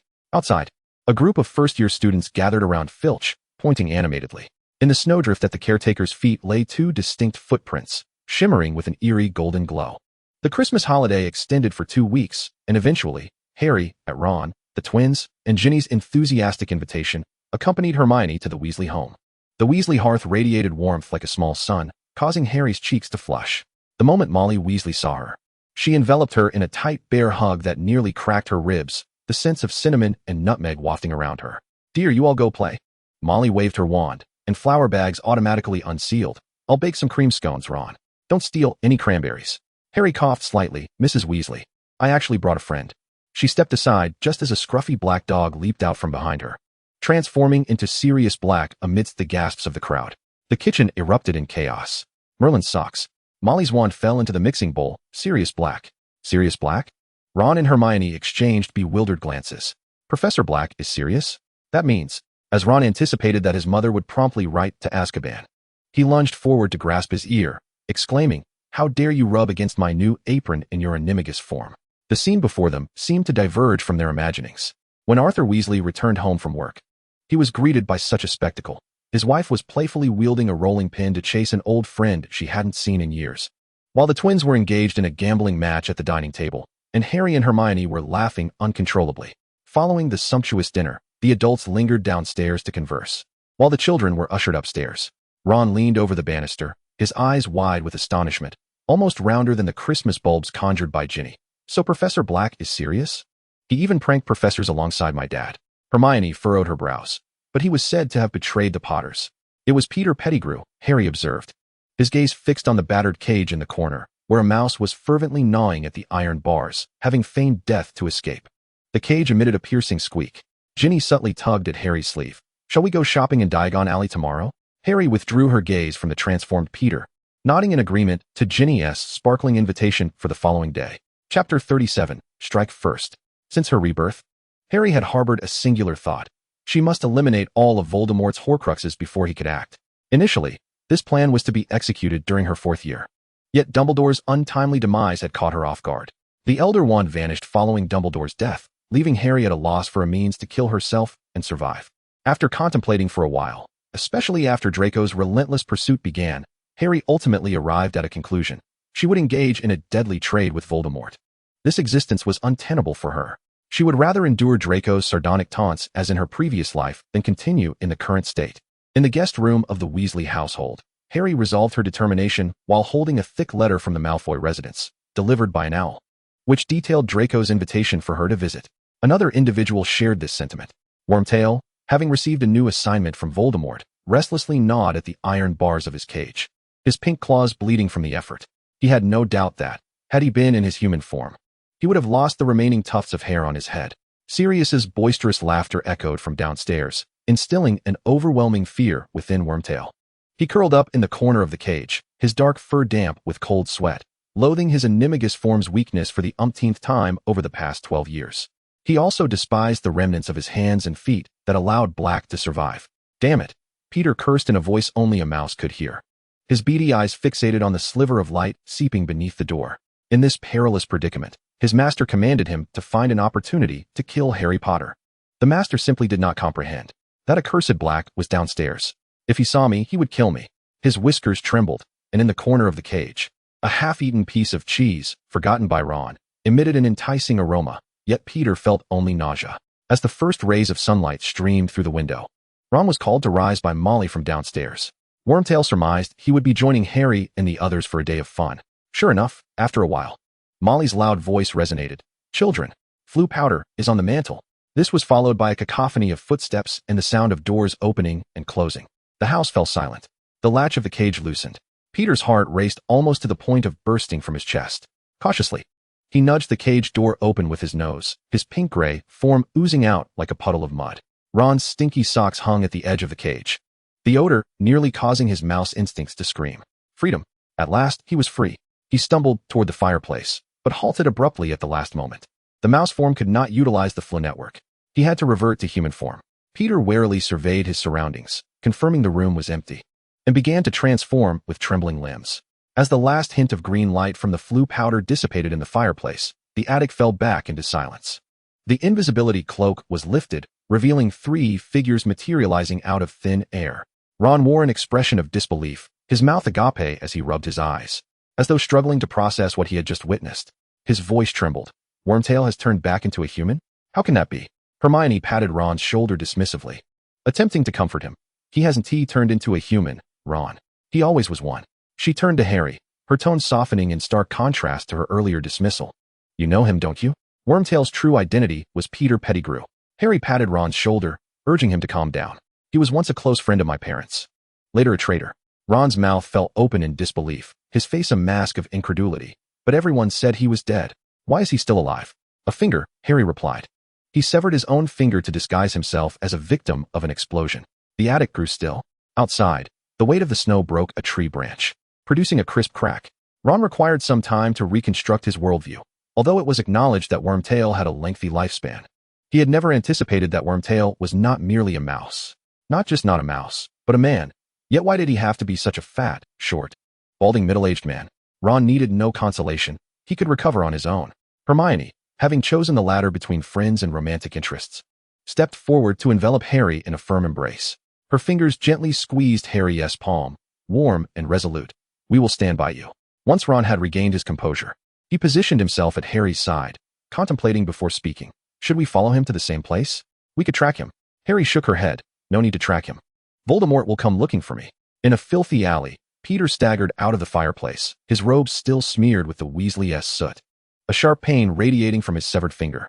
Master, oh my great master, I beseech your protection, he murmured, kneeling upon the damp cobblestones, addressing the air.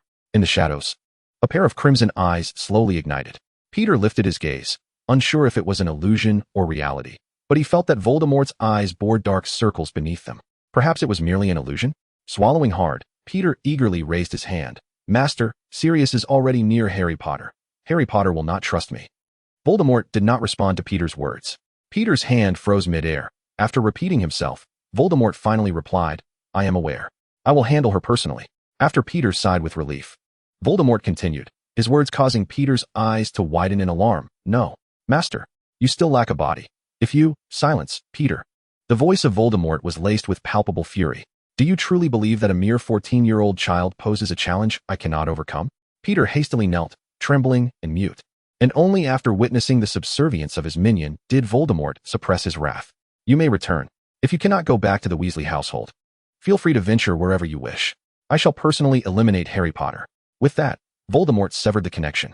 As he beheld Voldemort's form vanish from the mirror, Peter opened his mouth, an inexplicable foreboding swirling in his heart. Surely, it must be mere illusion. How could Voldemort possibly be bested by a mere child? Chapter 38. Another episode to shatter old Voldemort's worldview in his current state.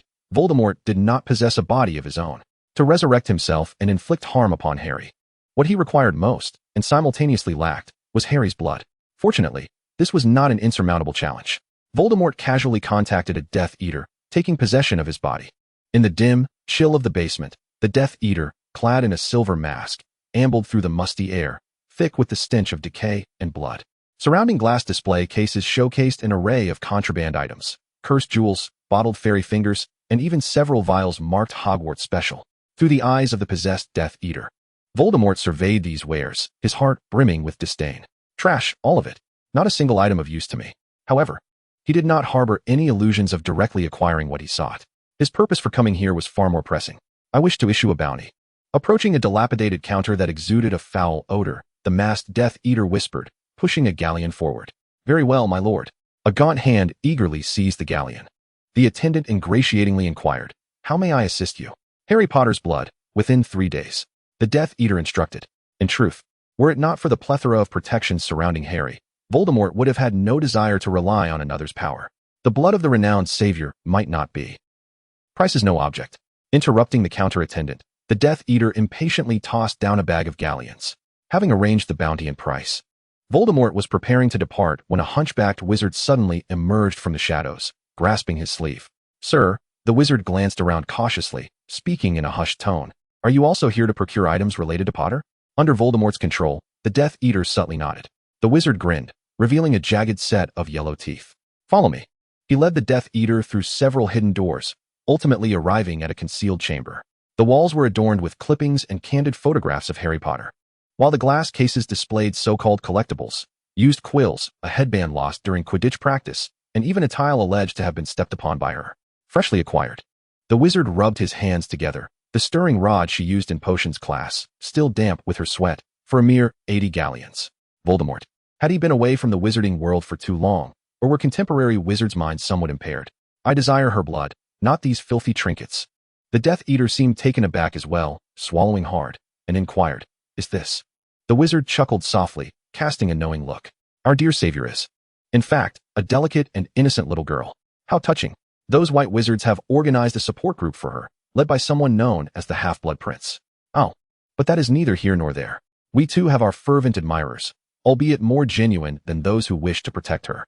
He licked his lips, and Voldemort anticipated him to utter something like, I will shred Potter to pieces, yet he instead stated, we will go to great lengths to acquire her used belongings. Voldemort. Death Eater. Perhaps dissatisfied with Voldemort's silence, the wizard squinted his eyes. If you have any special requests, we can even customize interactive story comics or create puppets. Although due to the savior's status as a minor, we cannot include adult themes. Only once she comes of age. Voldemort. Who cares about that? Who desires such things? And why do you dark wizards adhere to Muggle laws? He nearly roared. If it were possible, he would have reduced this place to ashes. The Death Eater distinctly sensed his master's fury and hastily interrupted the wizard, who was still prattling on about the various inappropriate merchandise related to the savior. I want Harry Potter's blood. The wizard's eyes lit up. You have an excellent eye. We have available for sale items Harry has used during her menstrual period. If you are interested, setting aside all else, this was indeed Harry Potter's blood. It certainly fulfilled the master's request. However, the Death Eater swallowed again, cold sweat trickling down his temples. Using blood from such a source for resurrection would surely be a humiliation his master could not endure. Oh, if you are averse to impurities, I have a small quantity of blood collected from when Harry was injured, preserved magically in this vial. The wizard brandished a small tube containing about half a vial of blood. The price is negotiable. I will take this. The Death Eater declared decisively. Having acquired what Voldemort desired, the Death Eater's back was already drenched in cold sweat. He sighed in relief and cautiously inquired of his master, My lord, in doing this, you have done well. The words of praise from Voldemort emerged as though forcibly extracted. Indeed, he had performed admirably. For a fleeting moment, he even considered that perhaps it would not be intolerable to resurrect without Harry Potter's blood. Harry Potter's life did not necessarily have to be extinguished by his hand. If need be, as an immortal, he could wait until Harry had perished before emerging to claim dominion as the Dark Lord. Unaware of Voldemort's internal struggles, the Death Eater exhaled in relief. Having obtained the blood of his enemy, the bones of the father and the flesh of the servant presented no challenge.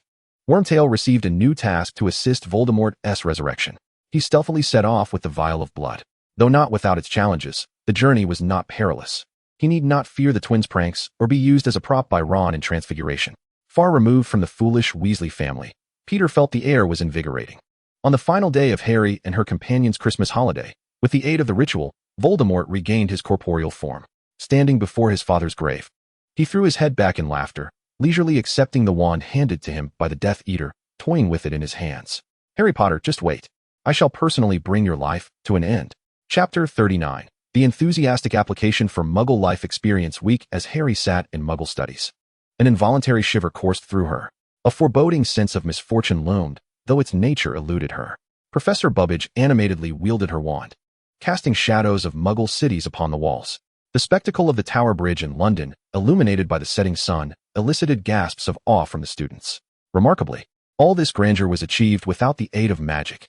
The professor was visibly pleased with her students' reactions. With a flick of her wand, she transitioned to the next image, an airplane. Enlarging the picture, she showcased the cramped quarters filled with people.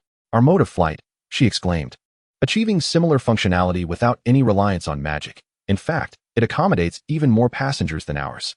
Suddenly, a chilling voice resonated from the back of the classroom, echoing ominously. Could you share your thoughts on the witch trials? In an instant, the classroom fell silent. The witch trials, a subject every wizard preferred to avoid. As Professor Bubbage turned, Lisa Dupin from Ravenclaw accidentally snapped her quill in surprise. The professor's gaze swept over the Slytherin section, where only a few students remained silent, their expressions blank.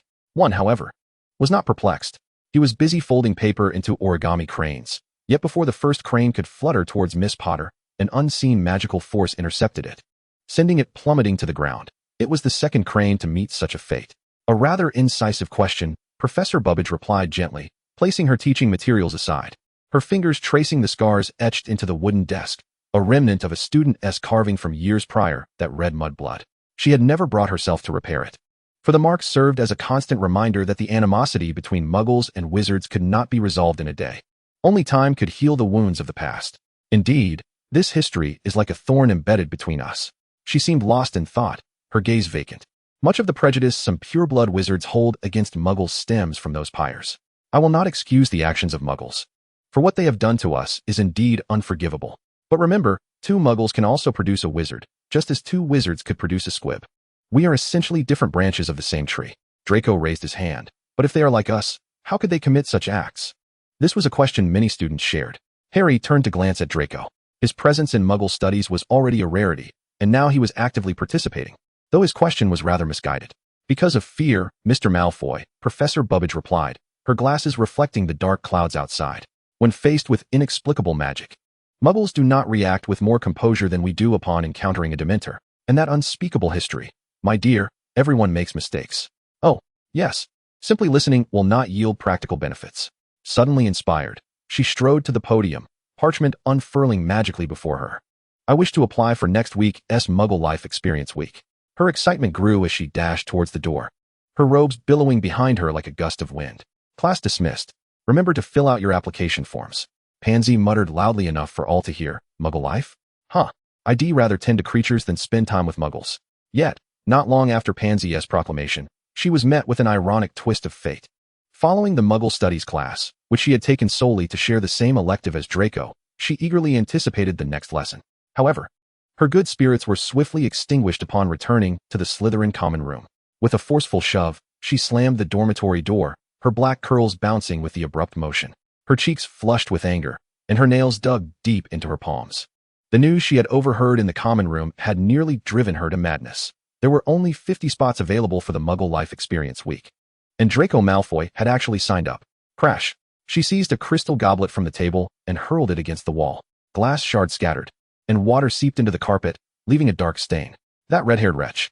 Pansy screamed, her voice piercing the air. Harry Potter. That pretentious little harlot. What gives her the right? Why does everyone revolve around her? A few Slytherin girls exchanged glances. Daphne Greengrass sighed, setting down the Daily Prophet, while Millicent Bulstrode frowned, gently closing her potions textbook. Pansy, Daphne hesitated, finally speaking, could you please stop acting like this? Pansy whirled around, her gaze striking like a viper. What? Millicent took a deep breath, summoning her courage to respond. You come back to the dormitory shouting every time. We're really fed up with it. Pansy's pupils dilated, as if she had been slapped. Her lips quivered, but her voice sharpened. You dare speak against me for Potter? We're not doing it for Potter. Daphne shook her head, her tone weary. It's just that you've been increasingly excessive lately. We merely wish for some peace and quiet. Pansy's chest heaved violently, and with a disdainful laugh, she scanned each of them. Fine, tell me, what has Potter bribed you with? Did her little lackey Weasley bring you sweets? Or, enough. Millicent stood up, her voice unusually high, nearly a scream. After speaking, the dormitory fell into silence. Daphne and the other two girls rose, silently gathering their belongings. Pansy stood frozen, bewildered by their actions. She could not comprehend what she had done wrong. She merely sought to express her emotions. Was that such a crime? Pansy. Daphne reached the door, glancing back at her with eyes no longer filled with fear, but disappointment. We truly want to be your friends. The door closed behind them. Pansy remained rooted, the sound of her own breathing the only thing she could hear. She looked down at the glass fragments scattered on the floor, a lump forming in her throat, bitter and sharp. She opened her mouth to call out to them, but found herself voiceless. Ultimately, in a fit of impotent rage, she hurled her possessions across the room until she was utterly spent. Clenching her teeth, each word seemed to be forced from her throat. Harry Potter. This is all your fault. I will not let this go. Just wait. Chapter 40. Tomorrow we journey to the Muggle world, Doki Doki. The Muggle Life Experience Week brought unparalleled joy to Hermione. What thrilled her most was that the event was to be held in London, during free time. She could invite Harry over to their home. Oh, and Ron too. Ginny was equally excited, for Professor Bubbage had made quite a stir, and Professor McGonagall had shown enthusiastic support for the initiative. Although the event was limited to 50 participants, any student in their first year or above could join, provided their parents consented. As the cherished princess of the Weasley family, who adored Muggles, there was no reason for them to oppose her participation in this event. This time, Gryffindor claimed half of the 50 available spots. The crackling flames in the fireplace cast a warm, golden-red glow over the common room. Suitcases lay strewn haphazardly across the floor. Some were neatly packed while others gaped open, revealing a chaotic assortment of clothing and snacks. Harry, please. Ginny tugged at Harry's wrist, her brown eyes sparkling with desperation. I have no idea what Muggles consider normal attire. Mum stuffed a pile of clothes into my bag, but I'm terrified of picking the wrong ones. Harry glanced down at her loose t-shirt and jeans, still perplexed by the intricacies of women's fashion, feeling as though she had no authority to comment. Surely, it must be better than the pure-blood wizards who had never set foot in the Muggle world. All right, she hesitated, nodding slightly as she handed the book titled A Guide to Common Muggle Appliances to Ron. Take a look at this. We wouldn't want you casting spells at the microwave tomorrow. Ron accepted the book, indignantly retorting, I'm not Neville. Hey, I wouldn't. Neville, struggling to stuff socks into his backpack, looked up with a wounded expression. Hermione, having closed her already organized suitcase, sighed, I might as well help, lest Ginny unwittingly pack a heap of wizarding robes. The three ascended the spiral staircase toward the girls' dormitory. Ginny's bed was piled high with clothes, several dresses, a few knitted sweaters, and even a pair of hand-knit socks, adorned with a golden snitch pattern, presumably crafted by Mrs. Weasley herself. Harry stared at a traditional Chinese palace dress, her lips twitching. Are you sure you want to bring this? Isn't it lovely? Ginny held the dress up against herself. Mum says I look adorable in it. Hermione facepalmed. Ginny, Muggle girls wouldn't wear such vintage dresses in ordinary situations, unless they were attending a wedding. What about this? Ginny lifted a pair of sequin shorts. Harry and Hermione fell silent for 2 seconds. Let me help you choose, Harry sighed, reaching to sift through the pile of clothes. Meanwhile, in the common room below, Fred and George stood atop a table, brandishing a stack of parchment. Attention, everyone, Fred announced loudly. In light of the prohibition on magic during this Muggle Experience Week, we are proudly introducing the Weasley Non-Magic Survival Kit. George chimed in, unfurling a small pouch containing a mini flashlight disguised as a pen, a compass that guarantees you won't get lost, and Fred lowered his voice, revealing a pack of gummy candies, Muggle sweets, completely devoid of magic but guaranteed to be tastier than Bertie Bott's every flavor beans. Lee Jordan raised his hand. If you can't use magic, how can you ensure the compass won't actually get lost? George winked, trade secret. Meanwhile, in the faculty office, Snape darkly scrutinized a checklist. I fail to comprehend, he said coolly, why Black is permitted to accompany the faculty. Sirius lounged in his chair, lazily spinning a galleon. I am now the head of Gryffindor. It's perfectly reasonable for me to be here, isn't it? Snape's lips twitched, his gaze narrowing dangerously. The mere thought of that troublemaker, Malfoy, being present eased his tension. Having an ally like Black wouldn't he hurt. With that thought, he carefully placed the sweater Harry gifted him for Christmas into his luggage. The Slytherin common room was shrouded in dim, lake green light. The flames in the fireplace casting a cold blue glow. In stark contrast to Gryffindor's lively atmosphere, only a few students whispered amongst themselves, the air thick with restraint. Draco Malfoy lounged on a dark green leather sofa, his long fingers tapping rhythmically on the armrest, his steel blue eyes glinting with determination. Listen up, he drawled slowly, his voice laced with his customary arrogance. For this event, only the three of us from Slytherin have managed to secure a spot. He paused dramatically, a smug smile creeping across his face. For an entire week, I will be spending time with Harry Potter. Goyle clumsily stuffed a black coat adorned with silver buttons into his trunk, a fashion piece specifically chosen by Malfoy, which resembled more of a vampire cosplay costume. Draco. Crabbe mumbled through a mouthful of cake he had pilfered from the Great Hall. Do you really think Potter will like you? Draco's expression momentarily faltered before he regained his composure. It's merely a tactic of her playing hard to get, he scoffed, casually retrieving a silver-gray designer shirt from his trunk, admiring himself in the mirror. Just wait. Once we're in the Muggle world, she'll realize that the charm of a pure-blood gentleman is beyond anything a Weasley can offer. Goyle and Crabbe exchanged glances, their interest in the conquest of Harry waning. Primarily, they felt Draco's chances of success were exceedingly slim. Their participation in this event was motivated by another ambition. I heard Muggles have something called hamburgers. Crabbe licked his lips. They're even bigger than Hogwarts meat pies, stuffed with 3 layers of beef. And they're cola. Goyle chimed in enthusiastically. They say it's delicious. Sweet and bubbly. A sip is far more exhilarating than butterbeer. Draco rolled his eyes. Learn to use Muggle currency before you think about eating. You two ogres. He disdainfully remarked. Remember, while we're out there, you need to act like civilized individuals. Goyle nodded earnestly, while Crabbe had already begun to envision a mountain of hamburgers. In the corner, Pansy Parkinson observed all of this with a cold gaze. Ever since the last dormitory incident, she had grown increasingly sullen. She could not let this opportunity slip by. She dared not imagine Draco and that little harlot, Harry Potter, spending a week in the Muggle world. What tricks that little harlot would employ to ensnare Draco. She had to find a way to follow them. Chapter 41. 5 points for Gryffindor. The 50 students participating in the Muggle Experience Week arrived back at Platform 9 3/4 aboard a steam train early in the morning. Professor Burbage stood at the King's Cross station platform, clapping her hands to gather the disembarking young witches and wizards. All right, children, her voice, though not loud, resonated clearly in everyone's ears. From this moment on, remember that you are here to experience Muggle life, not to perform magic for them. No shouting, what is this magic? At every turn, understood? Several pureblood students instinctively closed their gaping mouths, while the 4 Slytherins, including Pansy, successfully exchanged a spot with a Hufflepuff Muggle student after employing some persuasion. Their expressions were somewhat disdainful, clearly believing that Muggles had little to offer that would astonish them.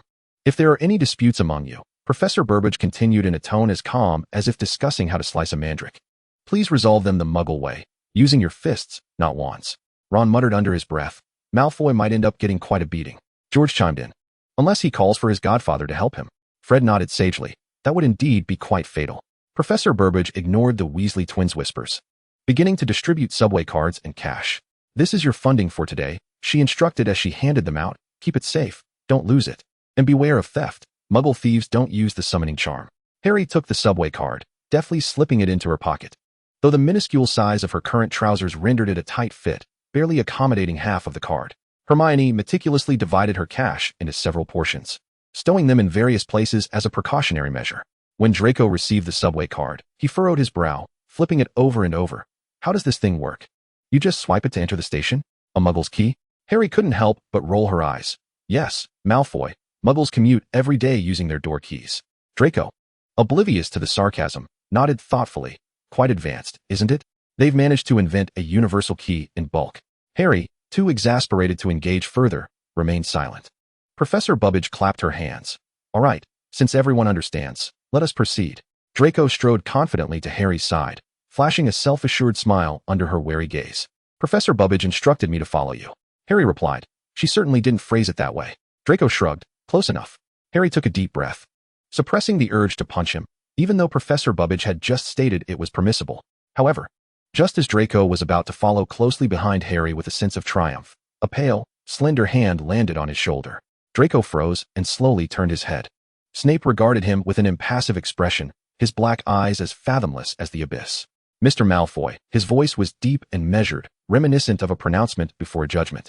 Your father has specifically instructed me that during this excursion, you are to accompany me. Draco felt as if he had been struck by lightning, his face turning ashen. What? My father? Why? Snape's mouth curled slightly, revealing a smile that could almost be deemed pleasurable.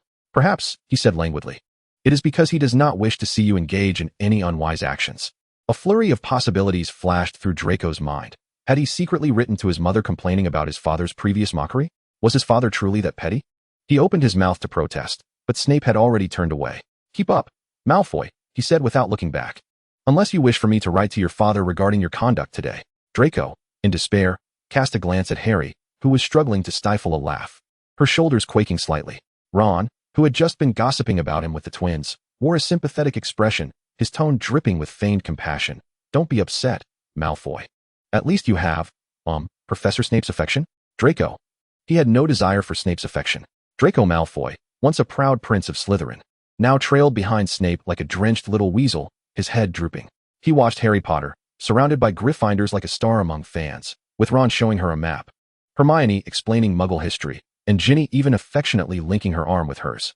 And what of him? He could only follow Snape like a cat being dragged by the scruff of its neck. This is so unfair. He cried silently in his heart. I must write to Mother. How could Father treat me this way? As the subway gate beeped open, the surrounding young wizards gasped in awe. Wow, it opened by itself. Neville exclaimed. This is much gentler than the night bus, Seamus said, nervously patting his chest. Ever since riding the night bus, he had felt this way whenever he took the subway. Muggle keys are surprisingly useful. Ginny marveled, having heard her parents mention Muggle facilities but never having seen one. Meanwhile, Draco maintained an expressionless demeanor as he approached, swiping his card and entering the station in one fluid motion, barely glancing at the gate. Professor Bubbage raised an eyebrow in surprise, then smiled with approval. 5 points to Slytherin, she declared. Mr. Malfoy displayed remarkable composure. Draco, too weary to respond, merely sighed. Upon boarding the Hogwarts coach, Professor Bubbage stood at the front of the carriage, commencing her introduction to the day's itinerary. Our destination today is the British Museum, which houses precious artifacts from around the globe. Draco settled into a window seat, intending to zone out, when suddenly someone squeezed in beside him. He glanced over to find Pansy Parkinson. Today, she wore a rare pale lavender dress, her cheeks lightly dusted with blush, appearing softer than usual. Draco, she lowered her voice, feigning shyness as she leaned closer. I really don't understand why we are here to see the things of such rude and barbaric creatures. She wrinkled her nose. The thought that they are considered our kind makes me feel ill. Draco, initially lost in his thoughts, furrowed his brow at her words. He turned to her with an almost unfamiliar expression. You, he began slowly, chose the Muggle Studies course. Yet your perception of Muggles remains that they are rude and barbaric creatures? Pansy paused, clearly taken aback by his response. I just think they don't compare to wizards. Her voice faltered. Draco, having spoken, found himself momentarily stunned. Merlin, when did I start defending Muggles? But soon, he dismissed the thought.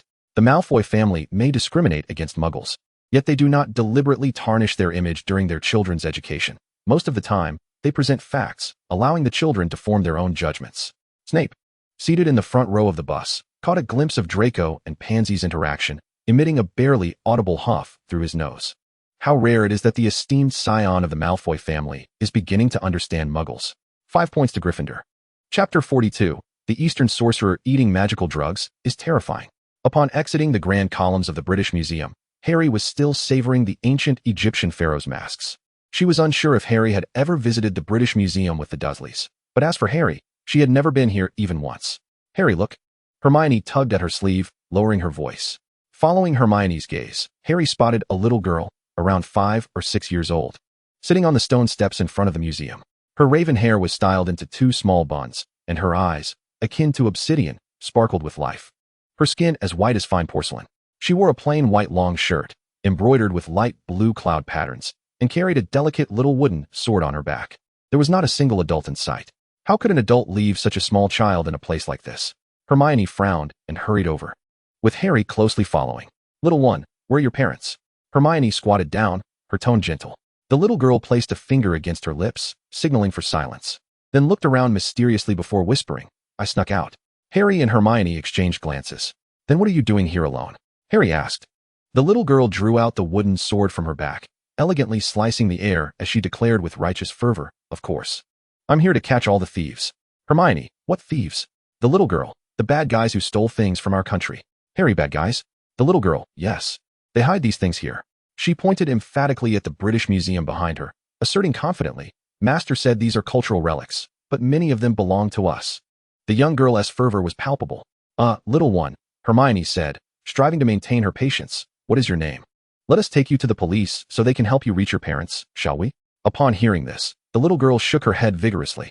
"Like a bobblehead. No way. I don't want to go." Harry sighed. "Then I will fetch a professor." She turned briskly toward the nearby Professor McGonagall and other faculty members, succinctly explaining the situation. As several professors approached, their expressions were subtly nuanced, particularly that of Professor Burbage, whose gaze lingered on the girl's wooden sword for a few seconds, revealing a mixture of embarrassment and understanding. Professor McGonagall knelt down, her tone gentle yet firm. "Child, it is perilous for you to be alone outside. We must escort you to the police station until your parents arrive." The little girl pouted, suddenly clasping her hands together, her fingertips swiftly changing through several gestures, murmuring incantations under her breath. A wisp of faint blue smoke wafted through the air, and in an instant, the girl vanished from sight. The atmosphere froze for 2 seconds. "Merlin's beard," Ron muttered, stunned. Professor McGonagall inhaled deeply and called out, "Black." Sirius popped his head out from the crowd. "What is it?" "Contact the Eastern Taoist Alliance," Professor McGonagall said, rubbing her temples. "Describe the child we just encountered and ensure they manage their students." Sirius grinned broadly. "All right, I'm on it." Once aboard the bus, the young wizards remained engulfed in the shock of the recent events. "Did you hear that?" Ron whispered, his eyes wide with astonishment. "They mentioned the Eastern Taoist Alliance. Could it be that there are spells in the East as well?" Hermione rolled her eyes. "Ron, calm down. That child's wooden sword might have been their wand. And her vanishing is likely some variant of disapparition." "No, that was not disapparition," a cheerful voice interjected. Arthur Weasley had approached their seat, his face alight with excitement. He always bore such an expression when discussing muggles or novel magic. "The Eastern magical system is entirely distinct from ours," he explained enthusiastically. "They do not refer to it as magic, but rather as Taoist arts or spells, and their methods of practice differ significantly. For instance, the technique the child used to vanish is a form of spatial movement that does not require a wand but relies on incantations and hand gestures." Harry blinked. "So, there are indeed wizards in the East?" "They do not call themselves wizards," Arthur chuckled, "but rather practitioners or Taoists. I've heard their sects have stringent regulations. To enter, one must find a master, and their studies require seclusion, alongside various prohibitions, far stricter than our magical schools." As a wizard with Asian heritage, Xiaozhang curiously inquired, "Do they not fly on broomsticks?" I noticed she didn't carry one.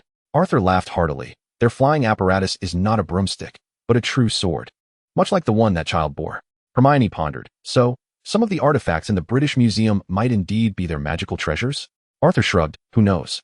Eastern artifacts are intriguingly mysterious." In the back of the bus, Draco Malfoy was all ears, absorbing every word. "Eastern magic? Practitioners? Flying on swords? This was simply too cool." Pansy muttered skeptically beside him. "Sounds like a trick." Draco remained silent, contemplating. Perhaps there are ancient pure-blood families in the East? He resolved to have his father inquire about it upon their return. "Professor Snape, are you familiar with the Eastern Taoists?" Harry asked, directing her question towards Snape. Initially, she held no hope that he would respond, but to her surprise, Snape's expression shifted to one of complexity. He pressed his lips together, his facial muscles twitching for a moment before he nodded gravely. "I am aware," Snape said, observing the young wizards who had turned their attention toward him. And he added with difficulty, "They are utterly incomprehensible. Compared to muggles, they are even more enigmatic, and at times, they can seem quite terrifying." The young wizards gasped in unison. What formidable adversaries could instill such fear in Professor Snape, whose demeanor was colder than a corpse? They swallowed hard, awaiting Snape's continuation. "They can ingest potions," he said. The young wizards gasped again. Even Draco, who had been eavesdropping, widened his eyes in disbelief. Eastern Taoists. Terrifying indeed. Chapter 43. Indelible Pain and History, and the Entrance of Dudley. The next destination after the museum was the hotel. After stowing their belongings in their respective rooms, the young wizards gathered in the hotel's conference hall. They sat in a circle as the London night deepened outside, neon lights casting flickering shadows on the floor through the glass. Professor Burbage stood at the center, lightly tapping her wand. causing a three-dimensional projection of the British Museum to materialize on the ceiling, showcasing its grand exhibition halls and ancient artifacts rotating slowly in the magical light. Children. Her voice was lower than usual, scanning each youthful face. Do you recall what I mentioned in class? Humanity, be they wizards or muggles, are prone to error. The students nodded quietly. The projection shifted to focus on the mummies in the Egyptian gallery, the Parthenon friezes in the Greek gallery, and murals and Tang Sankai in the Chinese gallery. With another flick of her wand, red magical markers appeared around the exhibits. Many of the treasures you observed today, she said softly, were wrested from their homelands by force and power. Draco Malfoy, who had been lazily leaning against his chair, raised an eyebrow at this statement. Robbery? Though the Malfoy family esteemed purebloods, they had always looked down upon theft. If one desired something, they should strive to earn it. That was the lesson his father had instilled in him since childhood. His disdain for muggles deepened further. The witch hunts were a crime committed by muggles against us, Professor Burbage continued, as horrific images of burned witches appeared in the projection, causing several students to gasp. And many of the items in the British Museum represent crimes committed by muggles against other muggles. Her tone was heavy. These are not symbols of glory, they are bloody, indelible historical atrocities. Draco suddenly felt a churn in his stomach. He had been indoctrinated with the ideology of pure blood supremacy since childhood, and the word robbery instinctively repulsed him. He raised his hand, his voice sharp. Professor, if that is the case, then aren't muggles merely a band of barbaric, uncivilized thieves? Hermione whirled around, her brown eyes ablaze with fury, but Professor Burbage raised her hand to halt her. Draco, she asked calmly, was your family not initially aiding muggles, correct? Draco paused, instinctively replying, yes, our ancestors once collaborated with muggle nobles and even protected them. However, we later discovered that muggles were beyond redemption and chose to sever ties, returning to the glory of pure blood. Then, Professor Burbage's gaze was penetrating. Did your ancestors, while aiding muggle nobles, also inadvertently become their accomplices? For instance, by turning a blind eye to their oppression of the common folk or their persecution of heretics? Draco opened his mouth, yet no sound emerged. The conference hall fell silent. Regardless of skin color, nationality, or lineage, Professor Burbage surveyed the room. Anyone can err. It is of utmost importance, she paused, to confront the errors and endeavor to rectify them. Ginny Weasley raised her hand, her voice resolute. But Professor, the British Museum has yet to return those artifacts, and the witch trials have not received a formal apology. How is this considered a rectification? Professor Burbage nodded, and the projection transformed into a world map, with various countries illuminated by twinkling lights. You are correct, Ginny. However, bear in mind that muggles are not solely Londoners. With a flick of her wand, the lights on the map spread out, revealing that they, like us, possess kindness, malevolence, bravery in the face of injustice, and also apathy and compliance. The only distinction lies in their lack of magical abilities. After the meeting, Draco accompanied Crabbe and Goyle out of the hotel in search of that hamburger joint. His hands were stuffed in his pockets, and his polished shoes squelched through puddles, splattering mud onto the tailored legs of his exquisite trousers. Was Professor Burbage under the influence of a confusion charm cast by muggles? He gritted his teeth and complained to his two followers behind him. Muggles are just like us? Huh. They can't even perform a decent cleaning spell, and the streets are littered with trash. Goyle and Crabbe nodded mechanically, their eyes already drifting towards the tantalizing sign of the hamburger shop across the street, wafting the enticing aroma of grilled meat. Draco rolled his eyes, prepared to continue his discourse on pure blood superiority, when suddenly, with a thud, he collided with a body as solid as a wall. The impact sent him crashing to the ground, his nose stinging painfully. Are you blind? Draco bellowed, clutching his nose, and looked up to meet the gaze of a burly man with a face adorned with excess flesh. The man stood at least 2 meters tall, a menacing skull tattoo gracing his arm, glaring down at him. The giant grinned, revealing several gold teeth, and seized Draco by the collar, lifting him as easily as one would a kitten. Kid, care to repeat that? Never had young Master Malfoy endured such humiliation. His face flushed. He enunciated each word with deliberate precision. I said, you are blind. Thud. A powerful fist struck his face, and darkness enveloped him as he fell back to the ground. Warm liquid coursed from his nostrils. Upon touching it, his hand was coated in blood. Draco, Crabbe stammered, attempting to approach, only to be shoved aside by the giant's accomplice. Trembling, Draco withdrew his wand, intent on delivering a piercing punishment to this filthy muggle. Ha ha, the little brat's wielding a broken stick. The tattooed man's companions erupted in laughter. Suddenly, the towering brute produced a metallic object from his waistband. Bang! The deafening sound exploded in his ears as a smoking crater appeared in the asphalt by Draco's feet. His wand clattered to the ground, and his pupils constricted to pinpricks. At that moment, a cold, dark gun was pressed against his temple. "Come on," the giant taunted, tapping Draco's pale face with the barrel of the gun. "Show me a trick with your little stick." Draco trembled, cold sweat soaking his back. Goyle and Crabbe stood frozen, like two stone statues. Just as the trigger was about to be pulled, a figure charged in from the side, delivering a punch that connected with the gunman's jaw. The nearly 200-pound mass collapsed to the ground, the handgun skidding several meters away. Draco sat paralyzed on the ground, staring blankly at his savior.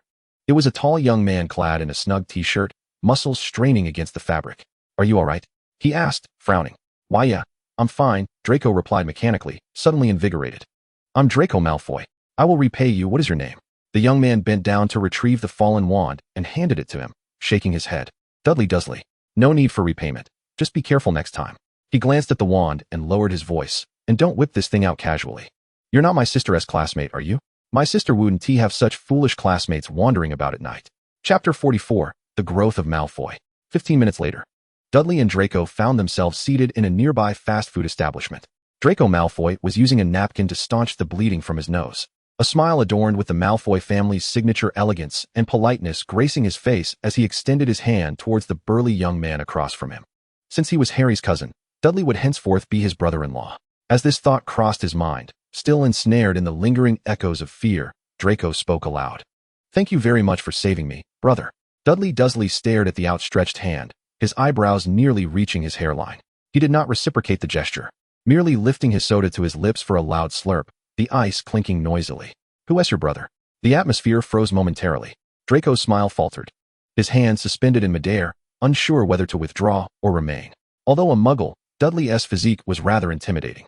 At that moment, the fast food restaurant door swung open, the bell jingling. A red-haired girl stood at the entrance, her gaze sweeping the establishment until it landed on Draco and Dudley, her green eyes widening in surprise as she approached them.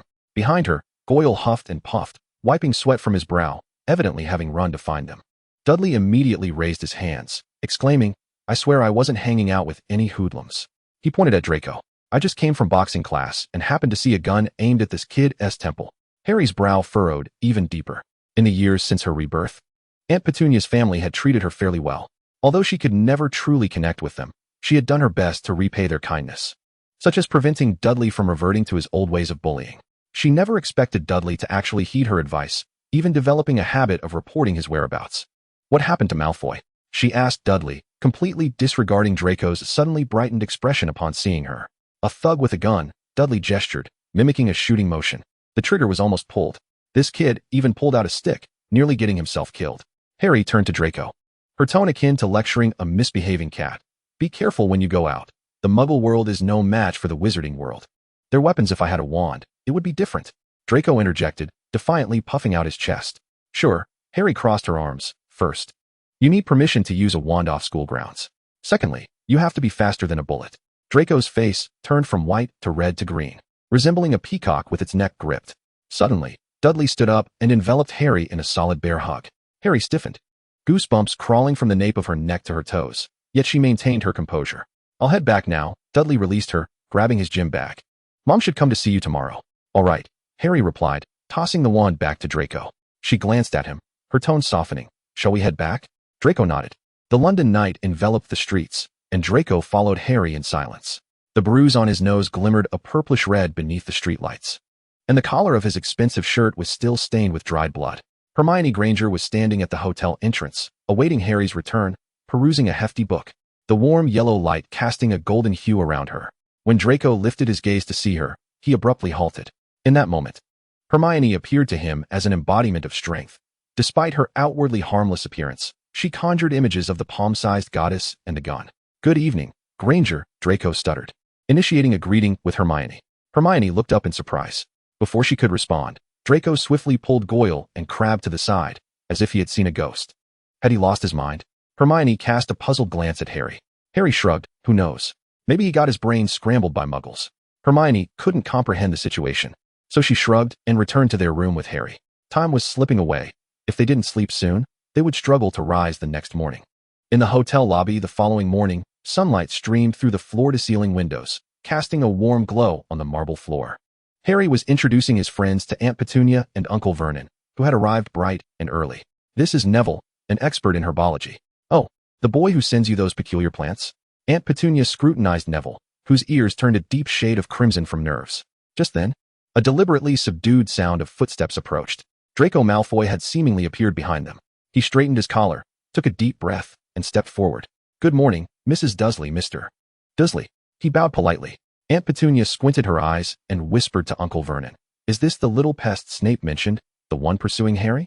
Ever since discovering that young boys had an interest in Harry, Snape had allied everyone around her, regardless of past grievances, to ensure these boys had no chance to get close.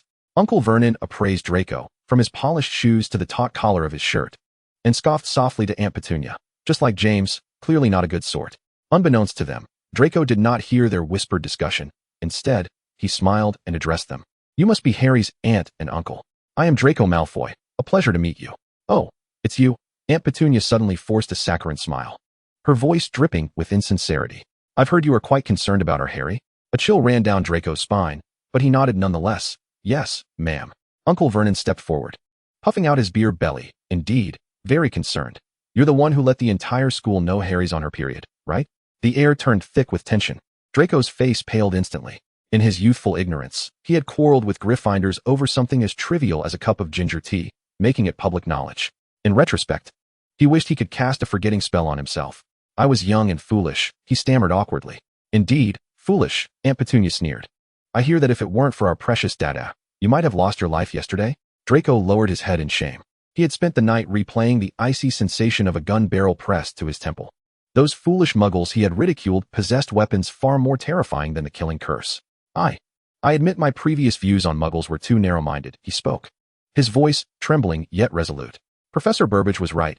Muggles were not so different from us." Aunt Petunia and Uncle Vernon exchanged astonished glances.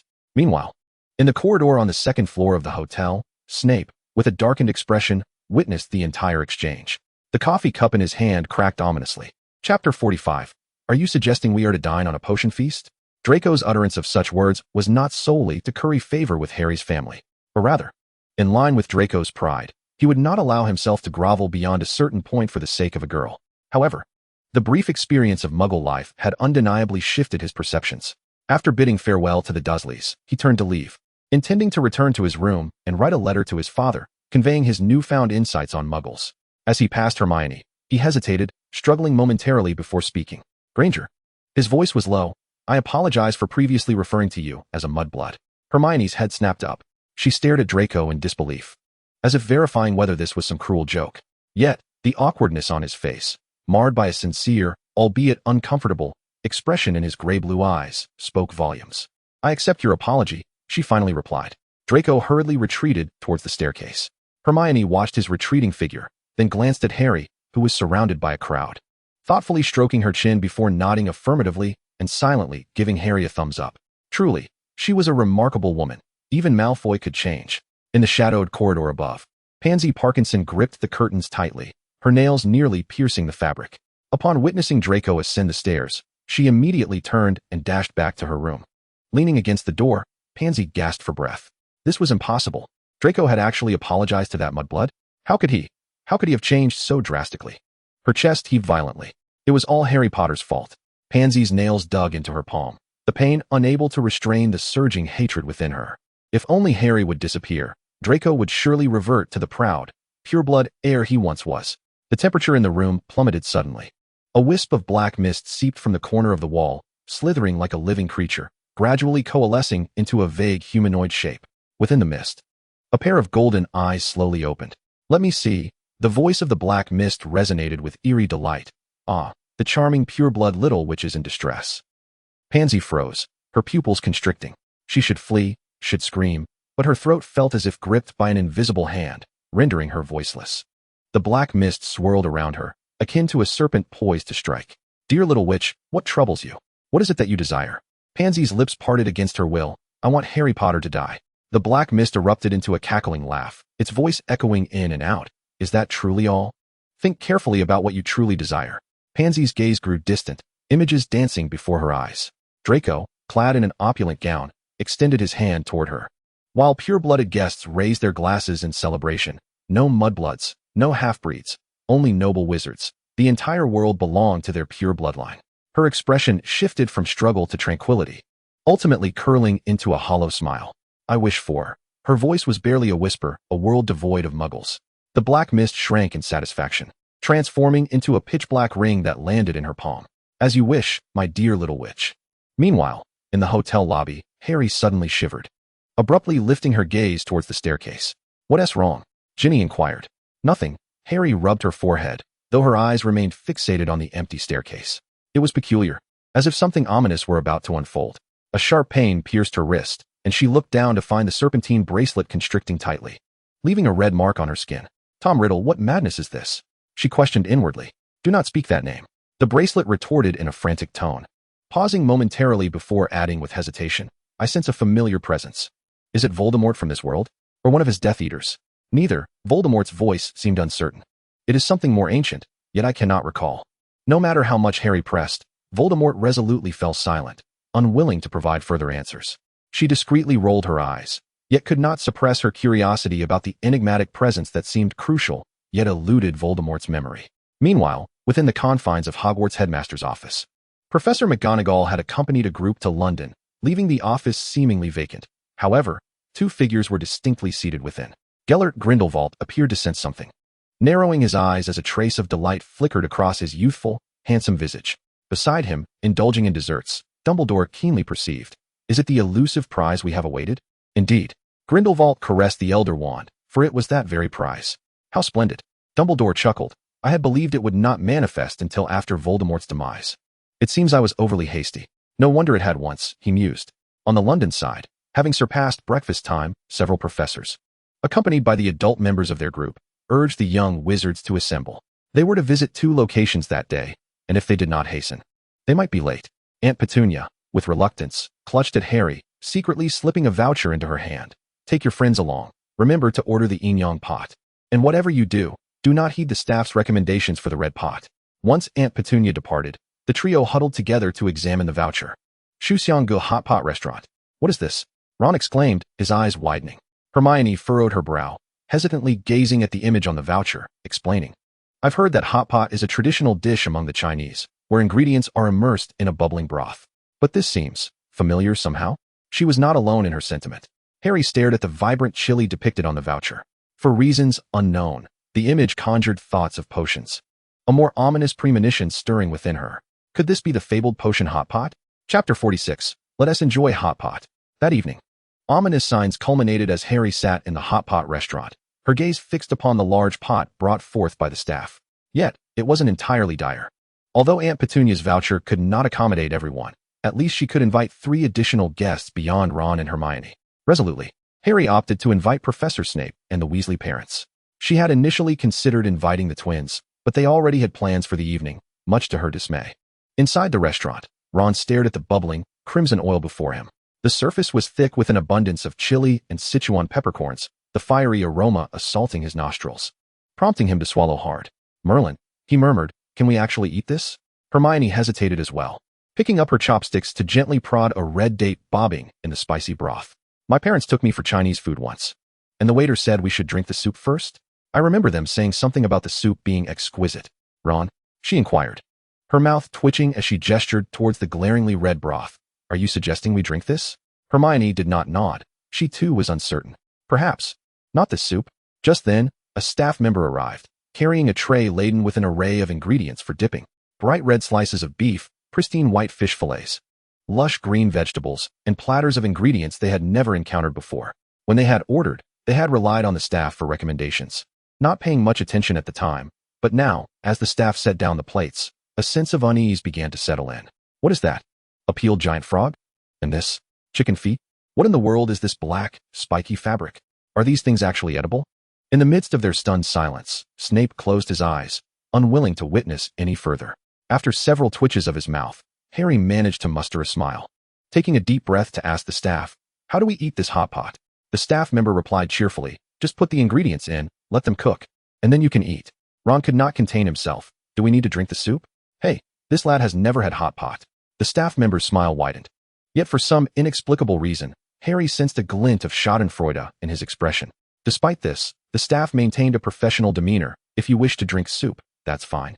But avoid the red one. He pointed to the adjacent milky mushroom broth. The white soup is drinkable. the red broth is too spicy. It could upset your stomach. After this, he departed momentarily, returning with several pamphlets, distributing one to each. This is a guide for cooking times. If you undercook, it may lead to an upset stomach. Arthur Weasley, intrigued, flipped through the pamphlet and quickly pointed to one line, asking, "What does this 7 up, 8 down mean regarding this thing called tripe?"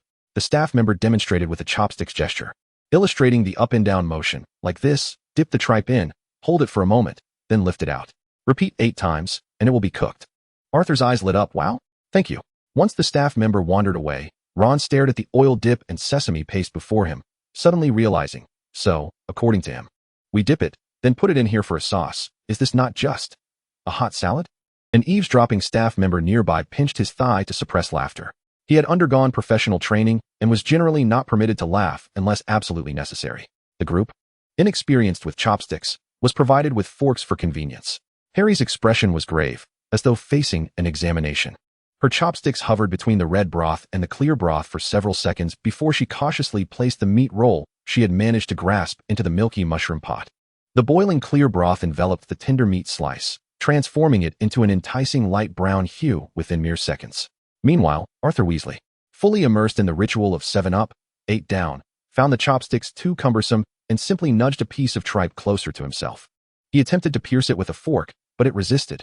Ultimately, the staff member, stifling laughter, helped him fold the tripe, perfectly wedging it between the tines. Muttering to himself, he recited, up 1, down 1, 2 up, 2 down. The tripe bobbed in the red broth, gradually curling into a beautiful ruffled edge. On the 8th lift, he imitated the staff's instructions, rolling the perfectly cooked tripe in the garlic oil dip before eagerly sending it to his mouth.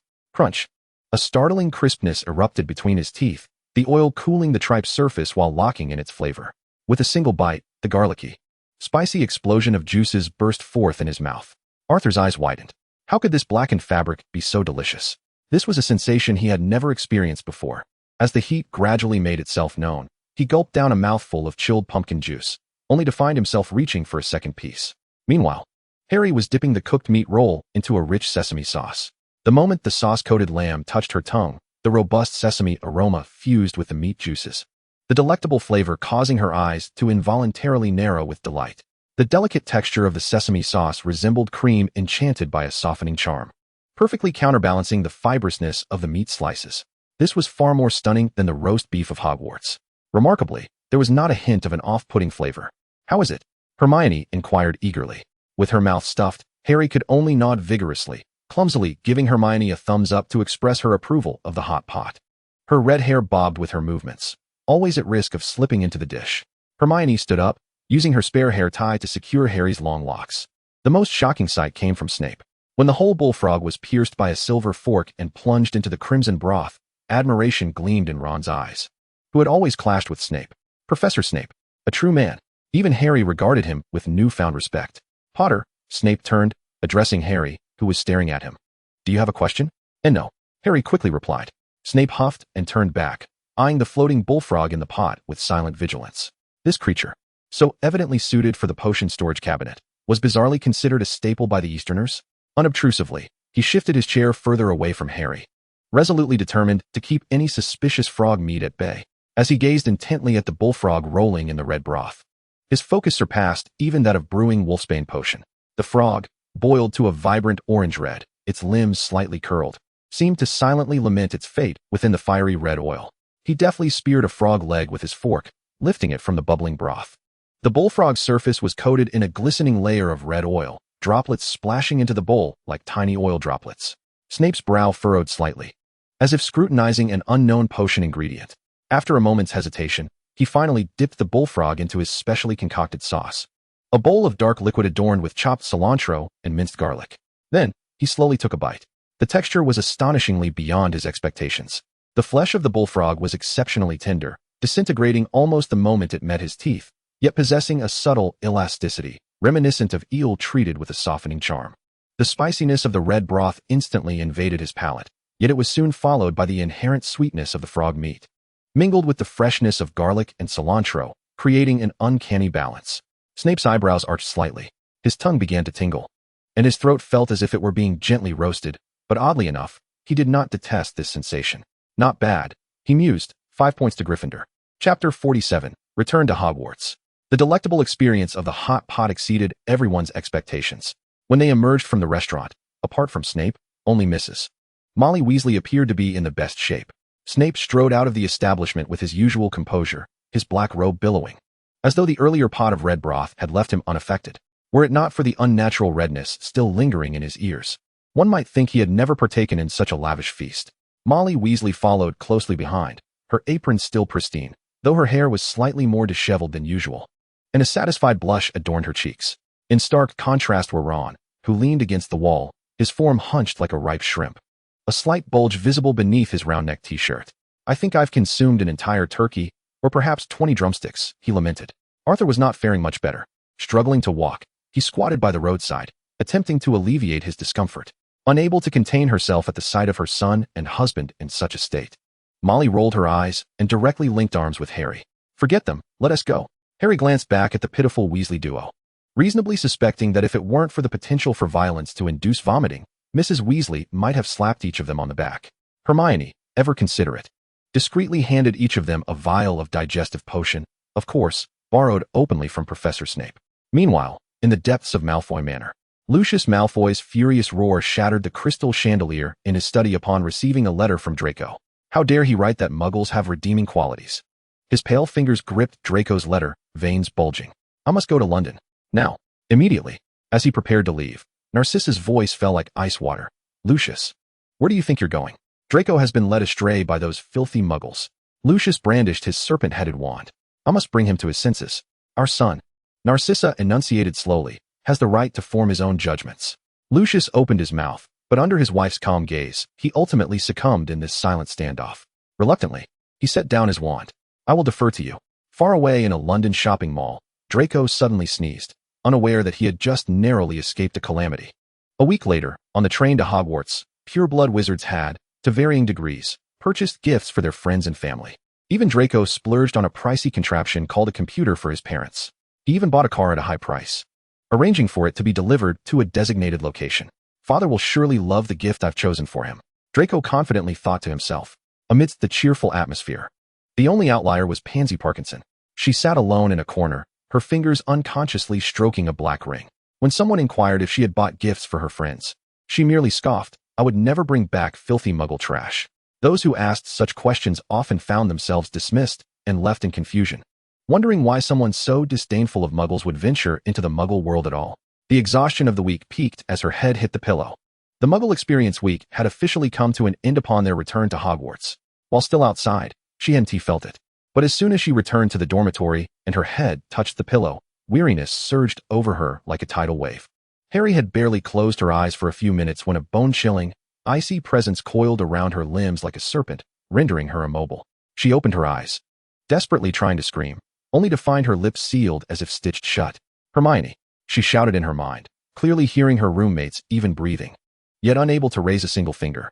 The room began to fill with an eerie black mist, just as Harry finally regained the ability to move and sat up. She was horrified to see Hermione and the other roommates with their heads tilted unnaturally to one side, trapped in an unnatural slumber. "Tom, Voldemort," she frantically called out in her mind to the serpent-like creature masquerading as a ring, but received no response. Something was amiss. This was far too strange. If only her friends in the dormitory had been put to sleep, it could be explained, but the absence of Voldemort's response was exceedingly odd. Though she was reluctant to admit it, Voldemort was a being whose name most wizards dared not utter, and his power was undoubtedly well known. Now, she could only rely on herself. Grabbing her wand from beside her pillow, she dashed outside. The sight that met her in the corridor made her gasp in horror. Students lay sprawled across the floor, and the figures in the portraits had their eyes closed. What kind of magic was this? Harry's fingertips turned cold as she fought against her fear and fled the Hogwarts dormitory, running towards the thickest part of the fog. Uncertain of how long she had been running, Harry finally spotted a conscious figure at the end of a corridor. Pansy Parkinson. She stood quietly by the window, the moonlight stretching her shadow long. Dark mist poured ceaselessly from the ring in her hand. The culprit was unmistakable. "Parkinson," Harry exclaimed sharply, raising her wand and fixing her gaze intently on Pansy's silhouette. "What have you done to them?" Pansy slowly turned, her expression feigning innocence as if she were completely oblivious. "I don't know what you're talking about, Harry Potter." Harry was almost taken aback with anger. She did not wish to harbor prejudice against Slytherin, but whether it was Voldemort, Malfoy, or now Pansy, Each of them had their own vexing faults. What is going on in this house? I don't like the way you're looking at me. Pansy nonchalantly raised her hand, lifting her eyes. After a fleeting moment, her lips curled into a smirk. You're not allowed to look at me, Pansy stated. Suddenly, Harry's scar burned with searing pain, and she staggered back a step. Pansy before her had eyes as black as ink, devoid of any human semblance. Gripping her wand tightly, Harry demanded, You are not Pansy. Who are you really? How could you think I'm not Pansy? I've never done anything to make Pansy Parkinson hate me, yet you're clearly targeting me. You cannot possibly be Pansy Parkinson. Pansy erupted into a fit of laughter, nearly doubling over as tears formed at the corners of her eyes. How naive, Harry Potter. The girl who survived. As she spoke, she raised her hand, and the dark mist transformed into sharp arrows that lunged towards Harry. Die, Harry Potter. Chapter 48, Pansy vs. Harry. In the instant the dark mist became a blade aimed at her, Harry sensed something amiss. This isn't the real world, she declared, standing her ground. She allowed the obsidian spikes to pierce her chest. The anticipated pain never came. The blades dissipated like phantoms. This was, of course, expected. When one realizes they are in a dream rather than reality, the brain signals that such injuries will not inflict real harm. Impossible. Pansy's face contorted with fury. How did you discover that? Harry sighed, somewhat exasperated. Was that really difficult to guess? When did you become strong enough to cast spells without a wand? If you truly had such power, you wouldn't be at Hogwarts. You should be a boss in Dungeons & Dragons. Pansy's expression darkened further. Ignoring her, Harry began to ponder. If this was not reality, when had she fallen into this illusion? Was it when she fell asleep in the dormitory? Or even earlier? How dare you? How dare you ignore me? Pansy was utterly enraged, and the dark mist surged once more. This time, as the blade pierced Harry's body. A chilling pain spread through her limbs. Ugh! Harry collapsed to the ground, cold sweat soaking her back. Pansy was equally in distress, leaning against the wall. Her face pale and breathing hurried, clearly indicating the immense toll this power had on her as well. Stop! Harry shouted through gritted teeth, struggling against the pain. If this continues, you will die too. Ha ha! Pansy laughed maniacally. With you as my cushion, I have nothing to lose. Harry could not comprehend Pansy. She did not even know what had offended her. In all her memories from 2 lifetimes, she and Pansy had hardly exchanged words. What have I done to incite such hatred? You don't understand? You truly don't understand. Pansy's voice was shrill, her expression one of unprecedented rage. It's all because of you. If it weren't for you, Draco would never ignore me. How could he ever find Muggles admirable? Harry was taken aback. Is that really the reason? Is that truly the reason? Pansy shrieked. Do you know how much I like him? Then go pursue him. What does that have to do with me? Harry shouted, unable to contain her frustration. If you die, he will naturally notice me. Pansy screeched incoherently, the dark mist roiling with her emotions. Harry could hardly believe her ears. For Draco Malfoy? For such a childish reason, Pansy was willing to gamble her own life? Was this truly the thought process of a 14-year-old witch? She ceased her banter and withdrew her wand. Upon seeing this, Pansy displayed a triumphant smile. It's useless. I control this dream. You cannot harm me unless your mental strength surpasses mine. Fall into unconsciousness. Before Pansy could finish her sentence, Harry cast a spell at her. Pansy's words were abruptly silenced. Her eyes widened as she collapsed straight to the ground. Harry jolted awake, sitting up in bed and gasping for breath. Outside, the moonlight over Hogwarts remained tranquil, while her roommates' breaths were steady and serene. Expressionless, she reached for her wrist, grasping the tail of the serpent-shaped bracelet and shaking it a couple of times. Harry Potter, what madness are you conjuring in the middle of the night? Voldemort's furious hiss exploded in her mind. Only then did Harry confirm that she had truly returned to reality. Contemplating Pansy's reasons for her animosity, she suddenly found it immensely amusing, even wanting to laugh. All for a man. For Draco Malfoy? What was so special about Malfoy? Why had no girls ever fought over him when he was merely a boy? Wasn't he far less appealing than a weasel? Meanwhile, in the Slytherin girls' dormitory, Pansy Parkinson abruptly opened her eyes, blood spilling onto the floor before her. The dormitory was desolate. Since their last quarrel, all her roommates had moved out, leaving her alone. Initially, she had reveled in the thought that without roommates, she could more easily eliminate her rival. Yet she had unwittingly shot herself in the foot. Now, in her weakened state, there was no one to care for her. Damn Harry Potter. She gritted her teeth, fiercely wiping the blood from her mouth with her sleeve, her brows furrowing with a fierce malice. You wait. I will make you pay dearly.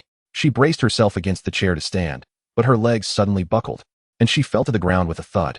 A toppled cup struck her head, the cold tea dripping down her hair, matting her meticulously cared-for locks into a tangled mess.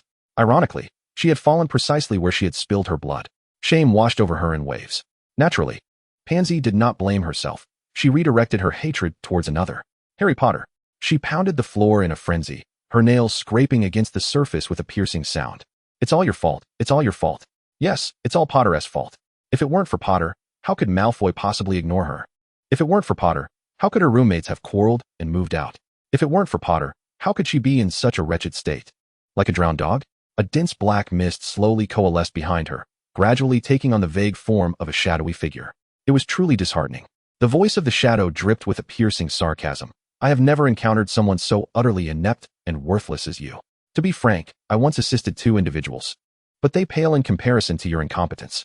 The only thing you possess that surpasses them is your insatiable greed and desire. Yet you lack the capacity to support such cravings. Pansy's south body froze in place. It was both tragic and absurd. The shadow continued. The mist swirling as it seemed to mock her, both foolish and malevolent, utterly useless. Wait, Pansy exclaimed in a panic, disregarding her disheveled state as she knelt and clawed at the dissipating black mist. Give me another chance. I beg you. I can do it. The shadow fell silent for a moment before vanishing completely into the air. Pansy slumped to the ground, exhaling deeply. At least it had not immediately retracted the power it had granted her. In turn, a flicker of hatred crossed her features. How dare this ancient relic, long dead, insult her so brazenly? Once Harry Potter was eliminated, she would ensure this old wretch paid dearly. Chapter 49. Has Pansy disappeared? As Harry opened her eyes, she was greeted by the enlarged serpentine visage of Voldemort, his crimson snake-like eyes fixated intently upon her, the gaping maw exuding a noxious stench. With an expression devoid of emotion, Harry extended her hand and forcefully grasped his forked tongue, yanking it outward. Voldemort snapped his mouth shut, nearly biting his own tongue. Hissing furiously, what madness is this? Harry shook her hand in disdain. Next time, don't come so close. You smell of dead rats. Voldemort was incensed. He was Voldemort. The Dark Lord could never have consumed a dead rat. Such an affront. Outside, the sun shone brightly, while the dormitory lay deserted. Harry rubbed her eyes. Where are Hermione and the others? Voldemort shrank down to the size of a bracelet, coiling up and closing his eyes, unwilling to speak.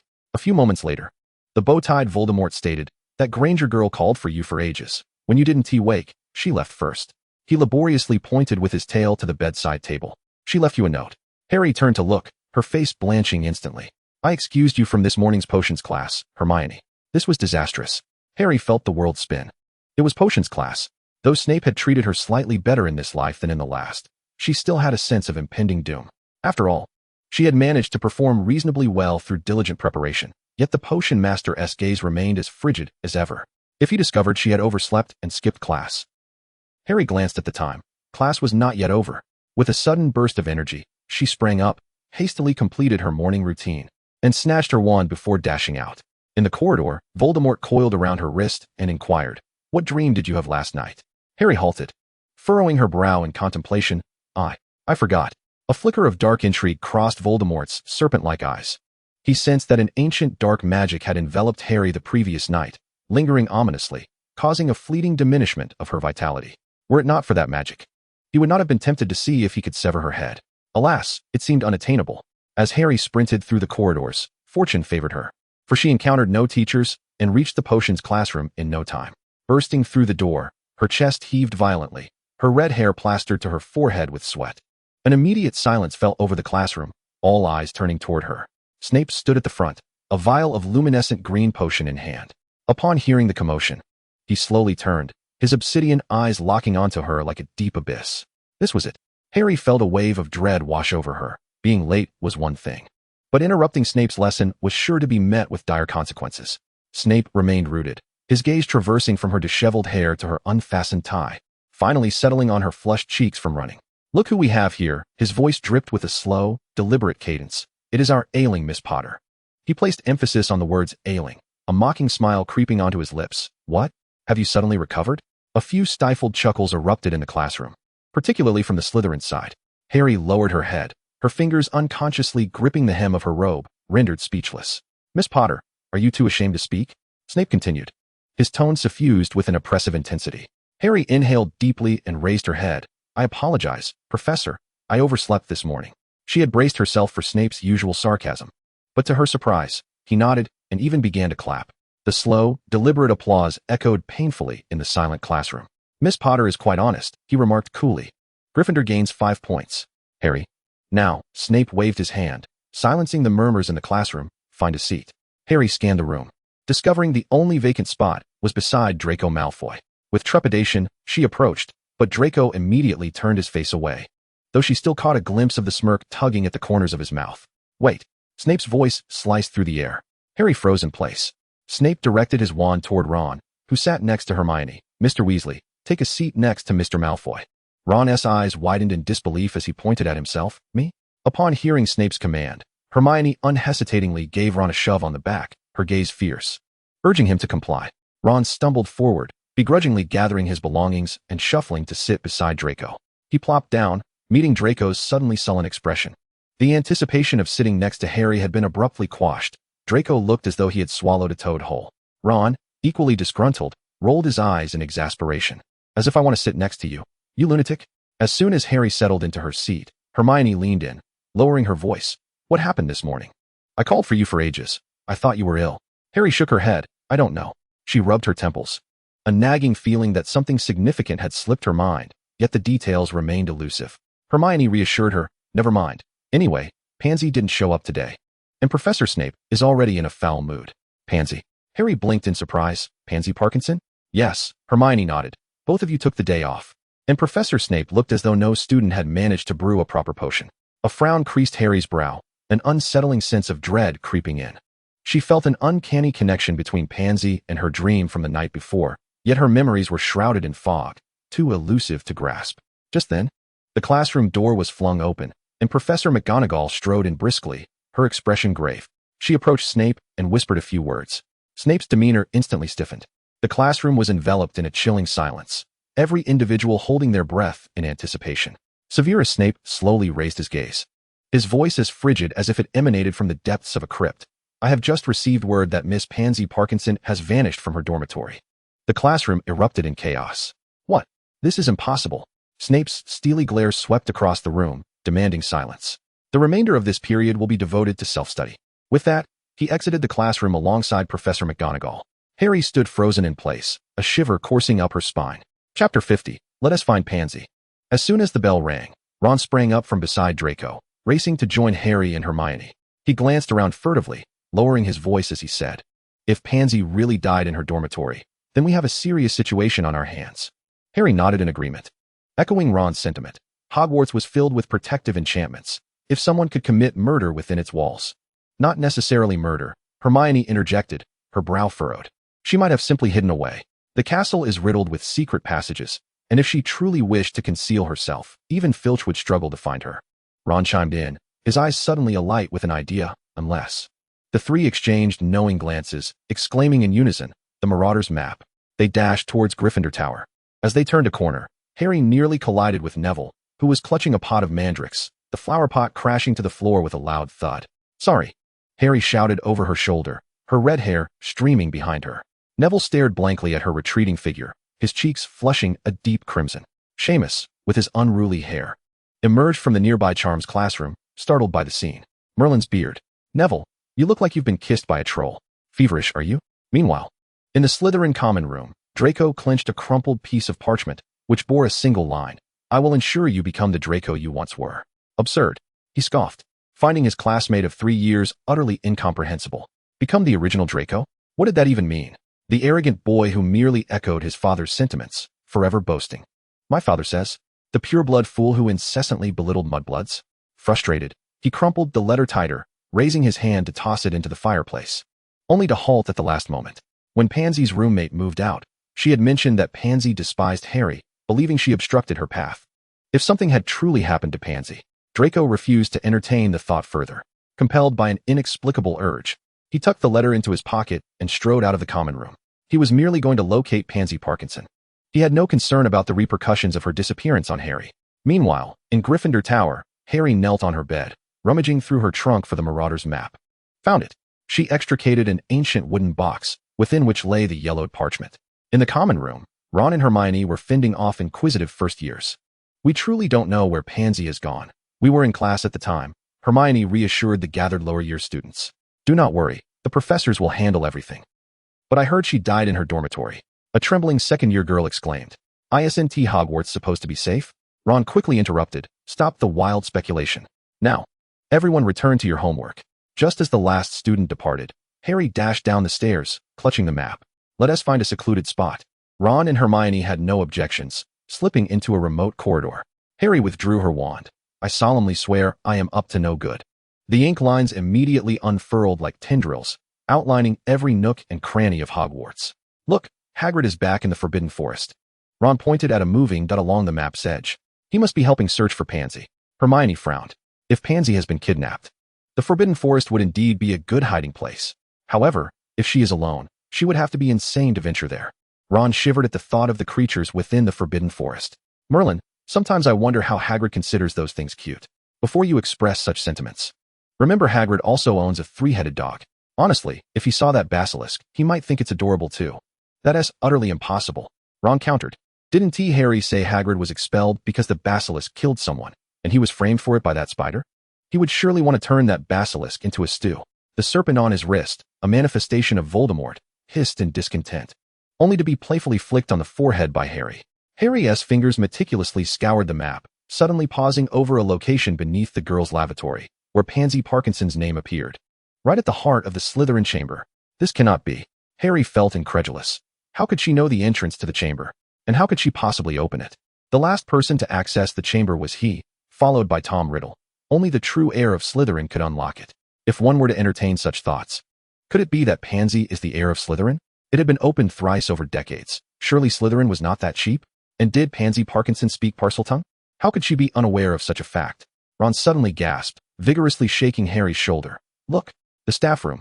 On the parchment, two names stood side by side. Clearly visible, Albus Dumbledore and Gellert Grindelwald. They're not dead?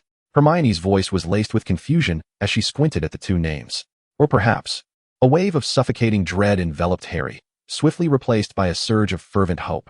If Dumbledore were still alive, no matter how dire the circumstances, there would still be a chance. Strength surged through Harry's body. At that moment, footsteps echoed from around the corner. The three of them looked up alertly to see Draco Malfoy standing there, his complexion ghastly pale. Are you going to search for Pansy? His voice was uncharacteristically awkward, knowing full well that not a single person he considered helpful had been chosen. Take me with you. Ron stepped in front of Harry, frowning as he asked. Why should we trust you? Draco produced the crumpled letter from his pocket. See for yourselves. It's a note she left for me. Just so you know, this is all her wishful thinking. I have no relationship with her. Moonlight streamed through the high window, casting illumination upon the letter's mad declaration. Even with Draco's prior warning, their expressions contorted as they read the contents of the parchment, their gazes towards Draco becoming increasingly peculiar.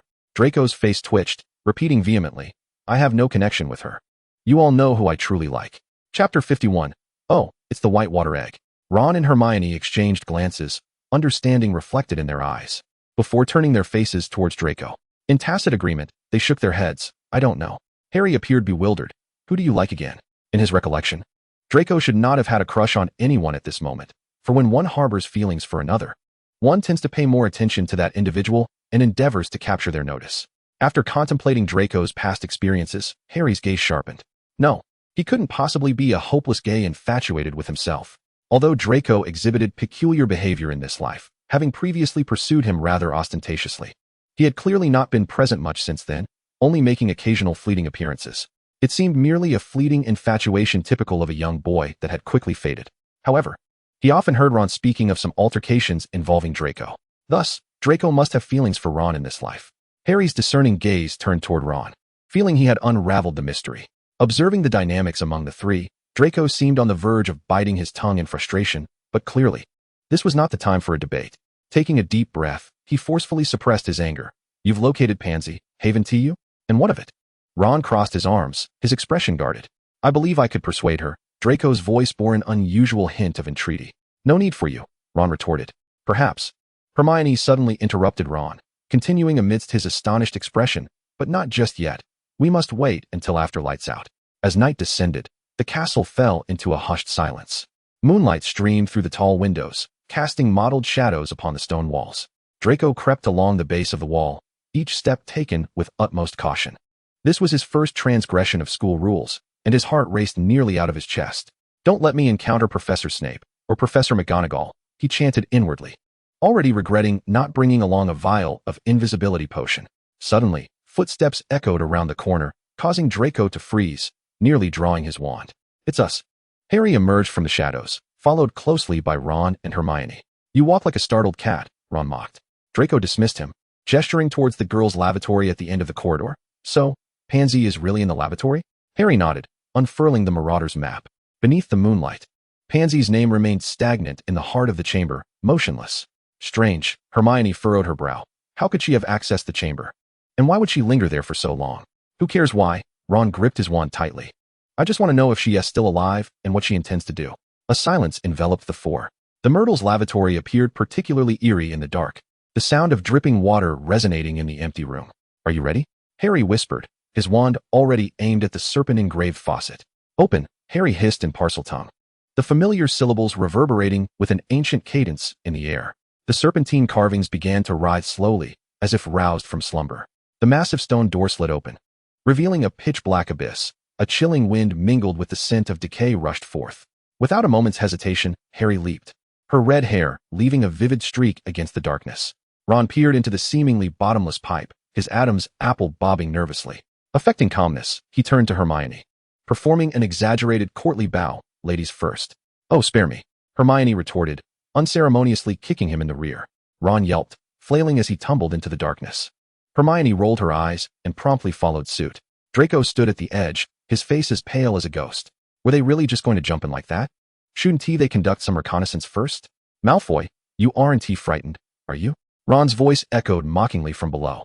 Unable to endure Ron's taunts, Draco gritted his teeth, closed his eyes, and leaped down in a manner that was almost tragic. Merlin's pants. Upon landing, his knees struck the damp stone floor with a thud. Worse still, he realized his palm rested upon something viscous and warm, some unidentifiable, slimy substance. With the faint glow of his wand, he discerned it was a mass of rotting, white-furred animal entrails.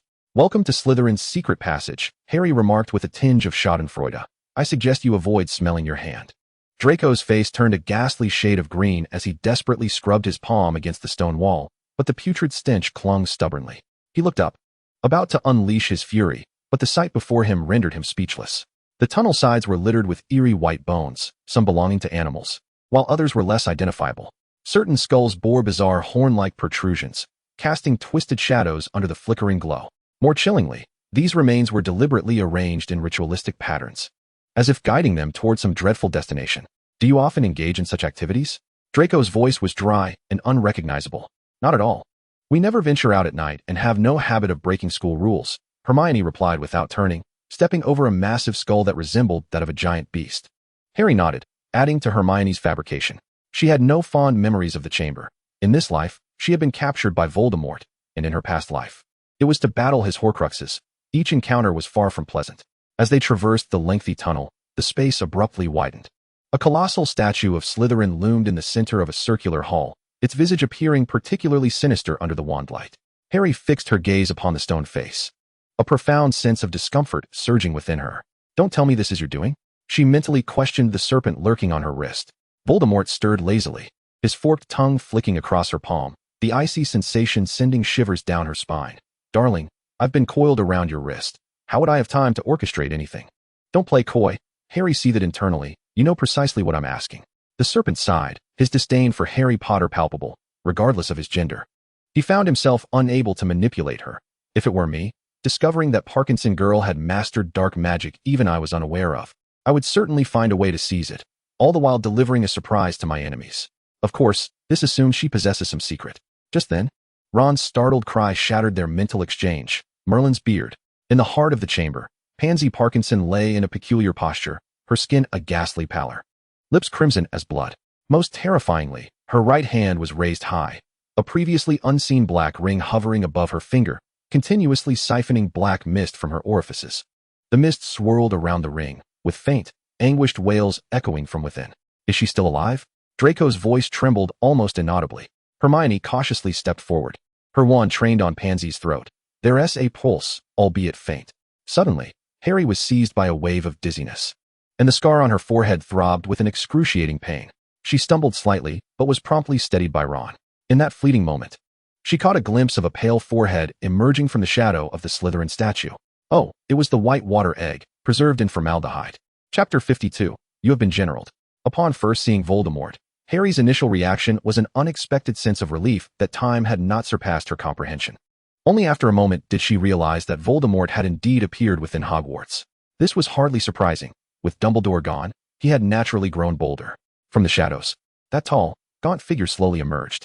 His pallid visage resembled that of a wax statue, with his crimson eyes flickering ominously in the dimly lit chamber. A cold smile crept upon Voldemort's lips, and his voice slithered like a serpent across the sandy ground. "Look who is so brave, our indomitable girl." Ron's legs trembled uncontrollably, and Harry suspected that if he shook any harder, he might take flight. Nevertheless, he raised his wand, positioning it protectively in front of Harry. "Harry, run." Hermione clutched Harry's arm tightly, her fear palpable as her nails nearly dug into Harry's flesh. "You need to leave. Now." Draco stood frozen, his legs seemingly weighed down by lead. He gazed at Voldemort's terrifying face, then at Harry's back, his heart racing in his chest. If it were the old him, the arrogant Malfoy brainwashed by the ideals of pureblood supremacy, he might have knelt in fervent loyalty. But at this moment, his sole thought was, how could he ensure Harry's survival? However, Harry defied everyone's expectations. She gently pushed Hermione's hand aside and strode forward. Her emerald eyes, so reminiscent of her mother, fixed on Voldemort.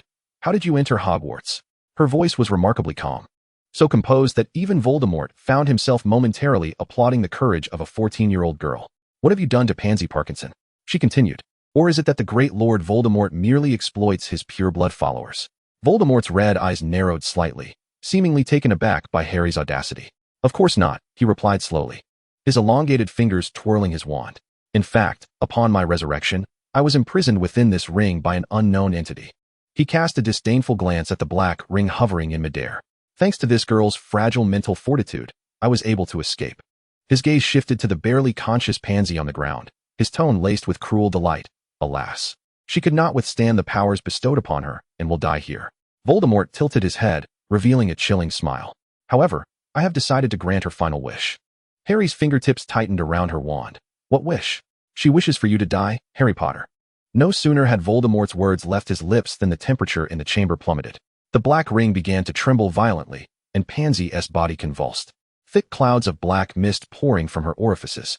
The mist twisted and coalesced in the air, gradually forming dozens of sharp black spikes, all aimed at Harry's heart. Her pupils constricted as she rolled violently to the right the instant Voldemort raised his hand.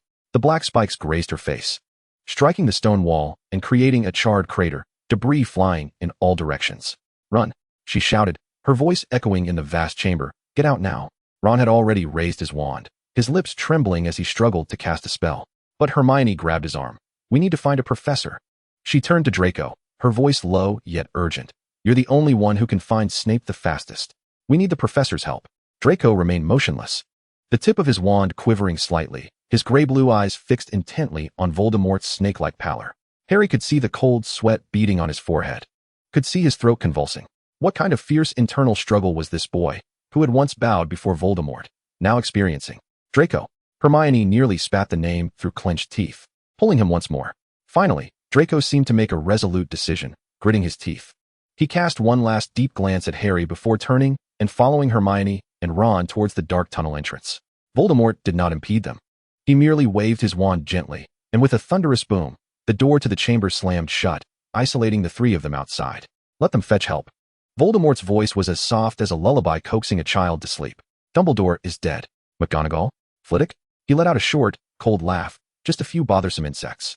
Now, the vast chamber was left with only the two of them. The suspended black ring continued to siphon Pansy's life force, emitting a spine-chilling hiss.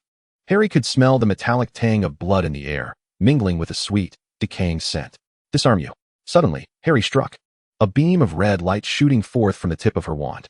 Voldemort merely tilted his body slightly, and the disarming spell grazed past his black robes, igniting sparks against the stone pillar behind him. For the next few minutes, Harry displayed combat prowess far exceeding that of an average 14-year-old witch. She darted between the stone pillars like a nimble cat, each roll and dodge executed with astonishing precision. Several times, Voldemort's killing curse barely missed the hem of her clothing. "Impressive," Voldemort murmured, his red eyes glinting with dangerous intrigue. "Who has trained you to be so agile, child?" Harry did not respond. She could feel the serpent within her wrist stirring restlessly, its chilling voice echoing in her mind. "Use the killing curse. He thinks you won T-Dare. Now is your chance. Do you see his positioning? 3 steps to the left, and the Avada Kedavra will surely hit. What are you hesitating for? Don't you want to seize this opportunity to kill Voldemort? Harry gritted her teeth, resolutely refusing to heed any of the serpent's counsel. Tom Riddle harbored no benevolent intentions. Suddenly, a cunning slicing curse struck from an unexpected angle. Although Harry evaded it in time, the spell still nicked her hand, blood gushing forth as her wand slipped from her fingers, clattering to the stone steps, and rolling 3 meters away. Instantly, she lunged for her wand, but Voldemort was quicker. 1 step, 2 steps. The cold tip of Voldemort's wand pressed against her throat, and she could feel the subtle tremor of the wand's tip. "General," Voldemort murmured, a cruel smile curling at the corners of his mouth. Chapter 53, the first proper fight after rebirth.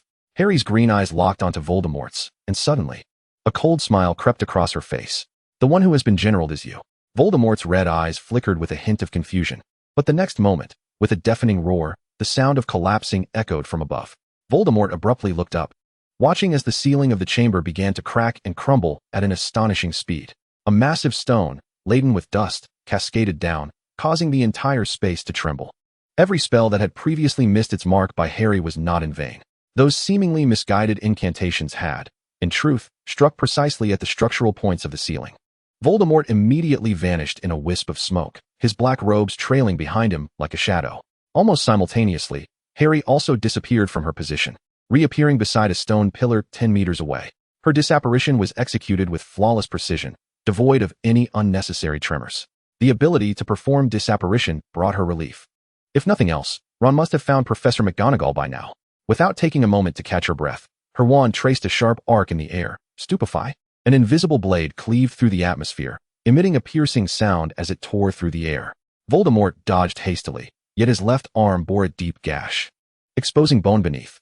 Dark crimson blood trickled down his pale arm, dripping onto the stone floor with a soft, rhythmic sound. The chamber fell into a momentary silence. Voldemort gazed down at his wound, the first fissures of emotion appearing on his countenance.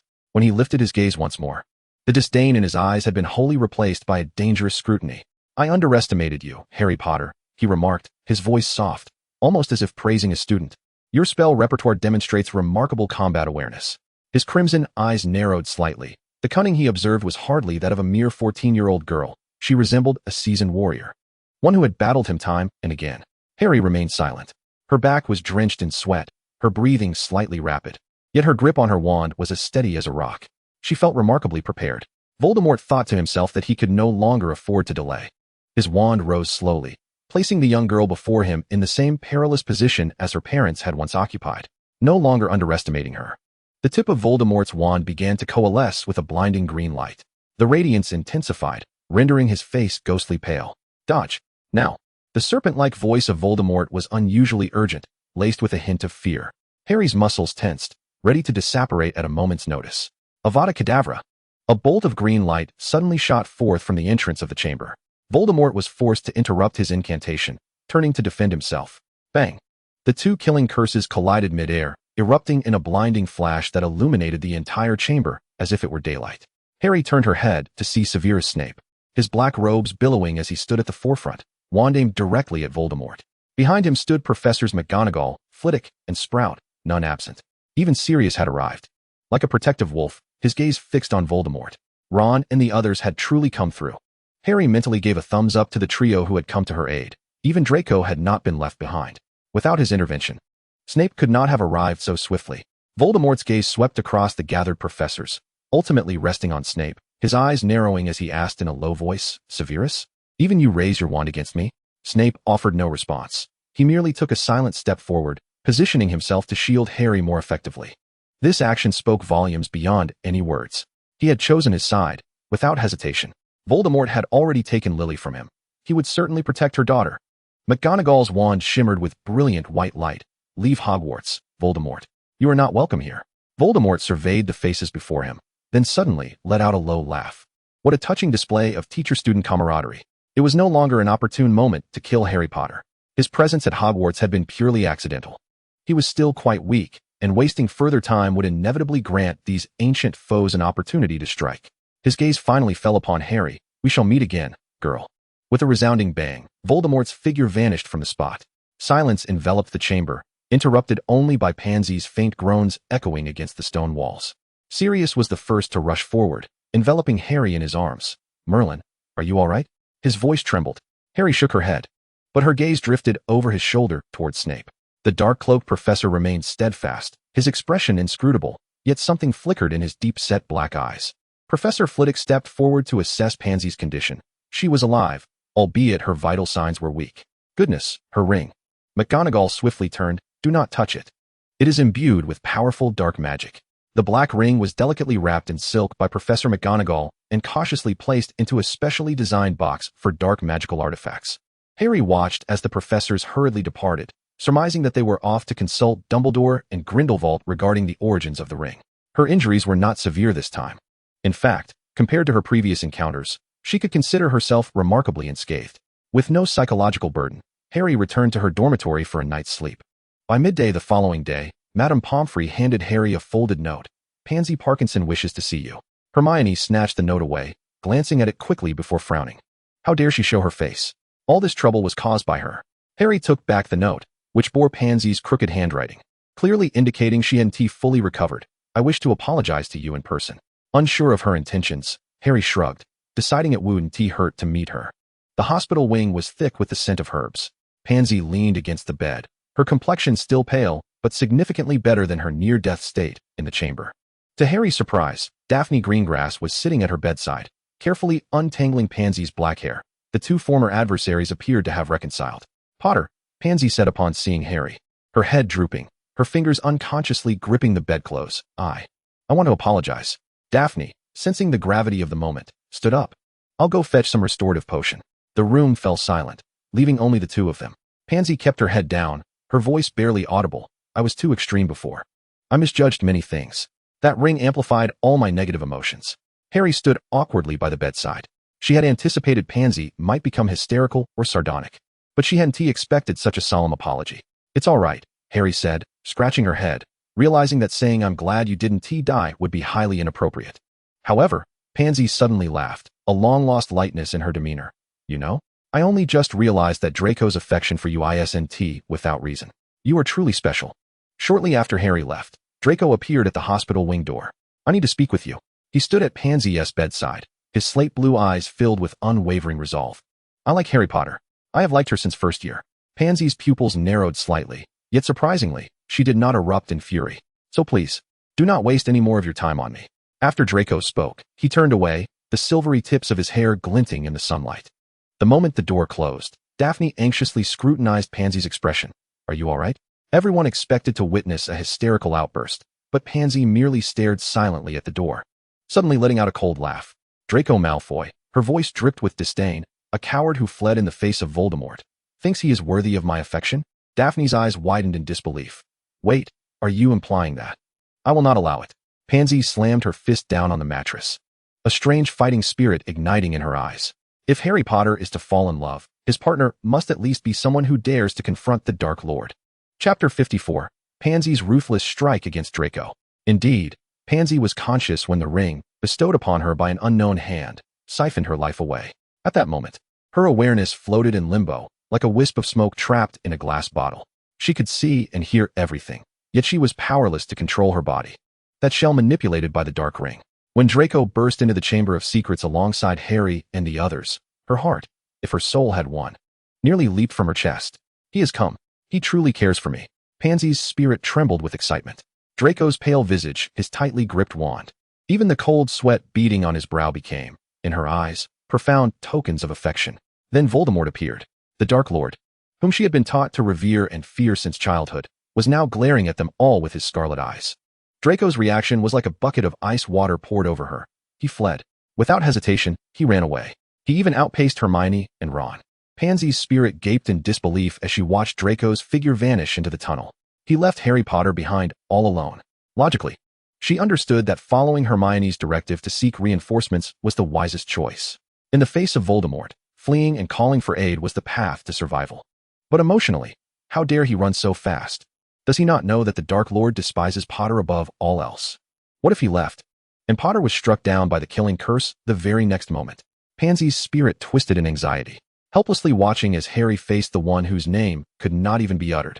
The ensuing battle utterly shattered her last remnants of illusion regarding Draco and reshaped her entire perception of Harry Potter. The Gryffindor girl she had always mocked as the mudblood friend was now weaving with astonishing agility between the stone pillars. Each of her spells was precise and fierce. Every dodge perfectly timed. When Voldemort's killing curse grazed her red hair, Pansy's spirit emitted a silent scream. What shocked her even more was that amidst the fierce combat, Harry had even managed to divert her attention away from her limp body. A curse that could have struck Pansy was deflected by Harry, causing Harry to lose her balance and nearly be hit by Voldemort's spell. Merlin's lace old trousers. That was incredible. When Harry finally wounded Voldemort's arm with a well-aimed stunning spell, Pansy's spirit was completely captivated. That wild, untamed red hair, those emerald green eyes, and the audacity to stand firm even before the Dark Lord. It was as if she were a prince riding a broomstick. In her hospital bed, Pansy cradled a mug of hot cocoa, her eyes sparkling as she described to Daphne, "Did you see that? She adjusted the angle of her spell to protect me." That moment was simply. Daphne, with an expression devoid of emotion, shoved a piece of bread into her mouth. "You've already said that 7 times today. Need I remind you? Last month, you were cursing Potter in the dormitory." Pansy choked slightly, then defiantly chewed on her bread. That was the old Pansy. The current me is who I truly am. She suddenly lowered her voice. "Honestly, what kind of gifts do you think Potter likes? How about a broom care kit?"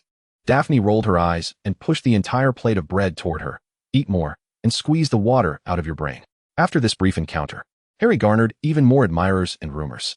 The sunlight poured through the stained glass, casting colorful patterns on the long table as Harry spread jam on her toast.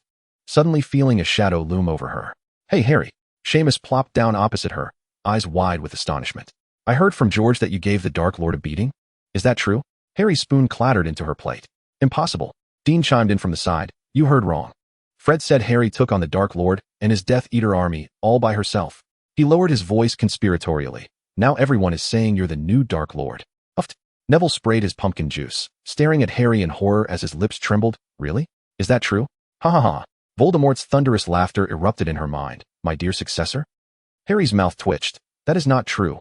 You all know that is utterly impossible." Yet the rumors persisted. Seamus shrugged. "I think you need to have a word with the Weasley twins. At this rate." He leaned in closer. "Tomorrow's Daily Prophet will probably claim you're pregnant with Voldemort's child." Voldemort's laughter abruptly ceased, as if it had been choked. Harry smirked inwardly. Although this was a case of mutually assured destruction, witnessing Voldemort's humiliation was quite satisfying. Just then, a gray owl swooped down, dropping a beautifully wrapped gift box that nearly splattered Harry's pumpkin juice. "A love letter?" Seamus winked. Harry suspiciously opened the accompanying card. "This is my apology." Fred suddenly appeared from her left shoulder, reading with exaggerated flair, "Love, Pansy Parkinson." George chimed in from her right, adding a dramatic air kiss gesture. Harry nearly jumped off the bench. "When did you?" The twins responded in unison, "Commercial secret." Amidst the curious gazes of those around, Harry unwrapped the gift box. Inside lay a deep green silk gown, embroidered at the neckline and sleeves with exquisite silver vine patterns, shimmering with understated luxury in the sunlight. The hem's inner side even bore a golden inscription, "To the bravest Gryffindor." The entire Gryffindor table fell silent. "Merlin, oh my," Lavender gasped quietly. "This is the latest design from Paris. I saw it in which fashion. It costs 300 galleons." Ron's fork clattered to the floor. "Parkinson bought you a dress? Has she been cursed?" Hermione pondered thoughtfully. "It seems that after the recent incident, certain individuals have experienced a subtle shift in their allegiances." Meanwhile, at the Slytherin table, Pansy pretended to focus intently on her steak, her ears perked up high. As the exclamations from Gryffindor reached her ears, a smile involuntarily graced the corners of her lips. Until Draco, with a sullen expression, plunged his knife into the pie before her. "Pansy Parkinson." Draco's eyes blazed with fury. Pansy huffed defiantly, unwavering in her confrontation of his gaze. What was wrong with Malfoy? Should she fear this fool who could not even muster the courage to pursue anyone? Huh, what a farce. Extra Chapter 1. If Harry were raised by Snape as Hallie morning light filtered through the sheer curtains, and Harley Potter opened her eyes to behold a gentle pink ceiling. She blinked, closed them again, and then reopened them. Again, emotionlessly, she sat up, her bare feet touching the plush carpet as she walked directly to the vanity mirror. The girl reflected back at her had a wild mane of red hair, emerald eyes, and a cherubic face still bearing the softness of childhood, appearing 11, yet her soul had endured the trials of time. Well, at least this time she hadn't transformed into a basilisk like Voldemort. Hallie murmured to herself. She had grown accustomed to the phenomenon of rebirth. From her initial bewilderment at becoming a girl, to the subsequent years of girlhood. She now not only faced the slight curve of her chest with composure, but could also articulate precisely what kind of magical tampon she required. Until a knock echoed on the door. Hallie. A low, chilling male voice resonated from outside. Rise, for today marks the beginning of the school year. Hallie inhaled deeply and opened the door. Then, she was taken aback. Severus Snape, the most brooding potions master at Hogwarts, was presently adorned with a pastel green apron adorned with cantaloupe patterns, a sparkling pink heart-shaped hairpin nestled in his hair, and he peered down at her with an impassive expression. Breakfast is on the table. We depart in 10 minutes, he stated. Hallie's gaze darted between his apron and hairpin, her mind momentarily stalling. Your hairpin, Snape, remained unperturbed. It was your birthday gift from last year. Hallie, by Merlin's pink lace dress, what on earth have I done in this world? King's Cross Station, platform 9 3/4. Hallie, in a daze, was propelled forward by Snape, clutching her ticket while her suitcase obediently trailed behind her. Honestly, having an adult alongside was indeed convenient. Surrounding them were bustling wizarding families. The Weasley clan's vibrant red hair particularly conspicuous, as Molly Weasley busily shoved her twins onto the train. Snape halted, bending down to look at her. Hallie lifted her gaze to meet those inky black eyes. What was he waiting for? The air thickened for 2 seconds. She tentatively opened her mouth. Snape's brow furrowed in such a manner that it could crush a pixie. Hallie jolted, inspiration striking. Papa? Snape's brow relaxed. He even allowed a slight smile to breach his lips, though it resembled more of a facial spasm. He reached out and patted her shoulder. See you at school. Hallie, feeling as if a weight had been lifted, hastily dragged her suitcase onto the train, her heart racing. What she did not see was Snape, standing motionless on the platform, his eyes glistening with unshed tears. Molly Weasley passed by, startled. Severus? Are you all right? Snape slowly retrieved an orange handkerchief embroidered with a crooked green apple, gently wiping the corners of his eyes, his voice hoarse. She has finally acknowledged me, Molly. Inside the train compartment, Hallie buried her face in her palms, silently screaming. What on earth was happening? Snape was my adoptive father. She lifted her head, only to lock eyes with a pair of curious blue ones. A boy with a shock of red hair and a freckled face stood at the compartment door, nervously inquiring. Is there any space here? Hallie looked at him and suddenly beamed. Hey, it's you, Ron. Just as Hallie smiled at the red-haired boy at the door, a haughty voice cut in from beside her. Why is no one here? We are sitting here. Hallie turned to see Draco Malfoy in the aisle, flanked by Crabbe and Goyle. He held his chin high, his gray-blue eyes filled with disdain, sweeping his gaze over Ron and curling his lips into a mocking smirk. How dare you approach the girl who survived against all odds? Harley Potter, you poor Weasley. Ron's ears flushed crimson, his lips twitching. Wow, that's truly remarkable, he said dryly, turning to leave. Hallie, quick on her feet, grasped his sleeve.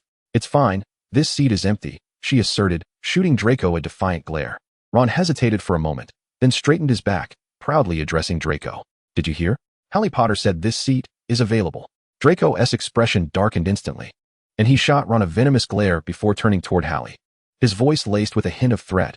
Are you not afraid I will inform my godfather that you are associating with a pauper like Weasley? Hallie raised an eyebrow, reclining lazily against her seat. Be my guest.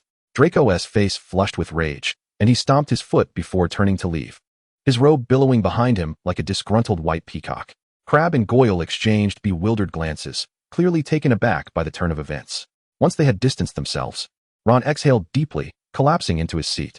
By Merlin's beard, it's my first encounter with a Malfoy, and he seems just as detestable as his father. Though I've never seen his father, just what my dad described. Hallie chuckled softly, offering no reply. She certainly understood Draco's nature, arrogant, cruel, and a spoiled brat. Yet this time, she felt a flicker of curiosity. Would this world's Draco differ in any way? Just like in the previous world. Meanwhile, in the corridor, Crabbe poked Goyle with his elbow, causing the latter to startle and look at him in confusion. Crabbe raised his eyebrows, signaling him to speak. Goyle scratched his head, finally managing to stammer. Draco, should we teach Harley Potter a lesson? Draco abruptly halted, turning to glare at them, his eyes reddened and lips tightly pressed together, as if he were struggling to contain something. Harley Potter, how could she aid that pauper Weasley? His voice trembled, tinged with a mix of indignation and sorrow. Crabbe and Goyle stood frozen, bewildered. Draco took a deep breath, suddenly shaking off Goyle's hand. His voice choked. I will tell father. I will tell my godfather. Hallie has been corrupted. After declaring this, he stormed into another compartment, slamming the door behind him. Crabbe and Goyle exchanged glances, sighing in unison. Here we go again. The Great Hall of Hogwarts was ablaze with light as the first-year students lined up for sorting. Draco Malfoy stood at the forefront of the Slytherin newcomers, his gray-blue eyes fixed intently ahead. Harley Potter was conversing softly with Ron Weasley and Hermione Granger, laughter occasionally escaping their lips. How could she associate with mudbloods? Draco seethed internally, his fingers unconsciously tightening around his robe. The sorting ceremony commenced, Professor McGonagall calling out the names of the new students. Hannah Abbott, Hufflepuff. Susan Bones, Hufflepuff. Everything seemed just as it was in Harry's memories, until Harry Potter. The hall fell into an instant silence, all eyes fixated upon her. Harry took a deep breath, stepped forward, and seated herself upon the high stool. Professor McGonagall gently placed the sorting hat upon her head. As the hat barely touched her hair, it emitted a peculiar sound. Harry thought, it's over. The sorting hat voiced its confusion. This, that, the other. Harry fervently whispered in her mind. Don't ask. Don't speak. Let me go to Gryffindor. The sorting hat hesitated for a moment, even slightly tilting its brim to glance at the staff table. Severus Snape was glaring intently in their direction, his expression dark enough to drip ink. Harry gritted her teeth. Please. Gryffindor. The sorting hat remained silent for several seconds, swallowed hard, as if reaching a decision, and finally sighed. Very well, since you are so insistent, Gryffindor. At the staff table, Snape's goblet was crushed in an instant. Shards of glass and red wine splattering across the table. Dumbledore smiled and waved his wand, cleaning up the mess. Oh dear, Severus. Such excitement is not good for your health. Snape, expressionless, wiped his hands and replied coldly, a slip of the hand. Professor McGonagall cast a puzzled glance at him, while Professor Sprout whispered to Flitwick, is he crying in anger? Flitwick, shill. The Gryffindor table erupted in deafening cheers, with Ron and Hermione clapping vigorously, and the twins even whistling. Harry sighed in relief and hurried toward their table, completely oblivious to the fact that on the Slytherin side, Draco Malfoy was as pale as a ghost, his lips trembling. She went to Gryffindor? Crabbe and Goyle stared at him in bewilderment. Draco suddenly stood up, his voice breaking. I'm going to write to Dad. Harry Potter has been corrupted. She must have been led astray by that Weasley and that mudblood. Pansy Parkinson rolled her eyes. Draco, sit down. You're being ridiculous. Blaise Zabini raised an eyebrow. Aren't you being a bit overdramatic? Draco, what do you know? Chapter 55. The greatest catastrophe of the third year descends. The headline of the Daily Prophet detonated like a bomb, instantly igniting the wizarding world. The Dark Lord returns. The Girl Who Lived confirms it immediately following. The next day's paper published sharp criticism from the Ministry of Magic's Undersecretary Umbridge. What right does a 14-year-old girl have to claim she witnessed the resurrection of the Dark Lord? This is clearly a poorly crafted lie for attention. The entire wizarding community erupted in chaos, and soon Umbridge was bombarded with howler letters that somehow found their way into her office, shattering her window. Then, the owner of Florian Fortescue's ice cream parlor refused to sell her any ice cream, stating, sorry, we don't serve Death Eaters. Oh, you say you're not? Well then, I'll add a rule against serving you. In the end, even her beloved pink sweater was accidentally dyed fluorescent green at the laundromat. What drove Umbridge to the brink of despair was the fact that a certain unnamed Malfoy patriarch orchestrated a series of legal, yet morally dubious maneuvers that swiftly ousted her from her position as undersecretary. Within Hogwarts, the atmosphere was equally tense. On February 14th, the greatest crisis of the third year struck. The Great Hall was transformed into a pink nightmare. Heart-shaped streamers cascaded from the ceiling, cherub-shaped chocolates flitted about the long tables, and even a self-playing harp in the corner serenaded with sickly sweet love songs. Just as Harry took a bite of her jam-covered toast, she was interrupted by the twins. Congratulations, Harry. You've received 7 Valentine's Day cards. That's a new record for third years at Hogwarts. Harry, Ron sputtered on his pumpkin juice. 7? Merlin, I haven't received even 1. Hermione rolled her eyes. That's because you splattered toad slime on Lavender's new robes and potions class. Harry stiffly accepted the pile of cards. The topmost one bearing the embossed inscription, to the most dazzling emerald, your secret admirer. Her lips twitched as she opened the second card. Your eyes stopped my heart more than the Avada Kedavra. D. Accompanying the note was a box of luxurious chocolates. Harry, if she knew who wrote this, she would surely mock the absurdity of such descriptors and prose in the tone of Professor Snape. Anyone capable of writing such a letter must have had their brain kissed by a troll. Over at the Slytherin table, Draco watched as Harry accepted his love letter and candy, her cheeks flushed like a ripe apple. Pansy Parkinson snickered beside him. Draco, could you have made your card any more cringeworthy? Draco, shut up, Parkinson. Harry didn't even accept your love letter. Pansy huffed, her eyes gleaming. How do you know she didn't? The two glared at each other, then huffed in unison, choosing not to speak further, like two petulant children. Daphne rolled her eyes discreetly. At the Gryffindor table, Ginny approached with a beautifully wrapped box of chocolates. Her cheeks slightly pink as she pushed the box toward Harry. I made these myself, with a bit of anti-cavity potion added. Harry hadn't even had a chance to thank her when Hermione pulled out a gold and red wrapped chocolate frog gift box from her bag, a new product from Honeydukes. I heard it can lift your spirits. Ron's eyes widened like a golden snidget, flailing his hands. Hermione, you don't have to give me chocolate. I already have someone I like. Hermione shot him a look as if he were a troll. Who said it was for you? She turned and placed the chocolate in Harry's hands. Happy Valentine's Day. Ron's face turned a deeper shade of red than his hair. Wow. George suddenly appeared from behind, placing a box of hopping chocolate cauldrons in front of Harry, exclusive for investors. Fred followed closely, setting down a box of sparking chocolate wands. If you're not satisfied, we can offer after-sales service.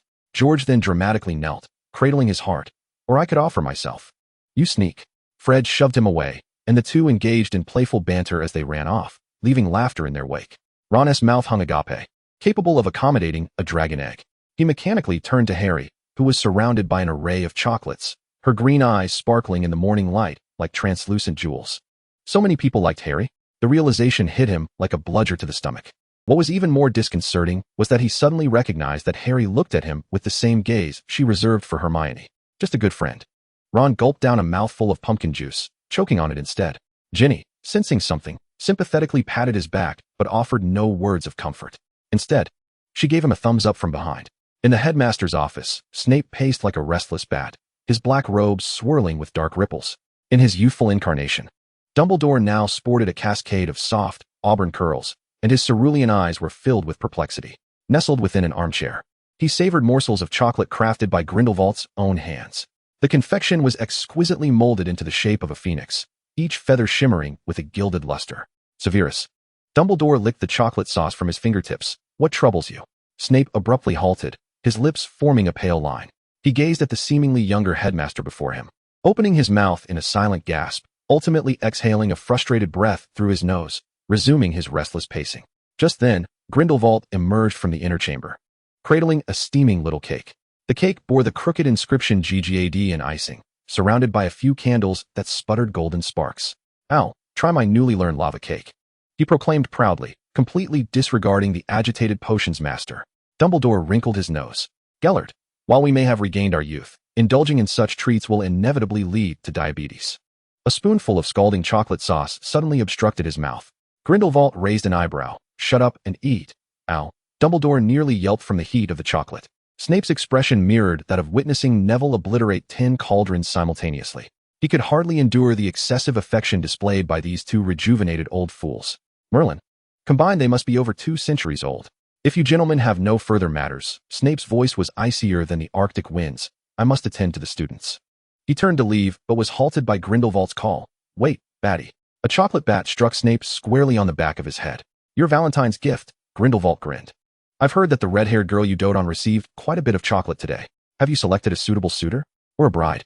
Snape's wand instinctively pointed toward Grindelwald's throat, his eyes gleaming with lethal intent. Dumbledore quickly interjected. Severus, we actually seek you for a serious matter regarding that black ring. Extra 2. When Draco arrives, the morning sun filtered through the ornate stained glass windows of the Slytherin dormitory, and Draco Malfoy abruptly opened his eyes, reflexively clutching his left arm. A sharp intake of breath escaped him as he realized that the anticipated pain did not arrive. Confused, he rolled up the sleeve of his silk pajamas, revealing that his once-torn arm was now pristine, devoid of any marks. This is not right, he murmured, his fingertips trembling as they brushed against the unblemished skin. Just yesterday, during care of magical creatures, that wretched Sphinx had indeed clawed his arm. He had even prepared a complaint for his father. That blasted giant had allowed the beast to attack a pureblood. But now, all evidence had vanished. Frustrated, Draco raked his platinum hair back and stepped barefoot onto the cold marble floor. As he opened the serpent-engraved wardrobe, a photograph suddenly caught his eye. What on earth? The picture depicted a girl with flaming red hair, beaming at him with a radiant smile. In the morning light, her emerald eyes seemed to sparkle. Draco's heart skipped a beat as he leaned closer to the photograph, a familiar lightning-shaped scar faintly visible on her forehead. Crab, Goyle, he shouted. Who plastered this muggle nonsense on my wardrobe? However, when he reached to tear down the photo, his fingers halted just above the surface. The girl winked playfully at him, causing his ears to burn inexplicably. Damn it, Draco muttered, ultimately slamming the wardrobe door shut, but carefully avoiding the photo's position.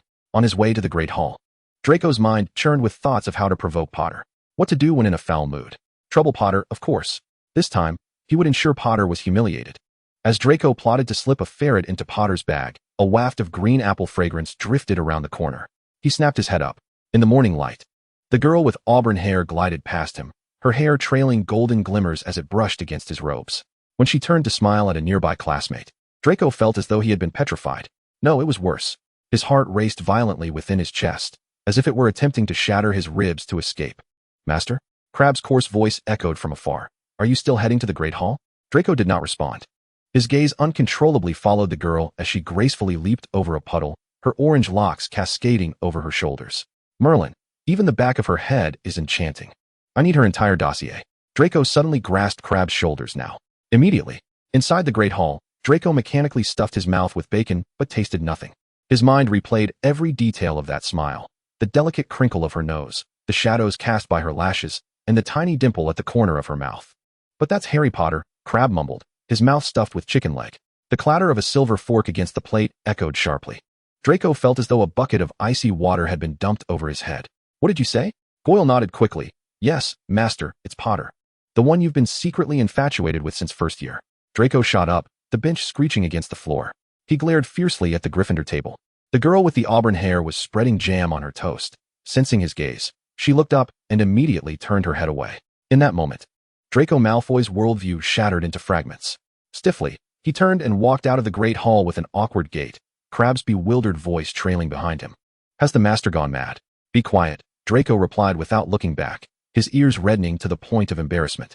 Draco Malfoy sat in a corner of the Slytherin common room, parchment filled with his major discoveries.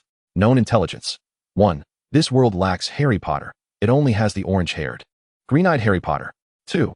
Dumbledore is deceased, and the Dark Lord seems to have returned. 3. Harry Potter is utterly indifferent to him. This is simply unscientific. Draco bit the end of his quill, lost in thought. From pondering how he had traversed into this world, he spiraled into questions about the significant discrepancies in this timeline. Could it be? Draco's eyes lit up as he slapped his thigh.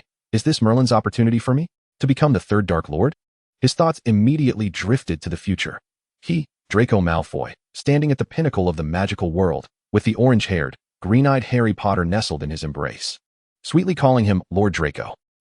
He couldn't help but chuckle. Crabbe and Goyle exchanged glances, subtly shifting away. The master has been acting strange lately, Crabbe whispered. Perhaps he's under the Imperius curse, Goyle nodded seriously. Draco was entirely oblivious to their hushed whispers, lost in his own reveries. Soon, I shall be titled the King of Silver Serpents? No, too cliché. The Lord of the Night. That sounds like a vampire novel. He furrowed his brow in distress. And suddenly, a flash of inspiration struck him. I shall be known as the Dark Lord exclusively for Harry. Crabbe. Goyle, has our master lost his mind? Draco had initially planned to seize an opportunity during potions class to approach Harry and showcase his exceptional potion-making skills, despite the fact that he largely relied on the textbook. However, reality dealt him a crushing blow. Miss Potter's potion was nothing short of perfection, its color, aroma, and consistency all precisely calibrated. Professor Snape, in an unusual display of satisfaction, awarded Gryffindor 20 points. Draco. He glanced down at the murky concoction simmering in his cauldron, then lifted his gaze to Harry's gleaming pot. No, that is not the point. Draco shook his head vigorously. Snape actually awarded points to Gryffindor? And praised Potter? There must be something amiss in this world. What shocked him further was that Snape even approached Harry, whispering something, and Harry, the one who had always been at odds with Snape in his recollection, smiled and nodded in agreement. Godfather, you have betrayed me, Draco clutched his chest, feeling his worldview shatter once more. At dinner, Draco mechanically stuffed pudding into his mouth while contemplating his path to becoming the Dark Lord. First, I must locate the Dark Lord and prove my worth, he murmured. Then, I must become more powerful than anyone else, so that I can protect Harry. At that moment, he abruptly froze. Wait, what if the Dark Lord intends to kill Harry? His face drained of color in an instant. No, absolutely not. He slammed his hand on the table, startling Crabbe so much that he nearly spat out his pumpkin juice. Master? Draco inhaled deeply, his expression resolute. I have made my decision. He declared solemnly. I shall become the third-generation Dark Lord, but not to pledge allegiance to Voldemort. Rather, to overthrow him. That way, Harry will admire me, and then we can marry, have 3 children, and raise a white owl. Crabbe. Goyle, should we inform Mr. Lucius? Draco was entirely unfazed, immersed in his grand plans. The first step is to make Harry notice me, he mused, stroking his chin. Perhaps a heroic rescue? He scanned his surroundings, his gaze landing on Harry, who was laughing with Hermione and Ron. Yes, that's it. He wore a confident smile. Malfoy never fails. However, 3 days later, Draco attempted to feign an injury during Quidditch practice to garner sympathy, only to be struck by a bludger, resulting in a broken leg.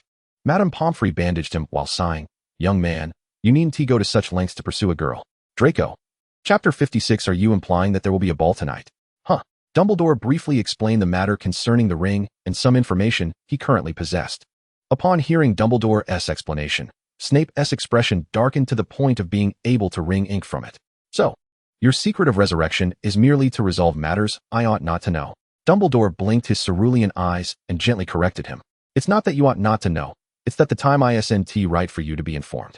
Snape's brow furrowed even tighter. Don't you realize the cost of your actions? Dumbledore locked eyes with Snape for several seconds before diverting his gaze. Gale, Dumbledore suddenly turned, his eyes sparkling. I would like a piece of chocolate. Grindelwald instantly understood, wrapping an arm around Dumbledore's shoulders. Then let us head to the kitchen and make a larger one. These two undoubtedly had more secrets hidden. Watching the two rejuvenated old men banter and act foolishly, Snape felt his temples throb. He abruptly turned and stormed out, slamming the door behind him. You riddle-spouting old fools. If I continue to associate with you, it's my sanity that's at stake. Take your secrets to the grave. The portraits outside were jostled, and the fat lady's Bertie Bott's every flavor beans spilled everywhere. You truly have a volatile temper. Grindelwald raised an eyebrow, back in Nurmengard. My disciples would never dare to slam doors like that. Dumbledore tilted his head in thought. Did they? I didn't feel anything. In the corridor, Harry was walking towards the Great Hall with Ron and Hermione. A small basket filled with assorted chocolates, generously provided by George, hung heavily in the crook of Harry's arm. Harry, Hagrid's booming voice called from across the way. He bent down, his thick beard nearly brushing Harry's chocolate basket. So much chocolate. Our little Harry is quite popular. Sirius would be so proud if he knew. He paused to add, oh, and Snape as well. Hermione face-bombed. Hagrid, while well-meaning.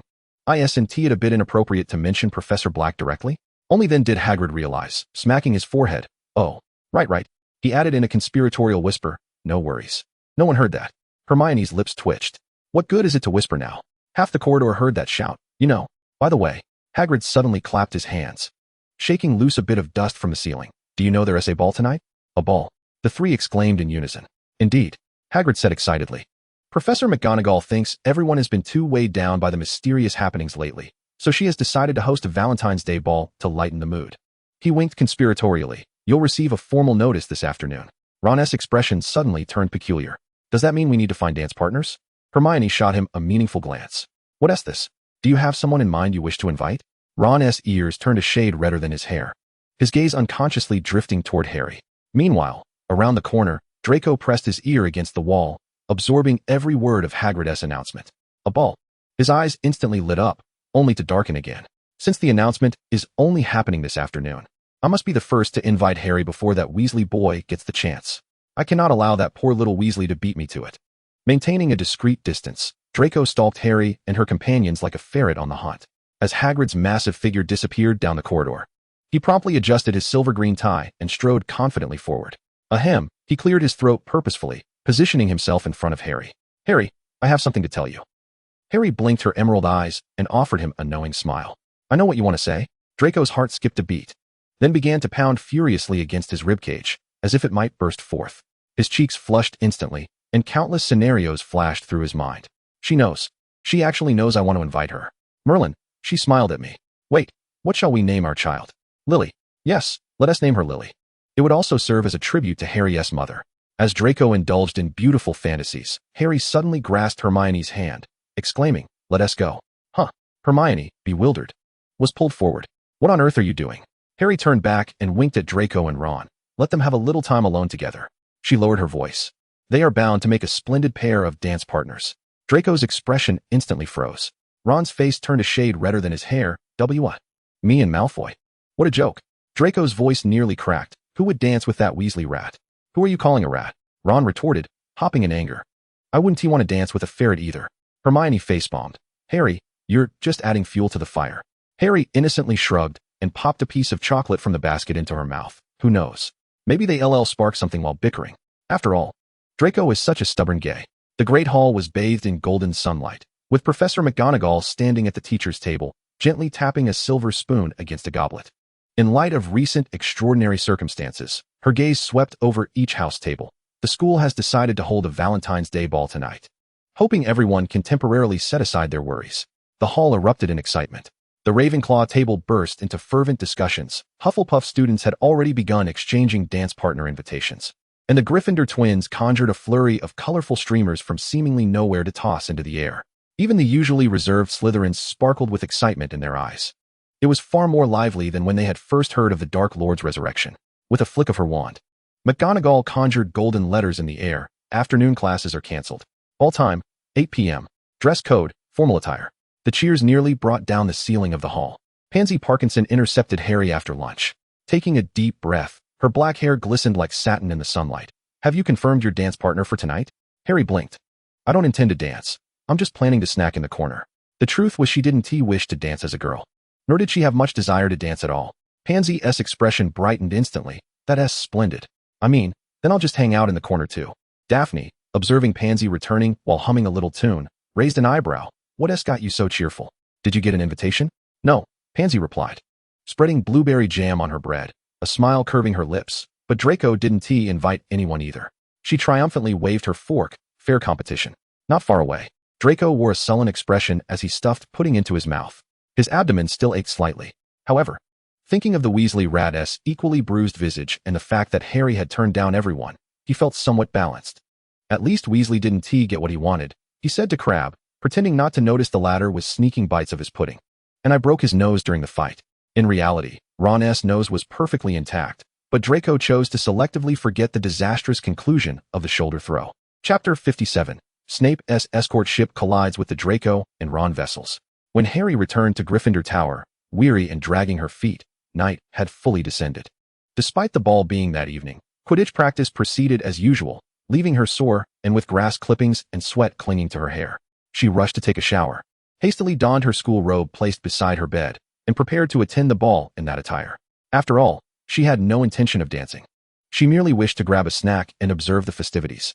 However, as she stepped into the common room, two piercing gazes pinned her in place. Ginny Weasley, hands on her hips, scanned Harry's appearance with her brown eyes.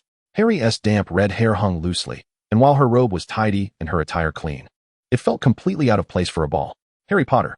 Ginny's voice, which had always played the role of the shy little sister in front of Harry, soared an octave higher. You plan to attend the ball dressed like that? Harry shrank back, inexplicably feeling as if Aunt Petunia were scrutinizing her. She glanced down at herself, explaining, I am just going to grab a snack, not dance. Hermione stood up from the sofa, frowning with disapproval. Even if you're not dancing, wearing a school robe is far too informal. Harry scratched her head, but I only have that dress Pansy gave me. The three girls exchanged glances. Meanwhile, at the entrance of the ballroom, Ron Weasley stood despondently, clad in a vintage lace dress sent urgently by Mrs. Weasley. Merlin's beard. Ron tugged at the intricate lace collar, his expression more distasteful than if he had just eaten a Bertie Bott's every flavor bean that tasted like nosebleed. I'd rather duel a blast-ended scrut. Fred and George flanked him, wearing mischievous grins. Don't be so glum, little Ronnie. Fred patted his shoulder. This is a family heirloom. Ron's face contorted. You call this a family heirloom? It smells like my grandmother. George stifled a laugh and, in a mock-serious tone, said, look on the bright side. At least you're not the only one without a dance partner. He pointed to a corner of the ballroom. Look. Young Master Malfoy is just standing there like a statue. Ron followed his gaze to see Draco Malfoy leaning against a stone pillar, his silver-gray dress robes shimmering coldly in the candlelight, his expression dark as if drenched in ink. Ron scoffed, adjusting his suffocating bow tie. That's not a ferret. It's a weasel. Just then, a commotion erupted at the ballroom entrance. The crowd parted, and Harry entered, adorned in the emerald green dress Pansy had gifted her. The hem of her gown bore a golden snitch, seemingly custom-stitched by a tailor at Pansy's request, for the original dress had not featured this golden embellishment. Her red hair had been magically styled by Hermione, revealing her fair neck, making her appear as if she had stepped straight out of a fairy tale. Draco's silver fork clattered noisily onto his plate. Ron's ears flushed a deep crimson, quickly surpassing the hue of his hair. George whistled. Looks like our weasel is about to take action. Sure enough, Draco immediately straightened up and strode purposefully across the dance floor towards Harry. However, just as he reached halfway, Pansy Parkinson suddenly stepped in front of him. Draco, Pansy smiled slightly, her black hair cascading like silk. It appeared she genuinely intended to invite Draco to dance. If one overlooked her gritted teeth, would you care to dance? Draco frowned. Pansy, I'm busy right now. Oh, that's quite all right. The reason isn't important. But you won't be passing by, Pansy declared. So, we won't even pretend, will we? On the other side, Ron was roughly shoved forward by the twins. Go on, Ron, Fred urged from behind. If you hesitate any longer, Malfoy will beat you to it. Ron stumbled forward, nearly colliding with Harry. He awkwardly touched his nose. His voice barely louder than a whisper. Would you care to dance, Harry? Harry, with a mouthful of chocolate cake, shook her head in response. I'm just here to eat. Dancing can wait. Instantly, Ron's shoulders slumped, resembling a drenched puppy. Oh. He trudged away, his entire being seemingly enveloped in a cloud of gloom. Observing his dejected figure, Harry let out a sigh. But if it's just a slow dance. Ron abruptly turned around, his eyes sparkling like they had been illuminated by a fluorescent light. Really? His hand was just about to rest on Harry's shoulder when Mr. Weasley. A pale, slender hand preemptively pressed down on Ron's shoulder. Snape had appeared behind them without a sound. I believe what you require at this moment is to complete your homework. The potions professor's voice was colder than the Arctic wind. Rather than making a spectacle of yourself at the dance. Your potions assignment today is written as if a troll composed it with its toes. Ron's face turned an ashen white. Professor, Now, immediately. Potions classroom. Snape unceremoniously yanked Ron by the collar, dragging him away. Ron cast a pitiful glance back at Harry, his eyes pleading for rescue. Harry, along with the twins, Hermione, and Ginny, raised their hands in a gesture of helplessness, their expressions mirroring their inability to assist. Draco, witnessing the entire spectacle from a distance, clapped his hands in delight. Serves him right. Weasley deserves it. Ah, Mr. Malfoy. Snape suddenly pivoted, his dark eyes narrowing into dangerous slits. I find myself in need of your assistance. As one of the few students marginally stronger than a troll, you should be more than willing to help your classmates with their studies. Draco's smile froze on his face. What? No, Professor, Splendid. Snape seized him by the back of his collar. Both of you, potions classroom, now. Under the astonished gazes of their peers, Snape dragged the struggling Ron and Draco out of the ballroom like two unwilling nifflers. Merlin's socks. George whistled. Has the old bat taken the wrong potion today? Fred grinned widely. Who cares? This is a rare opportunity. Hey, George immediately grabbed Harry's right hand. Fair competition. Before Harry could register the situation, the twins had already pulled her into the dance floor. The surrounding classmates erupted in good-natured cheers, while Hermione and Ginny laughed uncontrollably. Wait. I don't know how to dance. Harry's protests were drowned out by the music. Fred spun her around. Just follow my lead. Don't listen to his nonsense. George interjected, executing a graceful slide on the other side. I dance far better than he does. Harry was tugged this way and that, her red hair creating chaotic arcs in the air. In a daze, she spotted Professor McGonagall stifling a laugh behind her hand, while Professor Lupin had collapsed in laughter at the table. Chapter 58. Sirius's escort ship steals home Snape's escort ship. As the music concluded, Harry finally extricated herself from the twins' enthusiastic embrace, panting as she retreated to the edge of the dance floor. She grabbed a cup of pumpkin juice, and just as she took a sip, Sirius Black sat down beside her, a plate in hand. Here, he offered her a piece of chocolate cake, adorned with a black dog icing, to replenish her energy. Harry accepted it, taking a bite as the sweet chocolate melted on her tongue. Thank you.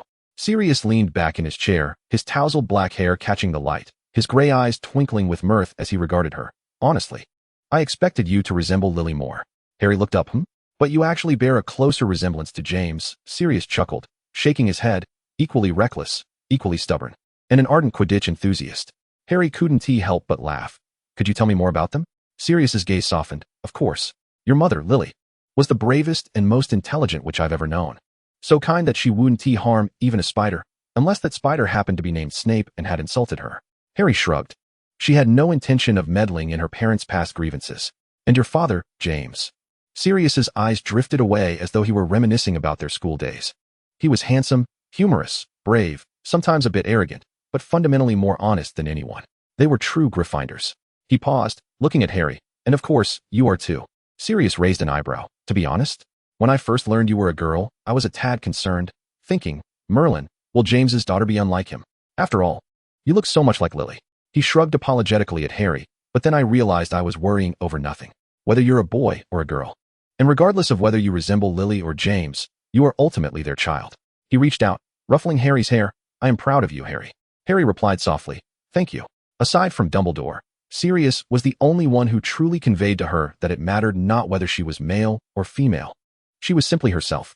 Look, our great Harry Potter is so easily moved. Voldemort mocked in her mind. Harry coldly retorted in her thoughts. Shut up. I could also say, Voldemort continued sarcastically that regardless of whether you are male or female, you remain that foolish phoenix dung. Harry chose to ignore him, continuing to savor her cake. Voldemort's tail flicked in dissatisfaction, inadvertently striking his own face, causing him to wince in pain. Harry. Sirius looked at her with curiosity as her mouth twitched suddenly. What's wrong? Nothing. Harry stifled a laugh. I just suddenly feel that life is quite beautiful. Sirius wore a puzzled expression, but said nothing. He tilted his head towards the dance floor, raising his chin. Care for a dance, Harry? Oh, I think I'll pass. Under her godfather's expectant gaze, Harry struggled for some time before swallowing her refusal. Meanwhile, Ron and Draco, confined to the potions classroom to complete their assignments, were glaring at each other, seemingly ready to duel at any moment. Inside the potions classroom, the cold stone walls were adorned with dried herb specimens, and the remnants of potions in the cauldrons exuded peculiar odors. Draco Malfoy and Ron Weasley sat facing each other, separated by a battered wooden table, atop which lay Ron's potions essay, critiqued by Snape as being inferior to that of a troll. So, Draco pinched the corner of the parchment with 2 fingers. As if it were something filthy, you can't even articulate the role of moonstone powder in the calming draft? Ron's face flushed crimson, his fingers gripping the quill tightly. His expression one of righteous indignation. Shut up, Malfoy. If Snape hadn't suddenly gone mad, I'd still be at the dance. Draco scoffed. Right? Dancing with Potter? Dream on. She'd rather dance with a troll than choose you. At least she didn't choose you. Ron suddenly stood up, the chair screeching against the floor. Draco narrowed his eyes, leisurely drawing his wand from his sleeve. Looking for a fight, Weasley? I'm ready anytime. Ron reached for his own wand, but just then bang. The classroom door was thrust open with great force, and Snape glided in like a massive bat, his dark robes billowing around him. I summoned you here to complete your assignments. His voice was colder than a tomb, not to engage in a duel. The 2 students immediately sank back into their seats. Yet their glances continued to clash in the air. Snape approached the desk and cast a cursory glance at Ron's paper, his lip twitching. It appears Mr. Malfoy's tutoring has yielded no results. That's because Weasley's brain resembles that of a troll. Draco interjected, but before he could elaborate, Snape had already waved his wand, conjuring 2 sets of pristine potion equipment. Since verbal explanations are futile, we shall proceed to practical application. He revealed a disconcerting smile. You will collaborate to brew a perfect calming draft. Should you fail, you shall spend the night in the dungeons in each other's company. Today we are brewing a calming draft? Merlin, isn't that a 5th-year task? Ron's complexion turned ashen, while Draco appeared as if he had just ingested something most repugnant. Draco attempted to plead his case. Professor, I believe. Silence, baboon. If you utter another word, I shall inform your father of your transgressions against school regulations. The very thought of Lucius's wrath quelled Draco's defiance. Yes, Professor. I understand. Half an hour later, you imbecile. Moonstone must be ground into a fine powder, not crushed stones. Draco seethed as he snatched the mortar from Ron's hands. Then you do it. Ron retorted angrily, tossing the half-chopped sneeze word onto the table. After all, isn't your noble pureblood hand most adept at this? Draco's temples throbbed with indignation. At least I know Sneezewort must be cut at an angle to extract its juice, unlike your haphazard hacking. Oh, aren't you just splendid? Ron clapped theatrically. Shall I award you the world championship for cutting Sneezewort? Suddenly, the liquid in the cauldron shifted from blue to gray, releasing a pungent yellow smoke. Both boys froze. The classroom door opened once more, and Snape's voice drifted ominously from behind. It seems accommodations in the dungeons have already been prepared for you too. Draco and Ron instinctively recoiled, waiting until Snape had departed before daring to speak.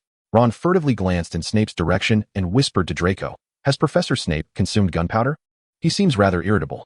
Draco shot him a sidelong glance, initially disinclined to respond, but after a moment's contemplation, he murmured, Perhaps he has been single for too long, and it is taking a toll. Chapter 59. Parents are true love, children are accidents. Not long after the revelry of the Valentine's Day ball had dissipated, the Hogwarts term was drawing to a close. After Draco's persistent invitations, Harry ultimately agreed to visit Malfoy Manor, primarily to see Dobby, who still resided there. Naturally, she could not go alone, prompting Draco to extend an invitation to Ron and Hermione, albeit with great reluctance. I would rather have tea with an acromantula in the Forbidden Forest, Ron grumbled on the train. The Malfoy residence is surely as eerie as a vampire's lair. Have they got electricity? Harry asked with a hint of concern. I mean, they aren't still using candles, are they? After all, the technological standards in the wizarding world are rather disconcerting. The three exchanged glances, envisioning Draco gliding down the corridors with a candelabrum, and shuddered in unison. When the carriage halted before the gilded gates of Malfoy Manor, the sight before them caused their eyes to widen in astonishment. The manor was ablaze with light. Not the ghostly glow of floating candles, but genuine, radiant electric lights. They were embedded in the ancient stone walls, illuminating the Gothic spires as if it were broad daylight. A fountain in the courtyard shimmered with a rainbow mist, and a white peacock strolled leisurely in the garden. Merlin's beard. Ron murmured, "They really have electricity?" Draco, clad in a finely tailored silver-gray suit, stood on the steps, his gray-blue eyes brightening noticeably upon seeing Harry, only to dim slightly when they fell upon Ron. "Welcome." He elongated the word, remarkably devoid of sarcasm. Even so, his expression and tone incited Ron's desire to punch him. While the observant Hermione swiftly restrained Ron's arm. "Thank you for the invitation, Malfoy." The marble floor of the foyer gleamed, and Lucius Malfoy leaned on his serpent-headed cane at the foot of the staircase, while Narcissa smiled gracefully at his side. "I presume this is the Weasley family." Lucius's gaze settled on Ron's worn robe, a mocking smile curling at his lips. Narcissa's elbow struck her husband with remarkable swiftness. Lucius's expression twisted, his half-finished sentence swallowed back. "Welcome, Draco's friends." Narcissa stepped forward elegantly, her silver gown flowing without a wrinkle. "Especially you, Harry. Draco often mentions you in his letters." Draco's ears flushed crimson. "Mother." Narcissa's lips curved into an elegant arc, her eyes glinting mischievously at Draco. "Am I mistaken?" Draco's expression stiffened, casting frantic glances, imploring his mother to cease this line of discussion. Merlin, if Harry discovered what he had written in those letters, he would rather leap into the Black Lake and cohabit with the giant squid. Narcissa gently shrugged, shifting the topic for her son's sake. "The guest rooms have been prepared." She clapped her hands, and Dobby promptly appeared, accompanied by 2 other house elves, to escort Harry and her friends to their quarters. Once Harry and her companions had vanished around the corner of the spiral staircase, the aristocratic facade that Lucius Malfoy had maintained crumbled away. He pulled Narcissa into his embrace, gripping her hand and pressing it against his abdomen, where she had struck him. "You were too harsh," he murmured, a rare note of grievance in his deep voice. "It's bruised." Narcissa turned to him, tilting her head to kiss his chin. "Apologies, my dear. But at that moment, there was no better way to prevent you from insulting our son's friends." Lucius huffed, raising her hand to his lips, showering her knuckles with delicate kisses. "Can't you look at me a little more?" His other hand slid around Narcissa's waist. "Less focus on that insufferable boy." "I cannot." Narcissa laughed softly, leaning in to place a fleeting kiss upon her husband's lips. "Ugh." Draco stood at the top of the staircase, his face a mask of disdain. "Could you refrain from such displays in the corridor?" Lucius's expression darkened instantly. "What are you still doing here?" "Oh, I merely wanted to ask." Draco idly kicked the carpet. "Could you purchase me a new Nimbus series? The latest model, if you please." "Get lost." Lucius seized his serpent-headed cane, preparing to strike. Narcissa immediately interposed herself. "Lucius Malfoy, do not scold our son." Seizing the opportunity, Draco slipped away, the muffled sounds of his parents' hushed argument trailing behind him. "You spoil him too much. He is your own flesh and blood. Now I question whether I have the right child." Around the corner on the 2nd floor, Harry was desperately covering Ron's mouth, as the red-haired boy was laughing so hard he could scarcely breathe. Hermione was frantically gesturing for silence, though she too was shaking slightly. Who would have imagined that the Malfoy household could be so muggle, affable, or perhaps amusing? As Draco ascended the stairs, covering his left eye, he caught sight of Harry, Ron, and Hermione lingering at the corridor's bend. They had evidently just witnessed the entire affair. Ron's lips curled maniacally, his cheeks flushed crimson, and his shoulders trembled slightly as he valiantly suppressed the urge to erupt into laughter. Draco halted in his tracks.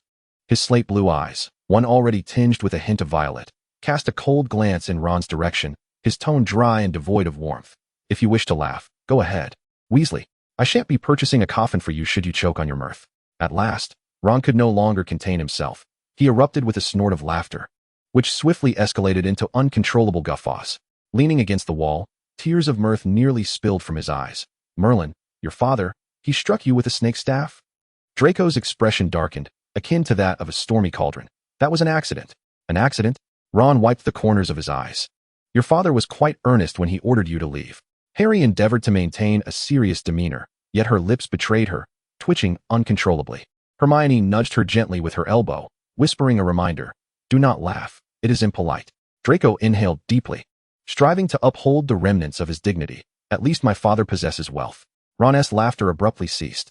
The smile that had adorned Ron's face now found its way to Draco's, granting him a modicum of solace. "Master."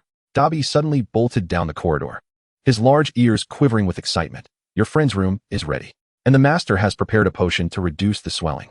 He tiptoed, attempting to present a vial of luminescent green ointment to Draco, only to inadvertently step on his own pillowcase, resulting in a resounding thud as he collapsed at Draco's feet. The potion spilling atop Draco's head. The viscous liquid dripped down from Draco's crown. Silence. Then, this time it was Harry who succumbed to laughter. Ron's lips began to curl upward once more. Draco surveyed the quivering form of Dobby on the floor and glanced at the three, stifling their laughter. Ultimately exhaling a resigned sigh. I loathe you all. He bent down to seize Dobby by the scruff of his neck, grasped the ointment, and strode away towards his room. His demeanor radiating a typical Malfoy disdain. Chapter 60. The Serpent's Lament under Narcissa's oppressive control over Lucius's various behaviors. Harry and her companions enjoyed an unexpectedly splendid first day at Malfoy Manor.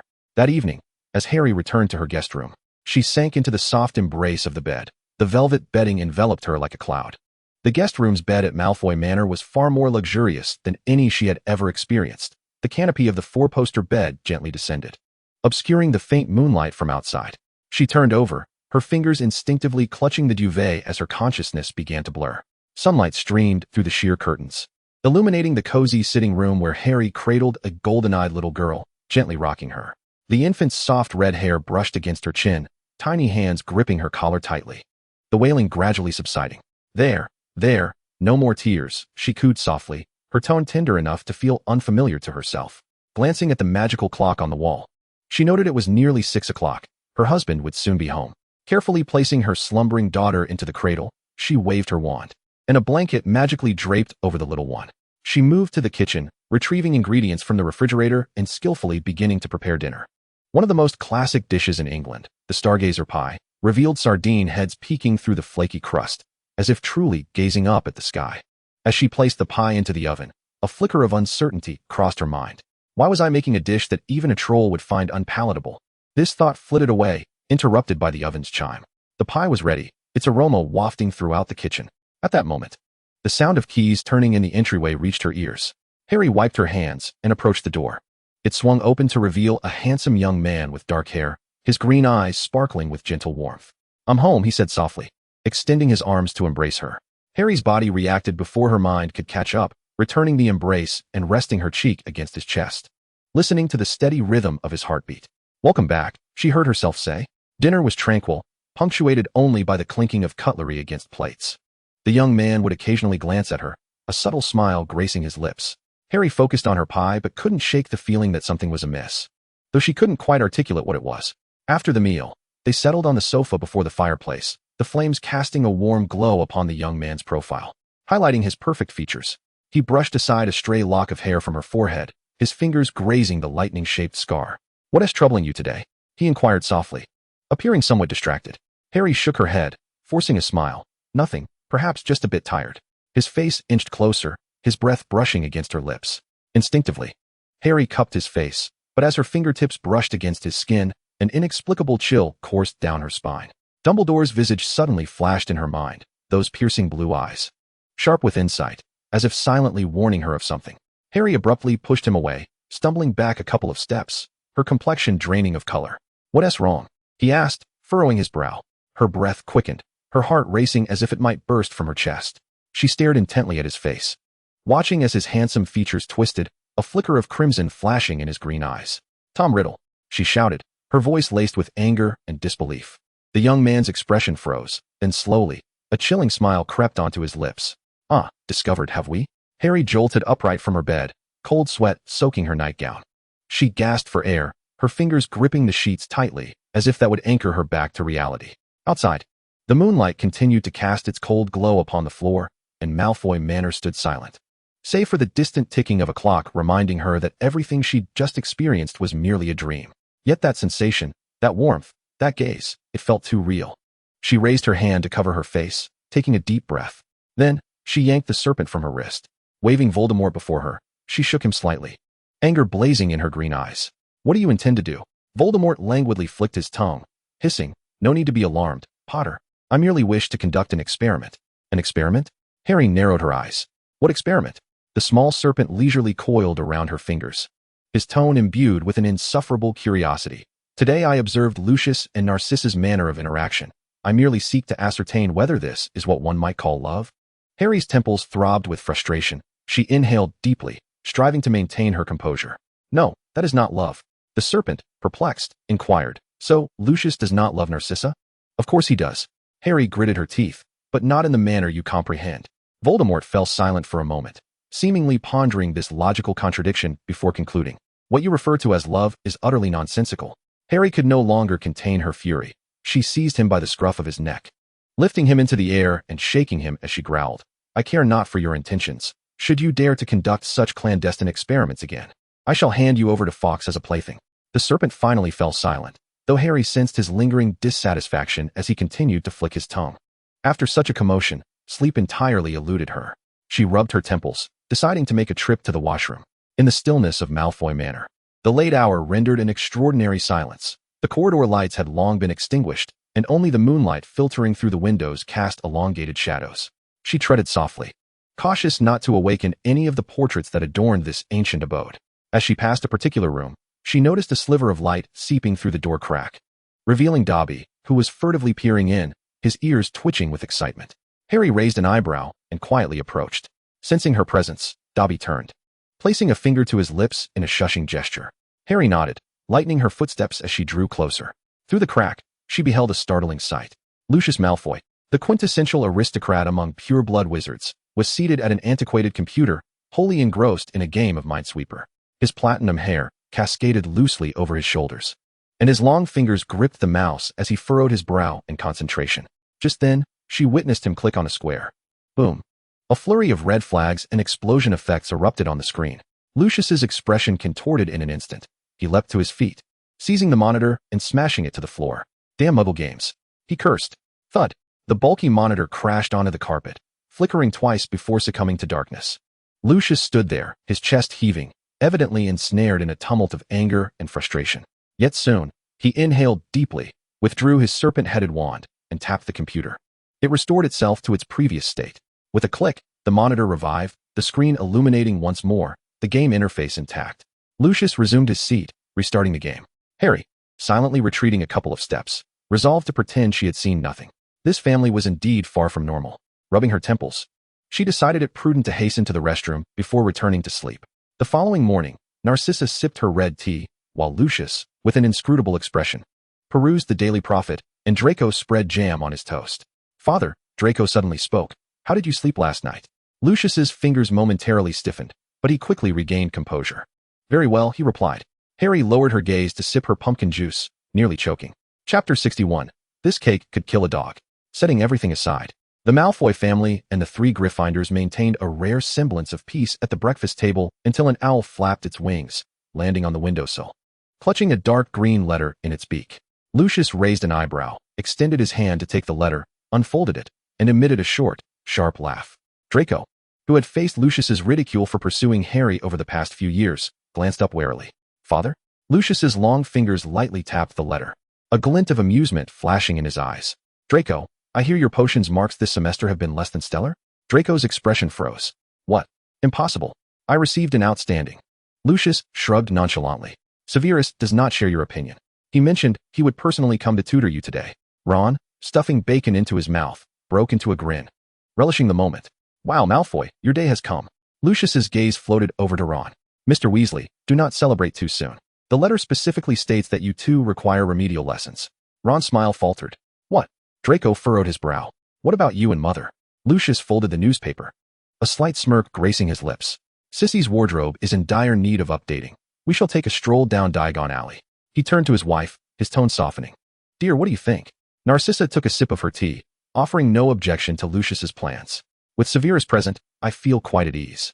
10 minutes later, the Malfoy couple departed the dining room, leaving the four young ones exchanging glances. Draco inhaled deeply and addressed the others. Listen, if you want a day to go smoothly, you best heed my advice. Ron crossed his arms defiantly. Why should I follow your lead? Draco smirked.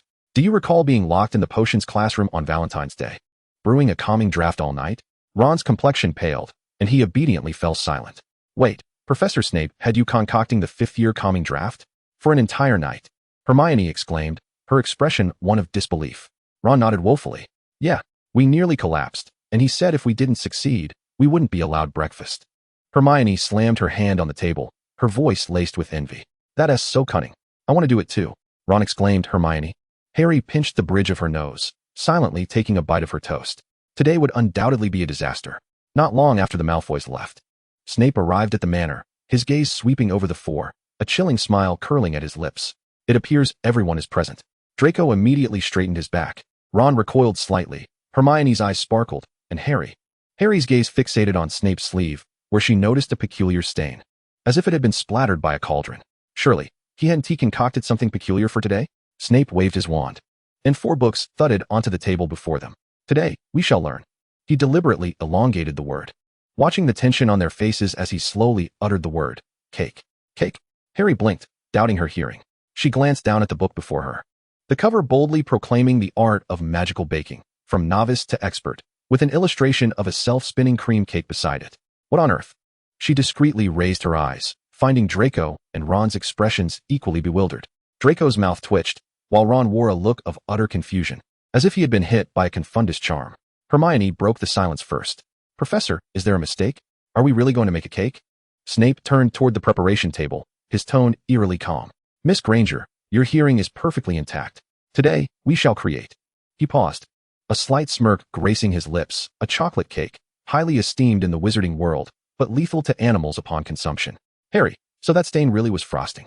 10 minutes later, the 4 stood before the preparation table, an array of magical baking ingredients laid out before them. Snape stood at the front, lightly tapping his wand to demonstrate the steps. Firstly, combine 3 scoops of cocoa powder with milk powder. Ron raised his hand. Professor, isn't this just a standard recipe? How can it be fatal to animals? Snape replied, Mr. Weasley, if you interrupt me once more, tonight you shall be milking the Hungarian horntail. Ron quickly retreated. Hermione had already begun furiously taking notes, speculating. So, this is a dessert utilizing the molecular reconfiguration of magical ingredients, locking the toxicity within the sugar structure through the baking process? Snape paused, then nodded. Essentially correct. Harry scrutinized the can of cocoa powder, an unsettling feeling creeping in. Professor, why would it be deadly to animals? Snape replied languidly, because it contains trace amounts of unicorn hair extract, harmless to wizards, but highly toxic to animal nervous systems. The true reason was the addition of chocolate, which is lethal to animals. A single piece of cake could potentially kill an adult dog. Draco frowned. What about the house elf? Snape replied, would you like to give it a try? Draco quickly responded, no, thank you. The process of making the cake was nearly catastrophic. Although Harry had previously spent considerable time cooking for Aunt Petunia, she had never allowed him to make such a delicate cake. In fact, Aunt Petunia was so apprehensive of Harry Potter burning the bacon that she seldom let him near the kitchen. After becoming Harry Potter, the chances of her allowing him to cook had dwindled even further. Harry often wondered if Aunt Petunia believed he possessed no culinary talent whatsoever. At the end of the class, Snape inspected everyone's creations. Hermione's cake, unsurprisingly, received an excellent rating. When Draco presented his charred cake to Snape, the man's brows furrowed as if he could crush a mosquito between them. Draco, however, wore a look of pride, while Snape's lips curled downwards, resulting in a further reduction of Draco's score.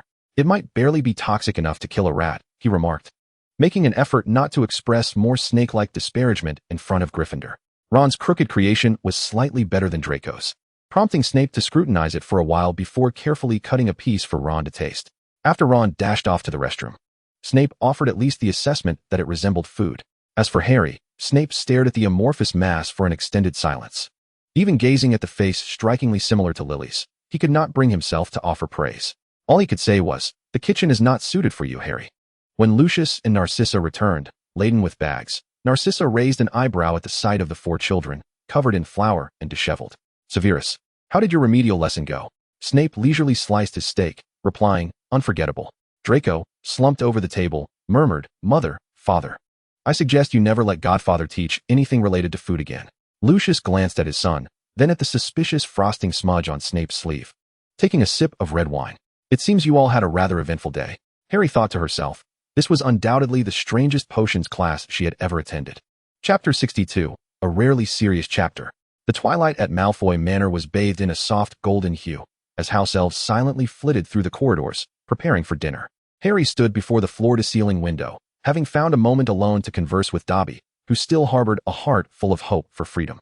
Harry inquired whether she could buy Dobby's freedom and then set him free. Dobby replied, but then, in Harry Potter's eyes, Dobby would also be a commodity for trade. That complicates matters. Dobby and the Malfoy family could only choose one. Harry's inner turmoil persisted until it was nearly time to depart. It was time to make a choice. Ultimately, in contrast to the treacherous Malfoy family, who might betray her to Voldemort at any moment, Harry chose her loyal friend, Dobby. Though she felt somewhat guilty towards the Malfoys, it mattered little. After all, they were the Malfoys. Taking a deep breath, she turned and approached Draco, who was perusing the Daily Prophet by the fireplace. Malfoy, she stated directly, I hope you will grant Dobby his freedom. Draco lifted his gaze from the newspaper, a flicker of confusion passing through his gray-blue eyes. What? Dobby, Harry reiterated, her tone resolute. He wants to be free, so I hope you will set him free. What was she talking about? Draco slowly folded the newspaper, appraising her as if meeting her for the first time. Harry felt the strangeness of his gaze, which she had not experienced since being reborn as a female. Potter, are you attempting some sort of rescue for the poor little elf?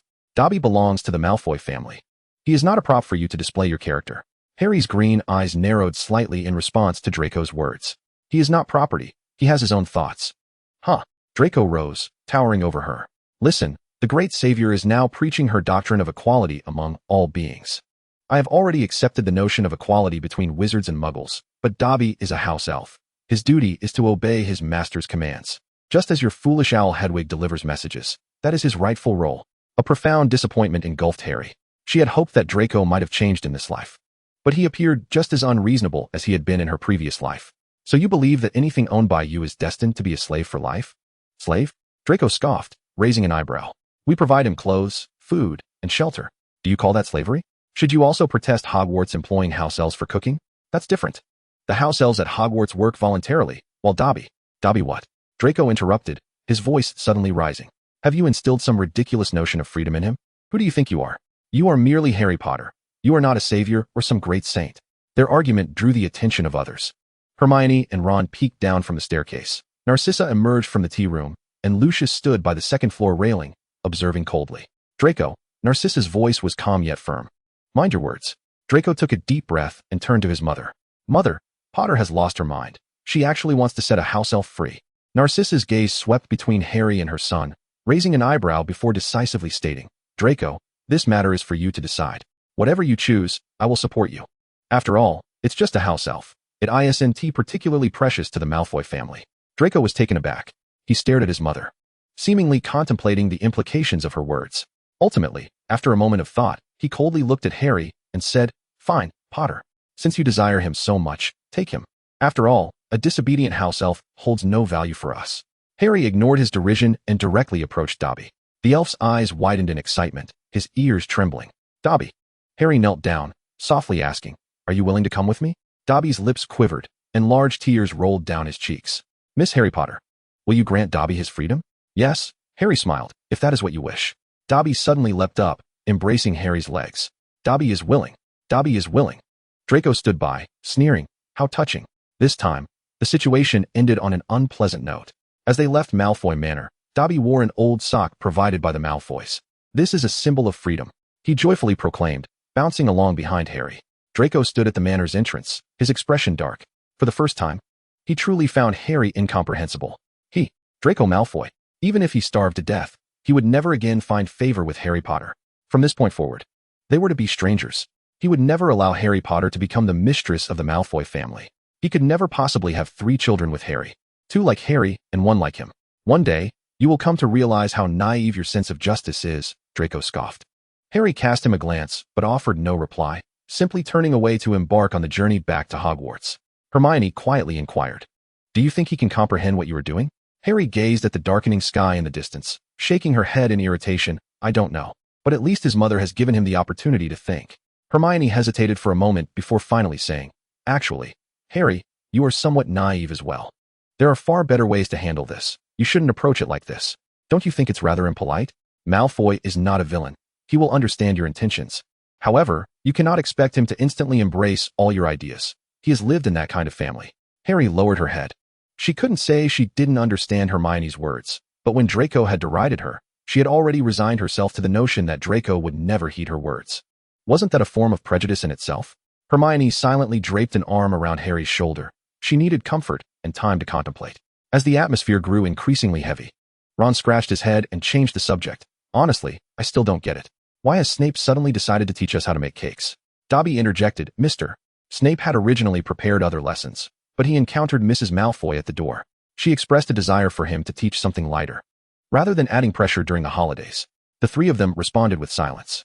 Harry's already aching conscience felt even more troubled. Lucius stood at the door of the study, watching his wife organize her newly purchased silk gown. After a moment of silence, he suddenly spoke. Narcissa, may I not have to attempt that muggle contraption any longer? Narcissa did not look up. You mean the computer? Lucius's expression resembled that of someone who had just bitten into a lemon. That thing is utterly illogical.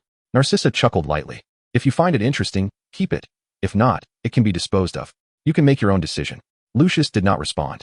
Years of marriage had taught him to easily understand Narcissa's meaning. The Dark Lord had been resurrected, and after his return, he had been wounded by the 14-year-old Harry Potter. The stakes of that nearly impossible choice had intensified. They no longer cared about preserving Harry Potter's dignity, nor did they feel the need to exhibit any friendliness in her presence. The Malfoy family was swiftly approaching the moment of choice. Would they continue to follow the Dark Lord, or would they opt for the still youthful savior foretold in the prophecy? Which side's interests were truly paramount?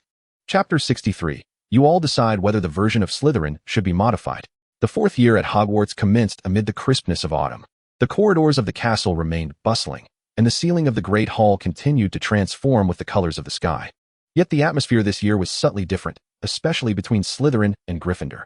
Harry Potter and Draco Malfoy utterly disregarded each other's existence. Initially, few noticed this change. After all, they had never been particularly close friends, and their interactions over the past few years had been limited to Draco's one-sided pursuits. However, this time, the situation was evidently different, resembling two parallel lines that would never intersect again. The first to perceive the anomaly were Crabbe and Goyle. This was not due to their keen insight, but rather their deep familiarity with Draco. A month into the school year, in the Slytherin common room, Crabbe, while stuffing his mouth with chocolate frogs, mumbled, "Draco, why haven't you mentioned Potter lately?" Goyle nodded in agreement. "Yeah, you used to at least say something about her every week." Draco, engrossed in his textbook, paused momentarily at their words, his pale blue eyes still fixed on the page, his tone cold. "Why should I waste time discussing an inconsequential person?" Crabbe and Goyle exchanged bewildered glances, blinking in confusion. This was not right. The Draco of old would have immediately turned his gaze toward Harry at the mere mention of her name, seeking every opportunity to converse with her. Crabbe scratched his head. Okay then," Goyle muttered under his breath. "I kinda miss you two bickering." Draco slammed his book shut and left the common room without a backward glance. In potions class, Snape was quite pleased with the situation. Draco meticulously sliced daisy roots, his movements precise as if measured with a ruler, while Harry kept her head down, silently stirring her potion, not even casting a glance toward the Slytherin side. As Snape patrolled the classroom, a rare, almost imperceptible smile graced his lips. It seemed some individuals had finally learned to focus. As he passed by Harry and Draco's table, he remarked meaningfully, "Yes, that's right. Keep your distance from Lily's daughter." Harry's stirring stick paused for a fleeting second, but soon resumed its motion. Draco, however, did not lift his head. In the library, Hermione whispered in astonishment. "This is so strange." Ron lifted his head from a pile of homework and shrugged. "I think it's fine." Hermione frowned. "But this isn't normal. They seem like two complete strangers." Harry sat nearby, engrossed in a book on advanced potion theory, her eyes never straying from the pages. "There's nothing strange about it," she calmly asserted. "Some individuals are not worth the time to remember." Hermione and Ron exchanged a glance. Just how long would these two remain at odds? Harry had even begun studying potions. This was not normal. After gaining his freedom, Dobby was much happier. He even mentioned wanting to knit a scarf for Draco to thank him for helping him achieve his freedom. Was it really so difficult to utter a few words to make amends? Hermione secretly asked Ron. Ron pondered. What if you let them play a game of Quidditch? Charlie says that the sport of blood and sweat fosters stronger bonds. Rolling her eyes, Hermione decided she no longer wanted to engage with Ron. In the Slytherin dormitory late at night, Draco sat by the window, seemingly hearing once more the words his mother had spoken to him in the corridors of Malfoy Manor. "Whatever you choose, I will support you." When Harry and Draco unexpectedly crossed paths around a corner, they both instinctively sidestepped, brushing past one another. No eye contact, no pause. Not even a flicker of their clothing touched. It was as if the other were merely a wisp of air. Crabbe and Goyle stared in disbelief at this scene. "Merlin," Crabbe murmured, "they have truly ignored each other completely." Goyle scratched his head. "Will we still get to see Master pining for Potter in the dormitory?" The answer was clearly negative. Thus, the fourth year at Hogwarts continued in a strangely tranquil manner. At least Snape was satisfied. This silence persisted until it was forcibly disrupted during the second task of the Triwizard Tournament. The second task of the Triwizard Tournament took place in the Black Lake. On a bone-chilling February morning, students crowded by the lake, their breath forming clouds in the frigid air. The judges stood on a makeshift platform. Contestants had 1 hour to retrieve their most precious treasure from the merfolk. Bagman's voice echoed throughout the arena via the amplification charm. Harry stood at the water's edge. Her green eyes clouded with confusion as she gazed into the inky depths of the lake. Hermione gently patted her shoulder, whispering, "Do not fret, for you are capable of facing the Hungarian horntail alone." Ron, however, looked pale, voicing his dread. "I abhor underwater activities. Will the mermaids bite?" Observing her two steadfast companions still lingering on the shore, Harry swallowed her apprehension, downed the gillyweed, and plunged into the frigid waters. The icy currents enveloped her, and her vision gradually adjusted to the murky gloom below. The distorted aquatic plants swayed like ghostly arms, and she could hear the eerie song of the mermaids echoing in the distance. She quickened her pace, propelling herself towards the source of the haunting melody. Then she saw him. Bound to a stone pillar at the lake's bottom was none other than Draco Malfoy, replacing Ron in this dire tableau. Harry's movements abruptly halted. She rubbed her eyes vigorously, and indeed, it was Draco she beheld. Not Hermione, not Ron, not George, not Fred, not Ginny, and certainly not Wood. It was Draco. At last, she understood the surprise Voldemort had ominously hinted at before she left her home that morning. To be frank, there was no joy in this revelation. The reason she was so certain her precious treasure was Draco rather than Hermione was simple. Hermione was nowhere to be found underwater. Not even Cho was present. "Are you not going to save him?" Voldemort's voice dripped with malicious glee. "If you waste any more time, the hourglass will run out." Gritting her teeth, Harry reluctantly swam towards Draco. He was ensnared by magical ropes, his platinum hair floating around him like strands of frozen moonlight. His eyes were closed, his complexion pale, as though he had been in slumber for an eternity. Resolutely, she turned and swam to Draco. In the depths of darkness, Draco felt himself submerged in an abyss until a pair of hands grasped his wrists. Struggling to open his eyes, he found Harry Potter's face mere inches from his own. Her fiery red hair dancing in the water. Her brow was furrowed, and she wielded a dagger, diligently slicing through the ropes. As the binding snapped, Draco instinctively seized her arm, their gazes locking underwater. This was their first true moment of connection this term. Harry's lips moved, releasing a stream of bubbles. Draco deciphered her silent message, "Do not hinder me." His heart raced, his mind a chaotic blur. He instinctively gripped her wrist, allowing her to pull him towards the surface. With a splash, they broke through, greeted by a cacophony of thunderous cheers from the spectators on the shore. Gasping for air, Harry breathed heavily while Draco coughed violently, his damp hair clinging to his face. Harry wiped her face and coldly remarked, "Do not misunderstand. I merely wish to prevent Slytherin from losing a member." Draco acknowledged her with a soft "oh," his spirit seemingly still disoriented, his actions driven purely by instinct. "You are not my enemy, Malfoy." Rising to her feet, water cascaded from her form, and Hermione adeptly draped a towel over her, concealing the girl's graceful silhouette. Draco remained in a stupor, nodding blankly as if under the influence of a Dementor's kiss. Pansy Parkinson screamed, "This must be a mistake. Malfoy could never be Harry's treasure." Meanwhile, Ron looked utterly bewildered. "Wait, why is Malfoy down there?" On the faculty bench, Snape's expression darkened like the sky before a storm. In the Gryffindor Tower that night, Harry sat by the window, her face devoid of expression as she extended her hand outward, fingers grasping Voldemort's tail. "You insufferable lioness." Voldemort cursed as he dangled in midair. This had persisted for over 10 minutes, and Harry's hand had grown numb from the cold wind. Yet, she showed no sign of yielding. Deep within, she communicated with Voldemort. "If you wish to return, you must tell me what exactly you have done, Voldemort." Was that her only inquiry? It is merely a simple confundus charm. This revelation did not catch Harry off guard.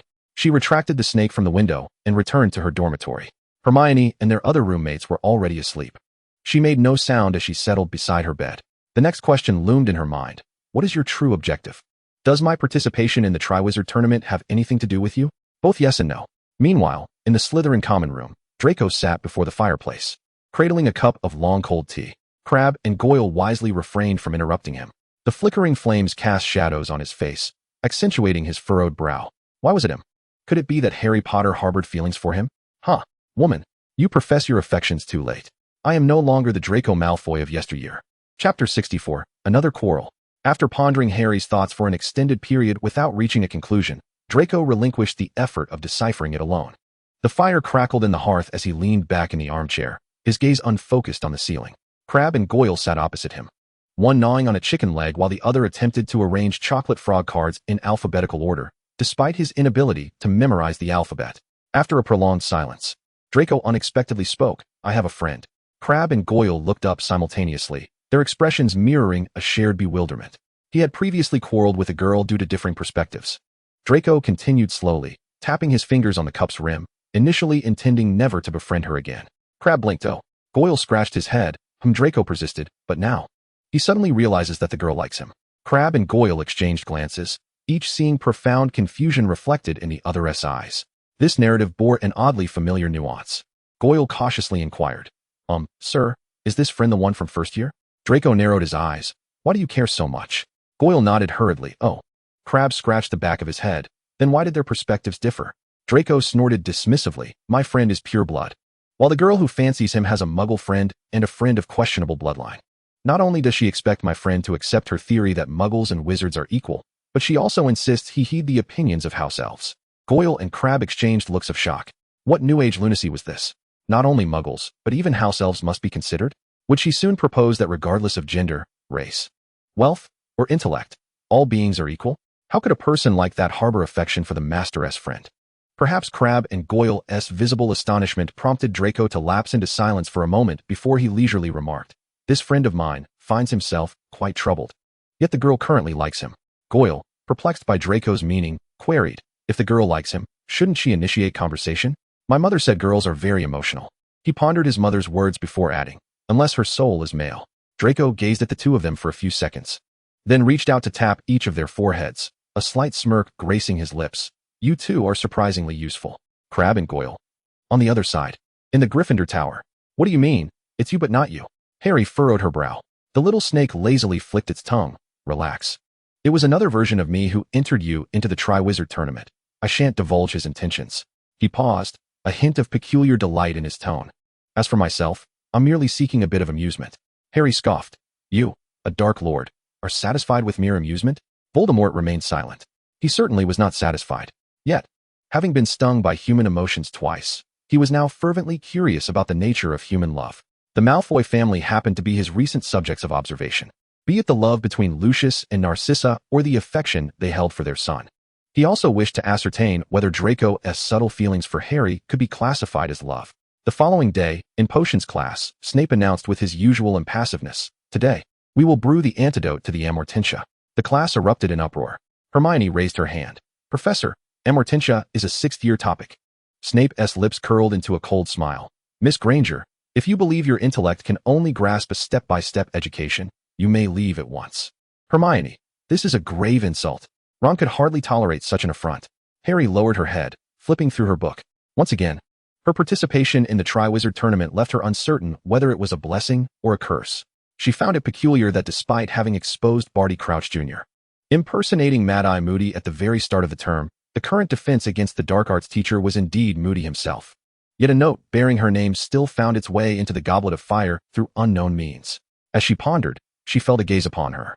She looked up to find Draco watching her. In the fleeting moment their eyes met, they both averted their gazes simultaneously. After class, on her way to the library, she was intercepted. Draco Malfoy stood before her, his gray-blue eyes harboring emotions she could not decipher. Potter, he spoke, his voice deeper than usual. Harry raised an eyebrow. What is it? Draco fell silent for a couple of seconds, then retorted mockingly. I advise you not to waste your time on me. I will not fall for a do-gooder who meddles in everything. It's all Voldemort's doing. Harry cursed Voldemort inwardly. Moreover, do-gooder? Harry's anger surged instantly. Fine, very well. She sneered, her green eyes igniting with icy fury. Rest assured, Malfoy, I would never waste my time on you. Draco appeared quite pleased with her retort, the curve of his lips deepening. If that is how you feel, then I am at ease. He turned to leave, but Harry's voice coldly called out from behind. You and your family can continue to follow Voldemort. The air suddenly thickened. Draco's steps halted abruptly. The next moment, he spun around, his wand swiftly pressed against Harry's throat, the force compelling her to take a step back, her back colliding with the cold stone wall. His voice dropped to an ominous whisper, yet laced with unprecedented chill. How do you know? Harry felt the wand's tip firmly against her skin. With a single incantation, she could bleed out right there. Yet, she did not flinch. Instead, she raised her chin, meeting his gaze. I know far more than you can imagine, Malfoy, she scoffed. Such as the dark mark on your father's arm, and the schemes your family has been plotting since first year. Draco's fingers tightened slightly, his knuckles turning white. His breathing quickened, a flicker of panic flashing in his gray-blue eyes, soon overshadowed by cold fury. He was bewildered. How could Harry know about their affairs? He had only recently been introduced to such matters himself. If Harry knew, did that not imply that many others were also aware? Such as McGonagall, or those Aurors. Their family was no longer safe. He must write to his father. There was no more time for his father to hesitate over which side to follow. You'd best watch your tongue, Potter, he ground out through clenched teeth. Or else what? Harry interrupted mockingly. Kill me? Draco's pupils contracted sharply. They stood locked in a stalemate, the air in the corridor seemingly drained, leaving only their breaths. He hesitated to strike. Harry was acutely aware. He had never been one to take a life. Ultimately, Draco slowly lowered his wand, yet his gaze remained sharp as a blade. You know nothing, Potter. Is that so? Harry scoffed. Then would you care to test that? Or do you still choose to side with Voldemort? Draco took a step back, turning to leave. His voice floated back to her. Don't overestimate yourself. Harry did not regard his words as significant. Her pace shifted from hurried to slow, eventually coming to a halt. Suddenly, she ruffled her hair in frustration, letting out a silent scream. What was she saying? What was she doing? Why did she utter those words? She had already resolved to save everyone in her lifetime. Voldemort hissed with laughter. I have already told you, you wish to save everyone. But things will not be as simple as you imagine. Every action you take, every word you speak, carries its consequences. Reality will never be a fairy tale, Harry Potter. Chapter 65, Gryffindor Fearless in Adversity. Harry walked into the Gryffindor common room with her head hanging low, her red hair disheveled upon her shoulders, as if her very spirit had been drained. By the fireplace, Ginny and Ron were engaged in a game of wizard's chess, the pieces clamoring and taunting one another. George and Fred sat flanking Ron, occasionally reaching out to poke him, inciting Ron to swat their hands away in irritation. Harry, Ron looked up and waved. What's wrong? You look like you've spent the night sharing a bed with a troll. Harry forced a smile. I'm fine.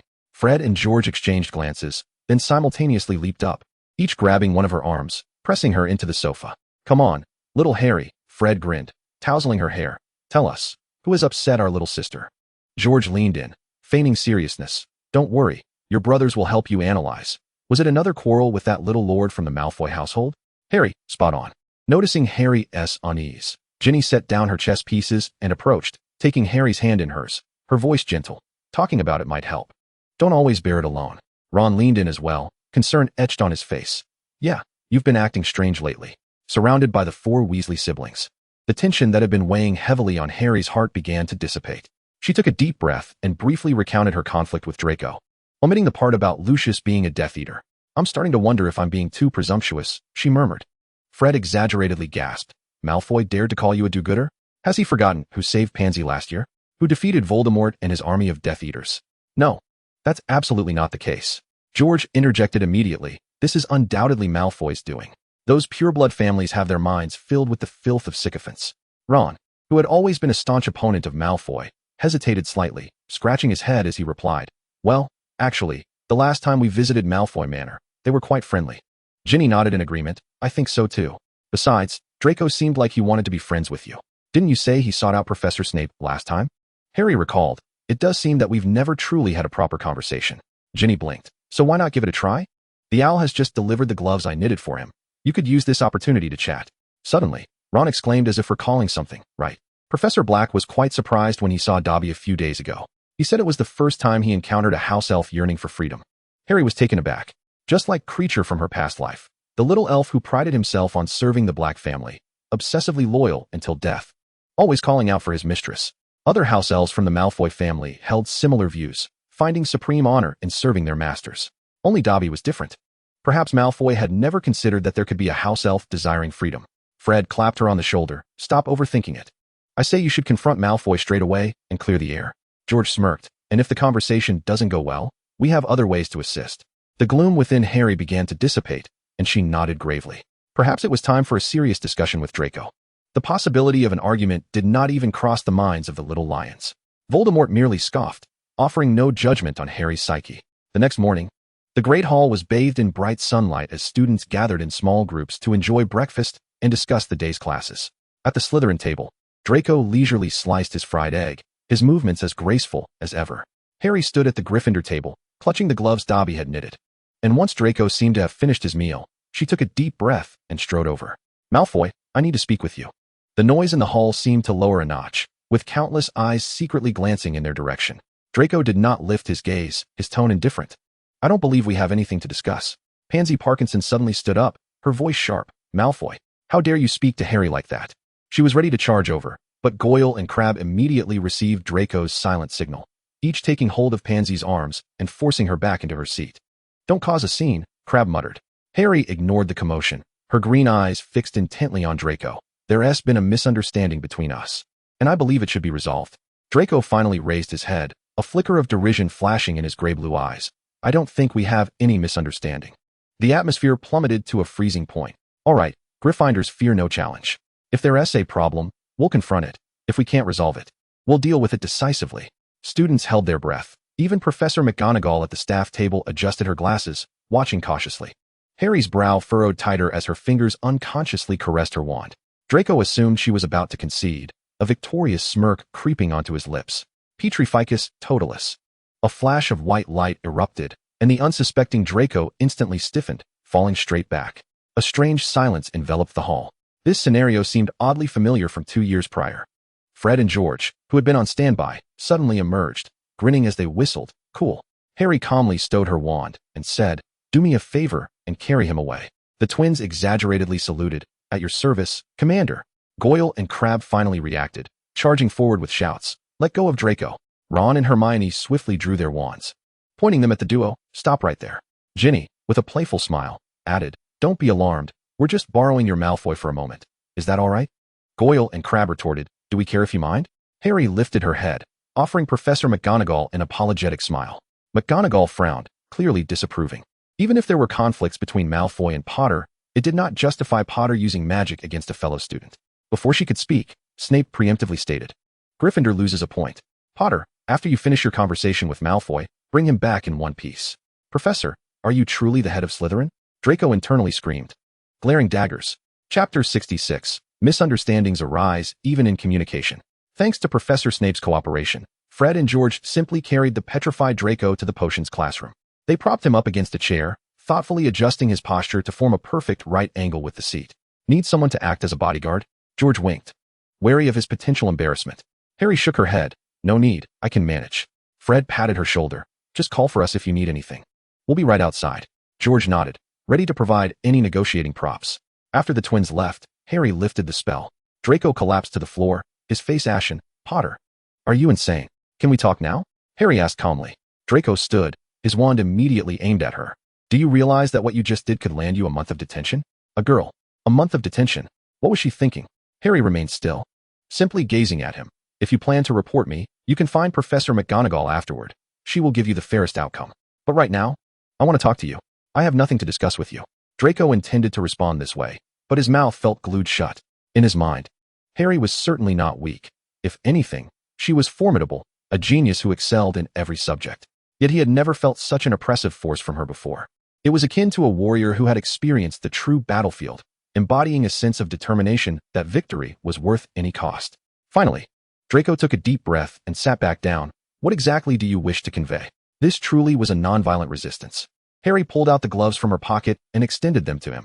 "These were knitted for you by Dobby."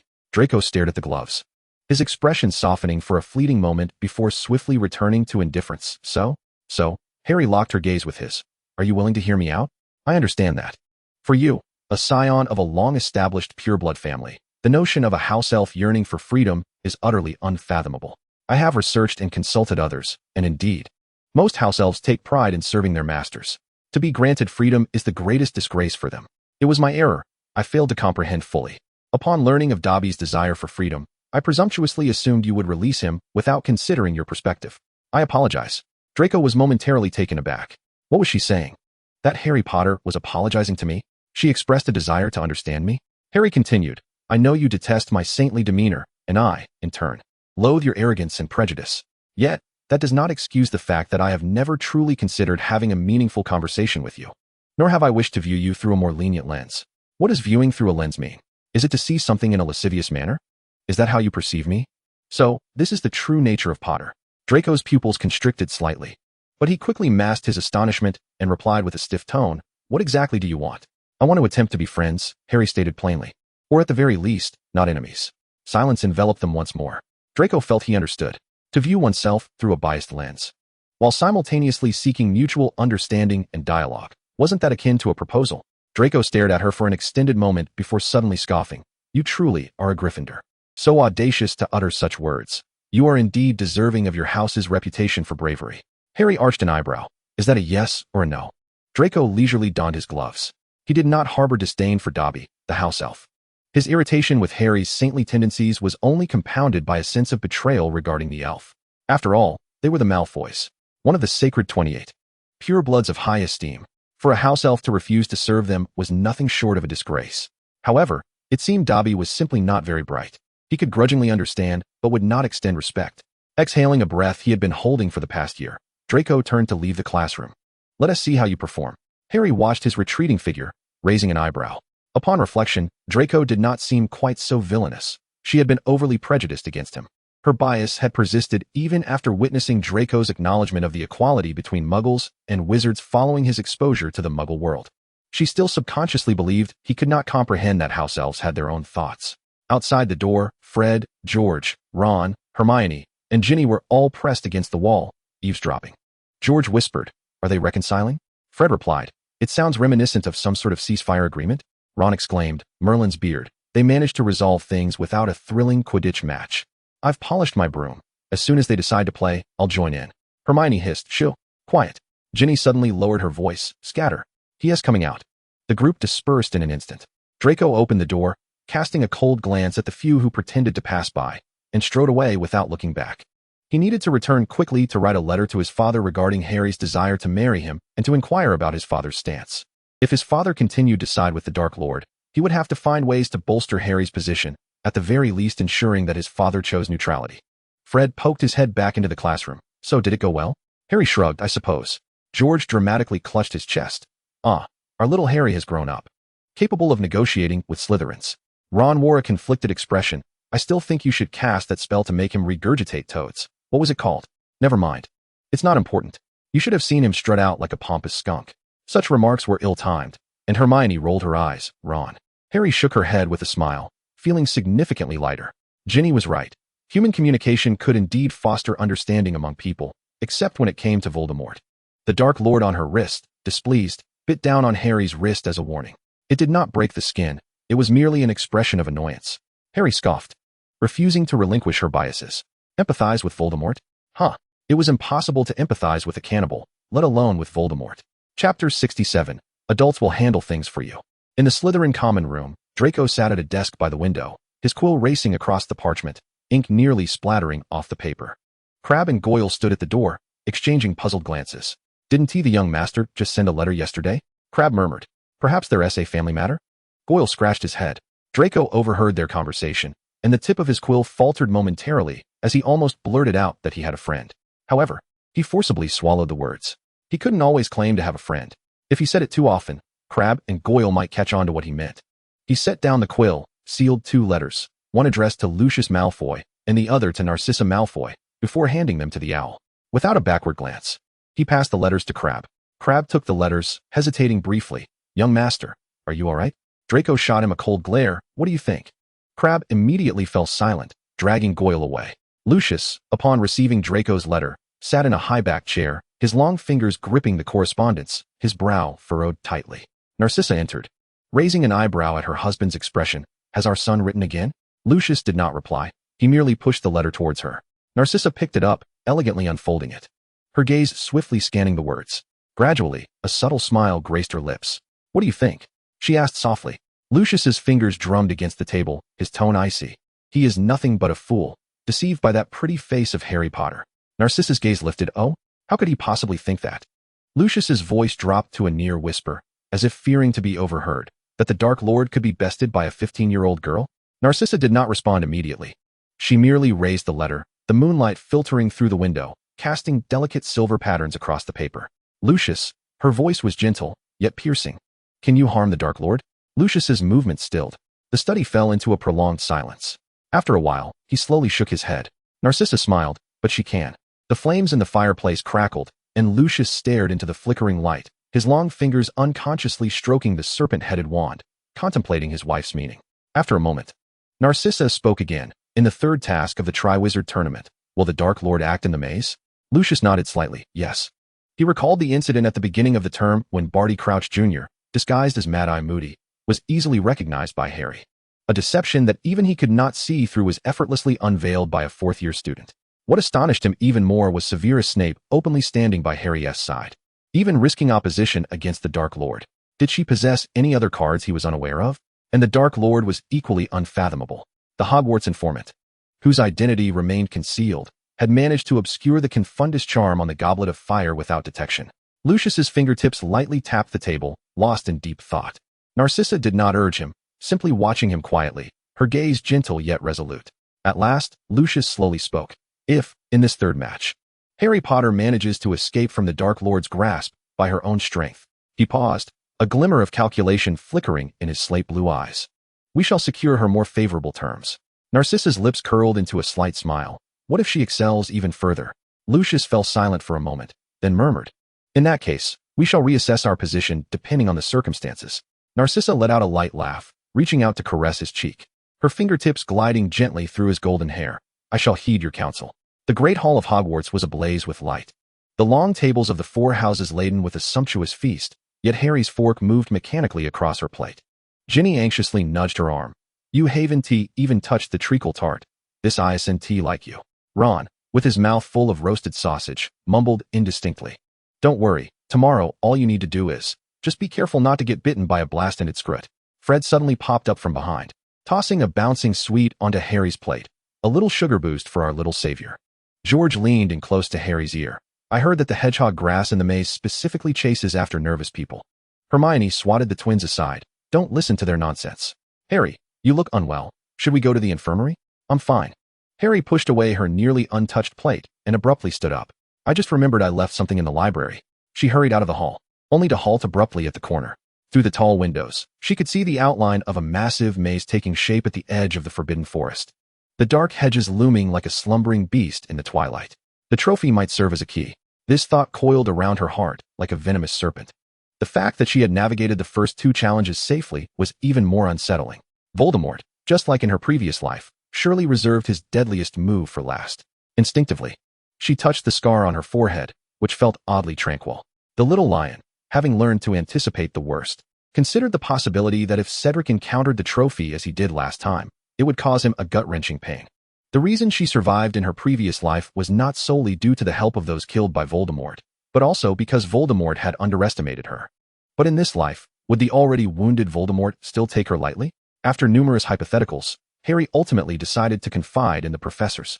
She would no longer act recklessly. Her footsteps echoed through the stone corridor, finally halting before the familiar oak door of the dungeon.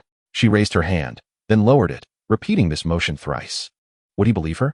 At the moment her knuckles rapped against the wooden panel, a cold voice resonated from within. Enter. Snape's office was darker than usual. Dozens of glass jars housing specimens casting distorted shadows in the flickering magical firelight.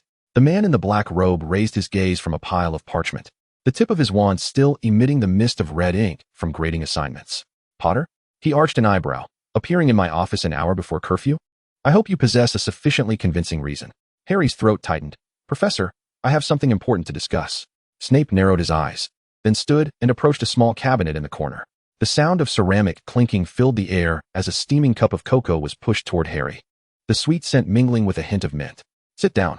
Snape tapped the chair with his wand, transforming it into an armchair with plush cushions. Now explain. The warmth of the cocoa seeped through the ceramic into her palms as Harry gathered her thoughts.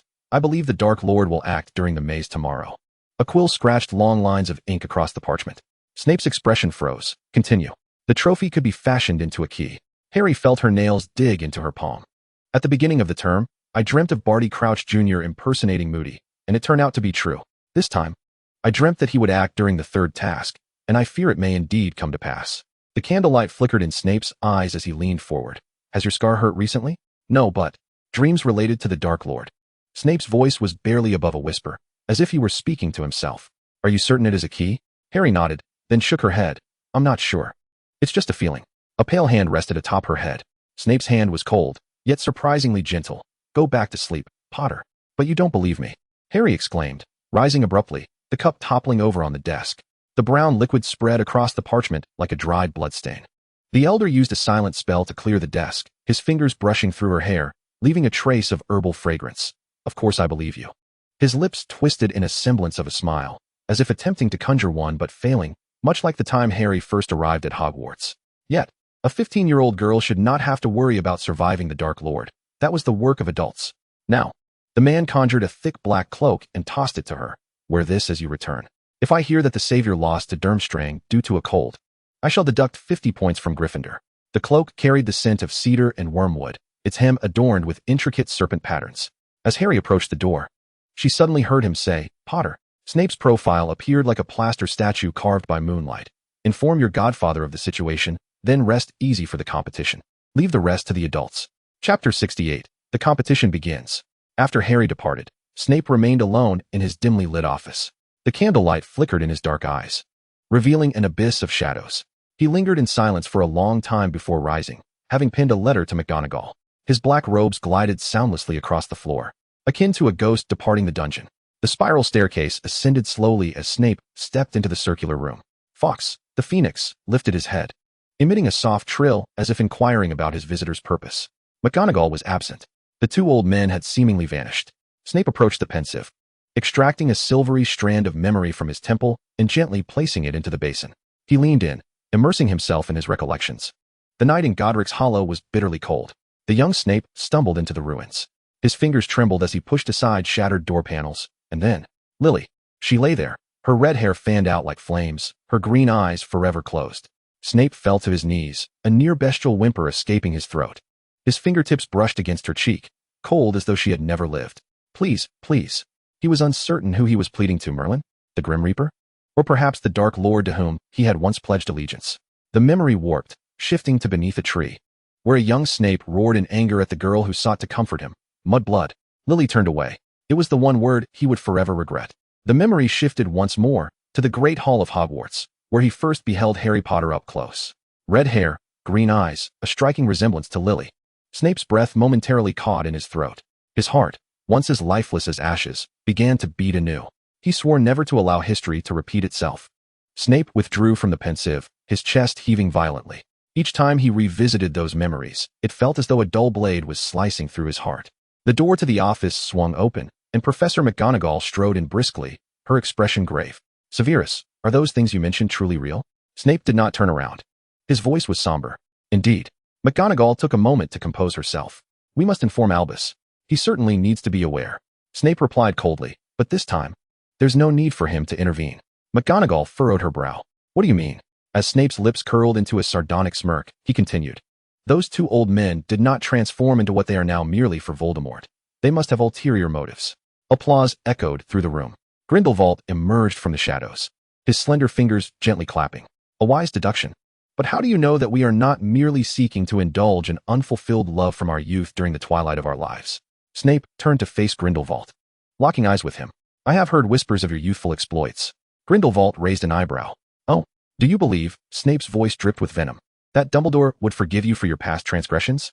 Grindelwald's smile faltered, a flicker of malice crossing his eyes, but he quickly regained his elegant facade. He would forgive me. After all, he loves me. Snape scoffed, choosing not to refute the elder's words. Then would you forsake your ambitions for him? Grindelwald fell silent. Albus Dumbledore descended the spiral staircase, his blue eyes calm as a placid lake. We are aware of what is to come. He glanced at Snape and McGonagall. So, what do you intend to do? McGonagall tightened her grip on her wand.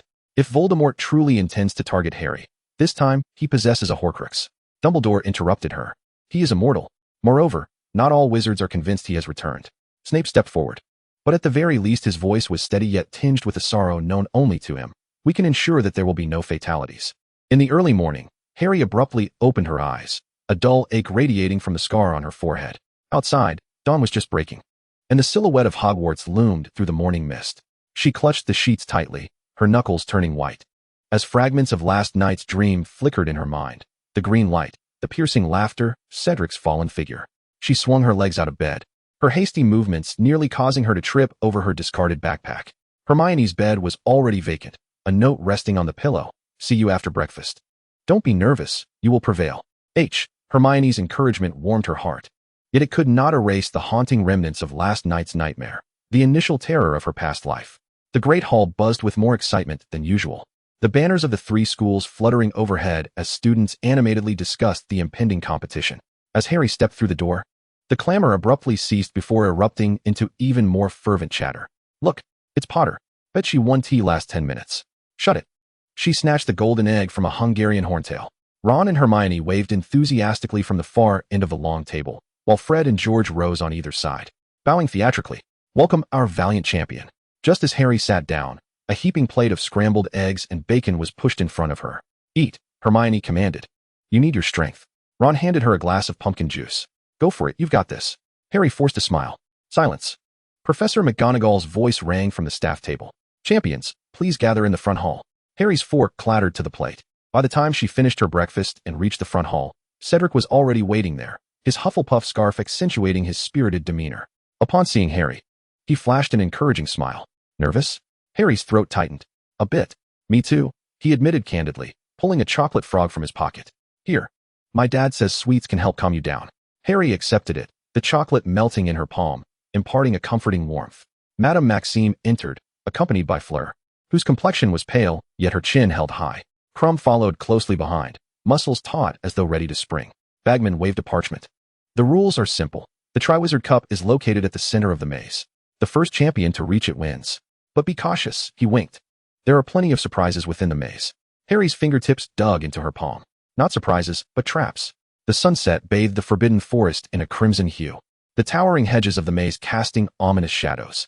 The stands were filled to capacity, the crowd's cheers crashing like waves. Standing at the entrance, Harry took a deep breath. "Harry." She turned to see Ron and Hermione waving frantically, Ginny holding a banner emblazoned with a golden snitch. Even Draco stood at the edge of the Slytherin stands, his gray-blue eyes fixed intently on her. "Champions, prepare," the referee's voice echoed throughout the grounds. "Begin." Darkness instantaneously engulfed all light. Harry's footsteps echoed between the hedges, the glow of her wand illuminating only a few paces ahead. Lumos. A brighter light dispelled the shadows. Yet the maze seemed to twist and contort with a life of its own, the path she had taken vanishing. Distantly, she heard Fleur's scream and the muffled sound of an explosion. Harry quickened her pace, when suddenly Petrificus Totalis. The spell whizzed past her ear. She dropped to the ground. Evading the curse, her wand aimed towards its source. Stupefy. Crumb staggered out from the shadows, his gaze vacant, yet his wand steadily pointed at her. Crucio. Expelliarmus. Harry struck first, the red light hitting Crumb squarely in the chest. He collapsed like a marionette with its strings severed, his wand flying into the darkness. Chapter 69. The Battle. Crumb groaned as he pushed himself up from the ground, shaking his dazed head. His vision slowly focused on Harry's retreating figure. Taking stock of the situation, he retrieved his wand and aimed it at her. Expelliarmus. The red light burst forth, Harry's wand slipping from her grasp, arching through the air and landing in the distant underbrush. "Oh no." The voice of Voldemort hissed from within her mind. How pitiful. The great savior still clinging to her old tricks? "Do you think your disarming spell is infallible?" "Shut up." Harry gritted her teeth, rolling behind the maze's hedge. Her heart racing. Crumb's footsteps drew closer, the tip of his wand flickering in the darkness. Harry held her breath, glancing quickly to the other side. Her wand lay just a few meters away, yet rushing for it would surely leave her exposed. She had to think of a way. In a sudden burst of inspiration, she scooped up a handful of dirt and hurled it towards Crumb. He instinctively sidestepped.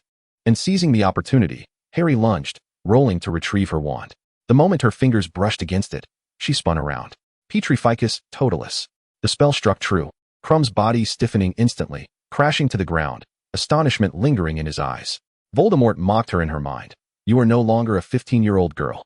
You are a battle-hardened warrior, yet you still require more than one spell to subdue a student."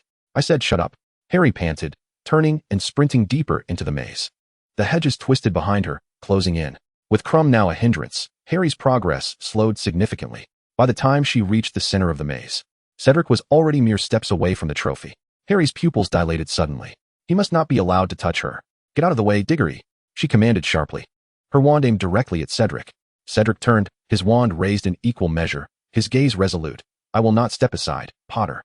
Harry's knuckles turned white. "Then I have no choice but to take action against you." Cedric smirked, bowing elegantly. "Be my guest." Harry instinctively returned the gesture. But as her head dipped, she collapsed to the ground. A crimson beam grazed the tips of her hair, and Harry rolled to the side, only to find Cedric had seized the opportunity to cast several entangling spells. Vines erupted from the ground, ensnaring her ankles.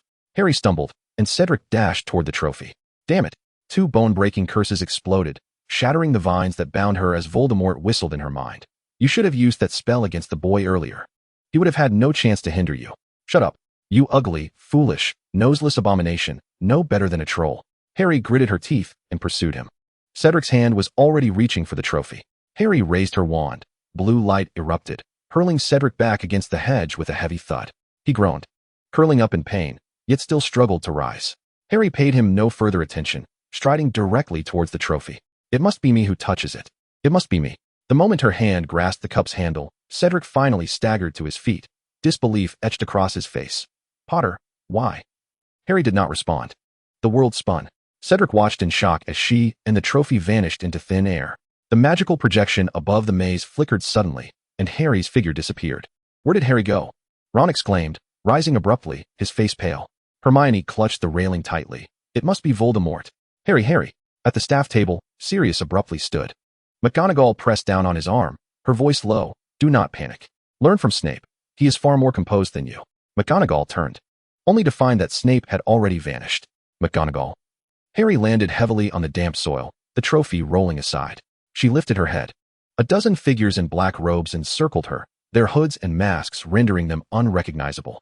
At their center, a figure seated in a high-backed chair slowly turned, pale fingers caressing a wand. Welcome, Harry Potter, Voldemort whispered. We have been waiting for you for quite some time. Harry slowly rose from the sodden earth, her green eyes coldly fixed on Voldemort, her face betraying no hint of panic. Voldemort's scarlet eyes narrowed slightly, his pale fingers lightly tapping his wand. You seem not at all surprised that we would appear here. Harry remained silent, merely brushing the dirt off her robes. Voldemort's mouth twisted into a chilling smile. Let me guess, someone has already informed you of this? His gaze fell on her wrist. Is it the snake you bear? Harry continued to remain mute, while the serpent-like Voldemort lazily hissed. Even without my telling her, she would know you would come to this. Voldemort's expression remained unchanged, seemingly unfazed. Then may I infer that you have betrayed me? The serpent-like Voldemort scoffed, speaking in human tongue. I was never your ally. It flicked its tone derisive. Only because it is amusing will I acquiesce to you. Voldemort's visage twisted with fury, but he quickly regained his elegant facade. Turning to Harry, you have learned the steps of dueling at school, have you not? He raised his chin slightly, voice soft yet laden with threat. Stand up, quickly. Stand up, bow, please, do not appear like a bumpkin. You are a wizard. Harry let out a cold laugh, slowly straightening, and offered Voldemort a perfunctory bow. Voldemort returned the gesture, his movements graceful as if attending an aristocratic ball. The Cruciatus Curse. A green light shot forth, but Harry was prepared. She rolled to the side, countering with a red beam. Expelliarmus. Voldemort deftly sidestepped, the spell grazing his black robe and striking one of the Death Eater's masks, bursting into a shower of sparks. Is that the only spell you know? Voldemort mocked, malice glinting in his eyes. What of the spell that injured me last time? Use that one, Potter. Expelliarmus cannot harm anyone. Among the Death Eaters, Lucius, wearing a silver mask, flashed a brief glance. A cold smirk crept across Harry's lips. Is that all you can do? Voldemort? She raised an eyebrow derisively. Your Cruciatus Curse couldn't even hit me. You talk too much. A flicker of rage crossed Voldemort's eyes, but it quickly morphed into a chilling smile. Is it you who talks too much? He suddenly raised his hand, the tip of his wand erupting with blinding green light. Avada Kedavra! Harry lunged aside, the killing curse grazing her shoulder and shattering a gravestone. Chunks of stone flew, cutting her cheek, droplets of blood trickling down her chin. Voldemort offered her no respite, raising his wand once more. Again, Potter. Sectum Sempra. Harry's spell was faster, an invisible blade tearing through the air, aimed directly at Voldemort's throat. Voldemort's pupils dilated, and in haste, he raised his wand to block, but the blade still sliced through his shoulder, tearing a gash in his robe, blood seeping forth. The Death Eaters stirred, some instinctively taking a step back. Voldemort looked down at his wound, then raised his gaze. His eyes now filled with a fierce, murderous intent. Very well. His voice was eerily soft. Very well. Harry's gaze remained sharp. She could not retreat. Voldemort slowly lifted his wand, the air around them warping with magic. Let us see how long the Savior can endure. In the next instant, a torrent of spells rained down upon Voldemort. Chapter 70. Our Victory. Voldemort and the Death Eaters were forced back several steps by the sudden onslaught of spells. Yet, several figures appeared around Harry. Sirius and Snape stood protectively in front of her. Voldemort narrowed his eyes. Look who we have here. His gaze shifted from Sirius to Snape. Severus, have you forgiven those classmates who bullied you in your youth? Sirius's expression stiffened, instinctively glancing back at Harry. His concern was not for having bullied Snape, but for Harry knowing he had once done such a thing. Snape scoffed coldly. I have not forgiven those who bullied me without cause. Upon hearing this, Sirius's face paled further. However, Snape's voice was icy and unwavering. Even if they are enemies, in the face of a common foe, I have no qualms about standing on the same side. Voldemort clapped his hands. What a touching display of unity. Spells erupted instantly, illuminating the cemetery with an array of magical lights. Voldemort's crimson eyes flickered in the darkness as he suddenly raised his hand. Avada Kedavra! The blinding green light tore through the air, aimed straight at Harry's face. Sirius leaped forward, shielding Harry behind him, while McGonagall raised a wall of earth before them. The killing curse was blocked by the wall, causing no harm to either Harry or Sirius. Black! Snape's roar, intertwined with incantations, unleashed the spell, Nocturnus. An invisible blade swept through the ranks of Death Eaters, causing 3 cloaked figures to clutch their gushing throats and collapse. Bellatrix screamed as she rolled to evade. Yet her wand was already aimed at Snape's back, heart-wrenching extraction. Professor Flitwick's spell arrived just in time, transforming Bellatrix's wand into a searing iron rod. With a shriek, she relinquished her grip, and the wand morphed into a venomous serpent mid-air, biting back at its master. All petrified, Mad-Eye Moody's prosthetic leg crashed heavily onto a gravestone, his spell freezing the approaching Death Eaters into a tableau of stone. His magical eye suddenly swiveled to the left. Watch out. Lucius Malfoy appeared to be casting a spell, but in reality, he was ensnaring 2 comrades into the mouth of a stone lion conjured by McGonagall. Behind his silver mask, his gray-blue eyes briefly met Harry's, and he was letting them down. Harry felt a twinge of disbelief as she slowly blinked. Meanwhile, Voldemort, sensing the tide turning against him, flashed a glimpse of fury in his eyes. He swung his wand vehemently, unleashing a torrent of jet-black flames that roared toward the crowd. His assault was thwarted by several professors. Master! Suddenly, the diminutive Barty Crouch Jr., who should have been long returned to Azkaban, sprang from the shadows. His mangled, ear-dripping blood. His wand exploded in a cloud of purple mist, seizing Voldemort's arm in the chaos.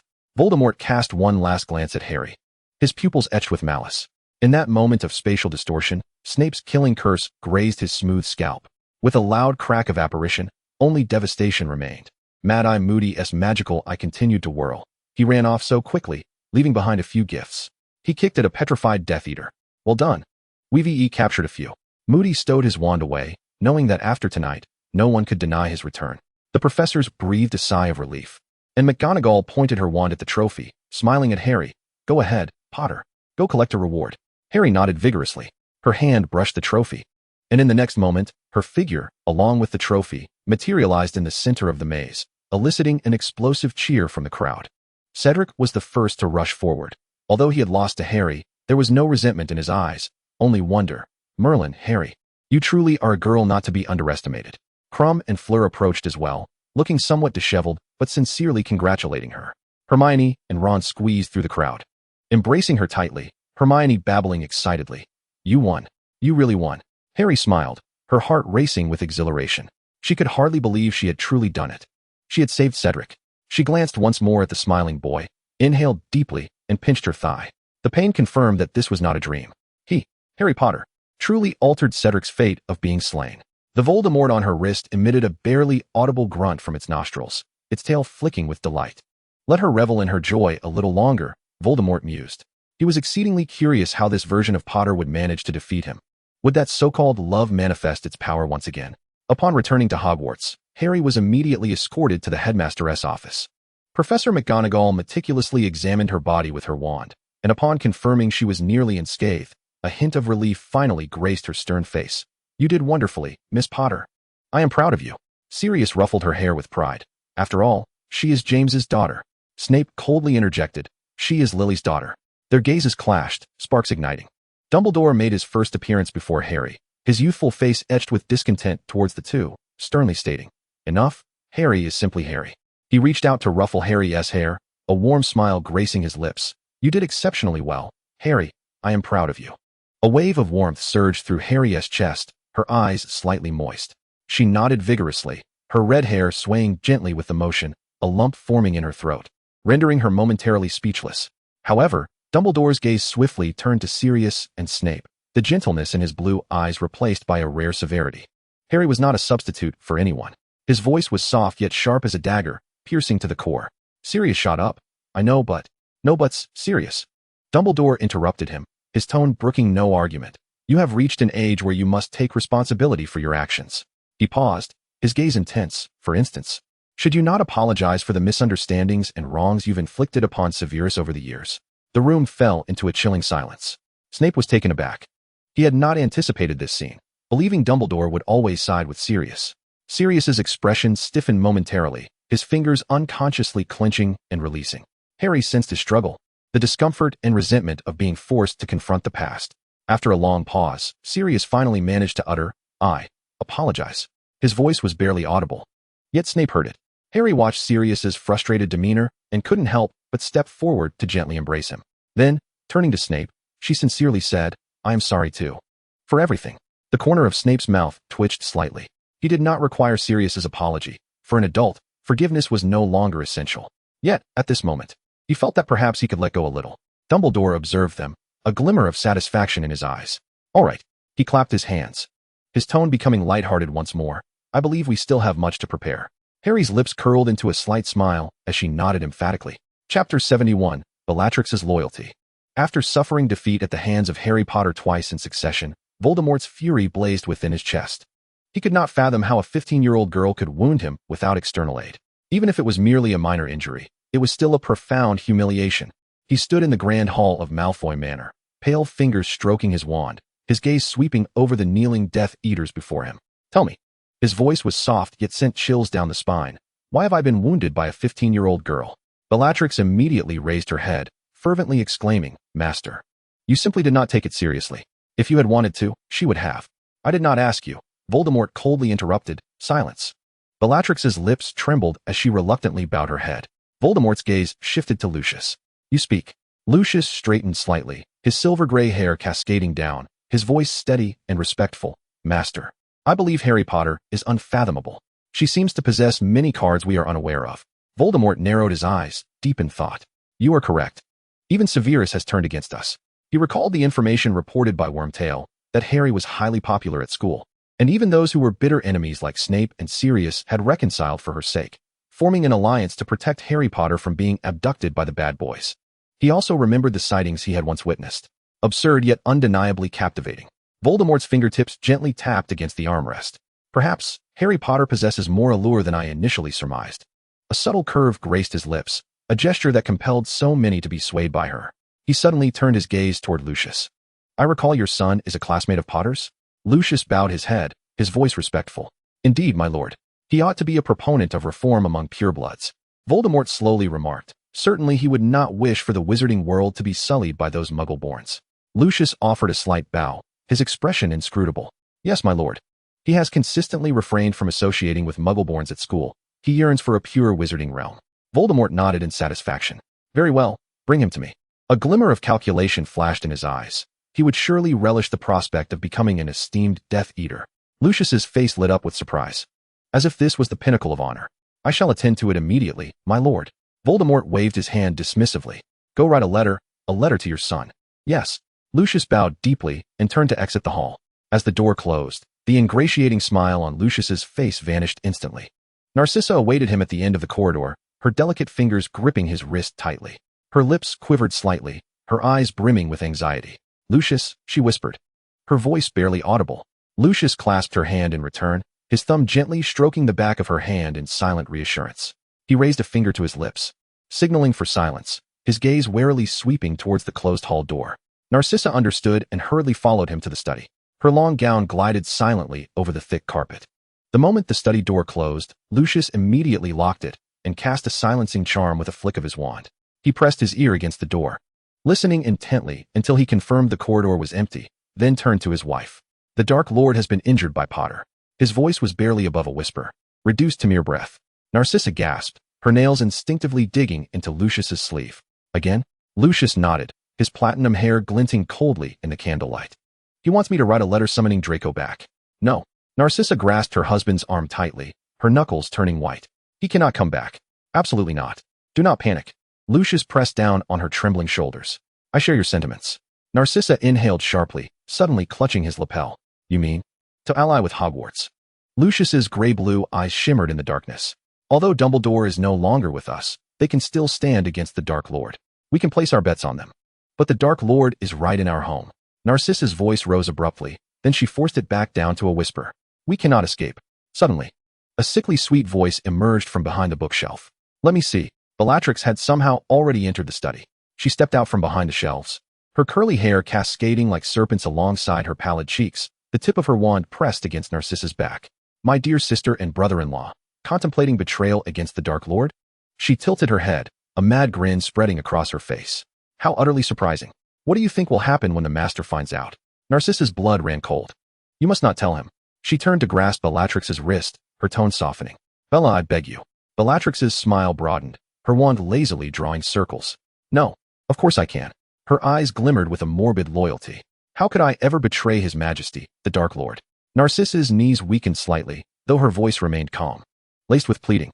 For the sake of our sisterly bond. I need to think. Bellatrix tapped her chin with her wand. What benefit is there for me? Lucius suddenly had a stroke of brilliance and stepped forward. Your loyalty to the Dark Lord is absolute, yet he will never remember you. His voice was like the serpent tempting Eve in Eden to bite the apple. But if you betray him once, Bellatrix's wand stilled. You will become the most vivid mark upon his heart. Lucius stepped closer, his gaze locking onto Bellatrix's. Consider this. When he discovers even the most loyal Bellatrix has wavered, how madly he will desire to prove his allure. Bellatrix's breath quickened, her wand trembling slightly. He will watch you, test you, torment you. Lucius's voice lowered further. And you know, his greatest pleasure lies in taming the defiant spirit. A bead of sweat trickled down Bellatrix's temple. Her pupils dilated, a hidden longing igniting within her gaze. Suddenly, she burst into a fit of giggles, retracting her wand. Very well, she said, skipping back 2 steps. For now, I shall remain silent. She pointed a finger at her lips. But I want to see the spectacle. If you fail. Her smile twisted abruptly, revealing her white teeth. I shall personally tear out your intestines to present to the master. The invisibility cloak re-draped over her, and her footsteps gradually faded away. Narcissa collapsed into Lucius's embrace, her gown drenched in cold sweat. Merlin, what shall we do? She trembled, clutching her husband's lapel. Lucius gazed out into the pitch-black night, where faint stars twinkled in the direction of Hogwarts. Let us take a gamble, he whispered. For our son, and for our home. Chapter 72. The Ridiculous Rumors of the Twins, Part 3. The Great Hall of Hogwarts had never been so lively. Sunlight streamed through the towering stained glass windows, casting a warm golden hue over the 4 long tables. The breakfast hour, typically noisy, was particularly boisterous today. Almost everyone was discussing the front-page news from last night's Daily Prophet. Harry Potter creates miracles again, confronts the Dark Lord, and returns triumphant. This included students from the other 2 schools present for the Triwizard Tournament. The moment Harry entered the Great Hall, a wave of enthusiastic applause surged toward her. Cedric, seated at the Hufflepuff table, smiled and bowed to her. He was an astute boy, capable of deducing why Harry had struck him so fiercely during the competition. Initially, he believed Harry was merely striving for victory, but then he realized she must have known all along that touching the trophy would transport her elsewhere. Cedric felt a pang of fear. Had it been him, he would never have escaped the clutches of Voldemort and his followers. Yet this mere 15-year-old girl not only faced the danger alone, but also shielded him behind her. She was the epitome of Gryffindor. But why did she go alone? Was she not afraid? Cedric found himself perplexed. He felt that, at the moment they were vying for the trophy, Harry's aura seemed capable of single-handedly taking on 7 adversaries. She seemed fearless, as if wielding a wand would enable her to challenge Voldemort directly. Harry, congratulations, you've made history once more. Hermione beamed, sliding a still ink-scented copy of the Daily Prophet in front of Harry. The front-page photo captured Harry's red hair billowing in the wind, her green eyes resolutely gazing into the distance. Beside the photo was an exaggeratedly sensational article. This mere 15-year-old girl not only emerged unscathed from the clutches of the Dark Lord, but also returned with petrified Death Eaters as evidence. According to insiders, Miss Potter faced dozens of Death Eaters alone, her wand wielding a spell that felled 8 notorious dark wizards. 8? Harry questioned, perplexed.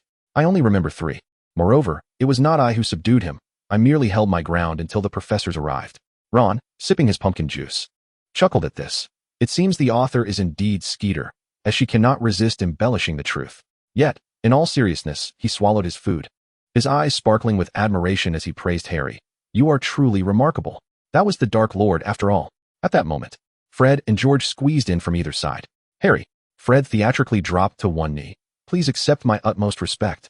George, meanwhile, produced a golden crown from seemingly nowhere, placing it atop Harry's head, our warrior queen of Hogwarts.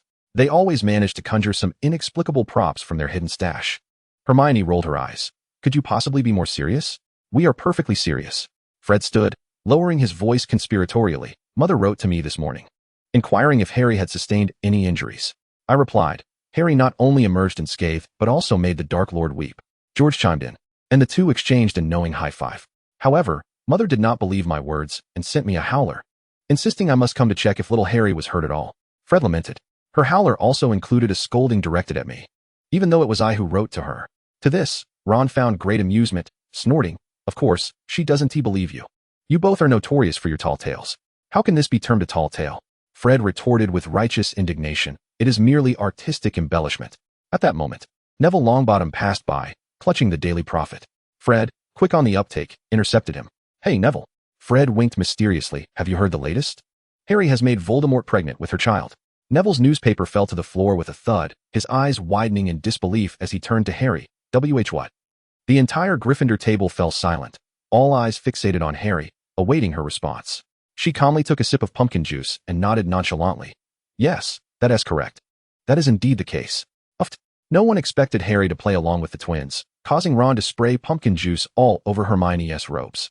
Just as Hermione was about to explode with anger, she was momentarily stunned by this absurd claim. The basilisk Voldemort roared in Harry's mind. "This is a rumor. You must categorically deny it." In her mind, Harry lazily countered, "I find this version, where Voldemort is pregnant with my child, much more palatable." Voldemort fell silent for a few seconds before ominously declaring, "I shall have to kill the Weasley twins." "You won't get the chance," Harry replied in her mind. This ludicrous rumor spread through the hall at an astonishing pace. Pansy, who had been applying lipstick, nearly smeared it all over her face upon hearing the gossip. Daphne, munching on toast, was suddenly pulled by Pansy's grip on her arm, her brow furrowed in confusion as Pansy whispered, "Can Harry make someone pregnant? Could I conceive Harry's child?" Daphne rolled her eyes for what felt like the 100th time, urging her to eat more, hoping it would wring out the water from her brain. "Have you all lost your minds?" Hermione finally regained her voice. This kind of rumor could incite panic. "Huh, panic?" Harry blinked, looking at Hermione. What if they truly believed Voldemort was pregnant? George scoffed, perfectly fitting to vex the Dark Lord. Just imagine, Fred grinned wickedly. The next time he sees Harry, might he instinctively cradle his belly? Ron shuddered. He might just come to kill us all. Just then, Professor McGonagall approached. Her serious gaze swept over the raucous table, finally landing on Harry's golden crown. "Miss Potter," she said, her lips twitching slightly, "while you certainly performed admirably, I do not believe exaggerated flattery aids in maintaining humility." "Professor." Fred immediately straightened up. "We are merely disseminating the truth." "The truth?" McGonagall raised an eyebrow. George nodded earnestly. "Indeed, regarding Harry and the Dark Lord." "Enough." McGonagall interjected sternly. 10 points from Gryffindor for your absurd jest." As she walked away, the twins sprang back to life. "Worth it," Fred declared. "Absolutely worth it," George echoed. Hermione shook her head in exasperation, while Ron continued to dab at the pumpkin juice on his robes. Harry suddenly realized that amidst such ridiculous banter, the fear and pressure from the previous night seemed to lighten considerably. The sunlight in the hall remained warm, and the sounds of laughter still echoed. Chapter 73, Ron challenges Hermione. After reprimanding the Weasley twins, Professor McGonagall stepped to the front of the staff table, tapping her throat with her wand. Her voice clear and resonant in every corner. "Tonight, a celebratory feast will be held in the Great Hall." The previously noisy hall fell silent in an instant. Even Neville, who had been stuffing his face with Yorkshire pudding, paused. All students perked up, eager to listen. Firstly, to celebrate Harry Potter's triumph in the Triwizard Tournament, the Gryffindor table erupted into thunderous cheers. Fred and George leaped onto the benches, raising their pumpkin juice cups high, nearly spilling it onto Lavender Brown's hair below. Secondly, to bid farewell to the students from Durmstrang and Beauxbatons. Furthermore, McGonagall paused, a slight smile gracing her lips. The feast will also feature a dueling contest, open to all students wishing to participate, with a special trophy awarded to the ultimate victor. Dueling. Everyone can participate. What does the trophy look like? This novel event set the students abuzz with excitement, and McGonagall nodded with a smile. With the Dark Lord's return, they ought to introduce more simulated combat activities. The Dark Lord is not one to shy away from targeting students. To be frank, the second generation of Dark Lords lacks the charm of the first. During the afternoon study period, the normally quiet atmosphere was filled with excited whispers. Harry, Ron, and Hermione squeezed together at a long table, sunlight streaming through the stained glass, casting mottled shadows on their parchment. Ron was entirely neglecting his homework, incessantly tapping his quill against the table, his eyes gleaming. Fred and George said they absolutely must participate in the duel tonight. Ron leaned in, lowering his voice. "They have prepared so many new tricks. I want to try them too. Harry, what about you?" Harry twirled the quill in her hand, ink spreading into a small black dot on the parchment. I suppose I will participate. Ron immediately turned to Hermione, eagerly asking, what about you? Want to join? Hermione, without looking up, wrote rapidly, I have no time. Ron uttered a surprised "Aw," just as he was about to press further. Smack. Snape had materialized behind them like a ghost, his heavy tone precisely connecting with the back of Ron's head. Focus on your homework, Weasley, Snape said coldly. Moving on to the next unfortunate soul. Rubbing his head, Ron, after Snape had moved away, leaned toward Hermione again. Are you afraid? There's no shame in trying. Just go for it. Hermione finally lifted her head, her eyes brimming with impatience. I merely believe that dueling holds little practical value in real combat. She pushed aside the open book before her, stating, how could one possibly engage in a proper duel in the confines of such a small space? A genuine battlefield demands consideration of terrain and cover. Smack. Snape's textbook once again landed with precision, this time against the back of Hermione's head. Ron stifled a laugh, watching gleefully as Hermione rubbed her scalp. Come on, that's not how you should say it. If you can't even win a duel on flat ground, who could you possibly triumph over? He deliberately elongated his tone, casting a glance toward the Slytherin table. Pansy Parkinson, perhaps? At the adjacent Slytherin table, Pansy abruptly turned her head. Hey, Weasley, you better scrub your neck clean and be ready tonight. Her voice was so loud that the entire study room fell silent for a moment. Smack. Snape's textbook fell for the third time, striking Pansy on the top of her head. Blaise Zabini beside her struggled to contain his laughter, while Pansy shot him a vicious glare. What's so funny? You pathetic coward who can't even measure up to Malfoy. Blaise's smile froze. Who are you calling a coward? Pansy sneered. So you admit you can't compare to Malfoy? Ron observed the tense atmosphere at the Slytherin table, covering his mouth to suppress a laugh. He turned back to Hermione, still undeterred. So, you really aren't going to participate? Hermione huffed dismissively, slamming her completed assignment shut. Such juvenile provocations are of no consequence to me. Ron shrugged. All right then. He turned his longing gaze toward Harry. Will you cheer for me tonight? Before Harry could respond, Snape's ominous voice suddenly drifted from behind. Weasley. Ron stiffened, slowly turning around. Snape's expression was devoid of emotion. Out. But Professor, I haven't finished my essay, Ron protested feebly. Snape's lips curled into a cold smirk.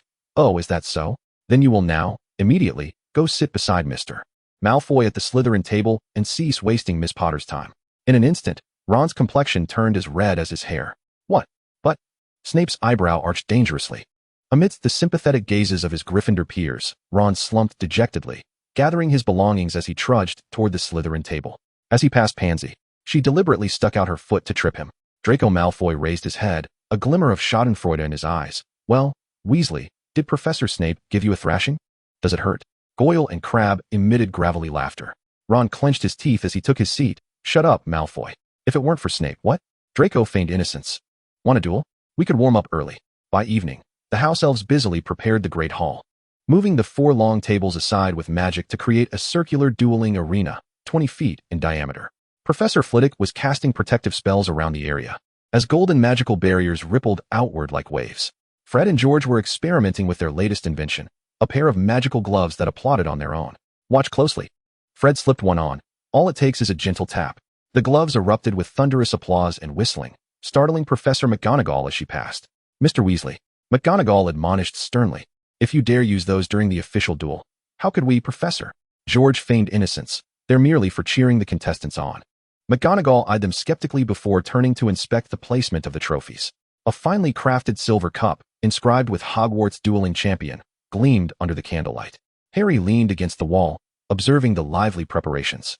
Her fingers unconsciously brushed over her wand, her mind racing as she simulated potential duel scenarios. Voldemort lazily cast a glance her way, seemingly puzzled by a warrior who had faced death at the hands of a Death Eater being intrigued by such trivialities. Boring. He scoffed. Chapter 74. Hermione sinks Ron with one move. The corridors of Hogwarts were illuminated by floating candles as Harry, Ron, and Hermione walked side by side toward the Great Hall. Harry's hand absently brushed over her empty wrist, her brow furrowed. What's wrong? Hermione keenly observed her distraction, which had begun that afternoon. Nothing. Harry shook her head, her fingers lightly grazing the spot on her wrist where a small snake had once coiled. Where had Voldemort gone? This was the first time the basilisk Voldemort had vanished without a trace. However, the constraints of the master-servant bond alleviated her worries about Voldemort misbehaving. He could not act against her will, with the foremost rule being that he could not harm anyone. The doors to the Great Hall loomed ahead, resonating with cheers and the sound of spells being cast. Upon entering, They beheld Daphne Greengrass and Pansy Parkinson dueling on stage. The two Slytherin girls moved gracefully, exchanging spells. Disarm. Protego. A clash of red light met a clumsily cast silver barrier, sparking a flurry of sparks. After several rounds, they synchronously ceased their attacks and bowed to the audience. Next group, Fred and George. Professor Flitwick announced sharply. Fred and George hopped onto the dueling platform, identical grins adorning their faces. Ready, dear brother? Fred asked theatrically. Always at your service, my beloved brother. George exaggeratedly bowed. Begin. Both launched their spells simultaneously. Tarantaligra. Rictusempra. Fred's spell caused George's legs to uncontrollably dance a jig, while George's counterattack sent Fred into fits of hysterical laughter. The audience erupted into laughter. Slippery slope. George seized the moment to dispel the spell while casting a prank spell. Fred's shoes suddenly became as slippery as if coated in oil, but he was prepared. Wingardium Leviosa. He floated into the air, evading George's trap. How unfair. George protested. We agreed not to use levitation spells. Who made that agreement? Fred somersaulted in midair. Big teeth. Big stick. George's front teeth suddenly grew long, but he quickly retaliated. Slug vomiting charm. Fred clutched his mouth, gagging as several sticky slugs slipped through his fingers. Enough. Professor McGonagall interjected, unable to bear it any longer. This is a duel competition, not your prank showcase. The twins bowed happily as they exited the stage, immediately surrounded by a throng of curious students eager to purchase the dueling special joke spell set they had used earlier in the hall. Next up, Ron Weasley and Hermione Granger. Ron took a deep breath as he approached the stage, pointing his wand at Hermione. Hermione, care to duel? Hermione, without lifting her gaze from her book, replied, not interested. Are you afraid?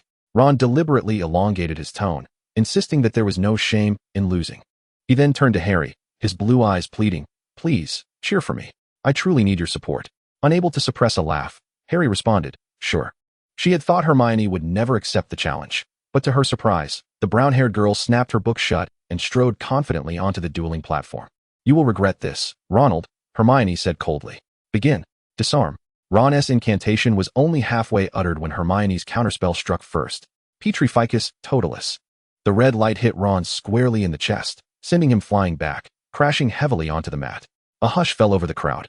Hermione lowered her wand, looking down at him with a condescending gaze. I told you, this type of duel is of little practical benefit. Ron lay on the mat, his expression one of utter disillusionment. Harry rushed over to help him up. Are you all right? I'm fine, Ron stammered, his face suddenly flushed. Teach, thank you. Hermione stood nearby and extended her hand. I'm hurt too. Harry glanced down. Hermione's pale hand bore only a faint red mark, with no blood in sight. This was rather amusing to Harry. Hermione scoffed, turning to leave the platform, her robe trailing behind her like a sharp arc. Ron stared dazedly at Harry, his ears burning bright red. Hermione caught sight of Ron's expression and rolled her eyes before pulling Harry away. Next up, Draco Malfoy versus Harry Potter. Professor Flitwick's announcement was met with a flurry of excited whispers. Draco rose leisurely from the Slytherin stands, his silver-green robes shimmering coldly in the candlelight. He deliberately slowed his pace, seemingly intent on creating an air of intimidation. Are you ready, Potter? Draco stood at the opposite end of the dueling platform, confidence glimmering in his gray-blue eyes. I won't go easy on you like Weasley. Harry calmly raised her wand. I'm ready whenever you are. Begin. Draco almost immediately launched his attack. Disarm. Harry didn't even flinch, her wand flicking gently. Protego. The red light collided with her silver shield, creating a shower of sparks. Is that all you've got? Harry arched an eyebrow. Draco's expression shifted slightly as he quickly adjusted his strategy. Tarantaligra. Harry gracefully sidestepped, the spell whooshing past her. She didn't even need to cast a shield charm, simply moving out of the way. Your aim needs practice, Malfoy, Harry remarked. Draco's face flushed crimson. Shut up. Stupefy. This time, Harry finally took the duel seriously. Her wand traced an elegant arc. Disarm. The two spells clashed mid-air, but Harry's magic was evidently superior. Draco was sent sprawling, crashing heavily onto the mat. His wand spiraled through the air, and Harry effortlessly caught it. The crowd fell silent for 2 seconds before erupting into thunderous applause. Merlin S. Beard. That was so fast. Malfoy couldn't even last 3 seconds. Draco Malfoy stood dazed on the dueling platform, disbelief etched across his gray-blue eyes, his silver-green robes now dusted with debris from the tumble. This is impossible, he muttered, his fingers trembling slightly. Ron, reveling in his misfortune, taunted. What's the matter, Malfoy? Can't handle losing? Draco shot up, a hint of color returning to his pale face. Shut up, Weasley. At least I wasn't taken down by a girl in one hit. Ron's face flushed a deep red. That's not much of a difference. Harry ignored their bickering, preparing to leave the platform when Cedric Diggory stood up. "Wait, Harry." He smiled as he approached the dueling platform. "May I have a match with you?" Professor Flitwick clapped happily. "Of course. A duel between two champions. Begin." Cedric proved to be a far more formidable opponent than Draco. He swiftly dodged Harry's initial stunning spell, countering with an impressive barrier spell. Impedimenta. Harry rolled to evade, her wand slicing through the air. Cedric hastily cast a shield charm. An invisible blade sparked against the silver barrier. Seizing the moment, he retaliated. Tarantaligra. Suddenly, Harry's legs began to dance uncontrollably, yet she remained composed. Finite incantatum. Simultaneously, she cast a disarming spell. Disarm. Cedric's wand flew from his grasp, tracing a graceful arc through the air. "Well done," he genuinely praised, rubbing his tingling wrist. "I concede." The hall erupted into enthusiastic applause, though the Hufflepuff students felt disappointment. They also applauded Cedric's chivalrous demeanor. As Harry bent to retrieve Cedric's wand and return it to him, she suddenly heard a smooth voice. "I too wish to challenge." The hall fell instantly silent. Harry turned sharply, seeing a dark-haired youth rising from the Durmstrang ranks. He possessed a strikingly handsome visage, his deep-set eyes holding a subtle smile, and the dark robes of Durmstrang accentuated his pale complexion. Tom Riddle. Professor Flitwick, astonished, adjusted his glasses. "This, a student from Durmstrang? May I ask who you are?" Tom Riddle. The boy elegantly bowed. "7th year at Durmstrang. Might I have the honor of sparring with Hogwarts champion?" Harry's fingertips grew cold.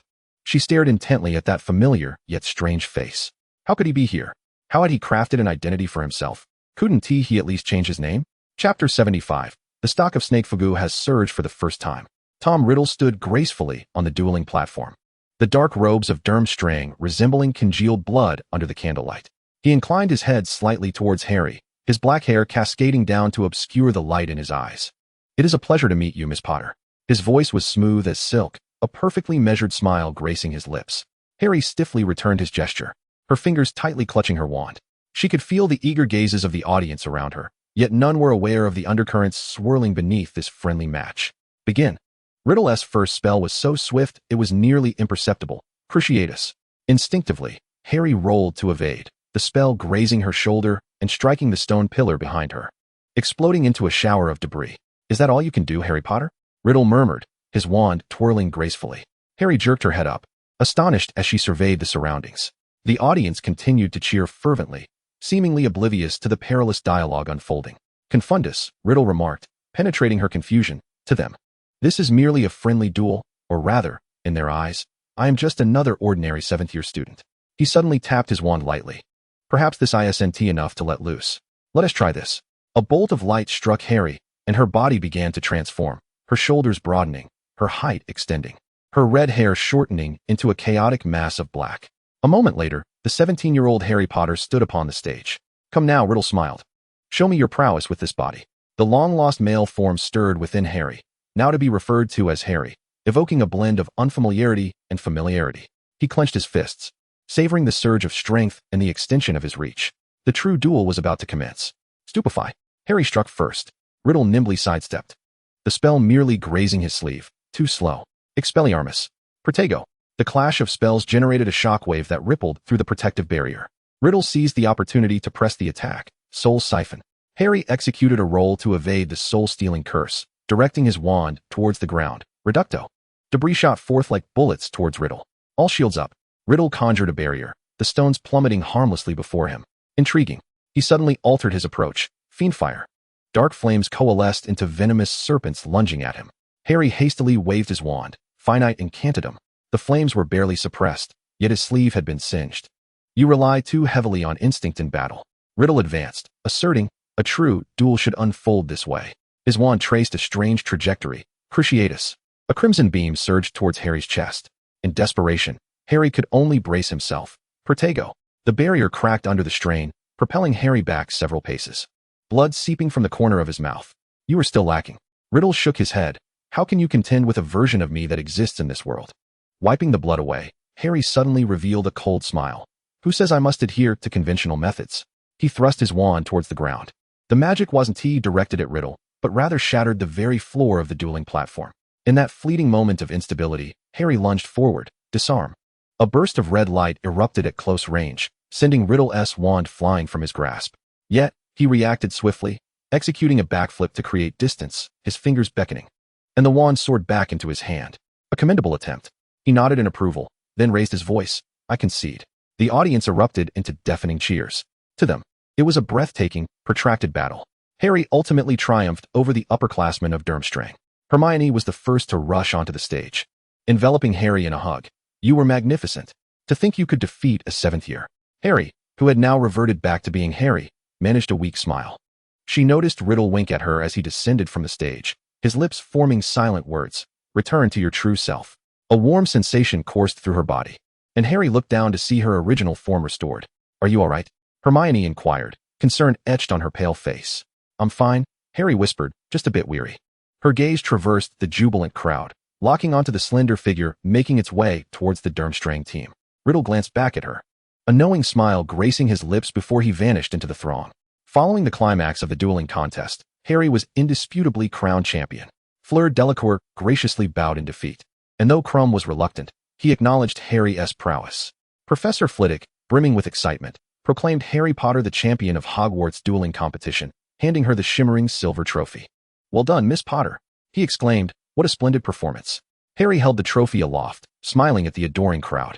Hermione and Ron rushed forward to embrace her, while Fred and George applauded enthusiastically from behind, even surreptitiously launching a few magical firecrackers that erupted in golden sparks.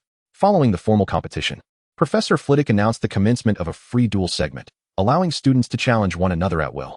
Harry took a moment to rest, observing the duels with keen interest. Disarm, Giggle.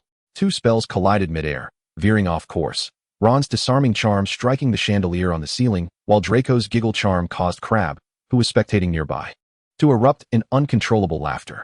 Merlin's beard, Hermione groaned. How did they both manage to mess up simultaneously? Harry couldn't help but chuckle. Perhaps that is their innate talent. Ron and Draco glared at each other, both exclaiming, again. Then, Tarantaligra. Dentrificus. Ron's legs began to dance uncontrollably, while Draco's front teeth grew at an alarming rate.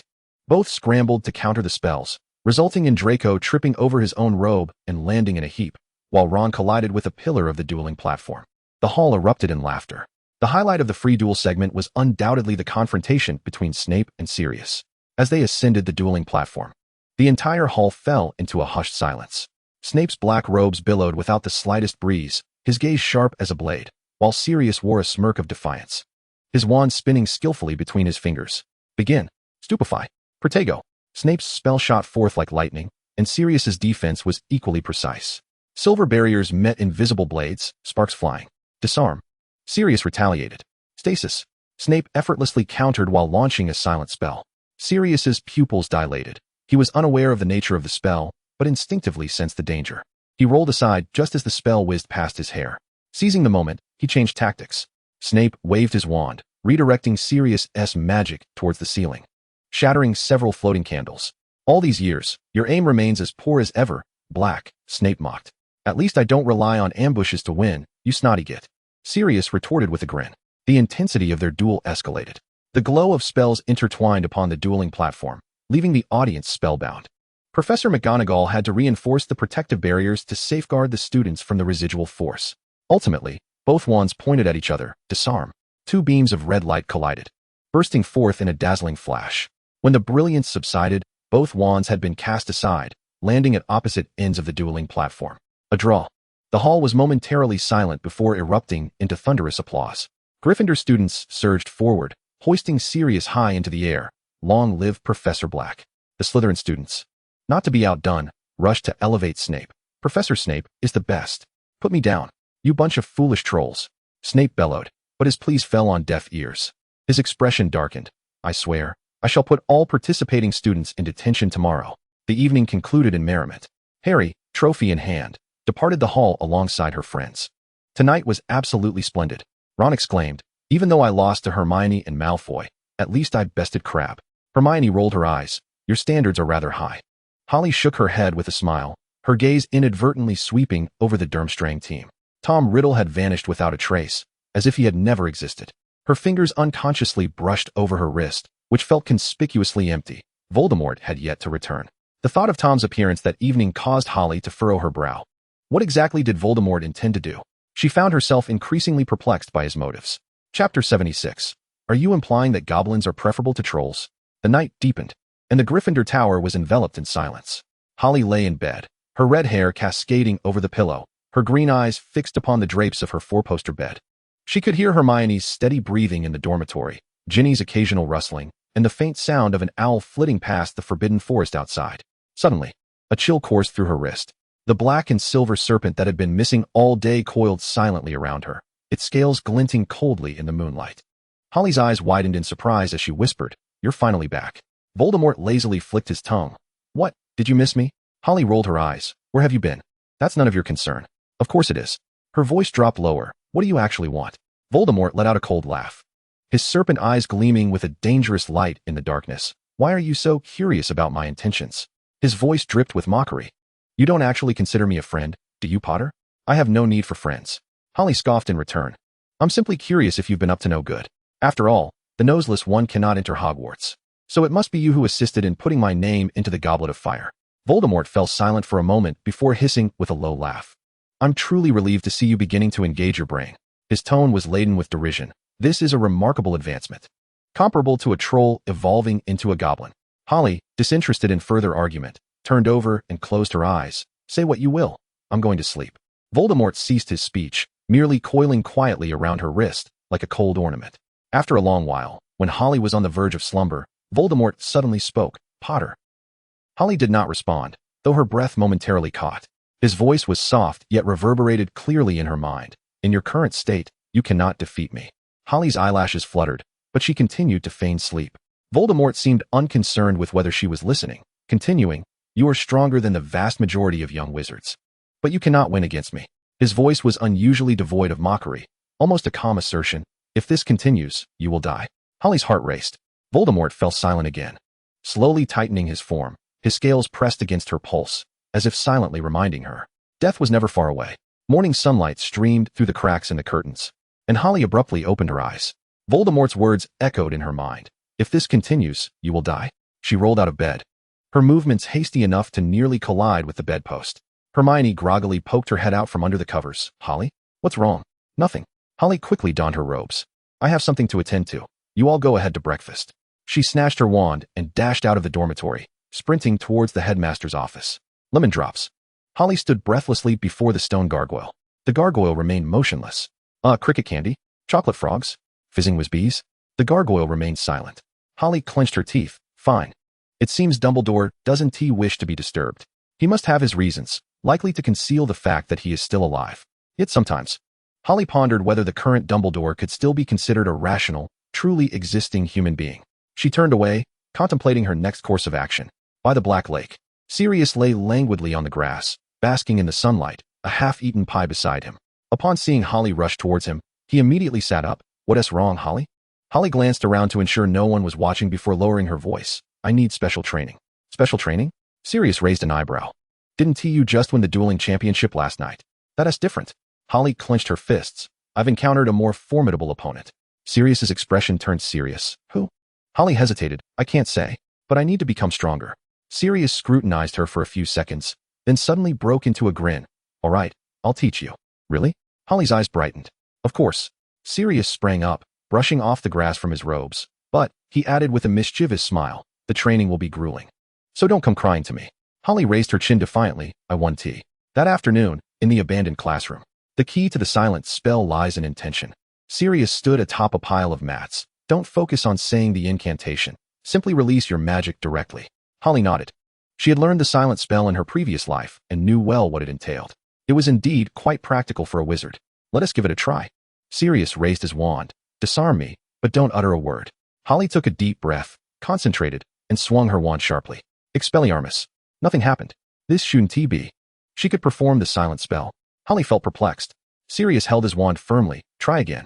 Holly gritted her teeth and attempted once more. This time, she closed her eyes, envisioning her magic flowing from her fingertips to her wand. A faint red light flickered, and Sirius's wand wobbled slightly, but did not slip from his grasp. "Progress," he encouraged. "Keep going." That evening, back in the dormitory, Holly collapsed onto her bed, her arms too sore to lift. She couldn't understand why. Despite being able to perform the silent spell, she was struggling now. Truly a touching lesson. Voldemort derided her from her wrist. Black's skill is only marginally superior to that of a troll. Holly ignored him, turning over. Voldemort continued. "Do you know why, after an entire day of practice, Your silent spell remains so weak. Holly finally couldn't hold back. Why? Because you rely too much on formality. Voldemort's voice bore an unusual hint of guidance. Magic is not merely waving a stick and reciting a few words. It is an extension of will. You once could perform the silent spell, but you have never experimented with such an aggressive silent incantation. Of course, I do not believe that a silent Expelliarmus would be of much use, apart from surprise attacks. Holly was momentarily taken aback. Voldemort chuckled coldly. What? Did you not expect me to teach you? Why are you telling me this? I've said it before. Voldemort's serpent eyes glimmered in the darkness. In your current state, you cannot defeat me. Holly remained silent for a long time before finally whispering. I will continue to practice tomorrow. Voldemort ceased his words, slowly coiling his body like a frigid serpent. Outside the window, the moonlight was shrouded by ominous clouds, and the shadows of the forbidden forest quietly encroached. The path to power had only just begun. Chapter 77. I hereby declare. All stocks in this chapter are at a standstill.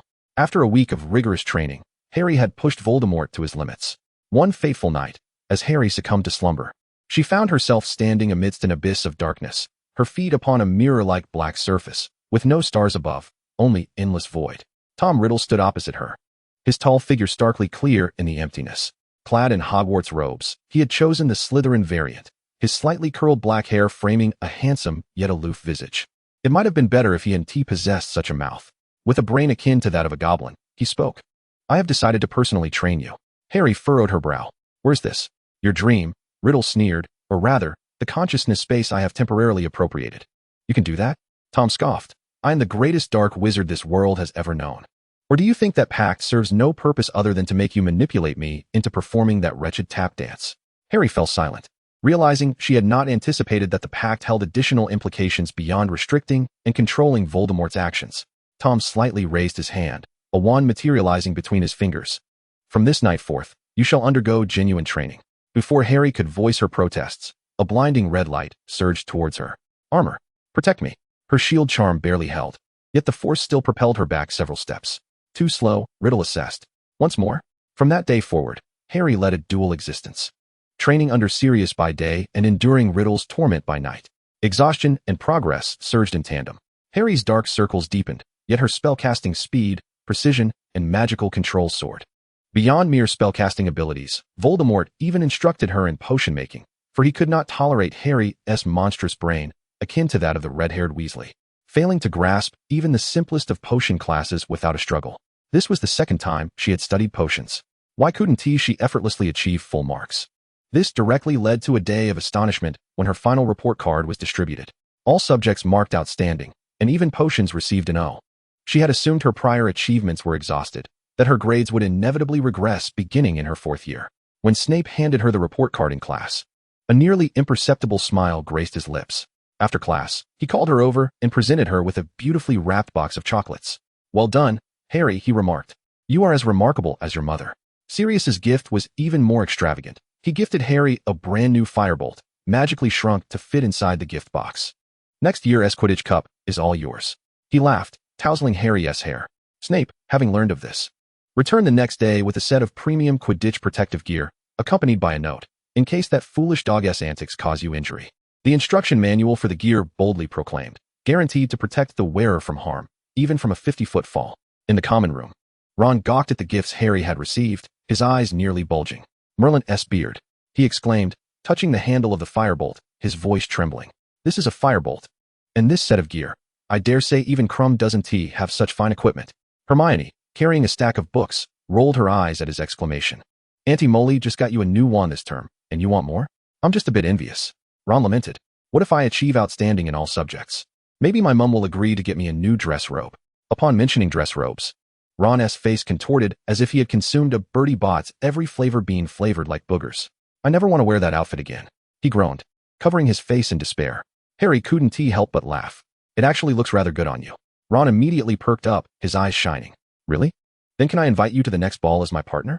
Absolutely not, Harry firmly rejected. Ron's shoulders sagged in disappointment. Hermione scoffed, pulling a box of Honeydukes chocolates from her bag and offering it to Harry. Congratulations on your outstanding results. Even Ginny, blushing, handed Harry a bag of homemade fudge. I added a bit of invigorating herbs. Ron stood aghast. How come you all prepared gifts?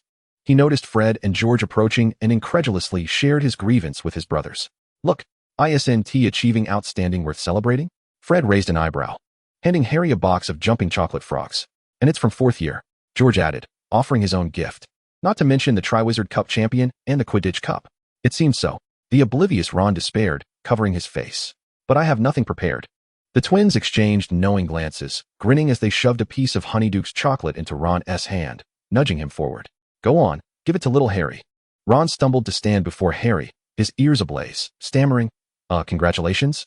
Harry smiled as she accepted the chocolate. Thank you, Ron. In addition to the well wishes from her professors and Gryffindor friends, surprisingly, gifts also arrived from Slytherin. Pansy Parkinson had initially prepared a cake laced with love potion, but after Daphne Greengrass's persuasion, she ultimately exchanged it for a set of premium broom care supplies. Don't be foolish, Daphne rolled her eyes. Do you think Potter would consume anything you send? Pansy pouted. At least the love potion might make her treat me better. And then be confined by Professor McGonagall until graduation? Daphne thrust the care set into her hands. This is practical and respectable. Thus, Harry received an exquisitely packaged broom care set in the common room, accompanied by a hastily scribbled card. A broken broom cannot win Quidditch. Harry raised an eyebrow. Pansy Parkinson? Ron leaned in for a look, immediately wary. Don't use it. It might be poisoned. Hermione cast a safety spell over it. It's safe, and quite expensive too. Draco Malfoy's gift arrived even earlier, inspired by the dress Pansy had sent him previously. This time, to celebrate Harry's outstanding results. He presented her with a deep green silk gown, the sleeves embroidered with delicate silver vine patterns. The Malfoy family does possess good taste, Ginny objectively remarked. However, when Draco learned that Harry had received a firebolt, he could no longer contain himself. A firebolt? He paced back and forth in the Slytherin common room, pondering the significance of the dress I gifted him. Was it merely a decorative trinket, reminiscent of a broom's tail? Without delay, he penned a letter to Lucius. Father, I require a crossbow immediately.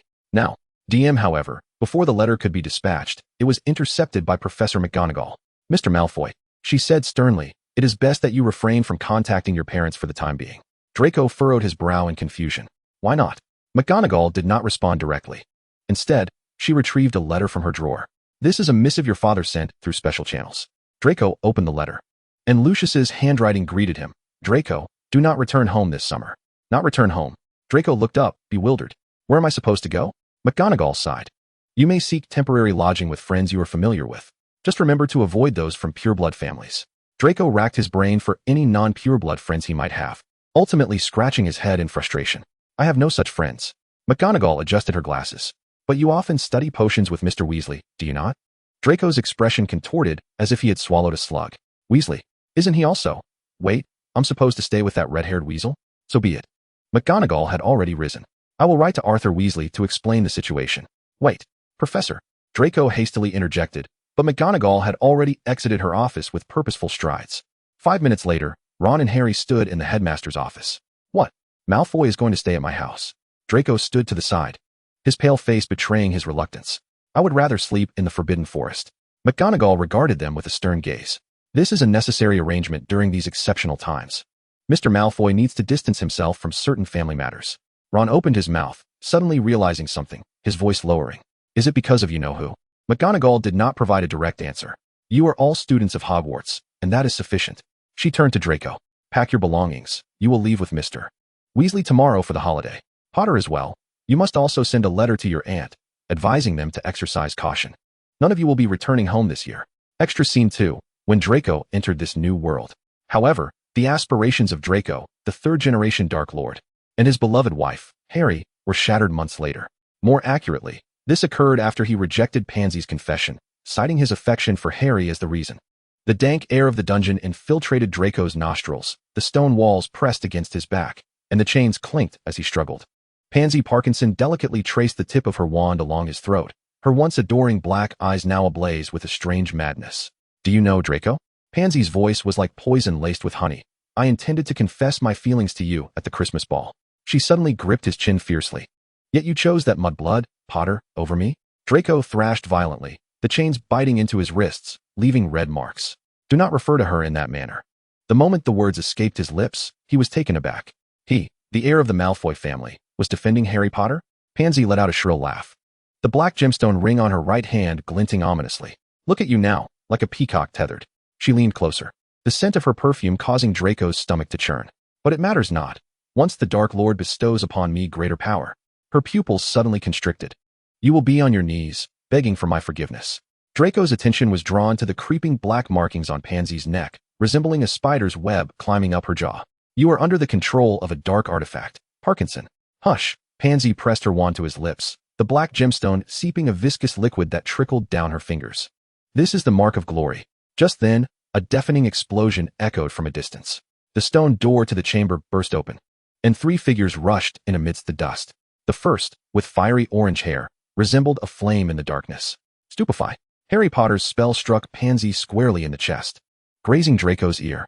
He widened his eyes, watching the girl who perpetually haunted his dreams aim her wand steadily at Pansy. Crab. Goyle. Quickly. Draco instinctively shouted, only to realize his lackeys were absent. Merlin. He must look utterly foolish right now. We need to rescue Malfoy first. Hermione Granger's voice came from the right. Pansy staggered to her feet, a strange smile playing on her lips. 3 little lions have come to rescue their princess? She suddenly contorted her body, emitting an inhuman cackle. Too bad you shall all perish here. Petrify. A blinding light flashed as Harry abruptly shoved Hermione aside. The spell grazed her hair and struck the statue behind her, shattering it into fragments. Stupefy. Harry's counterattack was astonishingly swift, silver light slicing through the darkness, and Pansy collapsed to the ground. Draco's jaw nearly hit the floor. The black gemstone ring emitted a cracking sound, releasing a thick black mist. From within the mist, a tall, slender figure emerged, its red eyes glowing like drops of blood in the darkness. Good evening, children, Voldemort's serpent-like voice whispered. What a delightful reunion. Ron. Hermione. Go fetch a professor. Harry's voice was surprisingly calm, but Draco noticed her fingers trembled slightly. I will hold him off. No. We can't. Hermione's words were cut short as Voldemort's wand pressed against Draco's temple. Miss Granger, you would do well to heed the Savior's words. Unless you wish to witness Mr. Malfoy's brain oozing from his ears. Draco closed his eyes in despair. His father was right. He was indeed worthless, unable to protect the girl he adored. Accept your weapon. Harry's incantation was so rapid it was nearly inaudible, sending Voldemort's wand flying from his grasp. As the Dark Lord summoned it back, Harry positioned herself in front of Ron and Hermione. Run. The red-haired boy tugged Hermione toward the exit. But Voldemort merely waved his wand, causing the stone door to slam shut. Do you truly believe you can defy me alone, little girl? Voldemort tilted his head, examining Harry like a snake assessing its prey. Your bravery reminds me of a most unpleasant memory. Crucio. Harry rolled to the side, the curse grazing her shoulder and striking the ground, causing the stone to crack. She retaliated with a stupefy, directly injuring Voldemort. Draco's mind was a chaotic mess. Harry's combat instincts were far too seasoned, akin to a battle-hardened warrior. Intriguingly, Voldemort's voice suddenly emanated from behind Draco, his icy fingers tightening around his throat. Let us ascertain what truly matters to our dear savior, Miss Potter. Victory or the lives of her friends. Harry's wand hung suspended in the air. In that fleeting moment, Draco swore he glimpsed a familiar glimmer in her eyes, a sharp gaze reminiscent of the one he had seen in Harry Potter's, a blend of fury and calculation. Lower your wand, Voldemort intoned softly, his nails digging into Draco's skin. Otherwise, I shall allow young Malfoy to experience the killing curse. Harry's lips pressed into a thin line as her wand gradually drooped. A wise choice, Voldemort proclaimed with a victorious smile. Now, let us unveil what makes the illustrious Harry Potter so exceptional, legilimens. Harry's pupils dilated in sudden constriction, and instinctively, her lips began to move silently. Mind cloak. 2 invisible forces collided in the air, the resultant surge of magical energy causing Draco a splitting headache. In that moment of blurred consciousness, he felt himself being drawn into a terrifying corridor of memories.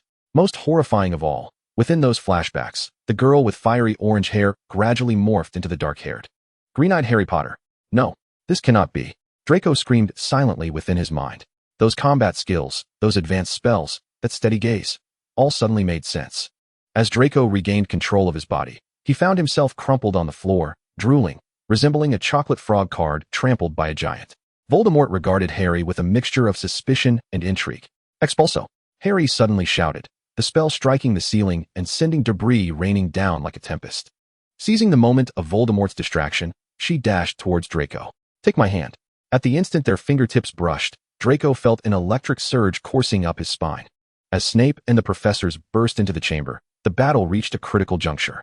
Voldemort, after a brief skirmish with several professors, retreated, leaving Pansy unconscious on the ground. Snape first checked Harry for injuries, and only then turned his attention to his own pupil. On the way back to the castle, Draco deliberately lagged a few paces behind the others. His temples throbbed, those alien fragments of memory swirling tumultuously in his mind. Are you all right? Harry had somehow approached his side, her green eyes brimming with concern. Voldemort didn't use the Cruciatus curse on you, did he? Draco recoiled as if she were wielding a venomous spider. Don't touch me. Harry froze, her arms suspended in the air. Moonlight glinted off her lashes, casting delicate shadows. Merlin, even her eyelashes are enchanting. Stop. Draco, what are you thinking? She's a boy, a few years older than you, who has vanquished Voldemort and was once your adversary. Harry Potter. I need to go to the hospital wing, Draco stammered, turning to flee towards the castle, oblivious to his own comical gait. In the Slytherin common room's bathroom, Draco mechanically brushed his teeth for the 5th time, though he could not fathom why he felt compelled to do so. The golden-haired boy in the mirror had bloodshot eyes and foam at the corners of his mouth. Welcome back to reality, you fool, he muttered to the reflection, his voice raspy and unrecognizable. He recalled the foolish antics he had indulged in over the past months. Merlin, she must be laughing her head off inside. Draco buried his face in the cold water until his lungs began to burn, then lifted his head. Water droplets cascaded down his chin, resembling tears of humiliation. So, he spoke to the empty dormitory. I, Draco Malfoy, have fallen in love with the reincarnated savior, Harry Potter. The Slytherin banner on the wall fluttered silently, as if mocking the absurdity of his life. Outside the window, the morning light had painted the waters of the Black Lake a vivid red. Draco trudged toward his bed, resolved to sleep until the end of the world.